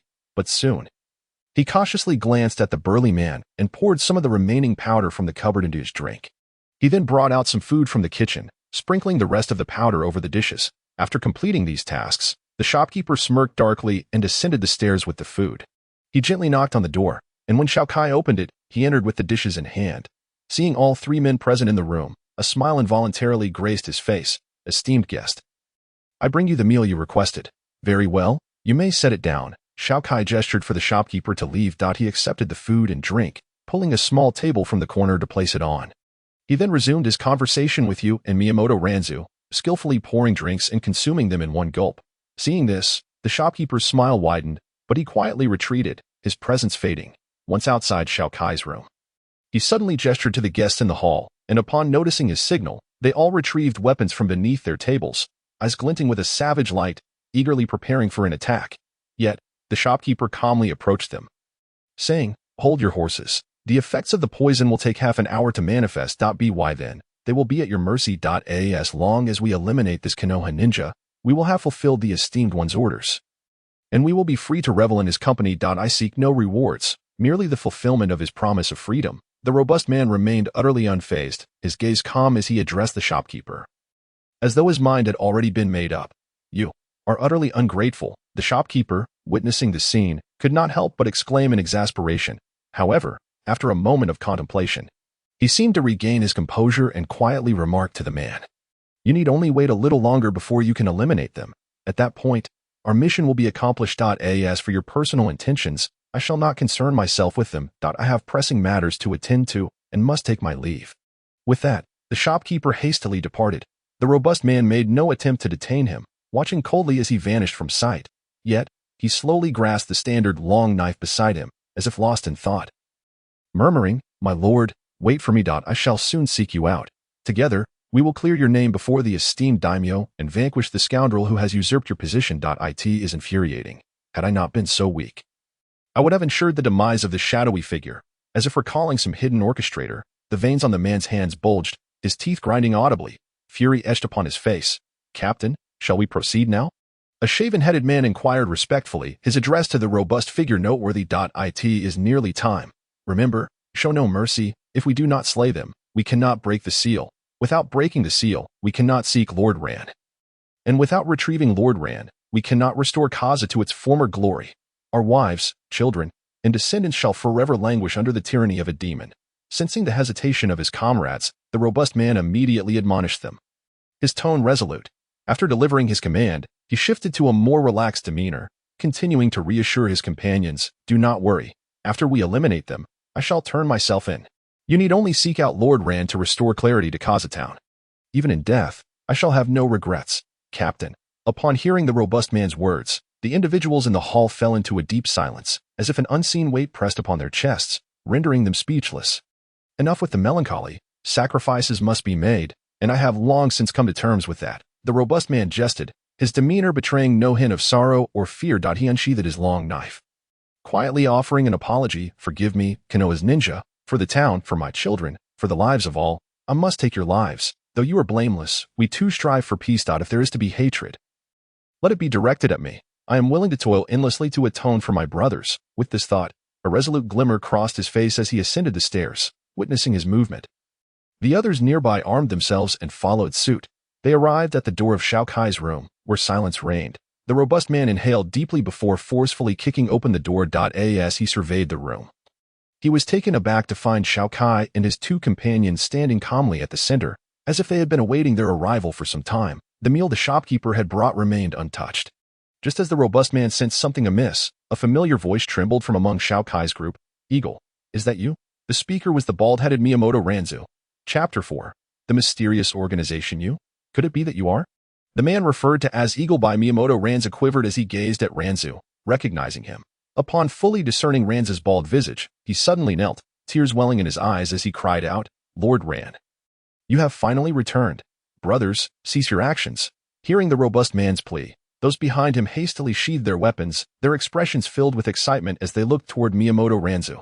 Once the group had sheathed their weapons, Xiao Kai and Yu Kai gradually lowered their stances, retracting their shuriken and kunai. However, the wariness in their eyes had yet to dissipate. After stowing their weapons, Xiao Kai and Yu exchanged puzzled glances, seeking an explanation from Ranzu. Observing their expressions, Miyamoto Ranzu offered a contrite smile before stepping forward to assist Eagle, nodding to the others behind him. Then, with a grave demeanor, he addressed Xiao Kai and Yu. "I apologize, esteemed ninja lords. I previously deceived you. My true identity is that of the former mayor of Kaza Town, and this man is my dear friend and the captain of the town's guard." Eagle. Ranzu's tone was laden with regret and melancholy as he indicated the robust man beside him, clarifying their relationship. Although they had anticipated this revelation, Xiao Kai and Yu could not help but be taken aback. Yu, upon hearing this outcome, scrutinized Miyamoto Ranzu with renewed intensity. In terms of demeanor, she found it hard to reconcile him with the authoritative figure of a mayor. The disparity between the two was stark. Perhaps sensing the skepticism etched on Yu's face, Ranzu felt a flush of embarrassment. He cleared his throat, about to offer a defense when Eagle suddenly clutched his chest in agony. Noticing the disturbance, Xiao Kai instinctively shielded Yu, casting a wary gaze at Eagle, desperate to discern his intentions. Given their unfamiliarity. To ensure Yu's safety, he remained ever cautious. Witnessing Eagle's distress, Miyamoto Ranzu and his entourage grew alarmed.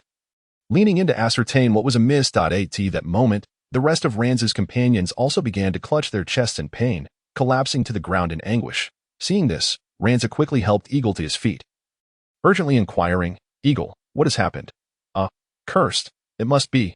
That bastard poisoned us." "How vile," Eagle gasped, struggling to explain.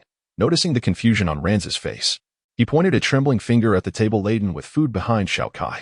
Upon seeing this, the expressions of Xiao Kai and his companions darkened. "Damn it. Lord, could you please escort them away from here?" Ranza anxiously scanned the faces of his guards before a glimmer of hope sparked in his eyes as he turned to plead with Xiao Kai. "There is no time." Hearing Ranza's desperate words, Xiao Kai shook his head, his expression complex as he gestured towards Eagle and the others, softly saying to Ranzu, "You see?" He then fell silent, while Yu's face reflected her sorrow as she gazed at the writhing figures on the floor. Upon hearing Xiao Kai's statement, Ranza seemed to grasp something, his body trembling involuntarily. He slowly turned around, only to be overcome with anguish as he beheld the strange purple blotches emerging on Eagle and the other's skin, indicating that the poison had indeed infiltrated their bodies, threatening their lives. Yu, suddenly struck by realization, looked at Xiao Kai in alarm. In response, Xiao Kai shook his head slowly, gesturing towards the floor with his mouth. Yu promptly glanced at the indicated spot, discovering it had been soaked by spilled liquor. It turned out that Xiao Kai had not swallowed the drink but had discreetly spat it onto the ground. Understanding the situation, Yu exhaled in relief, returning her gaze to the scene before her. As she watched the guards writhing in agony on the floor, she fell into a somber silence. Eagle, witnessing his friend in such a state, Ranza's eyes filled with tears. Ignoring the poison coursing through Eagle's body, he grasped his friend's hand tightly. Pain etched across his face as he looked at him. "Lord Ran." Eagle gazed sorrowfully at his friend in superior. Struggling to sit up, gritting his teeth against the waves of pain in his chest, he cast a regretful glance at his fallen comrades before turning to Ranzu, determination flickering in his eyes as he began to share the information he had uncovered. "My lord, the renowned appointment letter is a forgery. You were not dismissed under the pretext of incompetence. This is entirely a deception." As if struck by a surge of emotion, Ing could not help but spit blood onto the ground. The crimson fluid was tinged with a peculiar purple hue, yet after expelling it, a look of relief washed over his face. He continued, "That so-called new mayor is merely the bandit leader from 10 miles away. However, he is nothing more than a puppet, and that appointment letter bearing the daimyo's signature is merely a fabrication orchestrated by the mastermind behind him. The power of that mastermind is simply overwhelming, even surpassing that of the previous Konoha ninja. My lord, you must safeguard yourself, seek the daimyo's assistance, and restore Kaza to its former state." With a pained expression, Ing implored Lanzong, his voice laced with concern for him. "What does that Konoha ninja look like? Is she merely a girl of about 10? Speak." Upon hearing Konoha ninja, Xiao Kai's demeanor shifted instantaneously. He appeared before Ing in an instant, exuding an aura of menace as he shouted at him. Veins bulged on his forehead, his eyes turned bloodshot, and he had clearly lost his composure. "Xiao Kai, calm down." Observing Xiao Kai's reaction, Yu anxiously stepped forward and embraced him tightly, wishing to soothe him. Feeling Yu's gesture, Xiao Kai's tense muscles gradually relaxed, yet his gaze remained fixated on Ing, his heavy breathing echoing within the confines of the small room. Upon witnessing Xiao Kai's state, Ying's pupils constricted momentarily before a bitter smile crept across his face, as if mocking his previous arrogance, and he could not refrain from coughing several times. Sensing his diminishing strength, he responded to Xiao Kai, "I cannot say whether she is a girl, but she always wears a mask." "Ah, right." Another member beside her once mentioned her code name. I believe it was Chi. She was taken away by the organization behind that mastermind. Ing strained to recount everything he knew, imparting the information to Xiao Kai. After sharing, his complexion grew even worse. The purple blotches seemed to have spread to his neck, and the pallor of death began to manifest on his face. Witnessing his friend's dire condition, Lanzong could not suppress a sob. His eyes now filled with bloodshot veins. As soon as the name Chi escaped Ying's lips, Xiao Kai's body involuntarily shuddered. He realized that the ninja in question was indeed his sister. Upon hearing that Sai had been captured by the so-called organization behind the mastermind, a wave of murderous intent erupted within him. This malevolence caused the temperature in the room to plummet instantly, and he growled in a deep voice, "Damn it." With that, a dark energy enveloped Xiao Kai as he lifted his head, his eyes now a vivid crimson, emanating a chilling aura that sent shivers down one's spine. Witnessing Xiao Kai's transformation, Ing initially managed a wry smile before slowly turning his gaze toward his fallen subordinates, only to find them lifeless. A wave of sorrow washed over him. He then looked back at Lanzong, and his nearly closing eyes suddenly sparkled with a glimmer of hope, as though experiencing a fleeting moment of clarity. He stared intently at the mournful Lanzong, his eyes filled with anticipation as he spoke softly, "Lord Lanzong, I entrust Kaza to you. You must. However, before he could finish his sentence, the purple poison had completely engulfed his body. His pupils dilated, and he succumbed to death. Upon witnessing the passing of his dear friend, Lanzong erupted into tears, reminiscing about the moments they had shared together. After a long while, he abruptly wiped the tears from his cheeks and gently laid Ying's body on the ground. Casting a glance at the lifeless bodies of his guards, he suddenly knelt before Xiao Kai, striking the cold stone floor repeatedly with his head, each thud resonating with a sickening sound, splattering blood in the process. He implored Xiao Kai, "My lord, please help Kaza rid itself of these vile men. I am willing to give everything, even my life, if that is what you desire." With that, he seized the long knife from Ying's hand and pressed it against his own neck. As if ready to die at a mere nod from Xiao Kai, his eyes filled with resolute determination, Xiao Kai took a deep breath, suppressing the fury that surged within him. It was as if clarity returned to his mind. He slowly patted Yu's arm, signaling her to release her grip. Then, he calmly addressed Lanzong, "Take me to the place where you used to work. I trust you know where it is." Lanzong gazed at Xiao Kai in disbelief, as if struggling to comprehend why he had so readily acquiesced to his request. Sensing the uncertainty in Lanzong's eyes, Xiao Kai spoke serenely, "Since they have already turned against us, I have every reason to retaliate. Especially since they have taken my sister." After uttering those words, Xiao Kai fell silent, his demeanor as still as a stagnant pool, his eyes cold enough to chill the soul. "My lord, please follow me." Upon witnessing this, the glimmer of hope in Lanzong's eyes reignited. He resolutely declared to Xiao Kai, quietly maneuvering past the fallen guards. Xiao Kai followed suit. Observing Xiao Kai's actions, Yu initially cast a worried glance his way, then regarded the deceased Ying and the others with mixed emotions before following along. Just as they exited the inn, Lanzong suddenly halted, fixating on a figure at the forefront of a group ahead, his body trembling uncontrollably. Behind him, Xiao Kai also felt a surge of intense murderous intent upon spotting the figure. Yu, arriving shortly after, promptly drew her shuriken in a defensive stance. "Well, I didn't expect you to still be alive. Perfect, I can dispose of you all at once, heh. My lord, please." A voice emerged from the leader of the group, who then bowed respectfully toward one of his companions beside him. This individual was none other than the innkeeper, the very person who had plotted to poisoning and Xiao Kai. "You wretched scoundrel, I will kill you." As the saying goes, enemies meeting are particularly fierce. Lanzong lost all composure, raising the long knife in his hand, intent on attacking. However, Xiao Kai swiftly intervened, blocking his path with an icy glare directed at the seemingly noble figure ahead. He inquired, "Who are you?" "Ha. Why should I answer you? Just die quietly, you meddling ninja. Men, attack. Slay this fool." The man shot a disgruntled glance at the innkeeper beside him, then brazenly directed his words toward Xiao Kai. He commanded his men to assault Xiao Kai, clearly the higher-up bandit leader Ying had mentioned. Realizing this, a chill flickered in Xiao Kai's eyes. He slightly bent forward, gripping his sword, Sisu, firmly at his waist. As the throng of adversaries surged toward him, a serene expression settled on his face. In the very instant they drew near, Xiao Kai swiftly unsheathed Sisu and swung it forward. A resplendent arc of light erupted from the blade. The assailants froze mid-charge, their bodies seemingly suspended in time. Both the innkeeper and the mayor were taken aback by this bizarre sight. Upon witnessing the anomaly, the mayor barked in a mixture of shock and anger at his halted subordinates. "Why have you stopped? Go and kill them." Yet, before he could finish, as Xiao Kai sheathed Sisu, the frozen assailants split in two, collapsing to the ground. The strike Xiao Kai had executed was none other than the famed Iaido technique. After sheathing his sword, he disregarded Lanzong's awestruck and astonished gaze, walking with an impassive expression toward the noble figure. As the seemingly demonic Xiao Kai approached, the mayor was instantly engulfed by dread. He stumbled backward, ultimately collapsing to the ground. Despite being a bandit leader who had taken many lives, he had never encountered such an eerie death. At this moment, Xiao Kai appeared far more terrifying to him than even death itself. As for the shopkeeper, he was so frightened that he had lost control of his bladder, collapsing to the ground in a state of sheer terror. Unable to move. "Don't come any closer. Leave. Please, have mercy on me. Spare me." Upon witnessing Xiao Kai approach him with an unhurried demeanor, the mayor felt his psyche shatter. Tears of fear streamed down his face as he suddenly knelt, banging his head on the ground in a desperate plea for mercy. Yet he could not halt Xiao Kai's relentless advance. Eventually, Xiao Kai stood before him, and upon seeing the shoes in front of him, the mayor involuntarily trembled. Slowly, he lifted his head, gazing in horror at the impassive young man before him. In the midst of his panic, Xiao Kai spoke slowly. "Where is the mastermind behind you?" In my office."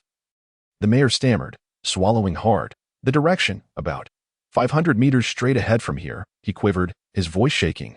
After hearing the mayor's response, Xiao Kai fell silent and proceeded in that direction.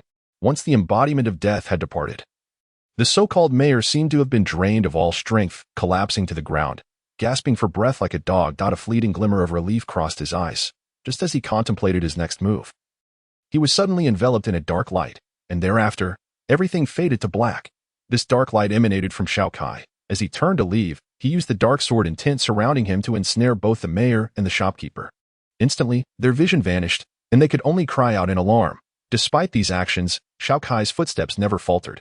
After robbing them of their sight, his deep voice resonated towards you in Lanzong. The enmity is yours. Seek your own vengeance. With that, he swiftly dashed forward without looking back. After hearing Xiao Kai's words, you cast a silent glance at Gongbin Lanzong before pursuing the direction in which Xiao Kai had departed. Once the two had left, Lanzong trembled as he gazed at the two struggling figures ahead, seemingly gripped by fear. His right hand trembled as he clutched his long knife, but then he seemed to recollect something, and his eyes hardened with determination. He advanced step by step towards the two, his right hand firmly gripping the eagle's long knife, his palm turning pale from the pressure. No trace of cowardice or fear remained in his eyes. Instead, they were filled with a blazing fury. Although the shopkeeper and the mayor, sprawled on the ground, had lost their sight, they could still hear. Upon hearing the approaching footsteps, they struggled desperately, attempting to flee. However, just as the shopkeeper attempted to rise, Gongbin Lanzong lunged forward in a swift motion. With a single strike, he plunged his knife deep into the shopkeeper's heart, piercing through the traitor who had poisoned his dear friend. The shopkeeper immediately trembled violently, grasping frantically at the air as if trying to seize his assailant. Yet, as his hands reached Lanzong, he lost all strength and slumped down helplessly. Lanzong slowly withdrew the long knife from the shopkeeper's body, then turned to the mayor who was groping his way forward. As the mayor crawled away, he swiftly severed the head of this despicable thief who had usurped his position and harmed his people. After eliminating both of them, tears of relief streamed down Lanzong's face. He gazed towards the inn, murmuring, "Eagle, I have avenged you. You may now rest in peace." With that, Gongbin Lanzong dragged his weary body towards the inn, seemingly intent on recovering the bodies of his dear friend and subordinates. Meanwhile, the ground was left stained with blood and the dismembered corpses of the villains. Chapter 5. The Ming organization. Just as Lanzong dispatched the bandit leader and the shopkeeper, Xiao Kai burst into the mayor's office, where he encountered the mastermind behind it all. Sensing the formidable aura radiating from the figure before him, Xiao Kai's expression grew grave. He slowly drew out his authentic blade. Focusing intently on his opponent, the man, who had stood up from his chair upon Xiao Kai's entrance, was revealed under the bright light of the room. This man had a gaunt visage, a tall frame, shoulder-length hair, narrow, elongated eyes, and a slight smirk that curled his lips. His face was devoid of warmth as he regarded Xiao Kai. With his arms crossed, he pushed forward, causing his knuckles to crack ominously. Under Xiao Kai's intense gaze, the man spoke, "Another ninja from Konoha has arrived. It seems that waste has failed. Truly useless, it falls to me to clean up this mess." Instead of becoming enraged by the man's taunts, Xiao Kai remained vigilant, gripping his blade tightly. Observing Xiao Kai's reaction, the man couldn't help but smirk derisively. Just a few days ago, some ninjas from Konoha came. Aside from a little brat from the Hyuga clan who was taken away, none were worthy of my attention. Your Konoha ninjas are nothing but trash. Upon hearing his words, Xiao Kai's pupils involuntarily contracted, momentarily losing focus. In that instant of distraction, the man's eyes suddenly gleamed with malice. He vanished from sight in an instant, launching an attack at Xiao Kai with a shuriken drawn from seemingly nowhere, aimed directly at his throat. Hearing the whoosh of air, Xiao Kai's pupils dilated, and he snapped back to attention, forcefully pushing off with his left foot. He rolled sideways to the right, narrowly evading the attack, yet a lock of hair from his left temple fell away. Had he not rolled to the right, it would have been his head lying on the ground now. Seeing that severed lock of hair at his feet, Xiao Kai's expression darkened. He couldn't help but feel grateful to the foes he had vanquished in the past. It was precisely his honed reflexes from countless life and death battles that had saved him from this strike. However, just as Xiao Kai was secretly relieved, the man's voice echoed ominously in his ears. "Not bad. You've managed to evade a strike at 50% of my strength. Little mouse. Let's play a little longer, shall we? Heh." With that, the man disappeared once more, his voice echoing eerily from all directions around Xiao Kai. This caused Xiao Kai's expression to darken further. The scene mirrored his previous battle with Chuanhu, yet this opponent was far stronger. Meanwhile, he himself had grown significantly more powerful. With that thought in mind, Xiao Kai heightened his vigilance, striving to ascertain the source of his adversary's attacks. Ninjutsu, shadow kill. A voice filled with murderous intent seeped into Xiao Kai's ears. The moment he heard it, pain shot through his left shoulder, and he couldn't suppress a groan. Clutching his shoulder, he felt blood seeping through his fingers. His complexion grew increasingly grim. He had not detected from where the attack had originated. There were no signs, no sounds, no movements. How had the man accomplished this? Was it teleportation or some secret ninja technique? Xiao Kai pondered, dismissing one hypothesis after another. Haha, little mouse, I'm going to enjoy torturing you to death, piece by piece. Are you feeling fear? Despair? Don't worry, I'll soon grant you relief. Ha ha ha. The man's deranged voice drifted through the air, sending a wave of anxiety through Xiao Kai. He widened his eyes desperately, trying to discern his opponent's movements, but to no avail. In this brief span of time, Xiao Kai had sustained numerous injuries. His breaths came in labored gasps, and he continued to adopt a defensive stance despite his battered body. His eyes dulled, losing their luster, and even the blade he held began to tremble slightly. Observing Xiao Kai's state from the shadows, the man couldn't help but smirk coldly. He maintained his hand signs, looking down at Xiao Kai with disdain. Then, he ominously declared, "With my next strike, I shall take your life. Prepare to die." His voice echoed distantly towards Xiao Kai, yet it seemed as though he had employed some elusive technique, rendering the direction from which the sound originated indecipherable. As soon as his words fell, Xiao Kai abruptly lunged forward, evading the invisible assault that had inexplicably emerged from the shadows, which left the hidden assailant in a state of profound shock. The seal in his hand nearly dissipated, but he managed to concentrate and maintain it, though a sense of panic began to stir within him. Impossible. He must have merely been fortunate to evade it. Once more, he continually reassured himself that Xiao Kai had relied solely on luck to escape his attack.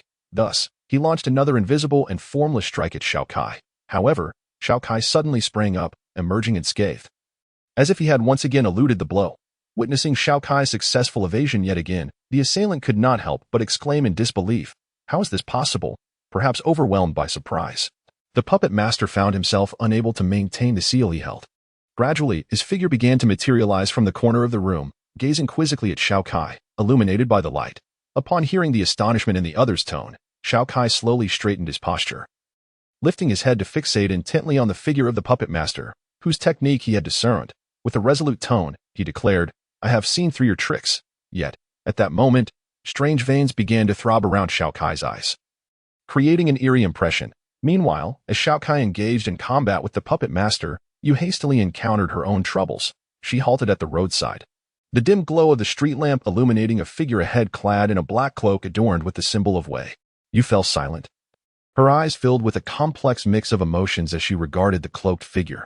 After a lengthy pause, she slowly spoke. "It is not yet time, is it? What brings you to seek me? You have been out for a year. You still have 5 years remaining. The elders sent me to check on you and to deliver a message. Do not forget your mission for the family. Sacrifices must be made." The cloaked figure, upon hearing Yu's almost indifferent words, remained unfazed, responding to her with a calm, deep voice devoid of any emotional turbulence, as though he were merely conveying a notification. A flicker of hatred flashed in Yu's eyes upon hearing the man's voice. She then retorted mockingly, "Indeed, this is my mission. How could I possibly forget? I was born for the family and shall die for it as well. This is my mother's fate, and it is mine too." As if recognizing the scorn in Yu's tone, the cloaked man said nothing further. He cast a glance at Yu through the fabric of his cloak and turned to leave. Just as he did, Yu tremulously called after his retreating figure, "Then, what am I, mother, and I mean to you? My father." Upon hearing Yu's words, the man in the black cloak abruptly halted, yet he remained silent and continued on his way, never once looking back. Family. Family. Did you ever love my mother? If you did not, why did you have her bear me? Was it merely to maintain the seal? To you, my existence must be nothing more than that of an inconsequential tool. As the cloaked figure grew ever farther away, you could not help but shed tears, screaming at him, her eyes brimming with hatred for her biological father. She loathed him for sending her mother into the abyss. Fully aware of the peril that awaited her, her resentment had begun the moment her mother perished to uphold the seal, and it had never wavered since, even understanding that her father's actions were intended to protect the seal. You felt that this did not justify the sacrifice of her mother's life. Hearing Yu's anguished cries behind him, the cloaked man continued to walk forward, appearing as ordinary as any passerby. "I hate you, Shireen." As she watched the figure retreat into the distance, Yu, laden with years of resentment and tears, cried out to him. Then, she collapsed to the ground, sobbing incessantly. Upon hearing Yu's declaration, the man referred to as Shirin continued his forward march. Soon fading from her sight, however, the desolation of his departure was palpable. The breeze rustled his cloak, revealing his reddened eyes. With a few swift leaps, he exited Kazatown, bound for an unknown destination. After witnessing his slow departure, Yu stood frozen for a moment, as if recalling something. She hastily wiped her eyes, her expression hardening with resolve. Drawing a scroll from her ninja tool pouch, she cast a vengeful glance towards the direction her father had taken. Before dashing towards Xiao Kai, however, as she reached the threshold of the Kazatown mayor's office, the small room suddenly shattered before her astonished eyes. Under the dim glow of the streetlight, you witnessed two figures leap out from within the ruined chamber. One, bloodied and scarred, brandishing a long knife, landed before her. It was Xiao Kai. It went without saying that the other was the mastermind behind the destruction of Kazatown. Realizing this, you immediately turned her gaze towards the direction the assailant had fled. To her astonishment, he had somehow approached Xiao Kai, wearing a puzzled expression as he regarded him. Upon hearing the explosion of the room, the villagers from the adjacent houses cautiously opened their windows and doors to peek outside. Upon seeing the standoff before them, they swiftly closed their doors and windows, extinguishing the lights within their homes. Just as he was about to inquire something of Xiao Kai, the man seemed to grasp the situation, excitedly pointing at Xiao Kai's eyes, exclaiming, "So that's it. Those eyes, you're both from the Hyuga clan, just like that leaf ninja. No wonder you could see through my technique." Upon realizing this, Xiao Kai calmly revealed the secret of the man's technique. "The essence of your technique lies within the shadows, does it not?" "What?" you gasped, astonished as she gazed at the ninja before her. She never imagined that he, appearing so fragile, wielded such an enigmatic technique. "Indeed," the man replied, his excitement undiminished despite having been exposed. "You deduced that I would employ shadows to execute my jutsu, which prompted you to shatter the chandelier and ultimately destroy this room to negate your disadvantage in range. Quite an astute strategy. In truth, rather than label it a technique, it would be more apt to call it by its true name, bloodline limit," as the man placed his bloodied hand, marked by shards, to his lips and licked the crimson liquid with a look of delight. He introduced himself. "Allow me to introduce myself. I am Fujiwara Hayes, and my bloodline limit is shadow control." Upon witnessing the man's actions, Xiao Kai remained largely unfazed, though the chill in his gaze intensified. He tightened his grip on his genuine weapon and slowly stated, "Shadow control is indeed a fitting title, manipulating shadows, if I am not mistaken. The effect of your bloodline limit is to connect the opponent's shadow to their body. Am I right?" "Precisely," Fujiwara Hayes replied with a smile, though a hint of malice glimmered in his eyes. Reflecting on their previous battle, Xiao Kai recalled how he had narrowly evaded the peculiar assault. He calmly addressed the man. "The reason you were able to injure me was solely through manipulating the shadows of others to harm my own shadow, thereby inflicting damage upon my body." Seemingly recalling something, Xiao Kai continued, "The reason I initially failed to detect your attack was due to the misleading impression you created, leading me to believe you would strike at high speed. Consequently, I retreated in caution and inadvertently moved behind the chandelier, causing my shadow to be positioned behind me. Thus, I could not discern your manipulation of my shadow until I activated my Byakugan." After finishing his words in one breath, Xiao Kai could not help but glance towards Fujiwara Haisu in front of him, as if he had recalled something. A frown creased Xiao Kai's brow as he uncertainly regarded the other, saying, "Although I cannot be entirely certain, I believe that the method you employ to manipulate other shadows for attacks is not ninjutsu, but rather another ability granted to you by your bloodline limit. If that is the case, it would clarify everything. Your true power lies in controlling shadows to facilitate the transition between illusion and reality, enabling you to execute various movements with perfect precision. Indeed, perfect. You are the first person, apart from Lord Slaughter, to unravel the mystery of my bloodline limit. The reputation of the Hyuga clan's Byakugan is truly well-deserved." Fujiwara Haisu, gazing at Xiao Kai ahead, could not help but applaud him in admiration, simultaneously revealing a smile that suggested camaraderie rather than enmity, as if they were long-lost friends. "Now that you have been seen through by me, what do you intend to do next?" Xiao Kai tightened his grip on the authentic weapon in his hand, casting a scornful glance towards Fujiwara Haisu, beside him. You, upon hearing his words, immediately assumed a defensive stance, ready to assist Xiao Kai in launching an attack at any moment.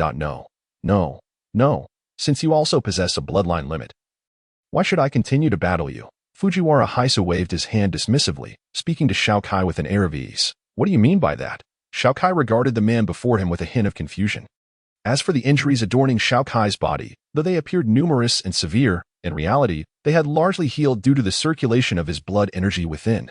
The bloodstains on the surface were merely superficial.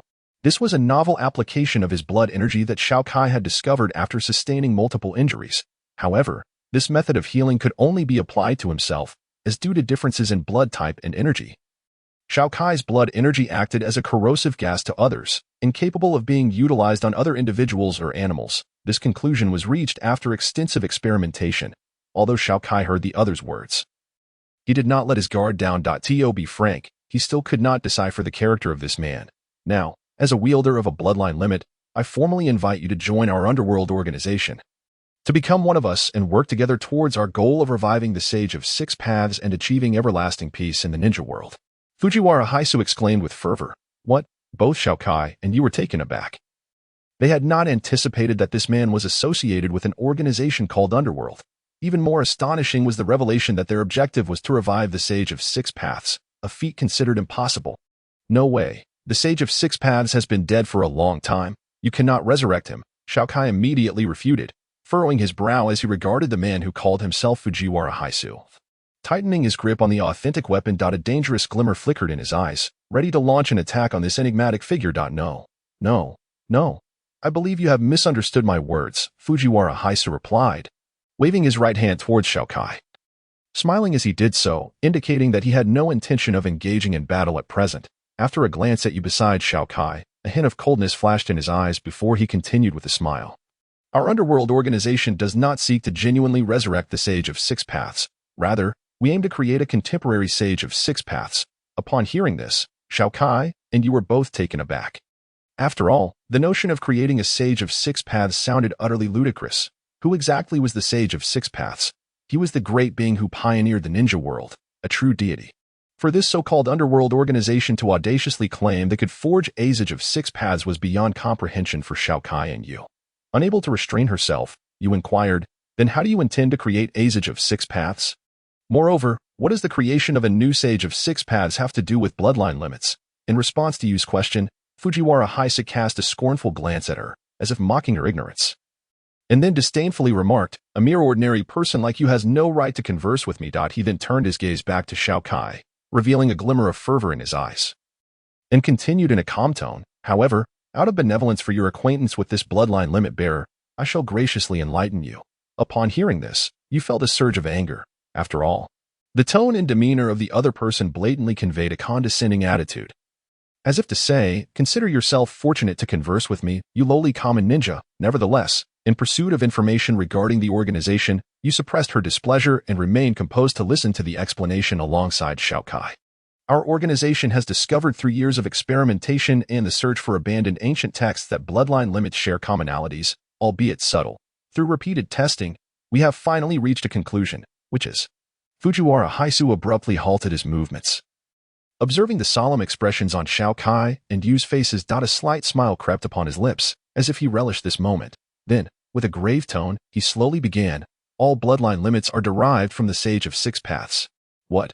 Upon hearing this declaration, Xiao Kai and Yu were both astonished, their eyes widening in disbelief. Yet, just as they were reeling from this revelation, Fujiwara Haisu dropped another bombshell. Furthermore, we have grasped a preliminary method for merging bloodline limits.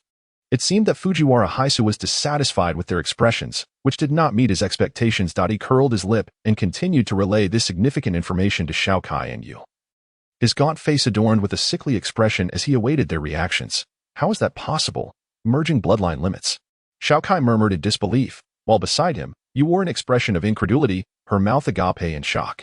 Clearly, both were taken aback by Fujiwara Haisu's revelation, for the notion of merging bloodline limits was akin to a fantastical tale. How did you accomplish this? Tell me, and you have taken my sister. Do you intend? If anything happens to her, I will surely raise your so-called underworld organization to the ground. Despite his astonishment, Xiao Kai could not help but inquire about the authenticity of this matter. Then, he suddenly recalled his sister, who had been captured, and a wave of foreboding washed over him. With this thought, his expression darkened, and his eyes, now filled with murderous intent, locked onto Fujiwara Haisu as he growled, we need not disclose how we achieved this. Simply join our underworld organization, and we shall reveal every detail of this technology to you. Moreover, my bloodline limit is also a fusion of two bloodlines, which I have no qualms about sharing, ignoring the dawning realization in Xiao Kai's eyes. Fujiwara Haisu continued calmly, seemingly unperturbed by Xiao Kai's threats. Then, observing the bloodied Xiao Kai and the vigilant you before him. A mocking smile spread across his face. His eyes narrowed slightly as he addressed Xiao Kai. As for your sister, should you, the perfect specimen, choose to join our organization, she will, of course, remain unharmed and even acquire a new bloodline limit. However, should you decline to join, furthermore, to obliterate our underworld organization, it is utterly impossible for you. Even without Lord Slaughter intervening, I alone could easily eliminate you here. With that, a palpable aura of menace radiated from him, his cold gaze fixed on Xiao Kai. Upon hearing these words, Xiao Kai's expression darkened, his eyes grew complex, and his gaze towards Fujiwara Haise became increasingly erratic. Observing Xiao Kai's reaction, you fell silent, recognizing that such matters must ultimately be decided by Xiao Kai himself. So, have you made up your mind? Will you choose to join us or choose death? Fujiwara Haise could not help but savor the sight of Xiao Kai ahead, his eyes brimming with mockery. Unbeknownst to him, he had produced 2 shuriken, which he now idly rubbed between his fingers. Yet, there lurked a profound murderous intent in his gaze, as if he were biding his time to unleash it. I dare say you never considered allowing my sister to depart unscathed. Xiao Kai lowered his head, obscuring his expression, before he spoke slowly. Before Fujiwara Haise could utter a word, Xiao Kai abruptly raised his head, his eyes filled with determination, and continued. Since you refer to my sister and me as mere materials, it follows that in your pursuit of merging bloodline limits, we so-called materials are destined to face the peril of being stripped of our very lives. With that, Xiao Kai fixed his gaze intently on Fujiwara Haise, seeking to ascertain the validity of his suspicions through the latter's demeanor. Ha ha ha. Indeed, we never intended to let you leave safely. Fujiwara Haise, undeterred by Xiao Kai's revelation, fell silent for a moment before erupting into laughter, only for his expression to darken. He spoke gravely to Xiao Kai. It seems today's conflict cannot be resolved peacefully. With that, he fixed Xiao Kai with a gaze laced with murderous intent, slowly extending his crimson tongue to lick his lips. Trembling with excitement, a sinister smile adorning his face. It seems the only way to obtain information about your sister is to defeat you. Xiao Kai tightened his grip on the authentic blade in his hand. Casting a cold glance at Fujiwara Haise, a glint of resolve flashed in his eyes as he spoke. Let us see if you can withstand this. In an instant, he surged toward Fujiwara Haise, the blade slicing through the air toward him. Come and try. Fujiwara Haise said nothing further, a flicker of cruelty passing through his eyes as he deftly sidestepped Xiao Kai's attack. Simultaneously, he hurled shuriken toward Xiao Kai's chest and head. However, as he lunged, he sensed a sudden rush of air from his left. Frowning, he halted his assault on Xiao Kai and swept the shuriken behind him, deflecting the incoming kunai. Turning to face the source of the attack, he found a purple-haired you provocatively staring back at him. Do not forget my existence, she said coolly, unfazed by the deflection of her kunai. Given that her intent was to divert attention, she clearly succeeded. A smile crept upon her lips as she regarded Fujiwara Haise, who, perplexed by her inexplicable grin, felt a sense of unease when he heard the sound of air slicing behind him. His pupils constricted in realization. This is not good. You dare to be distracted while battling me. Prepare to fall. Xiao Kai's voice erupted from behind Fujiwara Haise. In that instant, as Fujiwara Haise turned to deflect the kunai, Xiao Kai propelled himself off the ground.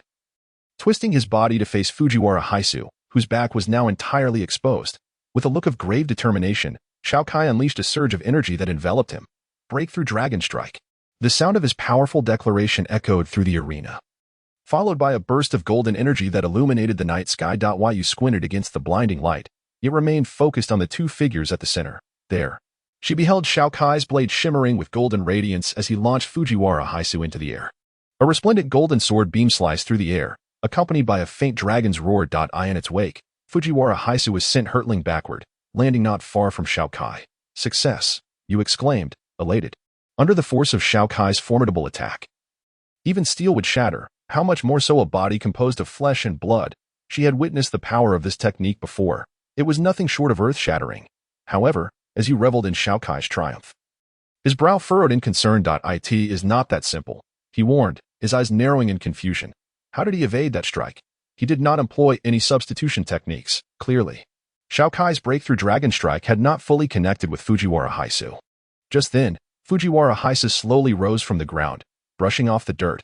Observing the tattered remnants of his clothing, he ripped away the scraps, revealing his bare chest, with a sinister glare directed at Xiao Kai. He declared, "Indeed, I can transform my body at will between reality and shadow, rendering your attacks utterly ineffective." Ignoring Yu's astonished expression, he focused intently on Xiao Kai, who remained unfazed by his proclamation. Fujiwara Heise's confidence began to waver. Yet upon noticing Xiao Kai's numerous wounds, his confidence returned. He sneered, "What now? Do you still wish to challenge me? I am invincible? I think not." A voice resonated through the air, causing both you and Fujiwara Heise to turn in surprise. To their astonishment, the voice belonged to Xiao Kai, who wore a calm smile, as if he had already mastered the rhythm of the battle. Chapter 8. Demon Sword Technique and Shadow Affliction, the Might of Fine Snow. Fine Snow, at your service. Please take care of me. Xiao Kai gazed intently at Fujiwara Hirakuro before him, and with a swift motion, he swept his blade, which he referred to as Siya, to the side. In the wake of his slash. The blade left behind faint traces of snow. However, under the moonlight, these marks were nearly imperceptible to the naked eye. Perhaps this was the very reason Xiao Kai named it Siya. No matter how many blades you wield, what difference will it make? Your body is likely too fatigued to continue this fight, so you might as well await your demise. Fujiwara Hirakuro cast a wary glance at Xiao Kai, subsequently mocking him with a derisive remark. After all, Xiao Kai was currently marred with wounds and pallid in complexion, making it hard to believe he still possessed the strength to battle. Contemplating this, Fujiwara Hirakuro's previously grim demeanor softened slightly. Although the recent skirmish had drained a significant portion of his chakra, his trump cards had yet to be fully expended. A test would reveal the truth. Xiao Kai chuckled, offering no further defense. His eyes brimming with confidence as he slowly addressed Fujiwara Hirakuro. Simultaneously, he tightened his grip on the two blades, inhaled deeply, and subtly retreated his right foot, bending slightly at the waist, positioning his swords behind him on either side. With his Byakugan eyes fixed intently on Fujiwara Hirakuro, he assumed a rather peculiar stance, feigning the supernatural, Shadow Fang. Fujiwara Hirakuro, observing Xiao Kai's odd posture, felt a flicker of unease, yet he quickly dismissed it. For the priority was to eliminate his opponent and seize their Kekiai Jinkai. Thus, he crossed his shadow-wrapped hands and formed a seal, then forcefully thrust them toward Xiao Kai. As he did so, the shadows of the houses and street lamps illuminated by the moonlight began to rise from the ground, morphing into fang-like shapes before Xiao Kai and Yu's astonished eyes, numbering at least 400. Once fully materialized, these fangs surged toward Xiao Kai with ferocity, akin to a volley of arrows launched by an army, an imposing spectacle. Die. Fujiwara Hirakuro's face twisted into a bloodthirsty grin as he envisioned Xiao Kai being pierced by this deluge of fangs. However, in stark contrast to the lethal barrage, Xiao Kai suddenly broke into a smile. Remarkably, he did not evade. What was he planning? Gradually, a crimson aura began to emanate from him. Was he intending to use this blood energy to withstand the onslaught of fangs, just as the fangs neared within 3 meters of Xiao Kai? He moved with startling swiftness under Fujiwara Hirakuro's mocking gaze and used concerned eyes. Without a change in expression, he advanced toward the black-fanged rain. His movements were ethereal, navigating the deadly downpour with remarkable agility. His blades dancing as if in a grand ballet. Although the speed of his strikes was not blistering, they consistently met the fangs with precision, sending them flying. His motions appeared chaotic and devoid of pattern. Yet those who observed intently could sense an indescribable aura of artistry, coupled with the white traces of snow left by Siya. Xiao Kai resembled a celestial being performing a graceful dance amidst falling stars. As he moved, his swift actions left behind fleeting afterimages of his strikes. Under the astonished gazes of Yu and Fujiwara Hirakuro, Xiao Kai emerged from the deluge of fangs, wielding his blades, Zhongzhong and Siye, charging relentlessly toward Fujiwara Hirakuro. How formidable! It seems this is the reason Xiao Kai requested that master to forge this weapon for him. But when did he begin honing such extraordinary techniques? I have no recollection of it. Yu murmured to herself, a sense of confusion bubbling within her. Yet, she soon cast it aside, glancing at the unyielding shadow binding her like a boulder. A wave of helplessness washed over her. Silently, she prayed for Xiao Kai's victory. You must win. Xiao Kai, on the opposite side, witnessing Xiao Kai's ferocity, Fujiwara Hirakuro's eyes widened in astonishment. His expression darkened as he murmured, "Impossible. No matter how I reason it, you should have no strength left for such a formidable assault." Yet he is capable of executing such intricate maneuvers. As this thought coursed through him, he regarded Xiao Kai with a gaze full of awe. Observing the approaching Xiao Kai, he could not help but exclaim, "Such a graceful and dangerous technique, akin to a dance." However, his words faltered abruptly, a coldness enveloping his features as a more intense killing intent surged within him. "You shall still perish," just as Xiao Kai struck down the final fang. A grave expression crossed his face. He continued his advance toward Fujiwara Hirakuro, now less than 10 meters apart. At such a close distance, Fujiwara Hirakuro, skilled in shadow-based ranged attacks, was at a significant disadvantage. Nevertheless, his expression remained stoic. As Xiao Kai charged toward him, Fujiwara Hirakuro discerned Xiao Kai's intent. He could not help but speak gravely. You believe my ranged capabilities are plentiful, thus opting for close combat? With that, he revealed a sinister smile and bellowed, shadow binding. With that declaration, he pressed his hands against the ground. In that moment, the myriad of shadows cast by the moonlight converged upon his palms. Even the earlier shadow fangs transformed into dark specters, swiftly racing back to him. Just as Fujiwara Hirakuro unleashed his shadow binding, Xiao Kai's dual blades were already upon him. As Xiao Kai's swords were about to cleave into Fujiwara Hirakuro's form, the latter's hands, empowered by shadow binding, swiftly crossed upward to block Xiao Kai's assault. A sharp clang echoed as the two solid black fists met Xiao Kai's strike, stunning both him and you. Xiao Kai furrowed his brow, thinking, so resilient. He then leaped back, standing firm while coolly regarding Fujiwara Hirakuro. After intercepting Xiao Kai's blow, Fujiwara Hirakuro slowly withdrew his massive hands, revealing his body behind them. At that moment, Fujiwara Hirakuro's arms had swollen considerably, nearly the width of an adult man's waist. His fist shimmered with a dark luminescence, exuding a fierce aura under the moonlight. This caused Xiao Kai's eyes to narrow slightly. Surprisingly, Xiao Kai's Byakugan had faded, leaving him in a normal state.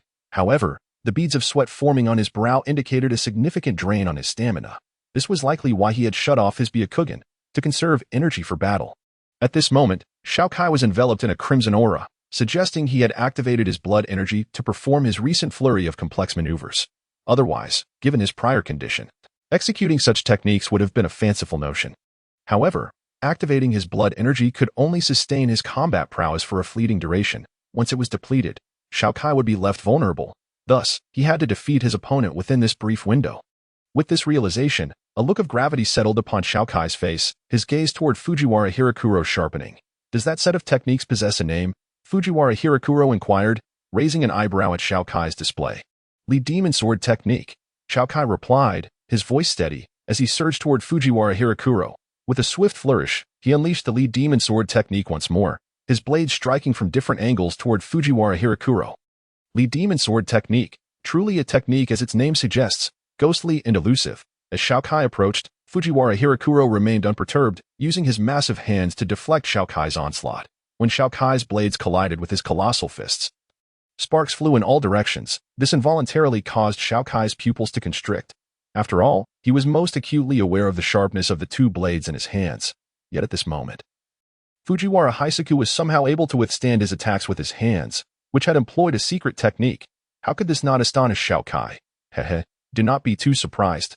After all, this is my most potent amplification technique.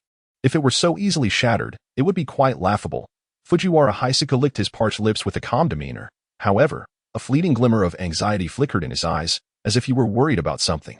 Naturally, without activating his Byakugan, Xiao Kai remained oblivious to this subtle change. He continued his relentless assault, seemingly tireless. Witnessing the stalemate between Xiao Kai and Fujiwara Hisaku, you could not help but display a look of urgency, instantly desiring to assist. Yet, no matter how hard she struggled, the shadow beneath her feet clung to her, refusing to release its grip. Thus, she could only futilely observe Xiao Kai's battle, unable to provide any meaningful support. How infuriating. Watching Xiao Kai's stamina deplete and his speed slow considerably, Yu's anxiety deepened. She fought desperately against her restraints, but to no avail. Only able to produce a few inconsequential distractions with her kunai aimed at Fujiwara Hisaku. Meanwhile, Xiao Kai, engaged in combat with Fujiwara Hisaku, was executing the Lead Demon Sword technique to its utmost potential. His figure moved like a phantom, striking from various cunning angles toward Fujiwara Hisaku. Yet, Fujiwara Hisaku's enlarged hands did not diminish in speed, successfully blocking all of Xiao Kai's attacks. After deflecting several of Xiao Kai's strikes in succession, Fujiwara Hisaku even had the audacity to taunt. Give up. Your efforts are in vain. You cannot shatter my shadow affinity. Nevertheless, Xiao Kai remained undeterred, continuing his assault, disregarding Fujiwara Hisaku's words entirely. After approximately 5 or 6 minutes, Xiao Kai suddenly halted his movements, gazing at his opponent with a pallid expression. Out of stamina, are you? Now, what other tricks do you possess? Fujiwara Hisaku remarked with a cold smirk, his hands slowly tightening into fists as he scrutinized the ashen-faced Xiao Kai. A mocking smile crept across his face as he began. Did I not say that your efforts are? However, he was abruptly cut off, as if realizing something. In an instant, he lowered his gaze to his own hands, and upon comprehending the situation, a look of horror overtook his features. His hands had become enshrouded in a thin layer of ice crystals, rendering his fingers immobile. It was September, the early days of autumn, although Kaza is situated in the north. It is simply impossible for ice and snow to appear out of thin air at this time of year. At this realization, Fujiwara Hisaku's focus shifted to Xiao Kai's left hand, which gripped the blade Xiaoxue, shimmering with a pale blue luminescence under the moonlight, now entwined in ice crystals. Unable to restrain himself, he inquired, "Is it this blade?" "Indeed," Xiao Kai replied, taking a deep breath to calm the turbulent energy within him. He glanced at the solemn Fujiwara Hisaku and smiled before continuing, after striking a specific location multiple times. "I can activate Xiaoxue's properties, freezing the area for over an hour. The duration of the freeze correlates with the magnitude of energy I exert. This is the might of Xiaoxue." He then gazed proudly at the blade in his hand. "So, it's a fine weapon after all," Fujiwara Hisaku murmured, his expression inscrutable. "How formidable. I had truly underestimated this Xiaoxue." Upon hearing Xiao Kai's words, you could not help but marvel at the blade's power. A surge of joy welled within her. Surely they would win now. With that thought, she fixated on the battlefield, awaiting the final outcome. "Moreover, the secret behind your so-called shadow affinity has been unveiled to me," Xiao Kai remarked, casting a glance at the ruins that had once been buildings surrounding the street. He then slowly directed his attention back to Fujiwara Hisaku. "As for the individuals trapped beneath those ruins, they will have to wait for the conclusion of my battle with you before any rescue efforts can be initiated."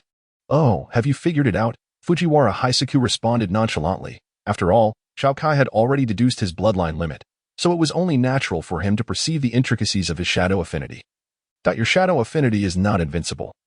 It merely transfers the impact I inflict upon you to the physical shadows. What you did not anticipate is that snow can reflect light. Thus, when your hands, which are physical manifestations, endure Xiaoxue's assault, the shadows are illuminated, resulting in the freezing effect," Xiao Kai articulated, a glimmer of determination shining in his eyes. He fixed his gaze upon Fujiwara Hisaku, awaiting his response. "Splendid. Splendid indeed. Were it not for my hands being frozen, I would surely applaud you," Fujiwara Hisaku exclaimed, his tone brimming with admiration for Xiao Kai's eloquent discourse. "Now, can you divulge the information regarding your underworld organization?" Upon hearing Fujiwara Hisaku's inquiry, Xiao Kai's brow furrowed momentarily. However, he soon relaxed, understanding that given the current circumstances, any schemes the other party possessed would be rendered futile. Slowly, he began to speak to Fujiwara Hisaku, pointing his two blades toward him, with meaning left unspoken. "Ha ha ha ha." To the astonishment of both Xiao Kai and Yu, Fujiwara Hisaku suddenly burst into laughter. Just when Xiao Kai thought Fujiwara Hisaku had succumbed to madness, he unexpectedly declared, "Do you truly believe I have no trump card?" "What?" Both Xiao Kai and Yu were taken aback. They stared incredulously at Fujiwara Hisaku. Chapter 9. Fujiwara Hisaku's Hidden Card. Wind Cannon and Shadow Explosion. "What you see is not my full strength." Fujiwara Hisaku licked his lips and, with a radiant smile, murmured. Then, to the astonishment of Xiao Kai and Yu, he dispelled the shadow affinity state from his hands, revealing the frostbitten appendages. After a brief glance, he furrowed his brow but quickly relaxed, casting a dark gaze toward Xiao Kai. He continued, "A rather peculiar weapon. However, this will all come to an end." As he uttered those words, a dense black mist began to emanate from his body, appearing eerily under the moonlight. His face contorted in a peculiar expression of agony, as if he were enduring some form of torment. This prompted both Xiao Kai and Yu to prepare themselves. The black mist soon detached from his body, eerily coalescing into a shadowy figure before him.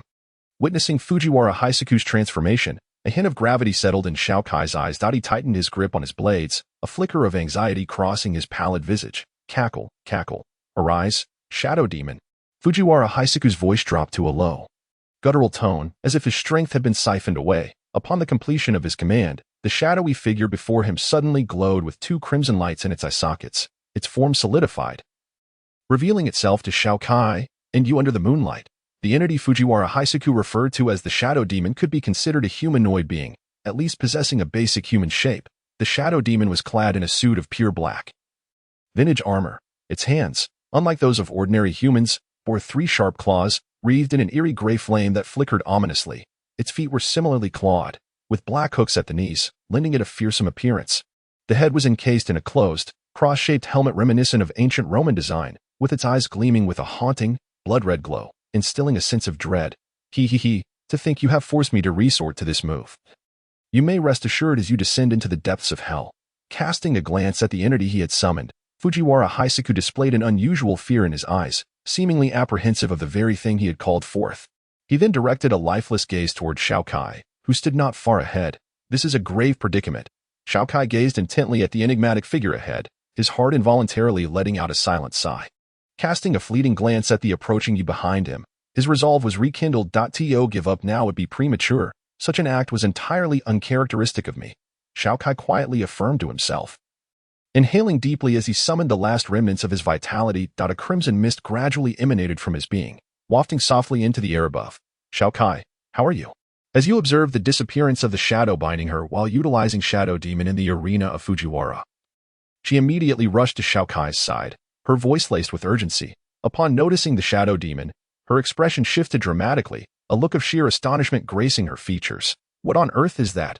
Fortunately, Xiao Kai chose not to cast his gaze towards you but remained fixated on the ominous entity known as the Shadow Demon.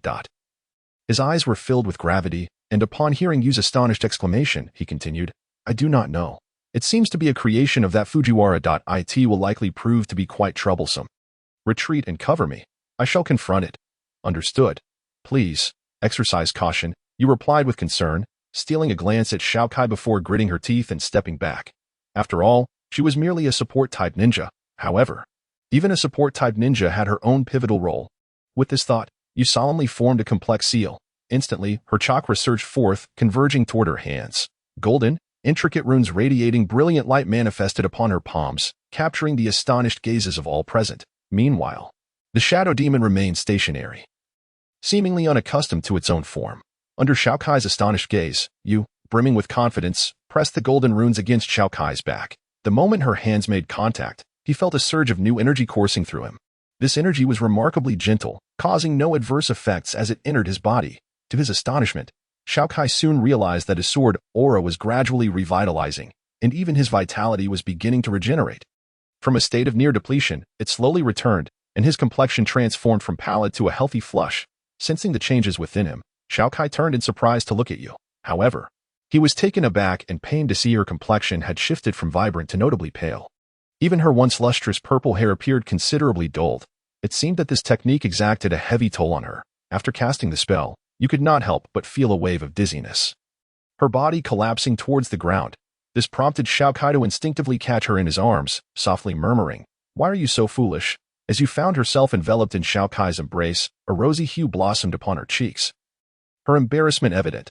Yet, upon catching sight of the Shadow Demon looming not far ahead, she quickly set aside her shyness.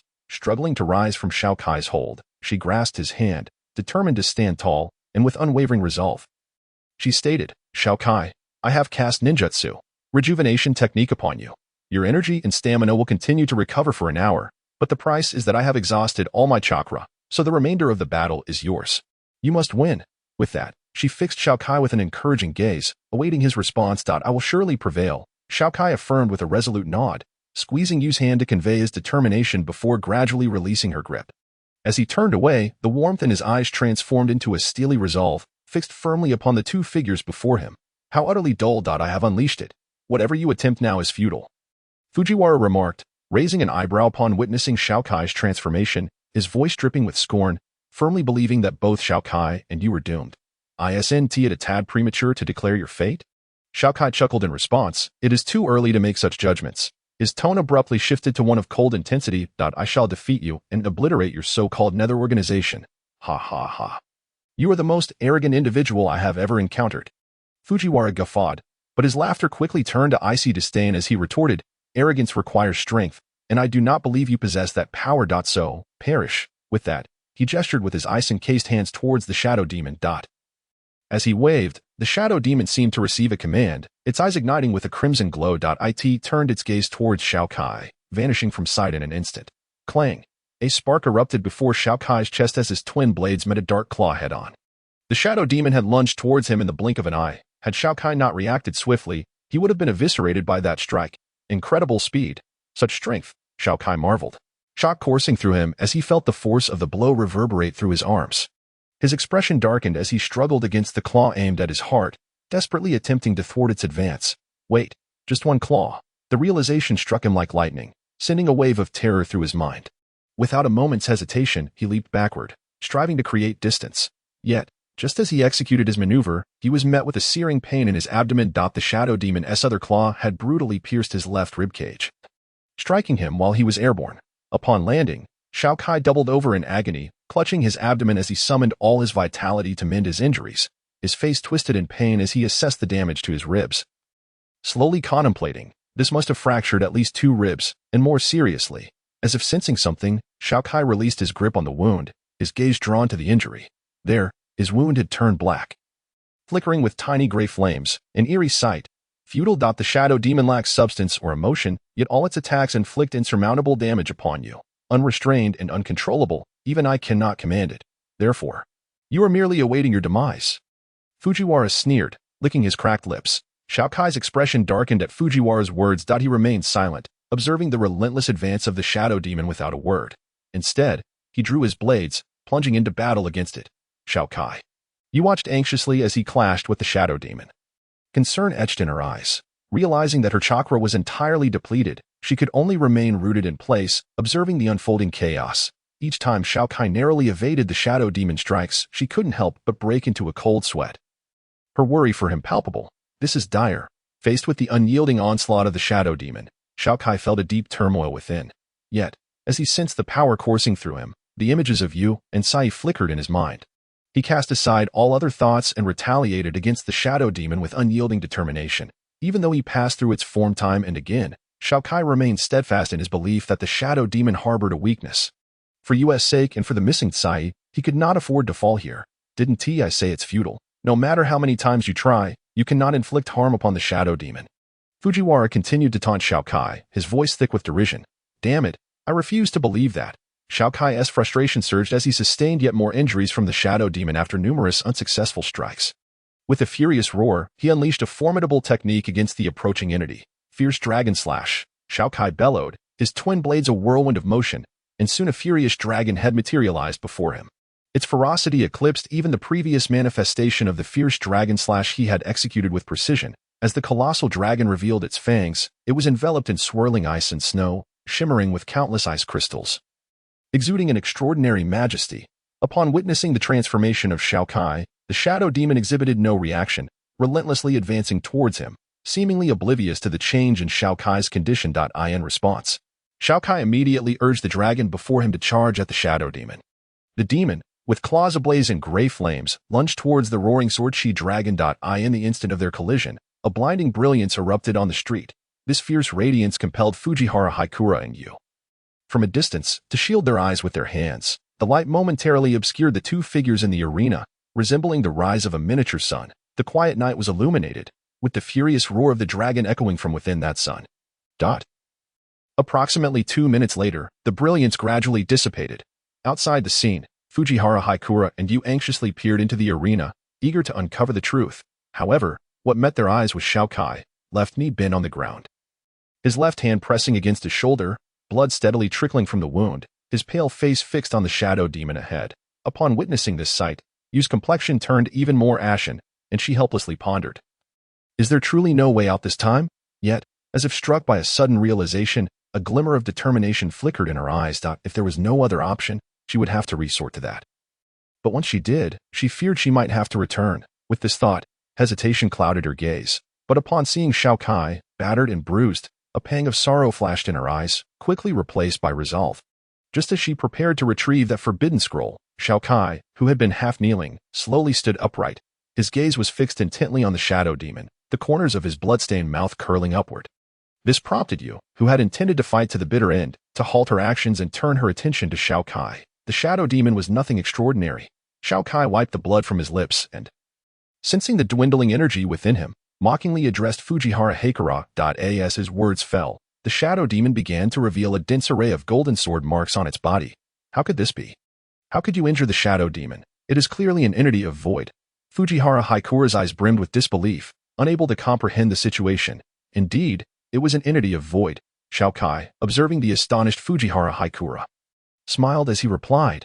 Then, his expression turned serious as he focused on the immobilized shadow demon, continuing, before it attacked me, its body was in a state of nothingness. I confirmed this during our battle.